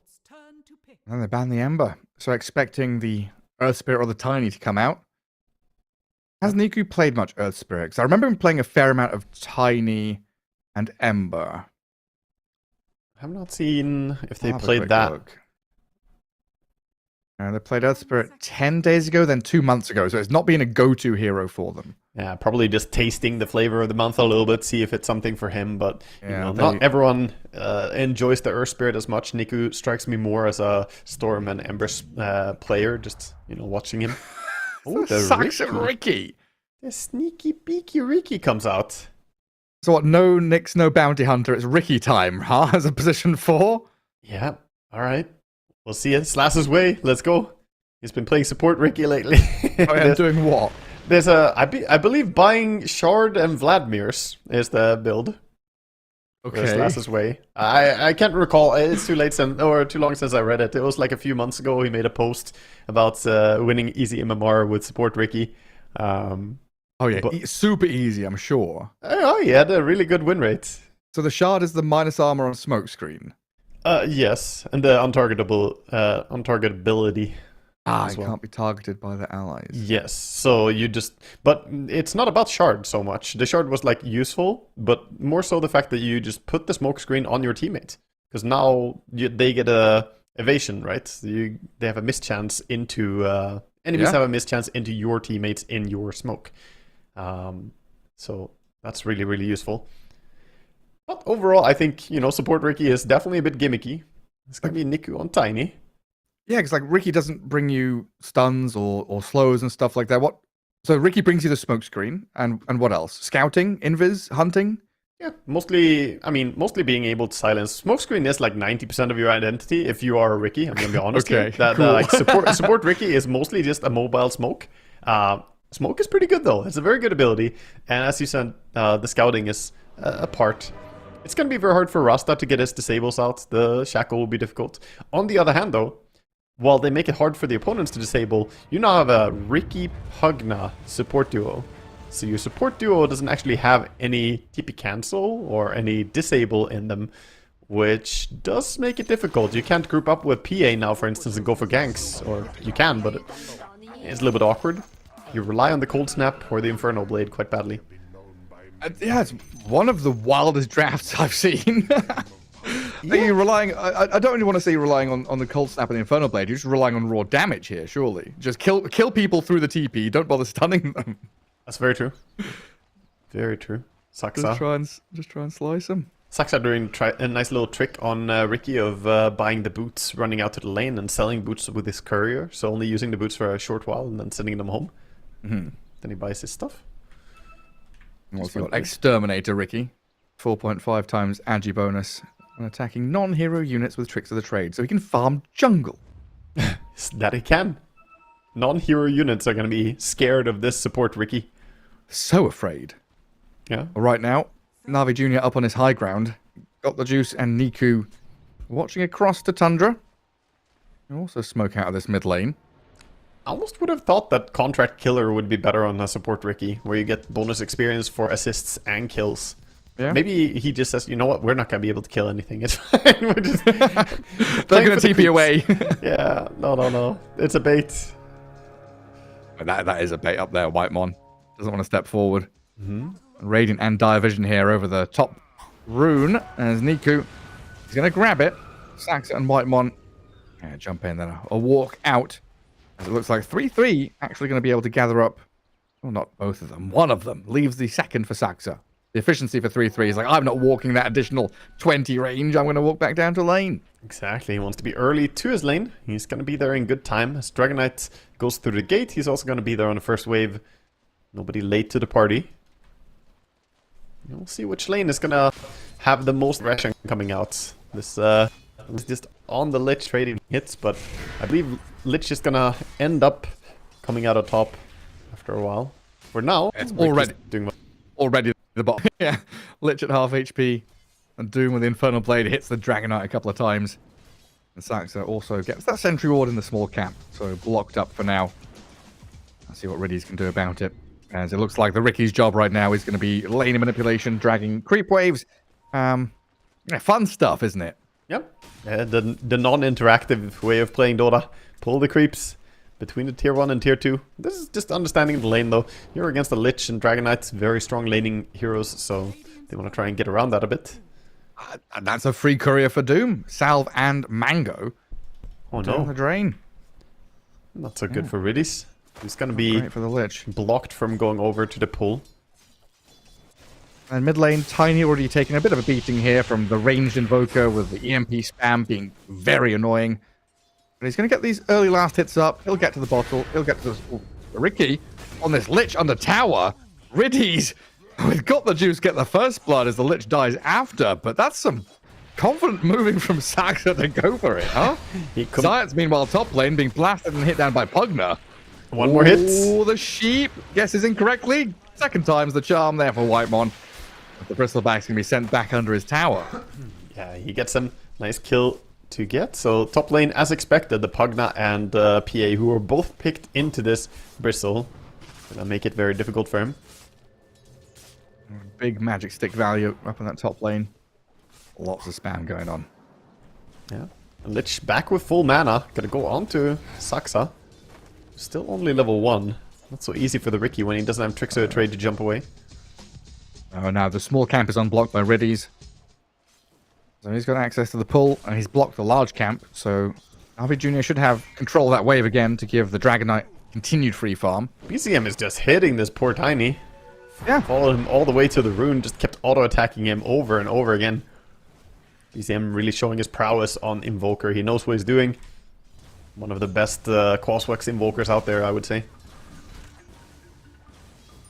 I wonder how much hero damage he's actually done to this Tiny already. Oh, it's a lot of clicks. He's burning through tangos and bottle charges, all sorts of stuff. Yeah, he glyphed it too. Niku now, with no mana for Tornado, he's 10 off it. Still going to get the clicks in, though, and find the kill anyway. I was like, oh no, he can't get the Cold Snap Tornado because he's 10 mana off. He just keeps throwing projectiles over and over again. Solo kill. BZM with the big plays. Very nice. That's not supposed to happen in this lane. It's a tough lane for Tiny, but it's not supposed to be a solo kill type lane. So definitely outplayed. Well done by BZM. The Saxa gets a Curious Knight bottom again.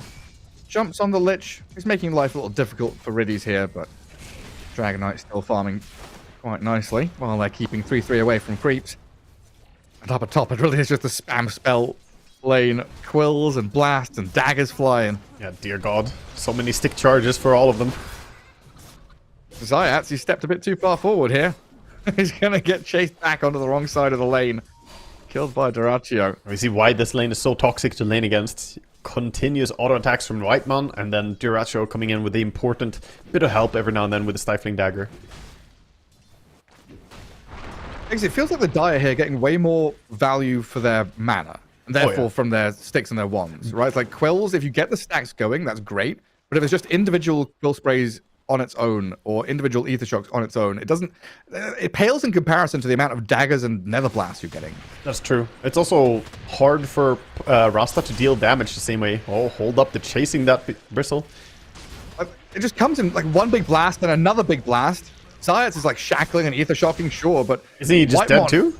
He's just going to pop a heal on his Pugna, turn and slice into the Shadow Shaman with the daggers and the swords of Phantom Assassin. There's some more sheep here, but little chickens. They get ripped apart, and Zayats, last-ditch shackle here to try and heal up, but he's dead nonetheless. Very difficult for the Rasta to match the way that the harassment flies in this lane. Like, a simple blast and a Stifling Dagger is easy to commit, whereas a level 2 shackle, yeah, it's good, but it's a big commitment. You gotta stand there, and anytime it goes up for shackle, the PA is gonna jump in and just make it not worth it, basically. What was your interesting stat the other day that we wanted to make up? We've got net worth to impact. Now we've got wand value to spell value. Yeah, we got new different things to focus on. Yeah, it's true. It's like the value of the mana on the heroes, I guess. Like the Rasta can't output the mana quick enough in that lane. Yeah. Whereas the Pugna can. A minigun of daggers and blasts. Yeah. It really is. So he's falling back. Backup plan. Whenever you lose lane really badly, you go and start stacking Ancients a bit. Stack up contest. Big camp at least. Contest the runes as well. Niku needs help in this mid lane, and he's not going to get it fast enough. Rune spawn bottom. We've got shackles there from the Shadow Shaman onto the Ricky. An EMP Tornado and a Cold Snap onto Zayats. Oh, with a wand and a Frost Shield, maybe he'll survive, but he's going to be thinking twice about engaging any further. And that means still no bottle refill for Tiny, BZM protected, and Tundra continue having an exceptional laning stage. And Niku doesn't have Magic Stick or Soul Ring yet, so difficult for him to keep spamming the toss the way he wants to. Obviously, he wants to buy both those items coming up next, but he is getting nothing on mid lane. Level 5 against a level 7 Invoker. New all top as well. Ricky has joined. Yeah, I mean, this PMA Bristleback looking a bit worse for wear, but they get Duraccio there with the support rotations, saving Bristle, getting that kill on the PA is big for them.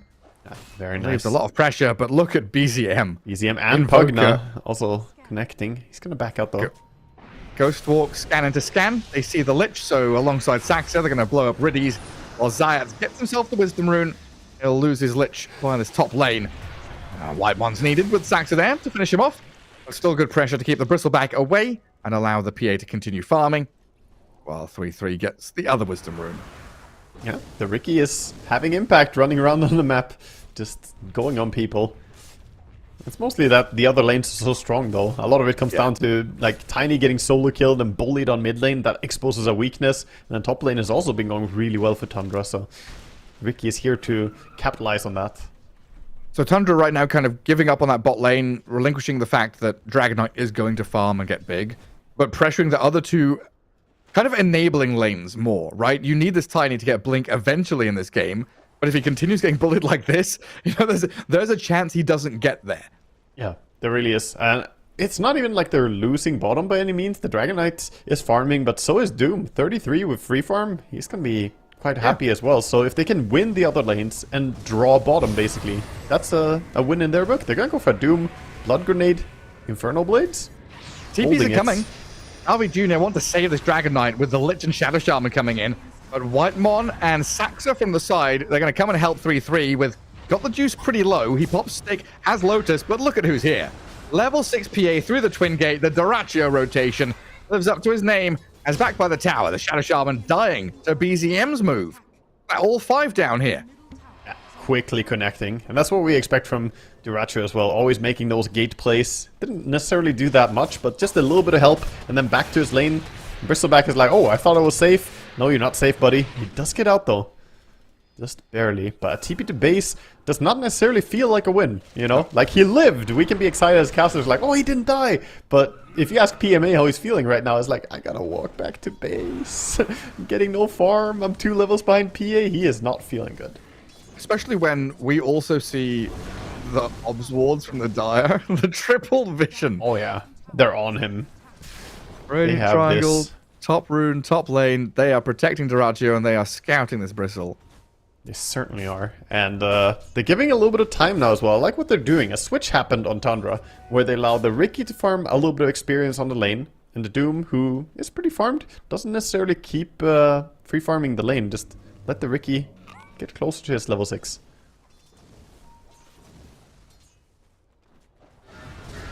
Stun onto the Doom. Rasta's there, but gonna get smoked. Yeah. Ricky value. Yeah, there it is. That's a big old smoke. And then mid lane. Mid lane. Another EMP. Tiny has no mana, but does have Soul Ring at least, so can toss again. Yeah, got Doraccio with a patented special move. Minute early. The ganking Phantom Assassin. Oh dear god, that's pretty far away though. Whitemon, a little bit too far forward here, I fear. They put the smoke screen down in the decrep, but the magic damage from Zayats is enough. Tundra, a bit too much there. Yeah, they're getting a little bit ahead of themselves. Pugna not quite able to dive tower like that. BZM's gonna give it to Niku again. Alacrity hits really hurt, but Tiny with Lich and the Shadow Shaman behind him gonna be able to turn on this Invoker and get a big kill for Niku. That pushes him so close to Blink now. That was such a valuable kill, getting 700 gold out of the Invoker. The biggest kill on the map right now. Perhaps PA would be even bigger though, delaying her Battle Fury. She's getting dangerously close. We're only 11 minutes in and PA at 1300 gold. Missing the recipe and the Claymore only. 6k net worth, and this is with treads as well. That's the thing, right? Doraccio is not just farming, he goes and gets a D-ward on a sentry. He plays back into lane. That was his sentry as well. Yeah. Expecting there was a bit of high ground vision there, but unlucky for him. And BZM also moving up top. What other carry do you see just buying a random sentry to try and secure their own lane? Yeah, I can't tell you. Yeah, not many. Couldn't tell you. Crystallis? Yeah, maybe. That's because he's a Slark player, I think. Yeah, exactly. Back. EMP Tornado and Doraccios follow through. Sunstrike on the money. Nice TP from Dragonite. I mean, is he just... Oh, he's going to commit. Stick up here to farm. There's a wave here, I suppose. Navi Jr. just getting out-tempoed right now. Their TP react, but reaction is too slow. Don't get anything for it. Tundra back out. Saxa hanging around mid. Would love to get his hands on level 6. Tiny though. And the blink reveal.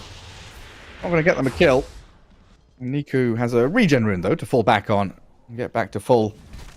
But yeah, now Tiny has blink. It feels like it's got to be go time. You know, smokes galore from Na'Vi Jr. They've got level 6 on Lich, which really helps as well. Oh yeah, this gank is insanely strong, but you want to connect on the right hero. Needs to be either PA or Doom. They connect with.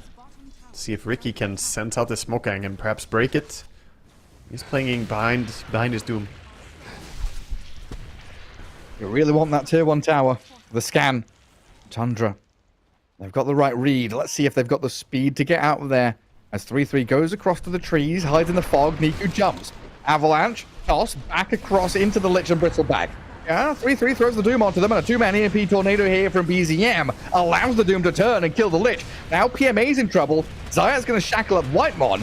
Sax is able to jump over the top, keep going on the Shadow Shaman as the Bristle falls, and Tundra, the response here, spectacular. Sunstrike pops the chickens out of Shadow Shaman, finished off by 3-3 with an AoE damage, and Niku's Tiny.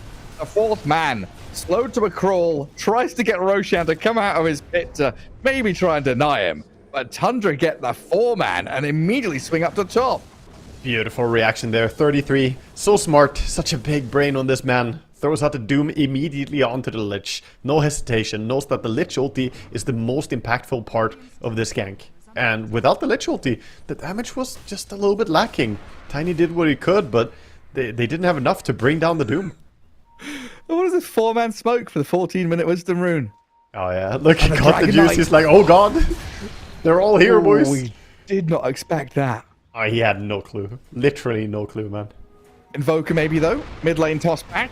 Avalanche into Hex and Shackles with the Serpent Wards, but reactions coming. BZM still going to die.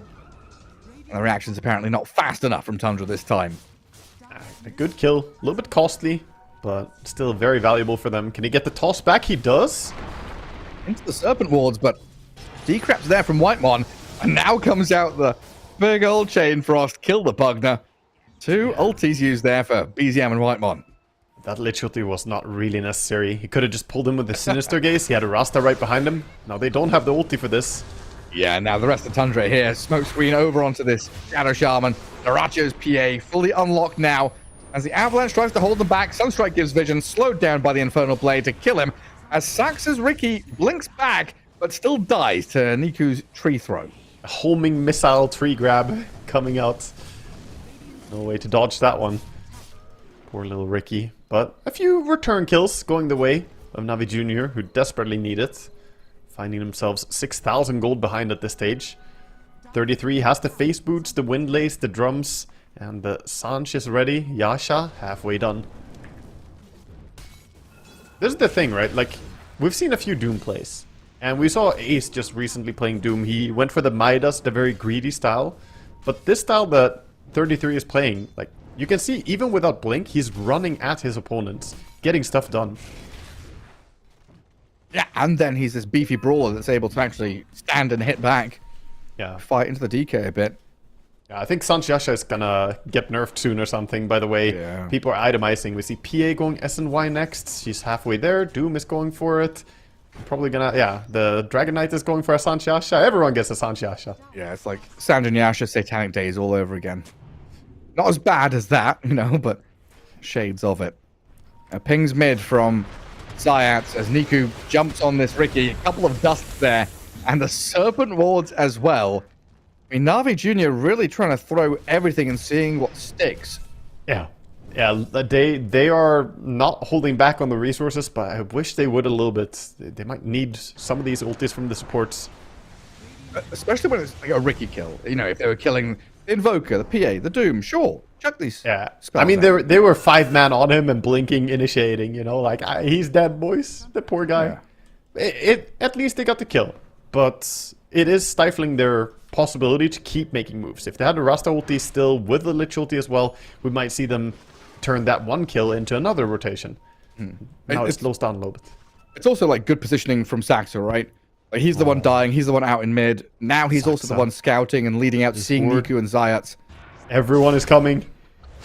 And just continually keeping this PA kind of tucked behind, arming, but also ready to fight.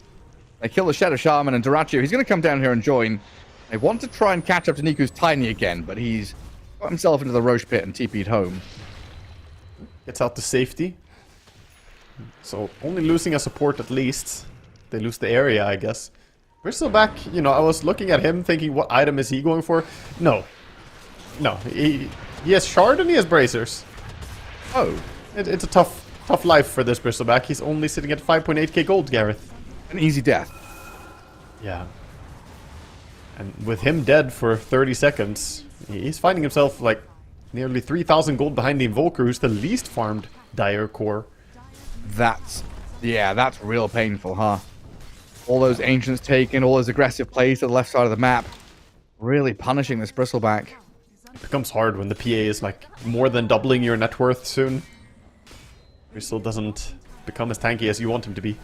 So the rest of them have to make a lot of rotations and ganks. That's why we see Lich, Rasta, Tiny. I like the coordination. They're going together, trying to find someone, but there's a good Dire ward again, spotting Riddies. And Whitemon just skirting around the edges of this top lane, hiding in the trees, decrepping, showing himself, and then thinking about twin gating. Oh, team is coming in. Max has come up here, Sinister Gaze in the toss. Serpent Ward and an Avalanche. Got the Juice, gets a double kill, but the DK's doomed. Tundra coming in from behind where the Bristleback's being trailed by Invoker and PA. And 3-3's going 1v4. Tornado's going to whiff. Doom is dead. And Tundra, a very scattered initiation here. Maybe losing Invoker as well. BZM Shackle tossed back into the Dragon Knight and got the Juice, picks up an Ultra kill. Whew. Navi Jr. They set up for this, but Tundra kind of hand it to them. And it's on the Roche pit. That was the most out of nowhere, absolute just swing of a game I've seen in a long time. They were... I was starting to get ready to count out Navi Jr. in this game, but they take a great fight. Or maybe you could say Tundra getting a bit over-eager to take every fight they can. They were heading out of there. The Pugna was leaving, and then they decide, nah, let's take the fight. Doom onto the Dragon Knight after he popped ulti. Didn't really stop his impact. Oh, and they were continually waiting for the PA and the Invoker to show up. Yeah, filtering in one by one is very difficult into an already grouped up Navi Jr. So them going together there, the supports grouping with the Tiny and playing around the push top. Good move by them. Yeah, now DK, top spot, feeling real good about himself. Tiny's game's recovered. You know, Bristol's still down in the dumps, having a bit of a sob to himself. But Bristol is happy that the others died at least. You know, it's like, okay, at least PA isn't farming for now. I'll recover one day.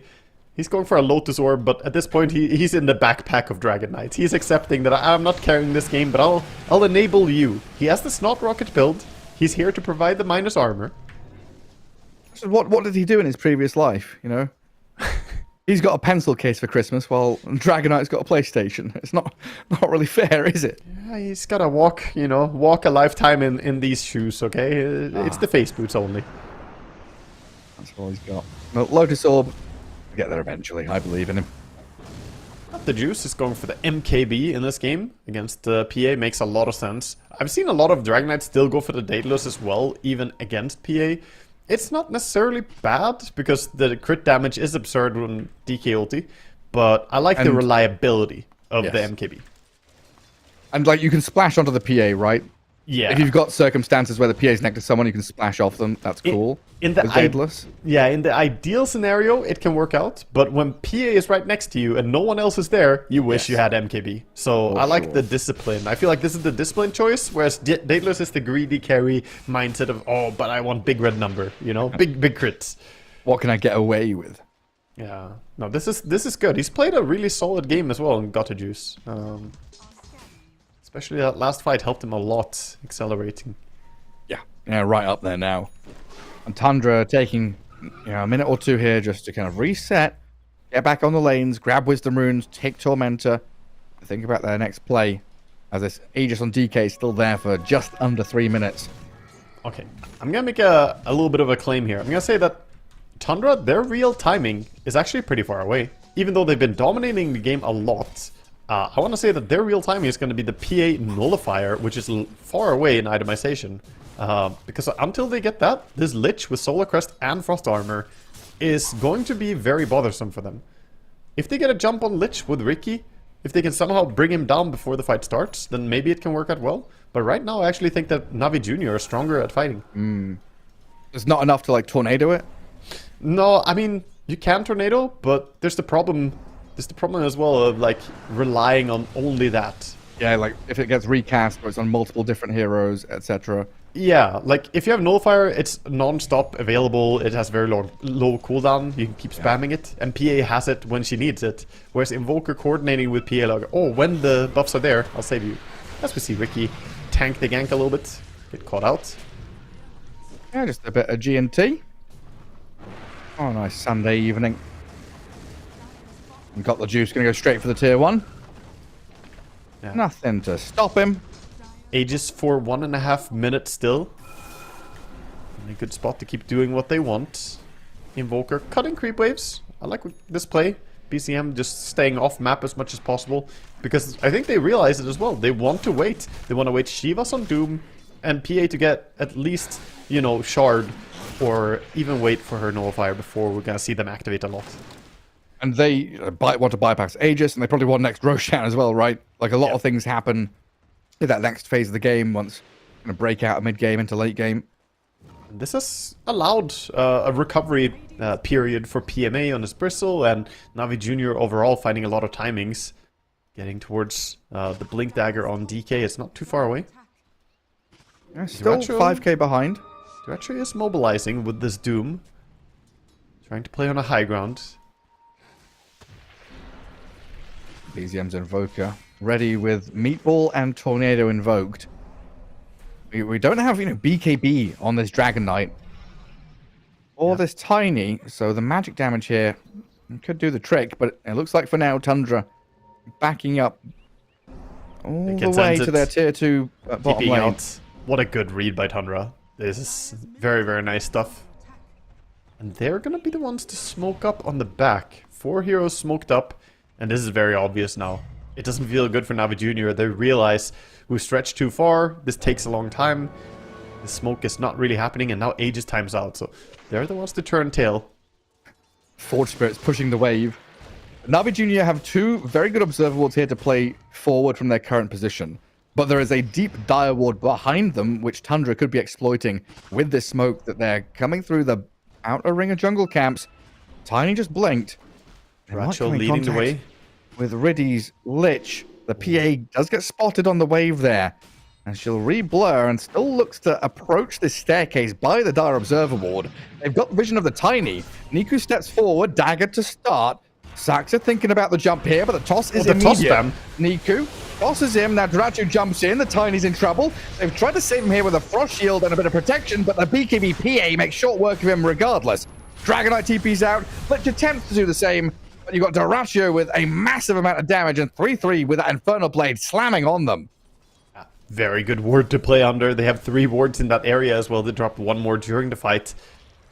PA invading quickly, realizing that Piero's dead. I want to steal the enemy territory. Going for the enemy ancients. Even hunting where he thinks the Dragonite is farming is correct read. Yeah, it's going to find him here. The 3-3's got the Doom ready as well. So with his PA damage and the Doom's Doom, a Sunstrike comes in. Duraccio, he has skirted the edge of death. Gets away to safety while PMA is being battered and beaten by this 3-3 Doom.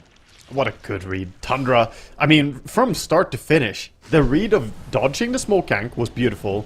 Setting up their own smoke move, wrapping around in a good position, and then following up with the continuation towards the Ancients. Tundra are just 2 steps ahead right now. Navi Jr., a little bit of miscoordination from them as well. When the fight was happening down bottom, the Tiny tosses Ricky over to the Rasta, but Rasta didn't get the chain hex or disable spammed onto the Ricky in the air. Didn't get a click on him.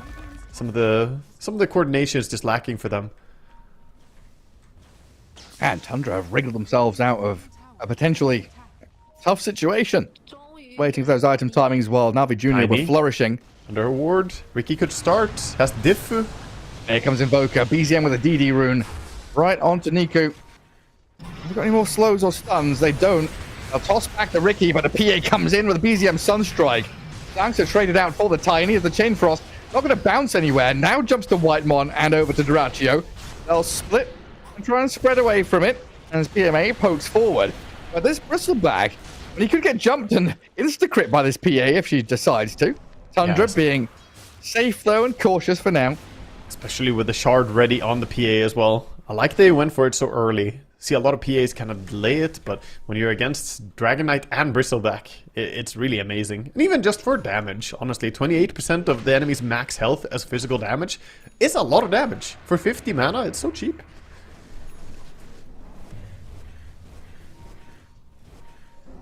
And the ward, don't think it spotted them going around, but they understand they should be down here. 33 has to be careful himself though, he's playing under a ward on his own. And we've had like 8 wards in that portion of the map. Yeah, Gem has been understandably picked up by Riddies. They know about the Observer ward timing out in 15 seconds here, but they haven't gotten a chance to D-ward. It's just scary to go on the map, Gareth. They don't know where Ricky is. Exactly, where's Saxo? Where's BZM? They've got 2 Invis heroes. The economic damage done to these Radiant supports is pretty tremendous already. The sentries, the dust, the gem, being forced to buy a lot of reveal.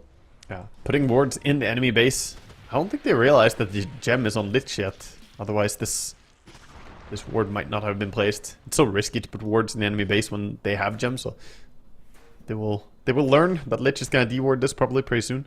How quickly do they jump? Like, do they go straight in? They're gonna throw spells at Zayats here. It looks like he's gonna die to meteor damage over time. So that ward, it got them a kill, even though it's gonna get de-warded eventually. Yeah, they're holding on to it for now. PA with the nullifier sitting right there. Come on, D-ward. Dare you. Freaking dare you. I wonder what his options were on Duracho as well. They took the Craggy Coat. I like it. I think he may have prioritized it over some other alternatives because the physical damage of Bristle and DK is just good to have a solution to. I just want to know. I want to know what his 5 options were, man. And you'll never know. Where's my post-game interview, Garrett? Yeah, Duracho. Ring, ring. What were your 5 items? What an odd Is he going to remember? He's like, phone a friend. Nah, dude. Give me a 50-50. You see the item you want and that's it. 50% of the Tiny's HP disappears. Ricky jumps in. Duracho with the second wave. They don't finish off Niku, but they forced out Chain Frost and BKB, while Duracho, okay, has to use his. Jumps back in on Zayat. Slices him.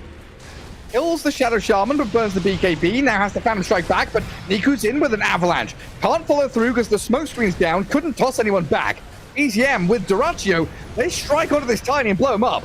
But the PA under the Dragon Knight. Sinister Gaze there. Duracho's still alive? The Decrypt. He was kept alive by Whitemon. Yeah. Decrypt bought enough time, and now with 3-3's Doom there, they're going to zone out the rest of the heroes away from the Dragon Knight to allow BZM to pick up a double kill, and that Tornado long range clips the Bristleback, takes him out for a 5-man wipe. GG called. Game 1's over. Calling it, and understandably so. Tundra coming in and just playing hot Dota. Very nice early moves by them, and they finish out the game with some decisive high ground push. Duracho 10, 1, and 11, being part of 21 kills in this game. Doing really well from the PA role. And the amount of times they joined his team is crazy, man. He's such an aggro player. I think PA's got to go. Like, I really think that PA has become Duracho's new CK or new Gyro, right? This ability to lane well, early rotate, and farm to become the Giga carry. It just fits Duracho so well to be active and that late game threat. So game 1 to Tundra, 30 minutes and 13 seconds. Na'Vi Jr. didn't seem like they had many options to fight back, but a game 2 draft could be that. We'll take a break and come back with that second match.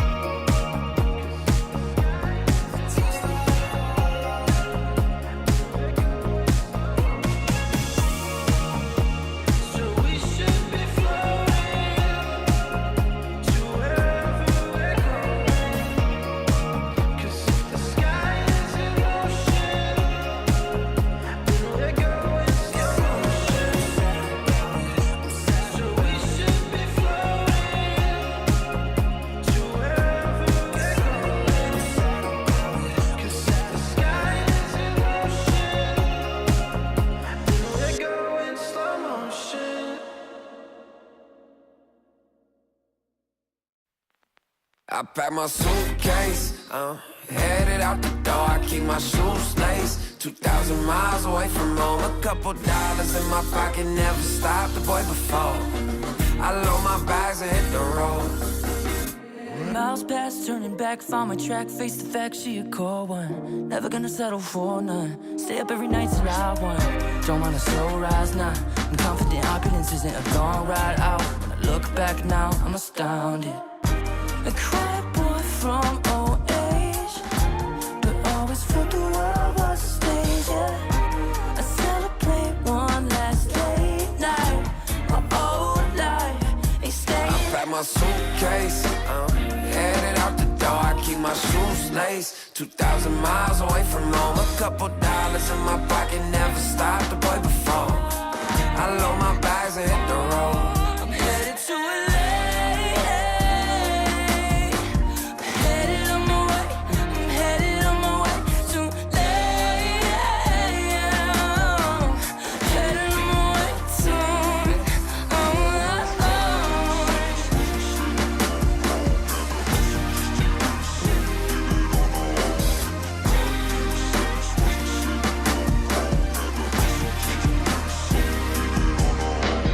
Couple thousand miles, throw it on the dash. Shit, the 10,000 hours, can't let them pass. Yeah, well, I was putting time in, you was pulled up wildin'. You always had shit to say, now when I see you, it's silence. Thought I'd have a Grammy by 25.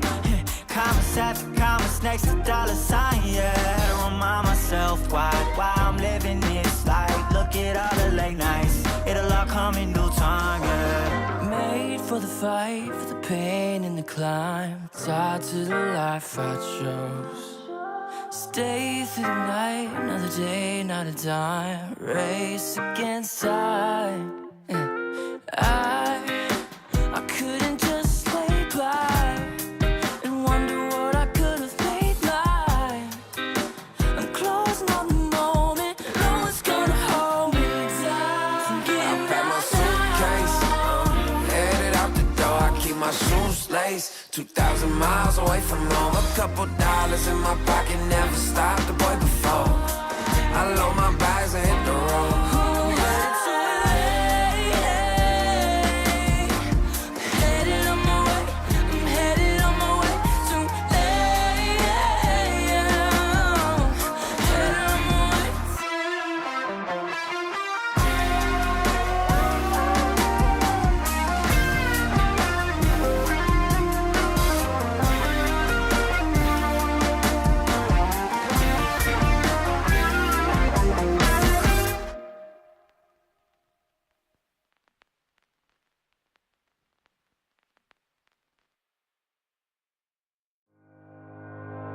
Think about it every night when I close my eyes.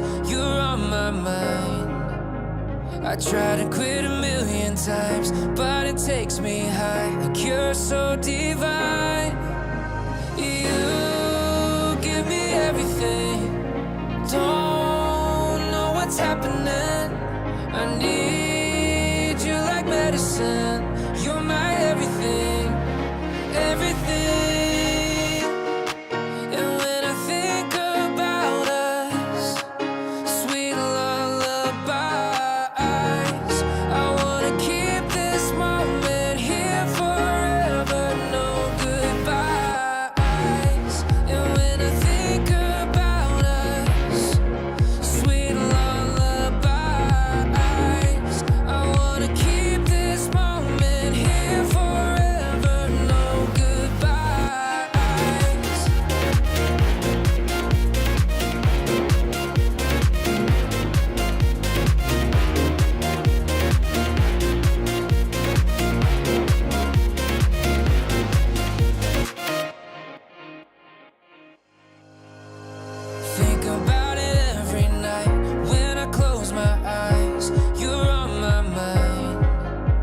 I try to quit a million times, but it takes me high. Like you're so divine. You give me everything. Don't know what's happening. I need you like medicine. You're my everything, everything.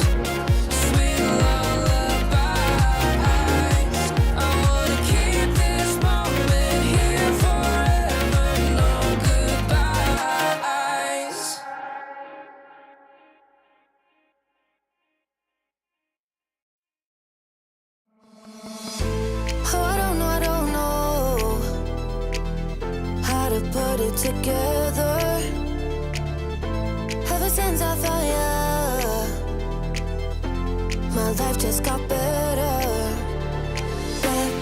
Better than this, better than that, better than anything I ever had. Better than this, better than that, better than anything I ever had.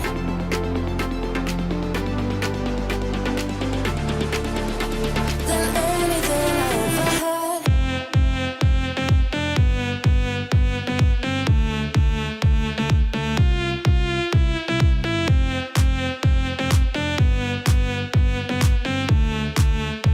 Than anything I ever had.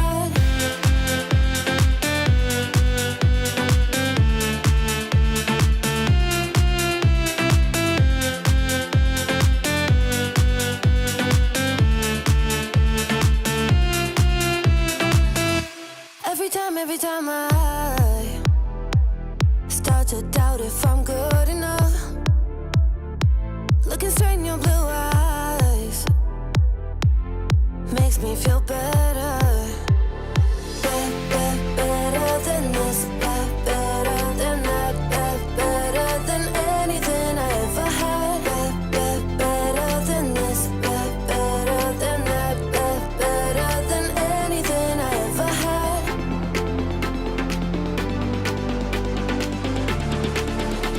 Than anything I ever had. Than anything I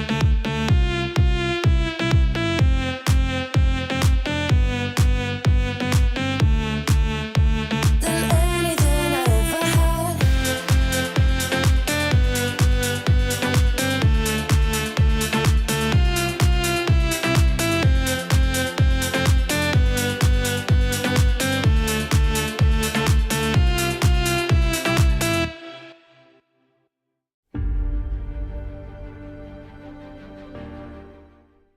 Welcome back, folks, here as we come back with the ESL One Raleigh close qualifiers for Western Europe. And game 2 coming up here between Navi Junior and Tundra. It's the upper bracket. It's qualification time as we move out of the lower elimination zone. And a game separates Tundra, a single game, from qualifying, while Navi Junior, the best of 3 in front of them, 2 wins required, with a lower bracket waiting for them.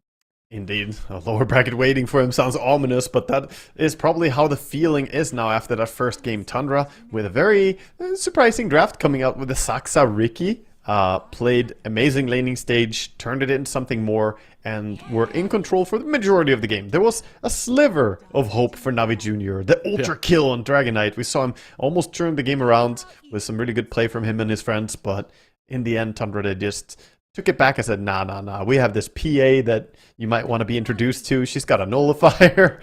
Pretty strong, by the way. Yeah. Yeah, at the end of that game, I don't know, quite a large part of me thought, that Ricky could have been any other hero. And then I thought, well, Bounty was banned, Nyx was banned. We don't have many of these POS4 Invis scouting heroes anymore. And Ricky Smokescreen was pretty freaking cool. And I argued myself out, like, completely from that standpoint. And thought, Ricky POS4 in the hands of Saxa in that game, no other hero could have done that.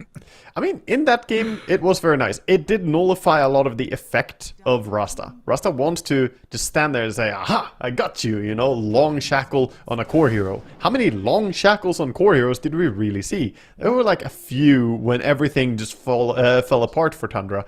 But if things weren't already falling apart, then Rasta never got to shine. And I think that's the big story. Ricky was used as a Rasta counter. Yeah, it was really cool. Well, we'll see Also, game 2 draft. Little detail I didn't think about, but I believe it works this way, that you know how old Smokescreen just used to give mischance to the people who stood in it? Yeah. So it couldn't do that to Rasta wards before. But now, since it gives mischance onto the heroes it hits, I believe it's even better against Rasta than it used to be. Now it works as if it's giving evasion to someone, right? Yes. Rather than it being mischance like Radiance does. Exactly. Yeah, it does. Exactly. So now I believe that it's actually really strong defensively against that. I'll try it out after the game. Can't test it when we're in a game, but I just haven't seen the interaction because nobody plays support Ricky other than Saxa, I guess. That's a cool and Slasher. Slasher's way. Ah, yes, of course. The Danish genius. 5 seconds. Right, so what did we have here? First pick bat into the Doom response. So Tundra happy to get this Doom again. And is there much of a change in the bans? Yeah, pretty big one. So Tundra had the first pick last time and removed TA, Morphling, Bat. Na'Vi Jr. got rid of Alk, Nyx, Magnus, Beastmaster. So we still have... Oh no, the DK's gone this time. That's the big shift. And now Ricky, a respect ban as well. Yeah, don't want to repeat. You don't want to be a team that dropped to lower bracket because you lost twice to support Ricky. So just cover that, get rid of it, say no. Saksa, play something else, please. So TA's in, DK's out, Bat is in. 10 seconds remaining. TA could be a good option for Na'Vi Jr. if we don't see Tundra pick it up first. But when you see Batrider, probably don't want to pick it, so they ban it instead. Okay, ignore my last sentences then. Look at PA go up and up and up the priority. I mean, Darachi really loves this hero to have it second pick like this. Yeah, that is a statement. I am gonna do this. They show 2 core heroes immediately. This is where, you know, my inner calling for Bloodseeker comes out again. It's just so nice. Yeah, you got the Batrider to pull people around as well. It's not great, but it's something. You got a tiny toss. Yeah. We didn't really see the combo in that game, huh? With who was it playing it? Was it Avalis or no? Who was it playing Bloodseeker? Bloodseeker and Tiny. Do you remember? Passion? No. Oh, it was Avalis. Yeah, it was Avalis against Gaming Gladiators. It was the one game Gaming Gladiators won. Okay. They didn't end up managing to coordinate the combo too much, but yeah, just going off a tangent. But the Bloodseeker Rupture is very good against PA. You are a little bit disincentivized to pick it though, because 33 is staring at you with Doom. You don't like not being able to heal. I'll go with Crystal Maiden for now instead. One of those heroes that they have been leaning on. Something that they love to pick up here to bolster one of their lanes. Play aggressively with one of these like... No Lion? No Rasta? Yeah, true. Where's the Hex, Gareth? It's not there. I guess it didn't work out in the previous game, so screw you, Rasta. We're changing things up. Right. Yeah, Maiden they'd love to have alongside these kind of gyro TA, you know, laning tempo heroes that have a lot of damage level 1, level 2, and then can kind of play with a Maiden and play quickly. Yeah. Curious to see what that carry is going to be. Like, is it gyro here? Could be. Gyro and Tidehunter play quite well together. Even though Gyro struggles in the head-to-head against the PA, we've still seen him be pretty successful. And now with the Undying, you're incentivized to play it, since he's so good at clearing out the Tombstone and killing all the illusions. Can Flak Cannon off that, still be useful in the rest of the fight while dealing with Undying. Yeah, it's real nice. So now Undying PA against Tide Bat. We've loved the Undying from Eastern Europe as we watch Solo play it quite a lot for 9 Pandas. It really does just secure you the lane, but also secures you zones on the map with Tombstone. You know, invading Wisdom Runes, playing around Ancients areas and high grounds. Tombstone and this Flesh Golem creates a zone to play in and then amps up your PA's damage. It's a fantastic hero to go in and invade and steal the enemy Ancients. You drop down a Tombstone, it gives you a safe area to kind of gravitate around. SD coming in as well as a good reaction. It's one of the classics against Batrider. Chain stunts in general, you see this hero be very good.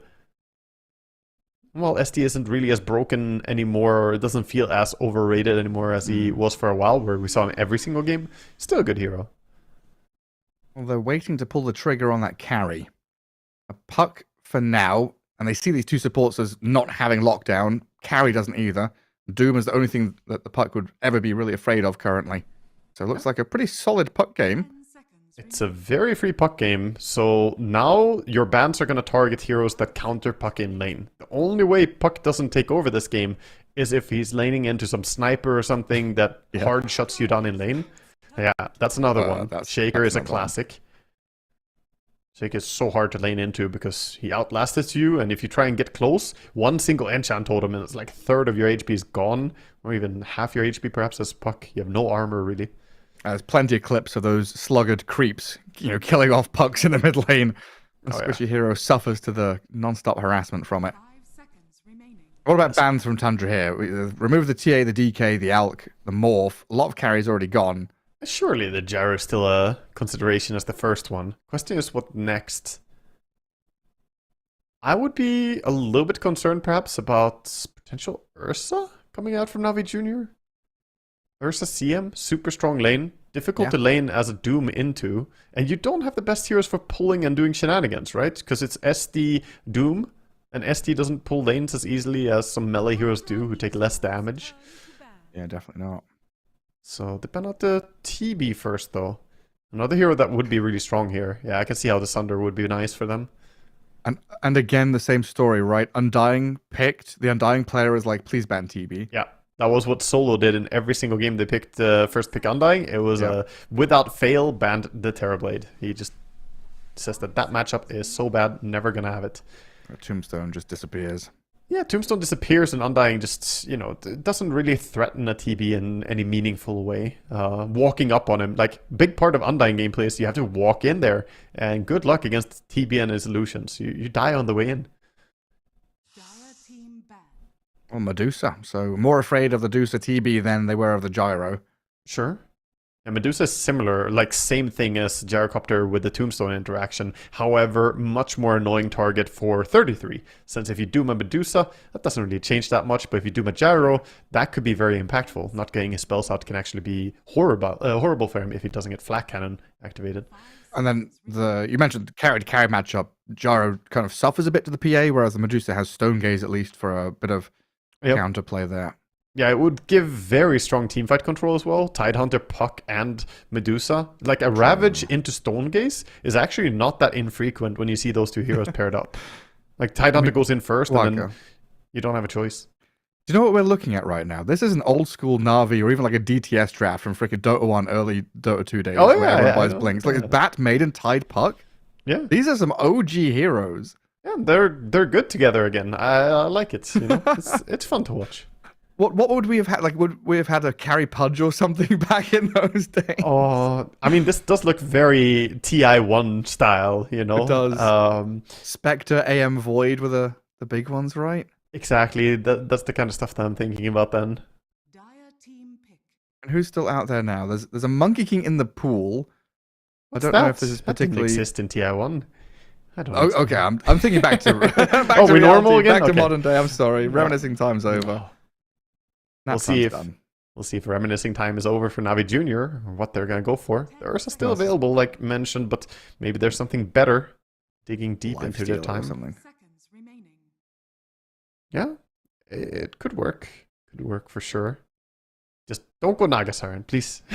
Oh my god. Don't do it. I will boo you. Yes, the there we Ursa. go. Good aggression. I like it.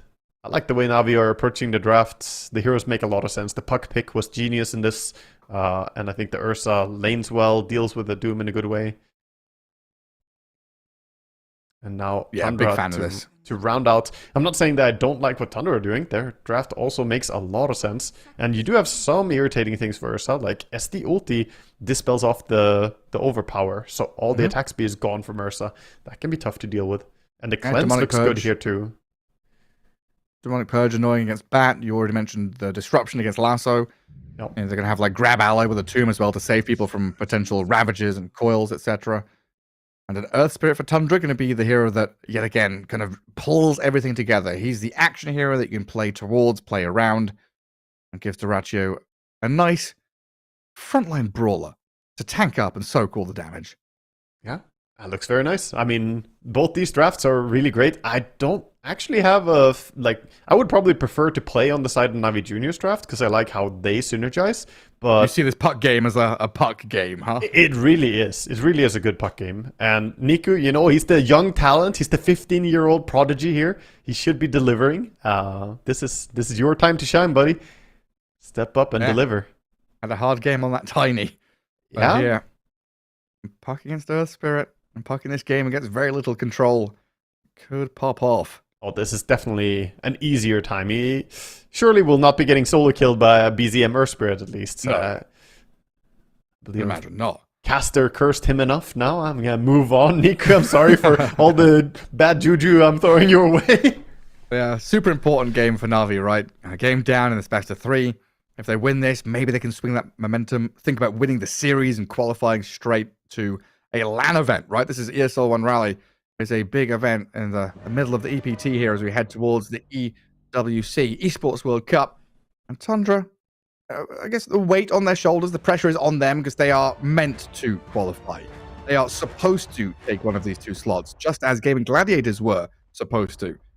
Yeah, it was foretold that they should go there, but Gaming Gladiators not going to be going, at least not as competitors. I doubt that the players are going to take the time to travel just for a viewing experience. They'll be home grinding.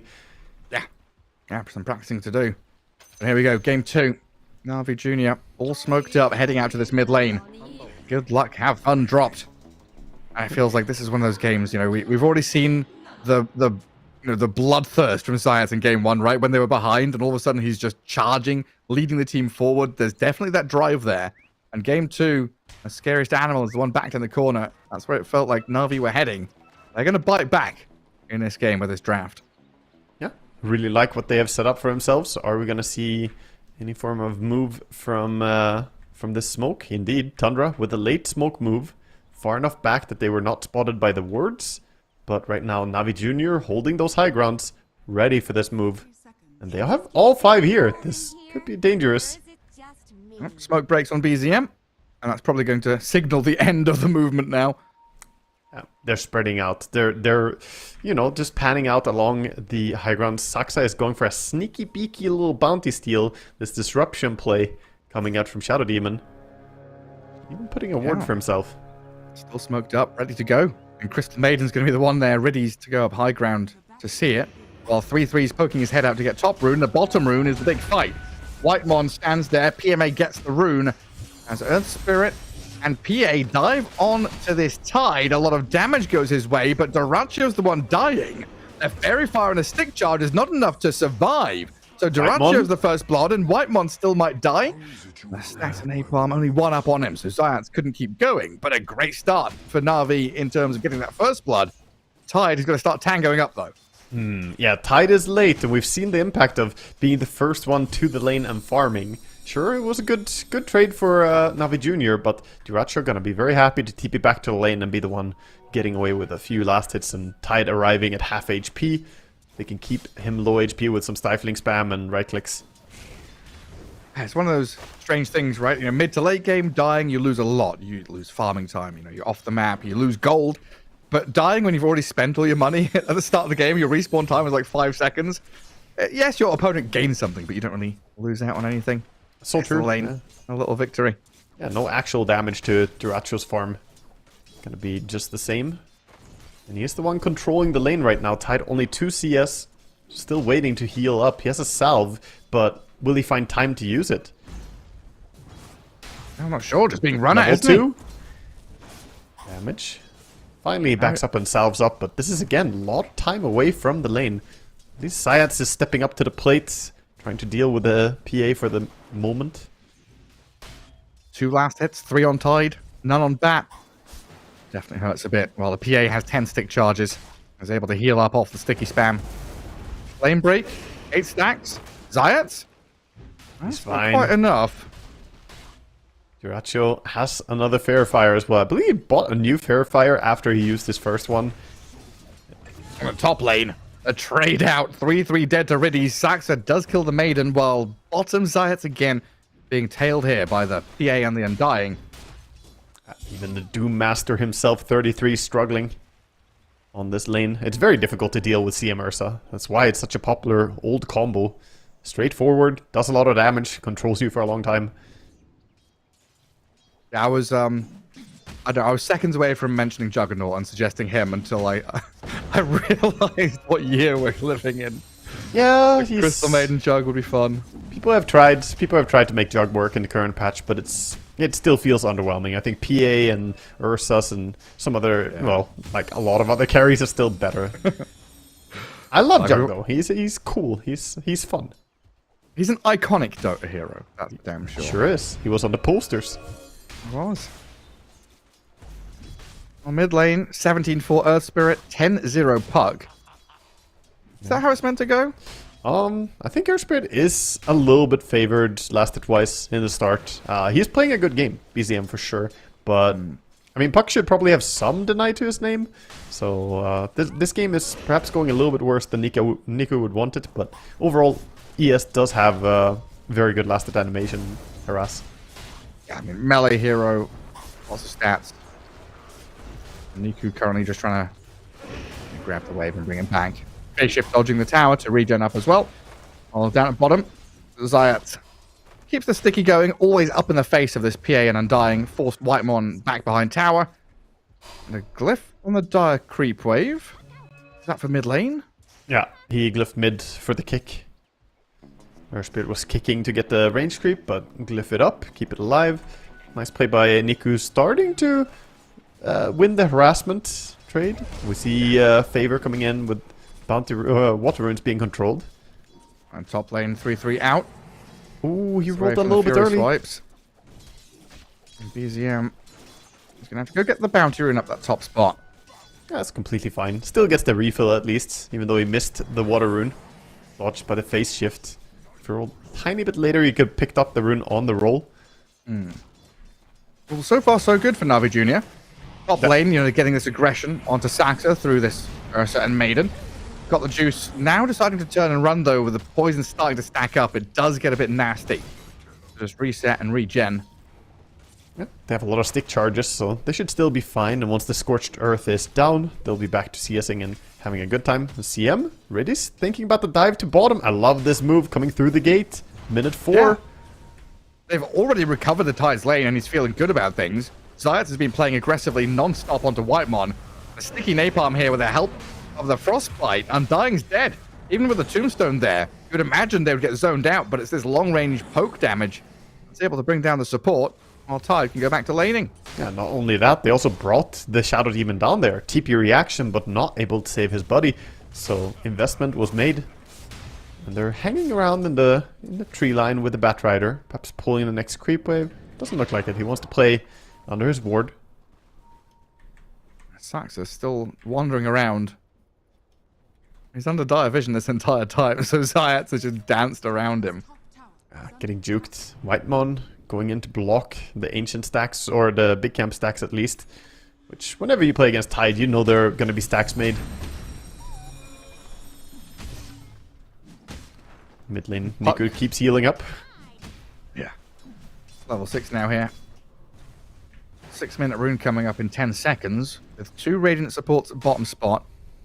Na'Vi Jr. looking at that top rune spawn to try and protect it with a Maiden. But Tundra actually spreading out. Spirit sent up north Ursa's with Magnetize, but under the coil and with the Ursa's rotation, BZM dead to Na'Vi Jr.'s aggression. They miss out on the rune spawn as the invis bottom, but got the juice. Sweeping move. Channeling his own Duracho, joining in for these early moves. Level 5 Ursa without face boots, charging all the way towards mid, and now he does have face, so it's going to be easier for him to move around. This is what we see from the successful teams, Gareth. The carries who are happy to just get involved. Yeah, Ursa and PA both very able to do that. Whitemon is going to use this Invis rune, though, to go across the map. 20 seconds until Wisdom rune coming. And set himself up for success. Invis runes, going for the rune, going for the Wisdom rune. Gonna body block him, perhaps?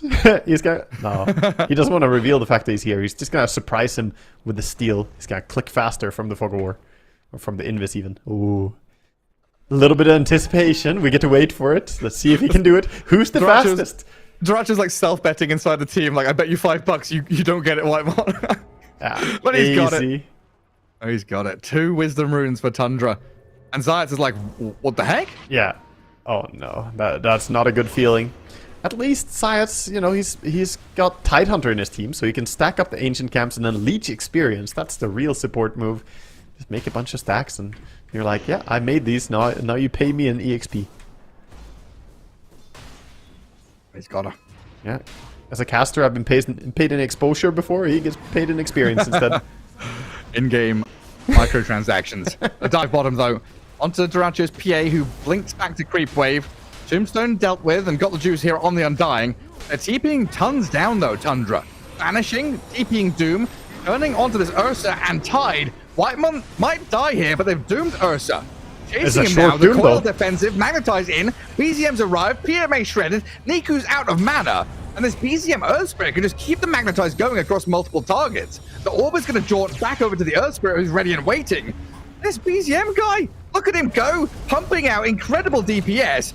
finishing off Niku's puck with 3-3's final touch. And the Ursa, is he barely going to scrape away with his life? He's juking around, getting down south, but PA's chasing. Duraccio loses vision, loses track of the Ursa, so they won't be able to got the juice.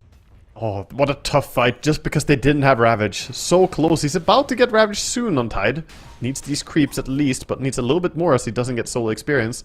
Imagine if he had Ravage available. The Ursa did enrage against the Doom, so, you know, cred to Got the Juice. He had a quick reaction to the Doom targeting him. We've seen a lot of Wisdom Rune steals, but I think that's the first time I've seen a Wisdom Rune steal into immediate the effect of it. You know, the fuck around and find out. We found out there. No Tide level 6. Doom was level 6. Now up at top, Got the Juice dead. So this Earth Spirit movement and BZM fully unlocked. They saw him TP up there. They had a ward behind the tower. He TP'd up with low HP. Meanwhile, Duraccio, bottom, might be targeted. Batrider sneaking around. He's got the Undying to jump to. And another defensive tombstone. They're going to turn and hit this one. Navi Jr. focus it down, but Whitemon has already done his job here. Save the PA, but also allow for BZM to come back in, but a Ravage is there to delay the move. Zayat's probably still going to die, though. The tower hits land. Now PMA and Riddies is a little bit stuck down here with a...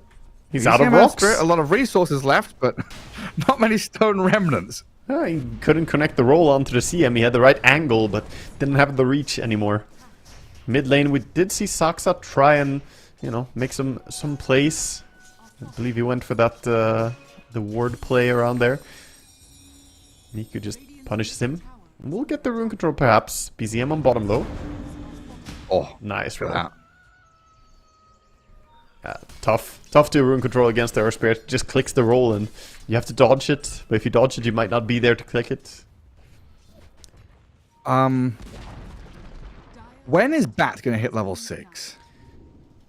Yeah. Well, a few business days. How is Bat going to hit level 6? Why is Bat going to? Okay, where? How? Who? What? When? It's hard for Zayat. I think level 4.5. Gonna have to jungle a bit. Yeah, he needs time. He needs space. CM, no level 6 for her. She can at least go jungle and frostbite some creeps. Batrider, I think you need to give him mid lane right now. And Tidehunter had to TP out from bottom. He survived, but not a good feeling. 2 levels behind the Doom right now. Meanwhile, Dire large camp stacks get stolen. He's pump faking. Oh, he scared him.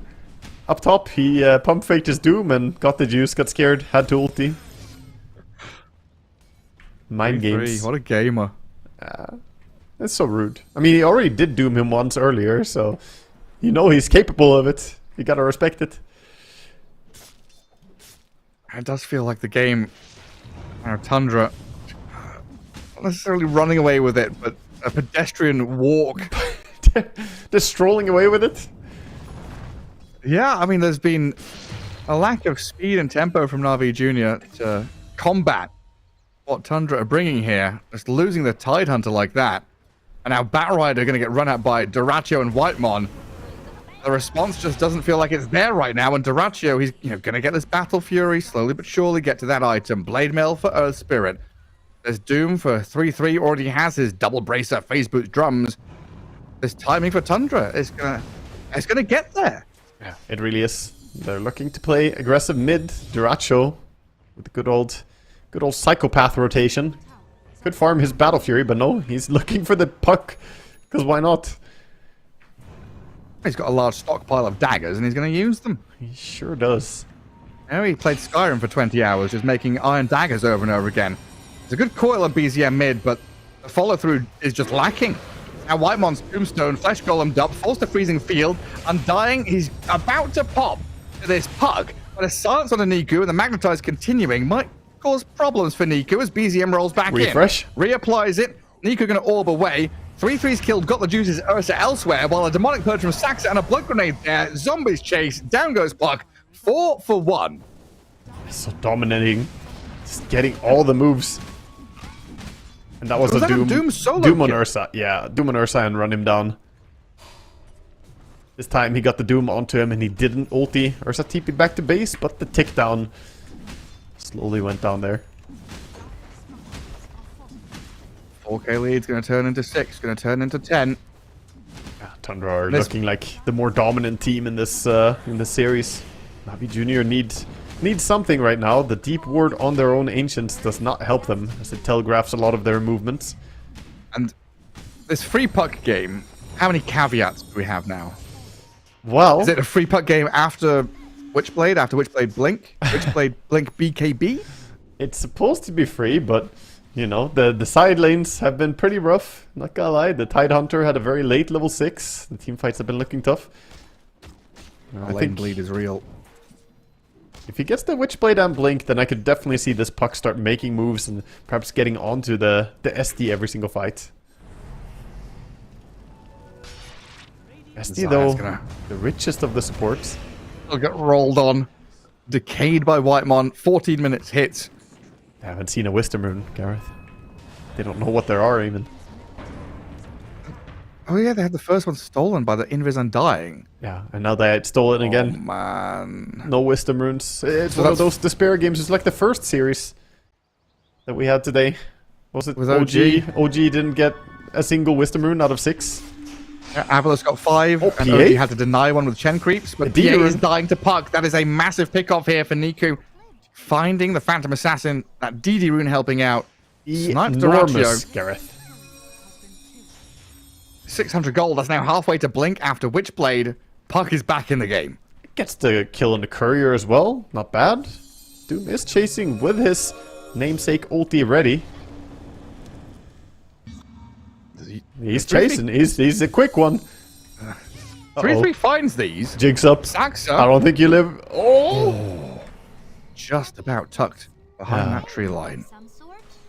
A nice little spot there by Niku.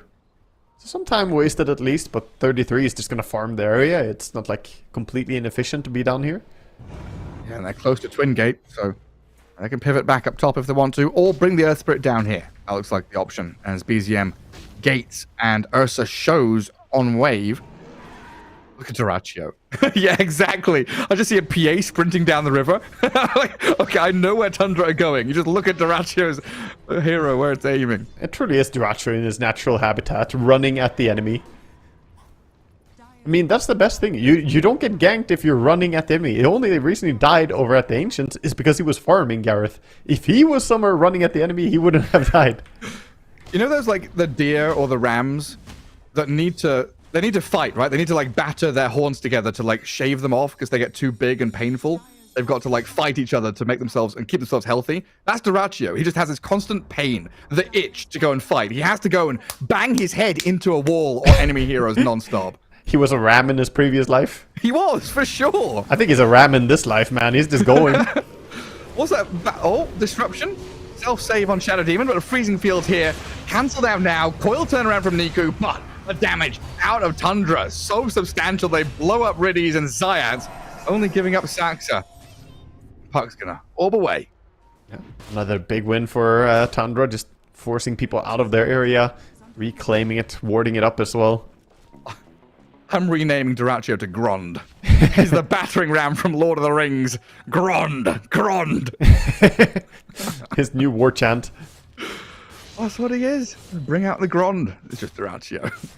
We've seen both the carries getting involved a lot early here. Got the juice though, a little bit slower perhaps as he still needs that Blink Dagger. In fact, seems like he's going for a BKB next on the Ursa. So not going Blink.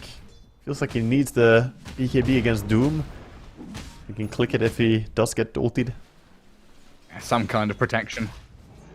Tide's going for Blink and he's not too far away from it. Blink and Shard, super useful for the Tide.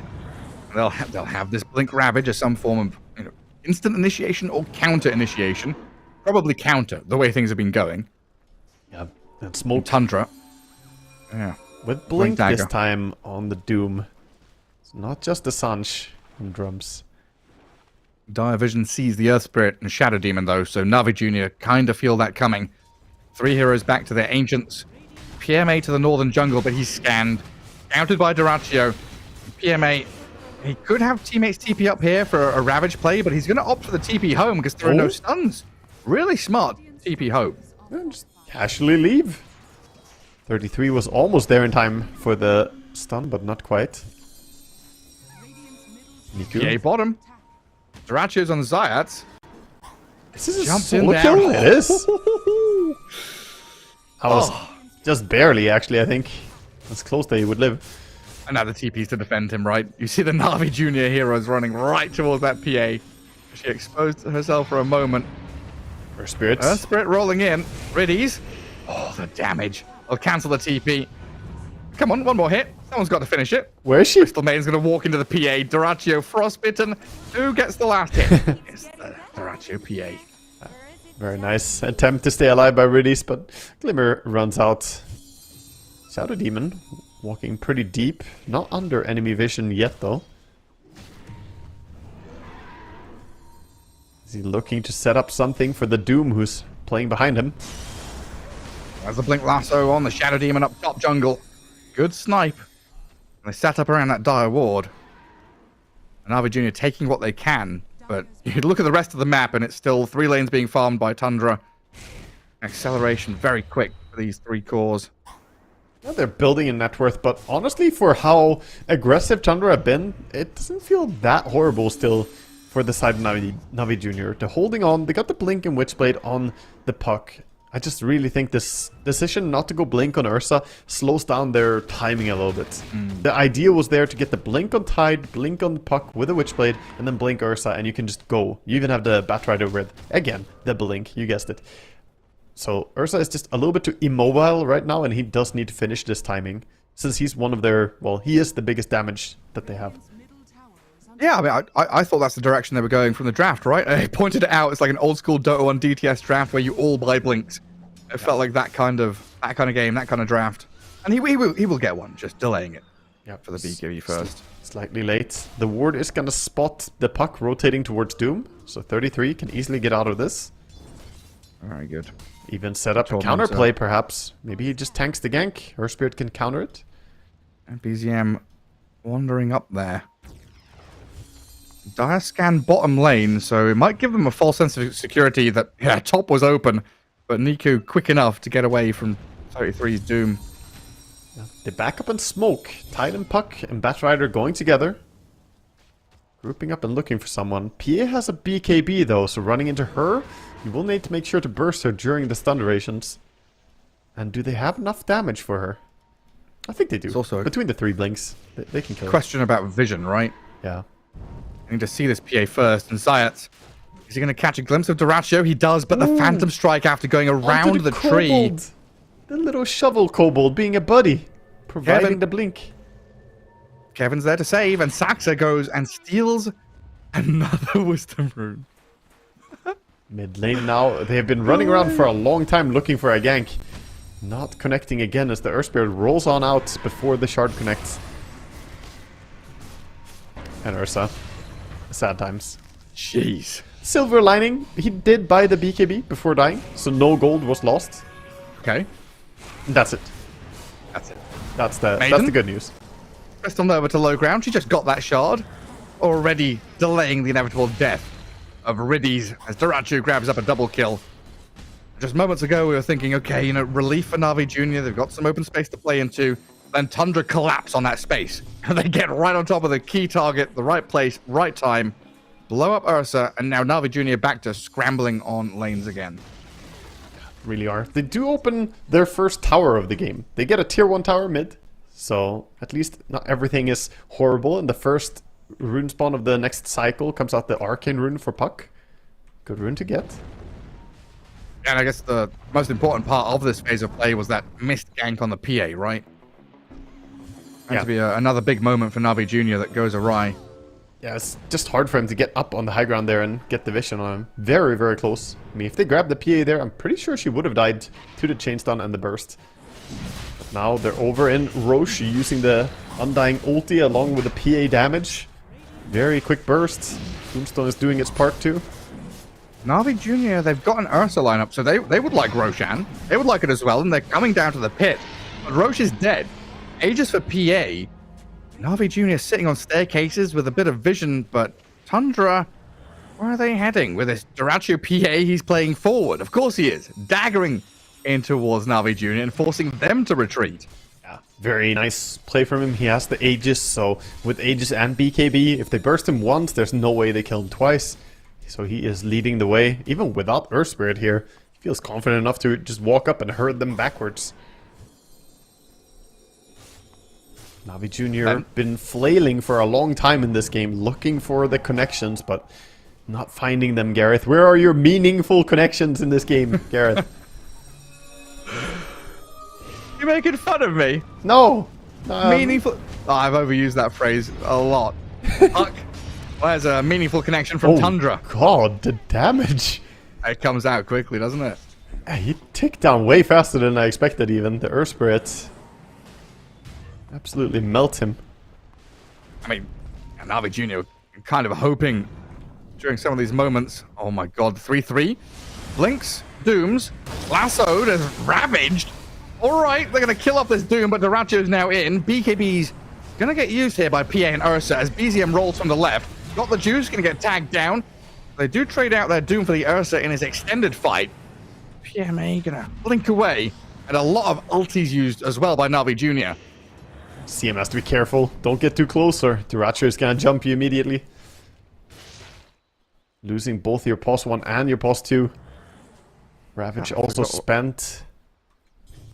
I forgot what I was going to say. All happened so quickly.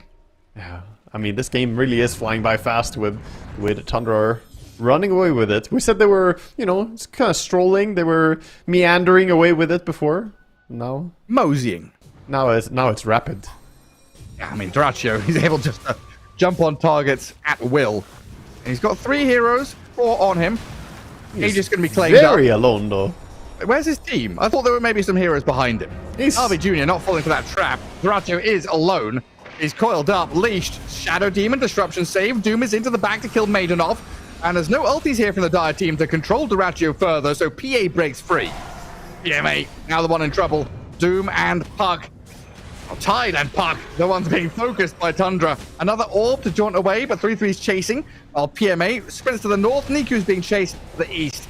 A Doom looking for that Infernal Blade to finish it off, and Puck even through the phase shift, blinking back out of danger. Zayat's running now away from Tundra as Whitemon runs forward. A real scattered fight here as Navi look to disengage and get away with whoever they can. Doom isn't done. Oh, he's gonna think better of it. Doesn't want to jump under a tower and get frostbitten or something like that, so backs out to safety. Dyrachio may have died once, but the friends are there, coming in clutch. Saksa is there in time with the disruption into the Glimmer Cape.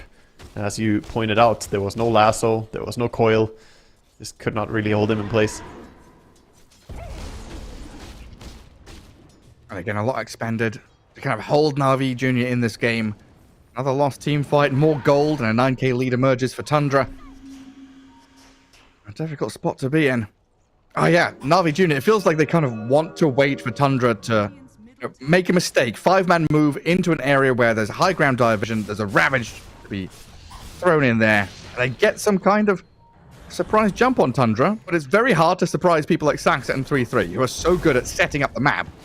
And Dyrachio, who tracks back onto Zayat's bat. Oh no, he escapes to the high ground just to be met by the big blade of the Doom. After getting crit by the PA, his HP was just too low.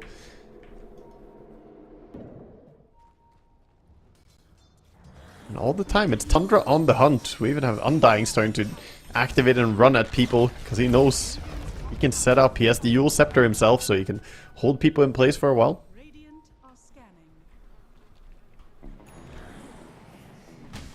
And I don't know, a lot of it goes back to this choice not to go for the Blink Dagger on Ursa. It feels almost like, I mean, he has it now, but it feels like it was a bit of a playing not to lose kind of moment to not want to risk going for the Battle Fury into Blink, but they needed it. They lacked that tempo in the early mid game, and now so far behind that it's difficult to find the right initiations.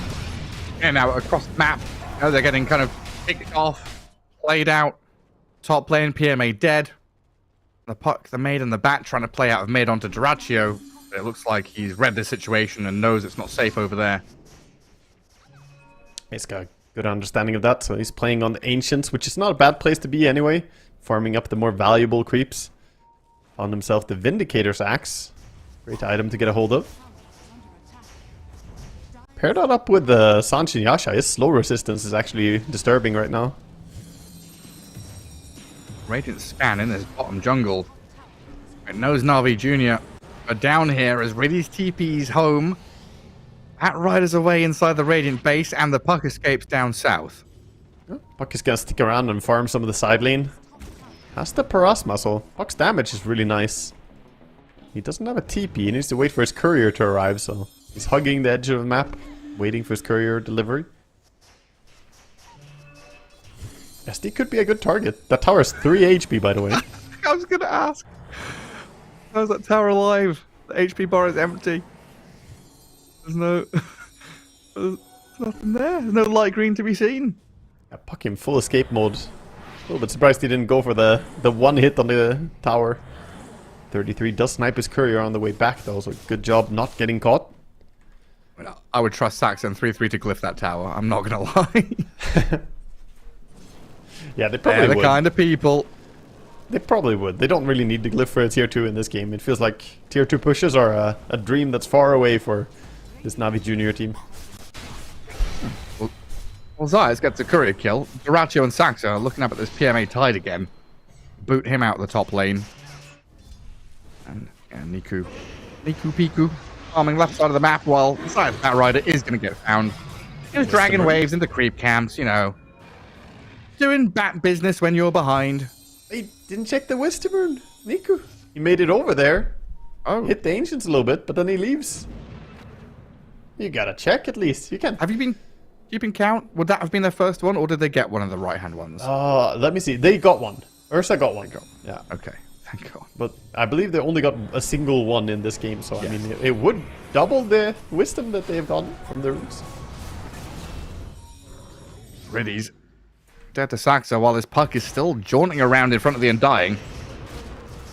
Right, Mon just going to throw the Tombstone down, let the Doom come in. Orb jaunt down southwest. And 3-3 is going to BKB for this. Puck trying to blink and weasel his way out of here. Niku, how many plays have you got? None left. Did what you can. Just humble. Oh, look at Doom. Immediate snap TP bottom to Doom the Ursa. He hits the tower once and kills it, but got the juice, knows he's dead. The Sax's TP in particular, they've got plenty of damage here. Bring the Ursa down. Yeah, walk away from him as well, just leave him behind. Hunting his courier. 33. Hungry for blood in this game.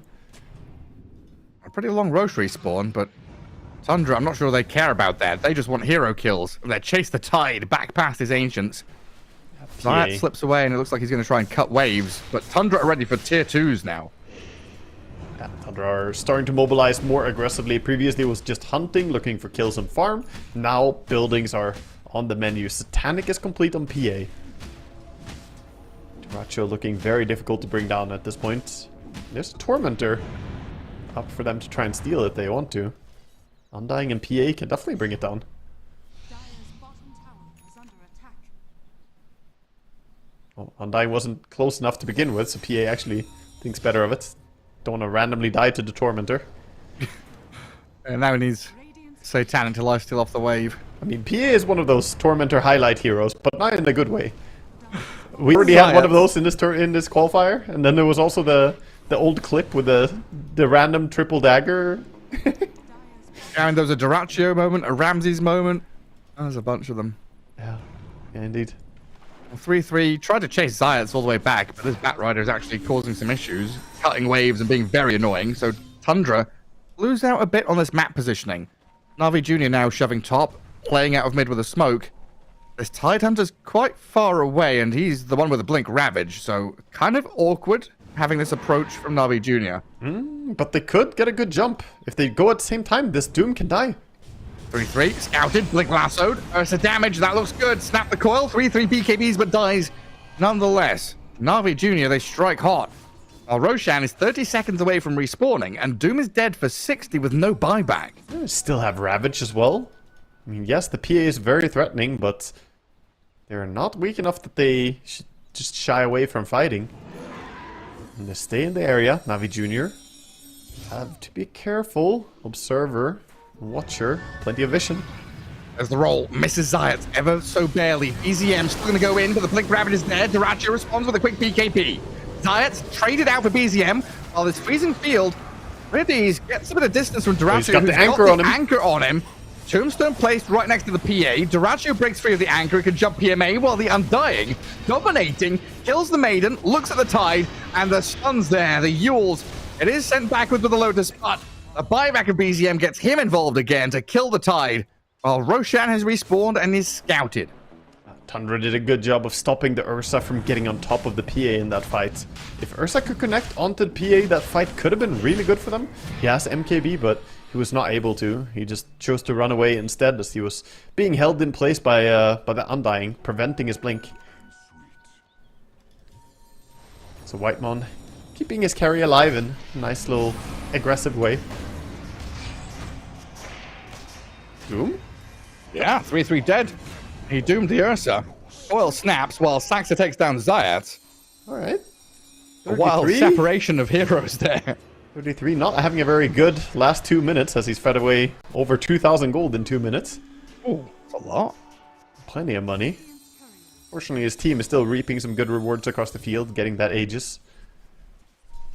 We're starting to see this Niku puck kind of pop off. There are moments, man. There are moments. He needs a few more items, though. He went 4 stuff in this game, which I respect. He needs some form of survivability, but the item that I'm waiting for, man, he needs an Octarine Core. He needs the CDR going.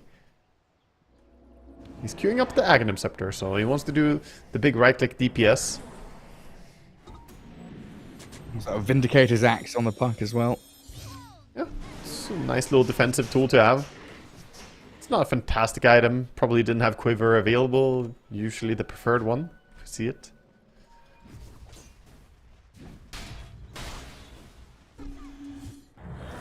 But yeah, the levels really benefit Puck a lot. Next level is going to be the Waning Rift CD talent, which is fantastic for him. It's kind of interesting looking at the 10k net worth lead and looking at the net worth chart there. You know, PA's up at the top, 3k ahead of the Ursa, but it is Ursa Puck in second and third place. Yeah, right. They're doing still very well, even with the state of the game, finding their items. Yeah, a lot of the goal difference is down there on the supports right now. And it's not to say that that's not impactful, but it's just... Normally we look at the cores, are they big enough to do what they're supposed to do, right? The Ursa definitely has enough farm to be functional. And Puck is getting pretty damn massive as well. And Ursa with this MKB, if they lock on to Duracho, could kill her quite quickly. Yeah, I mean, he has us... For now, he has the Aegis in the second life, but once that's gone, a single lasso towards the Ursa could just bring him down. So we need really good saves coming out from the Shadow Demon. Yeah, and we see what he just bought, right? He's had this Glimmer, Blink, Disruption saves for a while, but a Scythe of Vice now. He gets shown off here onto the Tidehunter. PMA gonna have to face death as BZM and Saxa stack up the poisons, get the hits in. Dear God. Double damage definitely helped out. Got a feral Earth Spirit just chasing him with those auto attacks from the double damage rune. Really hurting. Barking at him. Racho shoving in mid lane, not scared of anything with the Aegis in hand. Gotta be careful, Riddies, he will happily dive you. Yeah, no shard on Undying. I'll jump and kill the banner off. Tombstone dropped, Blink Lasso though. With the coil, snapping it on the Shadow Demon. Soul Rip heal, is that enough to keep the SD alive? He's hexed. No. The puck brings the damage while Ursa shredded by this PA and Earth Spirit. Oh no. Greedy, greedy, greedy Ursa going in aggressively there, not popping the BKB or the ulti. I mean, that's just a misplay. He needed to click at least one of those two buttons, needed to be clicked if you want to dive like that. And the Hex showing off the potential. And it's not like they didn't see the Hex before. The Hex was used bottom. Well, there's two of them, right? Yeah, that's true. Earth Spirit and SD. I think one of them was used on someone else, and yeah, it's like the second one hit him. Both of them were revealed though, so he should have known. That's true. A Hex and a roll onto the Maiden. 2 buybacks available here. They want to use them, Na'Vi Jr., but it looks like their barracks are dead no matter what they do. As Tundra repositioned to go up top now. Yeah, push is not stopping. 40 seconds is a long time. And the Aegis times out in a full minute, so that's plenty of time for Duracho to dispose of the top lane. Even Earth Spirit stepping up. Undying. Whitemon going for a cheeky ward. He's trying to sneak in deeper vision. Look at BZM.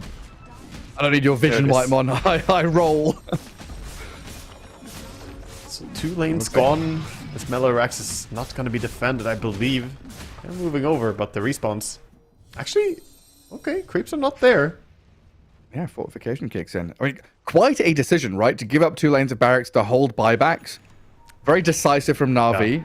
I think it's the correct call, though. I think it was nice by them. Ratio. 10 seconds. Hold, guys. Hold. 10 seconds ages. They want to go the SD first anyway, if they can. P is still a difficult kill with protection behind her. Shard is there for Undying as well, so he could blink in and save as well.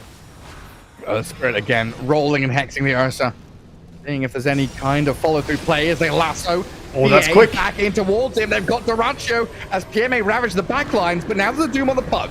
A roll back in from PCM with a big magnetize. The damage is spilling, and this Niku puck is dead. Buyback's available, might have to use it here, as got the juice pops the BKB and runs down the 3-3 Doom. Na'Vi Jr. hold, kill 3 in a row, and Undying's gonna follow. A massive team fight victory on the doorstep of that final lane of barracks. Tier Amazing. 4s. Did you see what they did for the initiation there? Not only did Bat blink in, ulti, and then force stuff out, they actually synergized it with the Puck's Hurricane Pike, forcing the Batrider again, pulling really far away, getting the PA completely out of position, and bursting her. Against 2 saving supports, they were not ready for the play. And then the Blink Ravage to catch all those people in the back as well, so they couldn't Yeah. close the gap and save the PA. That was well coordinated. Really well done by Na'Vi Jr., and that gives them a fighting chance to turn this game around. Still a 15k deficit. Yes, you lost your racks, but you didn't lose the top melee, so this is still a playable situation. Oh yeah, you're right. I thought that barracks had died. I mean, the big question is, can they play towards the Roche? Are they going to be able to stay around and contest that one as well? Because next Aegis is going to be so important. PA with Aegis, and they don't have a way to take the fight, because they can make this move once, right? But if PA has 2 lives, you can't kill her twice. Ursa, though? Yeah, you have that like, immediate catch, immediate burst damage, but the extended fights for Na'Vi Jr. can definitely peter out against a Magnetize and this Undying and PA who just spam. Yeah, we hit some key timings now. Level 25 on Ursa, so you got the extra attacks, but even more important, perhaps, level 25 on the Earth Spirit for his Undispellable talent. Oh, that's Zayat sees the Earth Spirit. Hello, lasso into damage from Ursa. BZM's gone for 2 minutes. That's a dieback. Now PA jumping in, aggressive from melting. Tundra as the Ratio's dying to Ursa, but they've got a Doom. Back up from 3-3, PA jumps away. And a Tombstone on the high ground, but Na'Vi Jr., this is blood in the water now. PA goes in. Spirit is going to buy back in return. Comes back in with a Hex. Straight on this Bat Rider to kill off Zayat. Ty TPing out. Is he going to die? The crit lands. Duracho kills PMA, and now Riddy's isolated, taken down by Tundra. Chase onto the puck, who's going to jaunt to this orb. Follow through. Is it coming? Ursa got the juice, looking to go back in. Onto the PA with the MKB. Duracho going to get in the Tombstone, and he saves. He turns and fights. Life steals up. A Whistle Blade there, stuns him up. They got the juice. The saves. still alive, and Niku's silenced. Waiting Rift gets a bit of distance, but this puck in all kinds of danger as Tundra chase him to the edge of the earth. He's chased him. Ursa doesn't have buyback. He committed everything for that goal. That was so risky into 2 saving heroes. The reaction time was there as well. You see the damage by the Ursa. Nice damage output. It was a dragged out fight, of course. Summarizing all that. And now a roll with the movement onto the Maiden. 3-3 and BZM pair up nicely, but the Blink Ravage with Niku's puck. Can they get the damage onto this PA? Oh, it doesn't look like it. They've got a lasso now, but the save is there. Disruption. Nice time for Duracho to blink backwards, get more damage onto PMA, and force Na'Vi Jr. into the base while the puck is focused and killed off by Saxa. That Tundra one turn, moment. kill off the puck, dead for 100. It all goes back to that one decision by Got the Juice. I can't really blame him for trying. It was a nice attempt, but they're gonna call it. It all falls apart as they don't have the Ursa. They can't bring down the PA fast enough. The Earth Spirit was dead for 2. It was a dieback from the Earth Spirit, but he managed to come back in with a buyback. Yeah, I think he had a previous buyback on his death before then, but that was a long time ago. Right. So he just the rejoined. hell out of me. Yeah, he rejoined, and that was when the Ursa quickly said, I'm getting out of here. Looked pretty decent. 3 of them had buyback. Puck and Ursa both got away, but the choice to go back in there by Ursa was risky and was not really coordinated with the Puck. Puck was not with him for the jump on the SD and the undying. He needed to go in silence if Ursa is going to burst the PA. Either way, though, good try by Navi Jr., but Tundra, they just look like the stronger team, and they deserve it, man. 2-0, and they are the team to qualify. Absolutely, yeah. A bit of a stumble at the beginning against Team Secret, but 2-0 Gaming Gladiators, 2-0 against Navi Jr., well deserving of that qualification spot. One of the 2 to come out of Western Europe. And of course, Navi Jr., they drop to the lower bracket. Another chance for them against Avalus or Nightpulse tomorrow, as we'll have those final 2 series for the final slot of 2 here out of Western Europe. But that wraps up our broadcast tonight, Waga. Some exciting games all the way through today. And we've said goodbye to Gaming Gladiators, said goodbye to Team Secret, sadly. But we've got one more slot tomorrow, and we'll find out who takes it. We'll see you all then.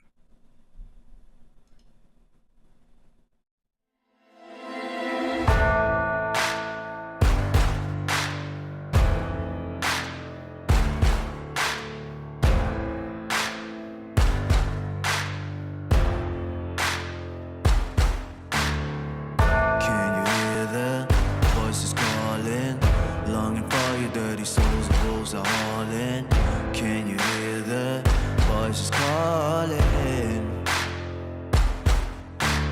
Do you feel how they are dragging? Waiting for a second to push you to your limits, growing stronger, feeling better. But do you feel them? Can you hear them say?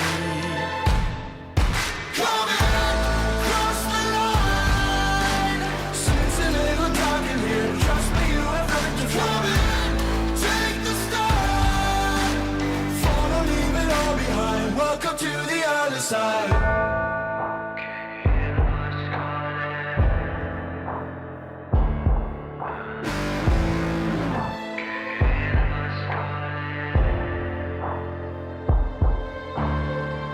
Do you feel how they are dragging?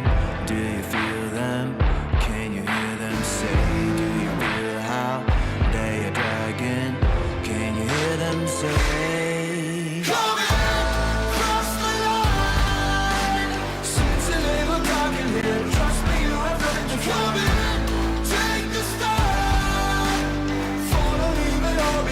Welcome to the other side. Cross the line. Seems a little dark in here. Trust me, you have nothing to fear. Take the start. Follow, leave it all behind. Welcome to the other side.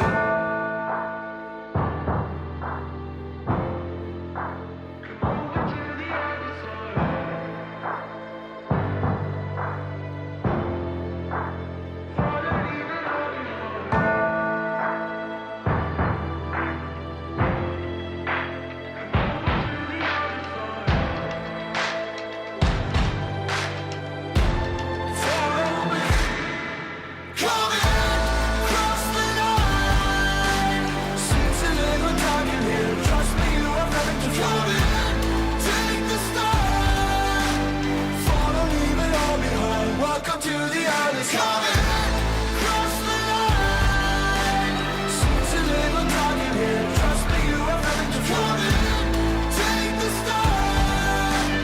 Follow, leave it all behind. Welcome to the other side.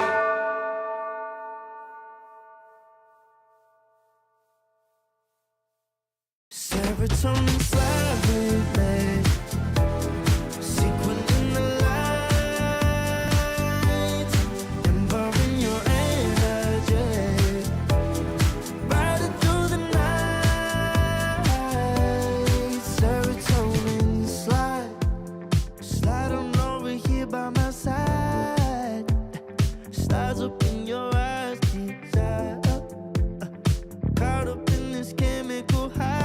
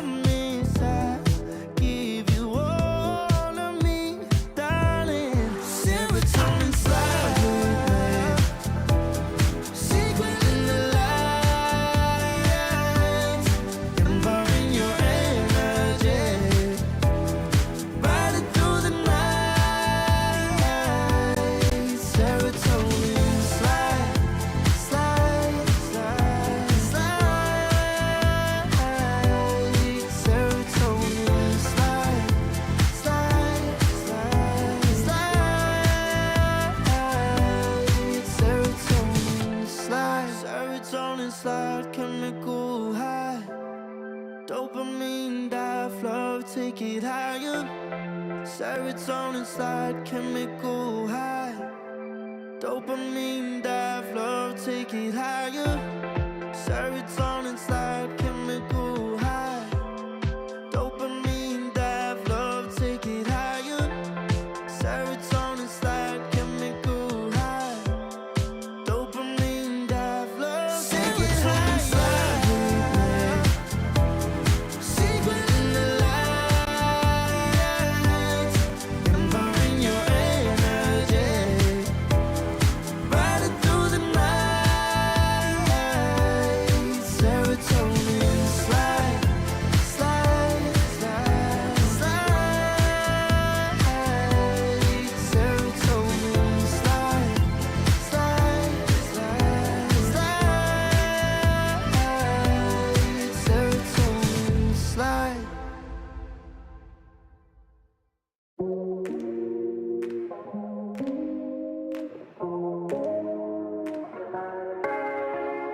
No way, I'll regret the first time with you. And baby, you make a moment every time I lay eyes on you. What do we care? Do we dare? Keeping this going. Let's live in the moment, yeah. How would you know? Keep this on the low. Between the two of us.